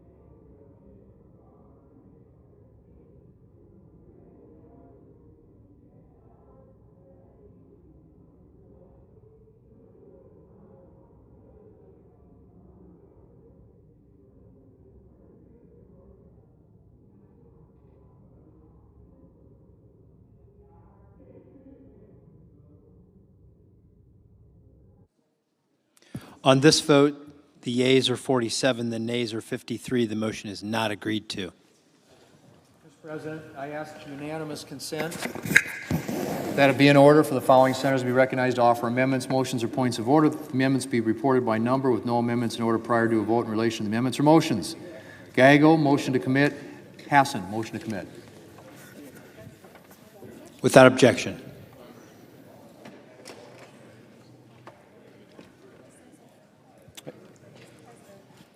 Mr. President. Chair recognizes the senator from Arizona. Mr. President, I have a motion to commit at desk. Clerk will report. Senator from Arizona, Mr. Gallego, moves to commit the bill. Mr. President, I ask the further reading of the motion be dispensed with. Without objection. Thank you, Mr. President. I rise today to offer a motion to strike provisions that cut Medicaid funding for substance abuse disorder treatment. Families across the country are facing the heartbreaking reality of loved ones battling substance use disorders. For many, Medicaid is the only way to afford the treatment they need. Republican efforts to cut Medicaid funding for substance abuse treatment is cruel. It hurts those who have shown the bravery to seek help and undermines our nation's efforts to combat public health crises such as the fentanyl epidemic. At the same time, this Republican bill will give the wealthiest Americans and large corporations tax cuts and loopholes that will only benefit the elite. We can continue to fund substance use disorder treatment by finally making corporations and the ultra-wealthy pay their fair share in taxes. I urge my colleagues to support this motion to protect those seeking treatment and finally make corporations and the ultra-wealthy pay their fair share. Mr. President.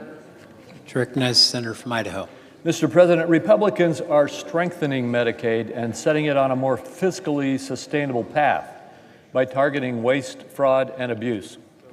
This bill does not take Medicaid away from children or the elderly, the disabled, or the medically frail, adults caring for children and elderly relatives, or any recipient the program was originally designed to help. It increases eligibility to home and community-based services, which will increase access to mental health or substance abuse disorder treatments.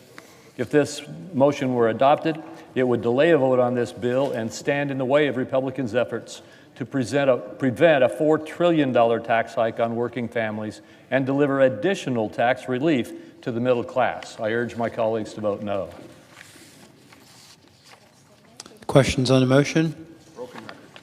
Ask for yeas and nays. I think I said that. Is there a sufficient second? There appears to be. Clerk will call the roll. Ms. Also Brooks.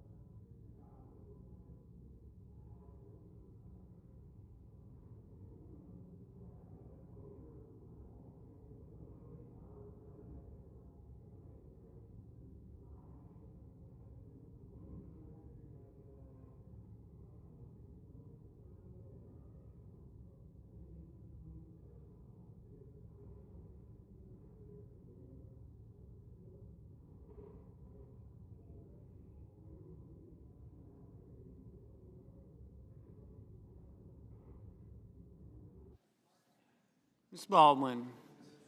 Mr. Banks.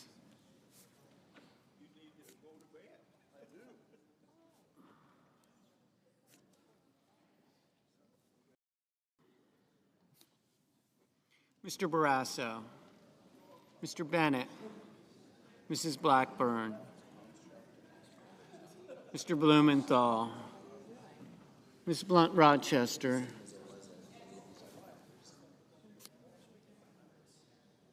Mr. Booker. Mr. Bozeman. Mrs. Brett.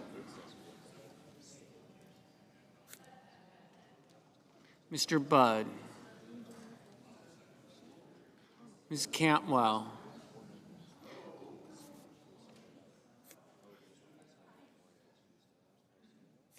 Mrs. Capito.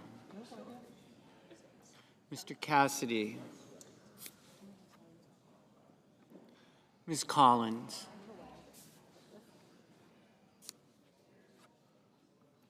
Mr. Coons. Mr. Cornyn.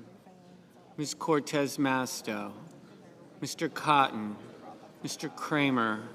Mr. Crapo. Mr. Cruz. Mr. Curtis. Mr. Daines.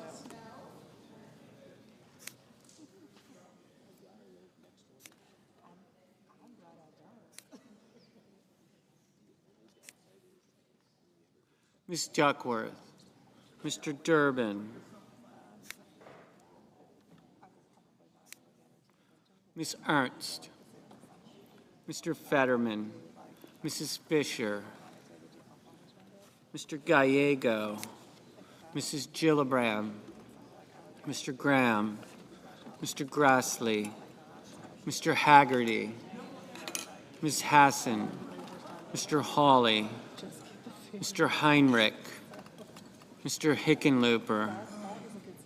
Ms. Hirono. Mr. Hoven.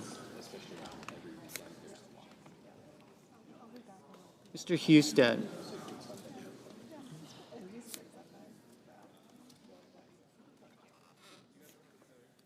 Mrs. Hyde-Smith. Mr. Johnson. Mr. Justice. Mr. Kane. Mr. Kelly. Mr. Kennedy.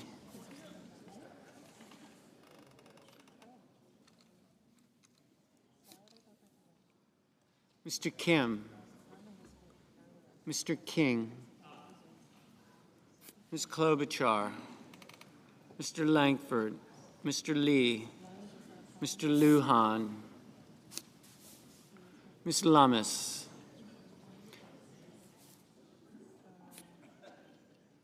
Mr. Markey.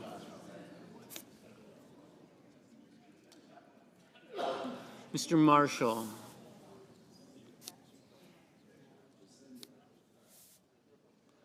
Mr. McConnell. Mr. McCormick. Mr. Merkley. Mrs. Moody, Mr. Moran, Mr. Moreno, Mr. Mullen, Ms. Markowski, Mr. Murphy, Mrs. Murray, Mr. Ossoff, Mr. Padilla, Mr. Paul, Mr. Peters, Mr. Reed, Mr. Ricketts, Mr. Risch,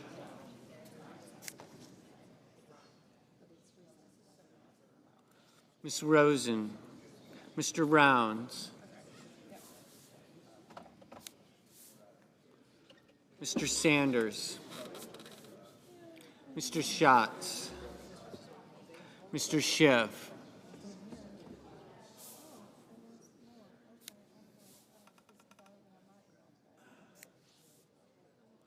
Mr. Schmidt, Mr. Schumer, Mr. Scott of Florida,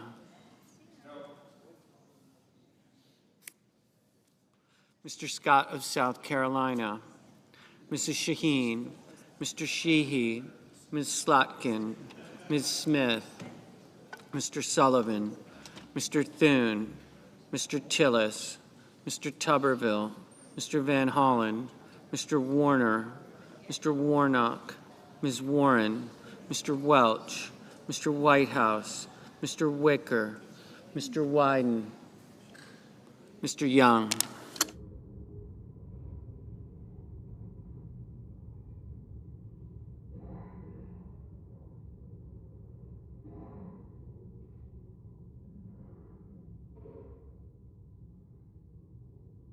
Senators voting in the affirmative: also Brooks, Baldwin, Bennett, Blumenthal, Blunt Rochester, Cantwell, Duckworth, Durbin, Gallego, Hassan, Hirono, Kane, King, Klobuchar, Murphy, Murray, Ossoff, Padilla, Peters, Shaheen, Smith, Van Hollen, Warner, Warnock, Wyden.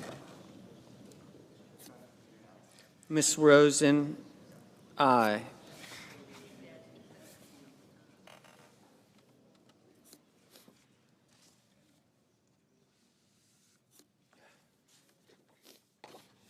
Mr. Kim, aye. Senators voting in the negative: Banks, Barrasso, Blackburn, Bozeman, Budd, Capito, Cassidy, Collins, Cornyn, Cotton, Kramer, Crapo, Cruz, Daines, Graham, Grassley, Husted, Hyde-Smith, Johnson, Langford, Lee, Lummis, Marshall, McConnell, Moody, Moran, Moreno, Mullen, Murkowski, Paul, Rounds, Schmidt, Scott of South Carolina, Sheehy, Thune, Tillis, Tuberville, Wicker.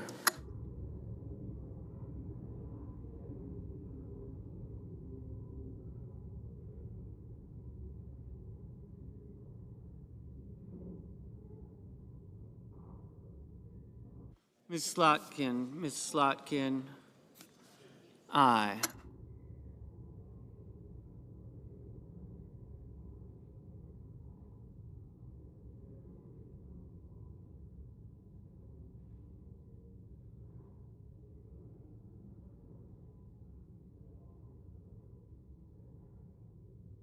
Mr. Heinrich, aye.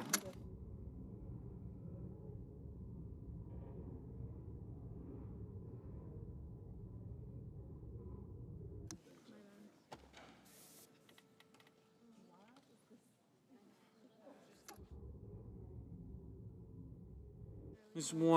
Warren, aye.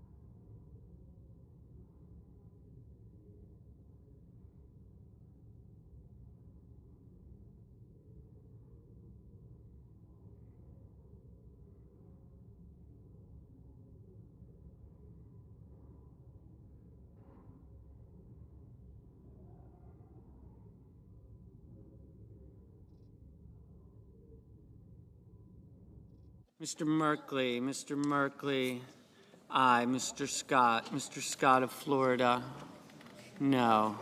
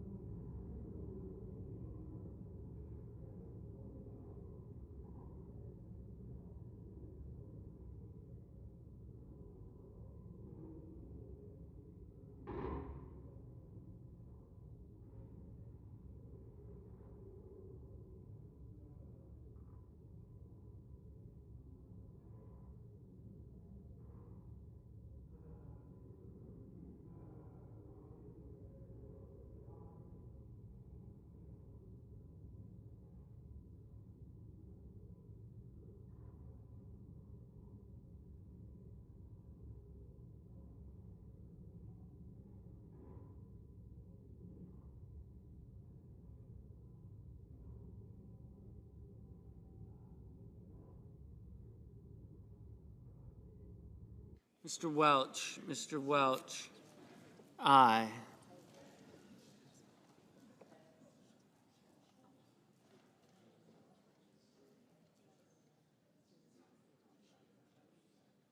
Mr. Hickenlooper, aye.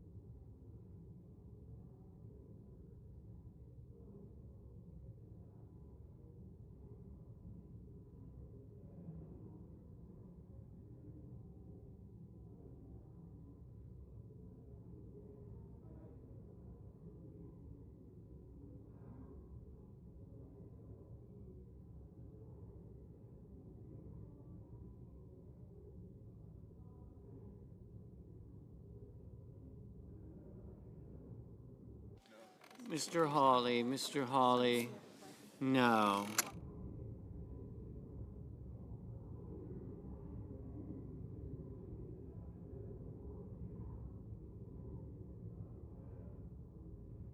Mrs. Brett, no. Mr. Kelly, aye. Mr. Graham, no.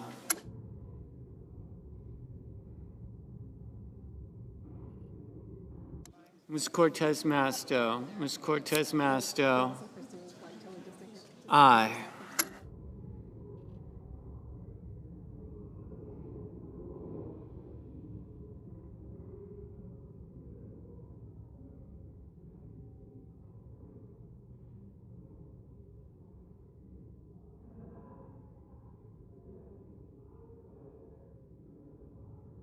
Mrs. Fisher,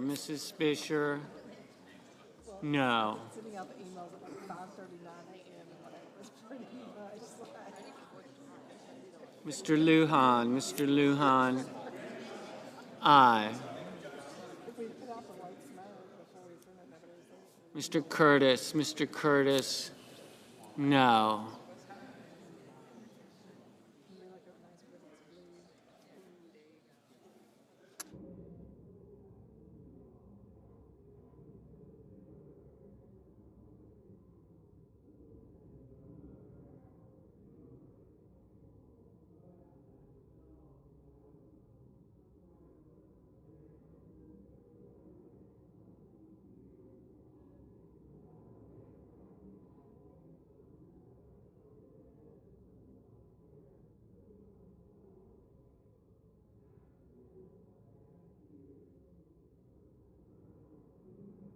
Mr. Whitehouse, aye.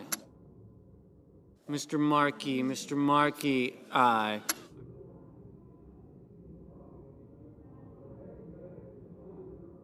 Mr. Ricketts, no.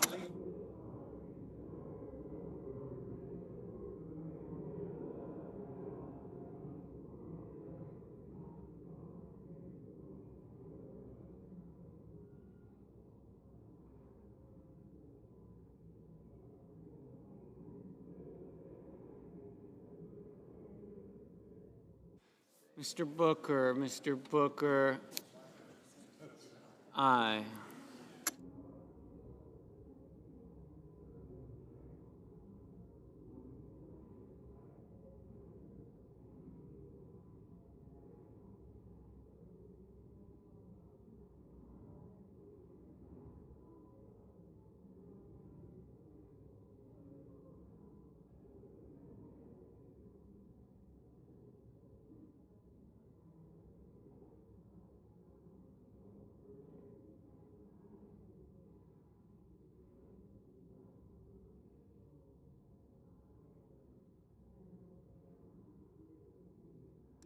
Mr. Hoven, no.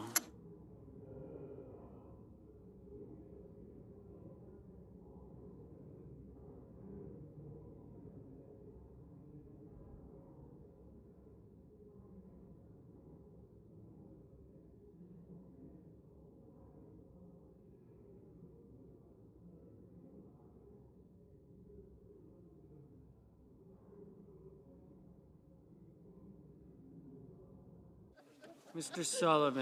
Sullivan, no. Mr. Fetterman, aye.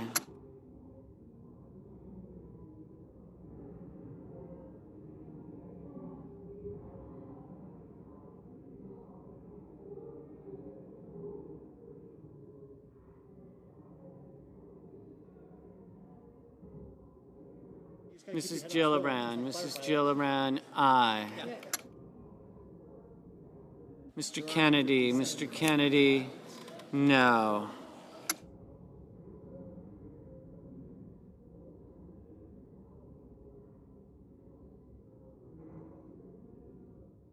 Mr. Reed, aye.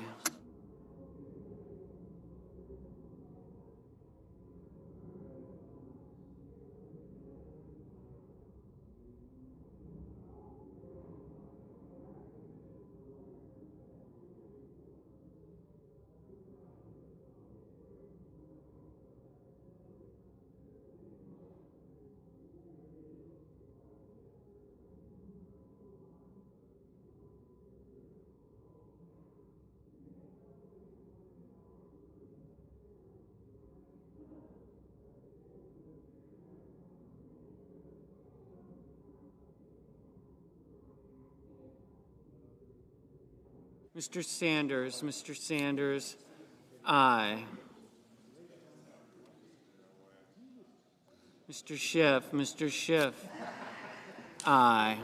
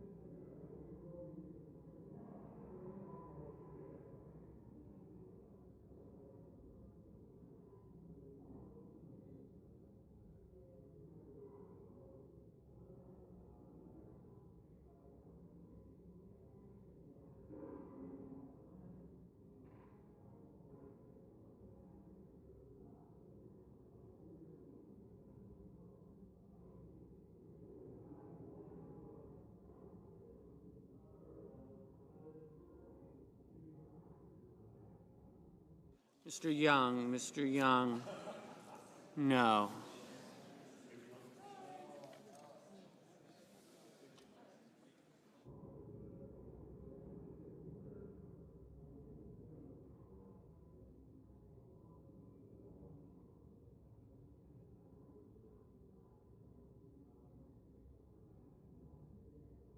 Mr. Risch,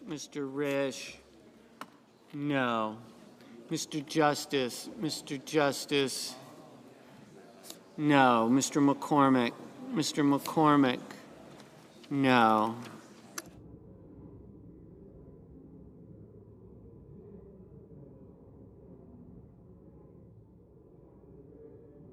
Mr. Schumer, aye.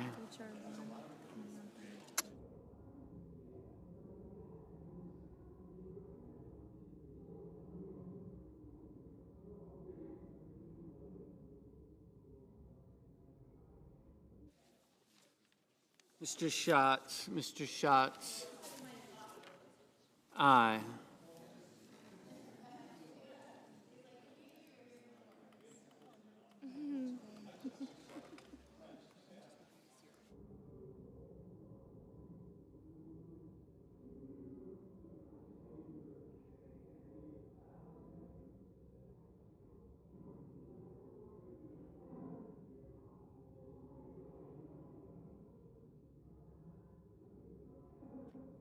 Miss Ernst, no.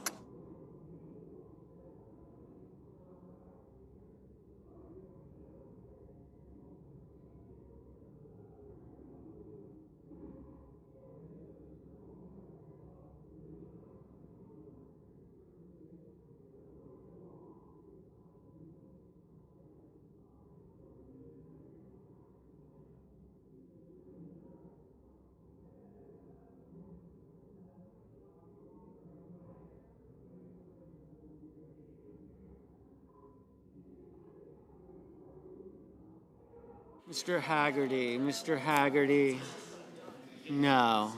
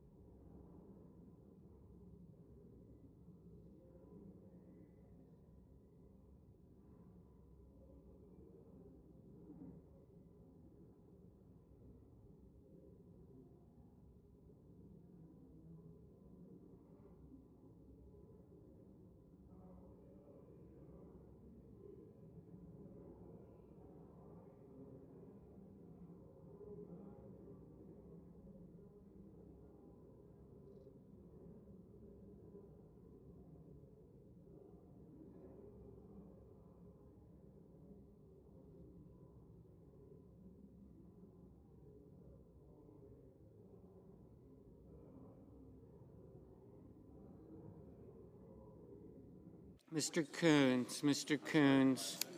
I forgot I was supposed to. Aye.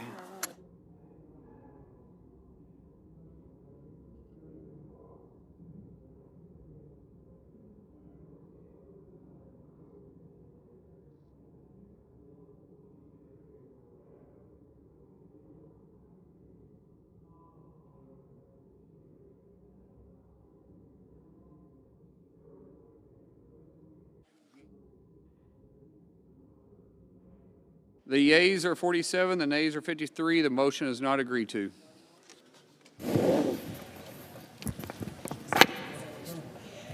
Mr. President, Senator from New Hampshire. Mr. President, I have a motion to commit at the desk. Clerk will report. The Senator from New Hampshire, Ms. Hassan, moves to commit the bill, H.R. 1, to the Committee on Finance with instructions. I ask the further reading of the motion be dispensed with. Without objection. Mr. President, across the country, Americans of every political stripe are urging us to come together to help bring down painfully high costs. Instead, the President is making life even less affordable, both with this partisan budget bill and with his decision to launch a trade war with our ally, Canada. The President's tariffs, combined with this bill, will raise costs for firefighters, truck drivers, and teachers by $500, all so that the wealthiest 0.1%, making over $4 million, get a $350,000 windfall. At a time when the American people need their costs to come down, I can think of few ideas as willfully self-destructive as launching a trade war with one of our closest allies and, in effect, imposing a national sales tax on families and small businesses. I urge my colleagues to listen to the great majority of Americans who need their costs to come down and to support my motion. Mr. President. Senator for Idaho. Crapo. Oh, Idaho, sorry. That was an Oklahoman accent for you, sir. Yeah, I got to get used to that. Mr. President, no decision has been made about tariffs in this bill.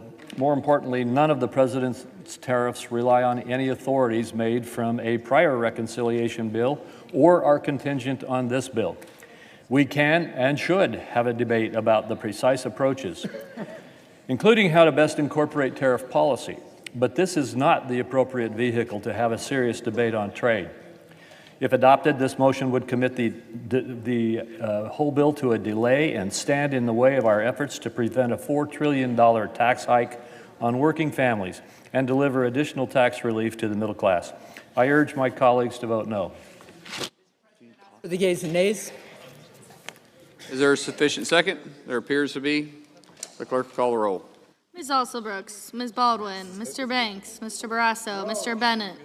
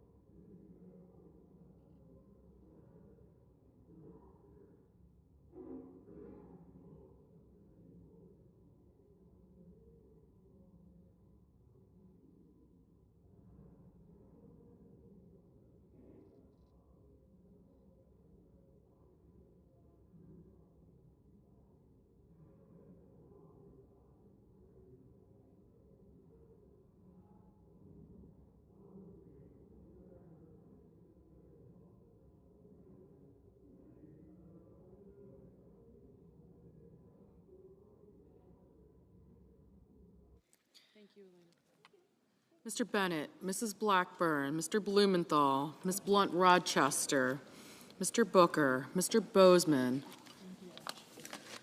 Mrs. Britt, Mr. Budd, Ms. Cantwell, Mrs. Capito, Mr. Cassidy, Ms. Collins, Mr. Coons, Mr. Cornyn, Ms. Cortez Masto, Mr. Cotton, Mr. Kramer,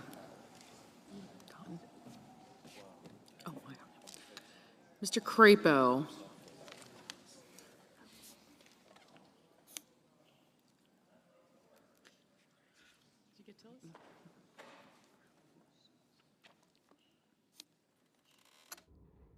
Mr. Cruz,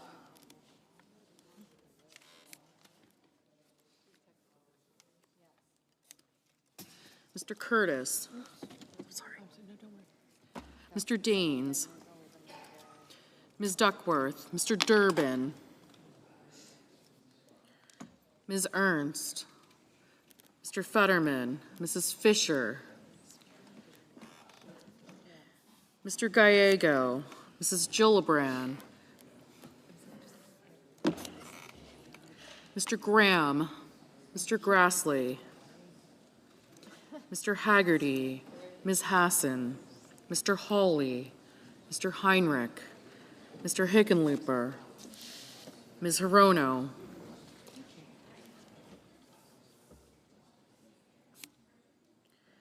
Mr. Hoven, Mr. Husted,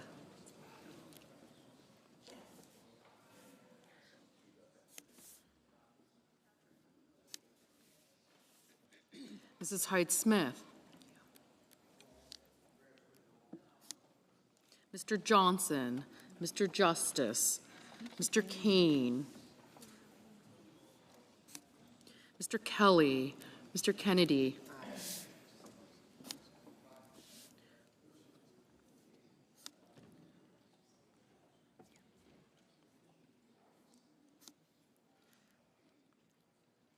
Mr. Kim, Mr. King, Ms. Klobuchar, Mr. Langford, Mr. Lee, Mr. Lujan, Ms. Lummis, Mr. Markey, Mr. Marshall, Mr. McConnell, Mr. McCormick, Mr. Merkley, Mrs. Moody,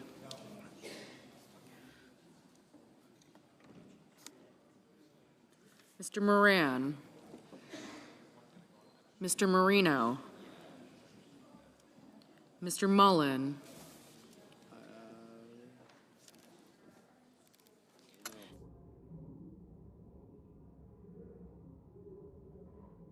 Ms. Murkowski, Mr. Murphy,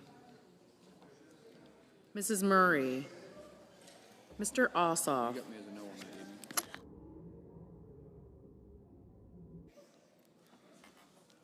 Mr. Ossoff, Mr. Padilla, You have any predictions for me? My prediction. Other than Kane? Mr. Paul, Mr. Peters, Mr. Reed,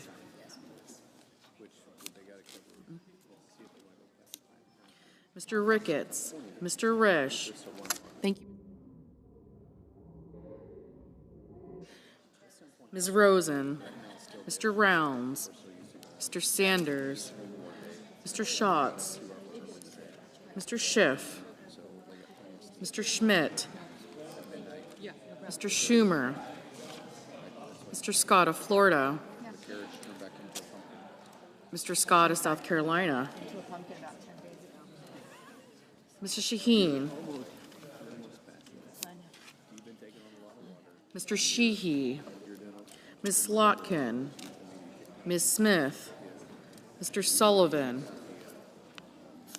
Mr. Thune, Mr. Tillis,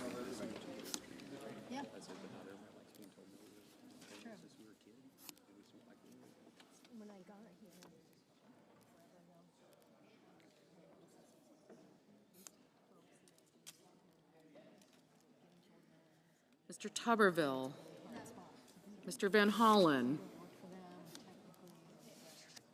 Mr. Warner, Mr. Warnock, Ms. Warren, Mr. Welch, Mr. Whitehouse, Mr. Wicker, Mr. Wyden, Mr. Young.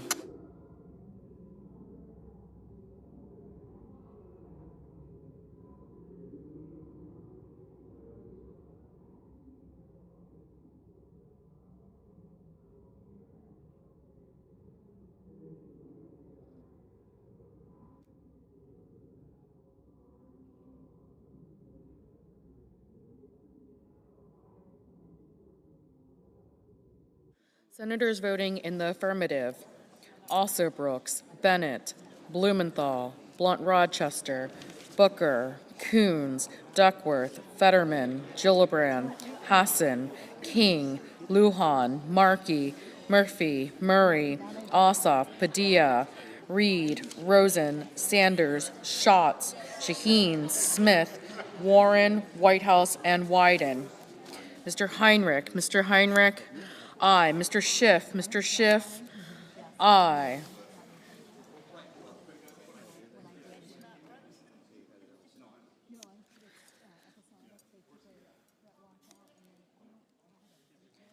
Mr. Kim, aye. Ms. Slotkin, aye. Senators voting in the negative: Barrasso, Blackburn, Bozeman, Britt, Budd, Capito, Cassidy, Cornyn, Cotton, Kramer, Crapo, Curtis, Daines, Ernst, Graham, Grassley, Haggerty, Height-Smith, Lee, Lummis, McCormick, Moody, Marino, Mullen, Paul, Rounds, Schmidt, Scott of Florida, Sheehy, Thune, Tillis, Tuberville, and Wicker. Mr. Kane, aye. Mr. Merkley, aye. Mr. Welch, aye. Mr. Peters, aye.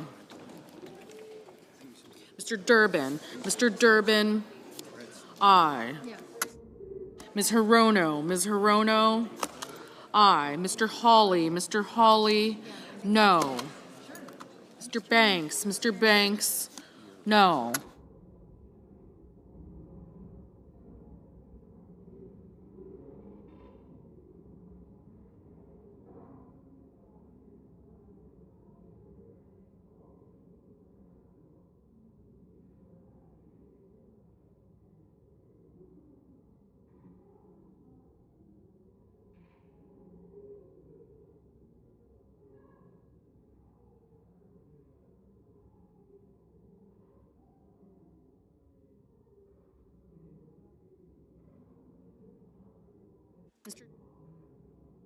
Mr. Johnson, no.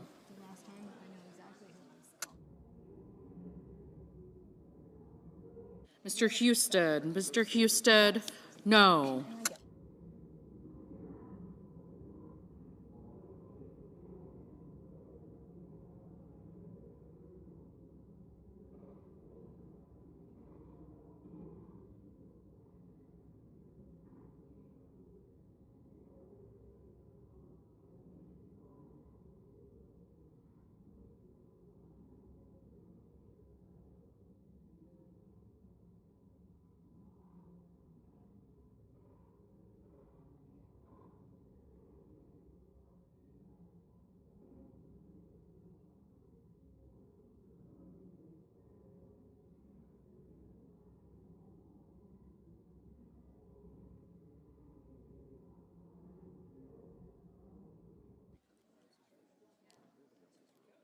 Ms. Cortez Masto, aye. Mr. Risch, no.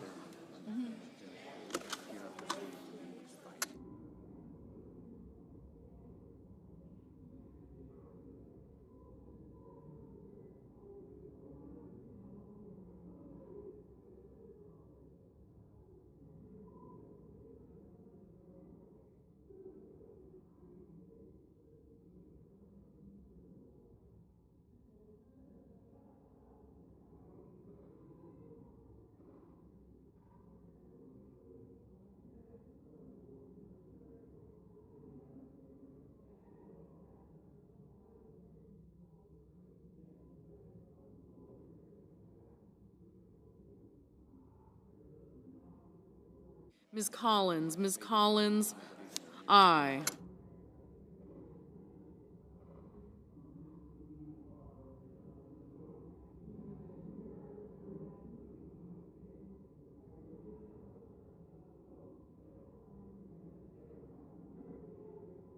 Mr. Hoven, no.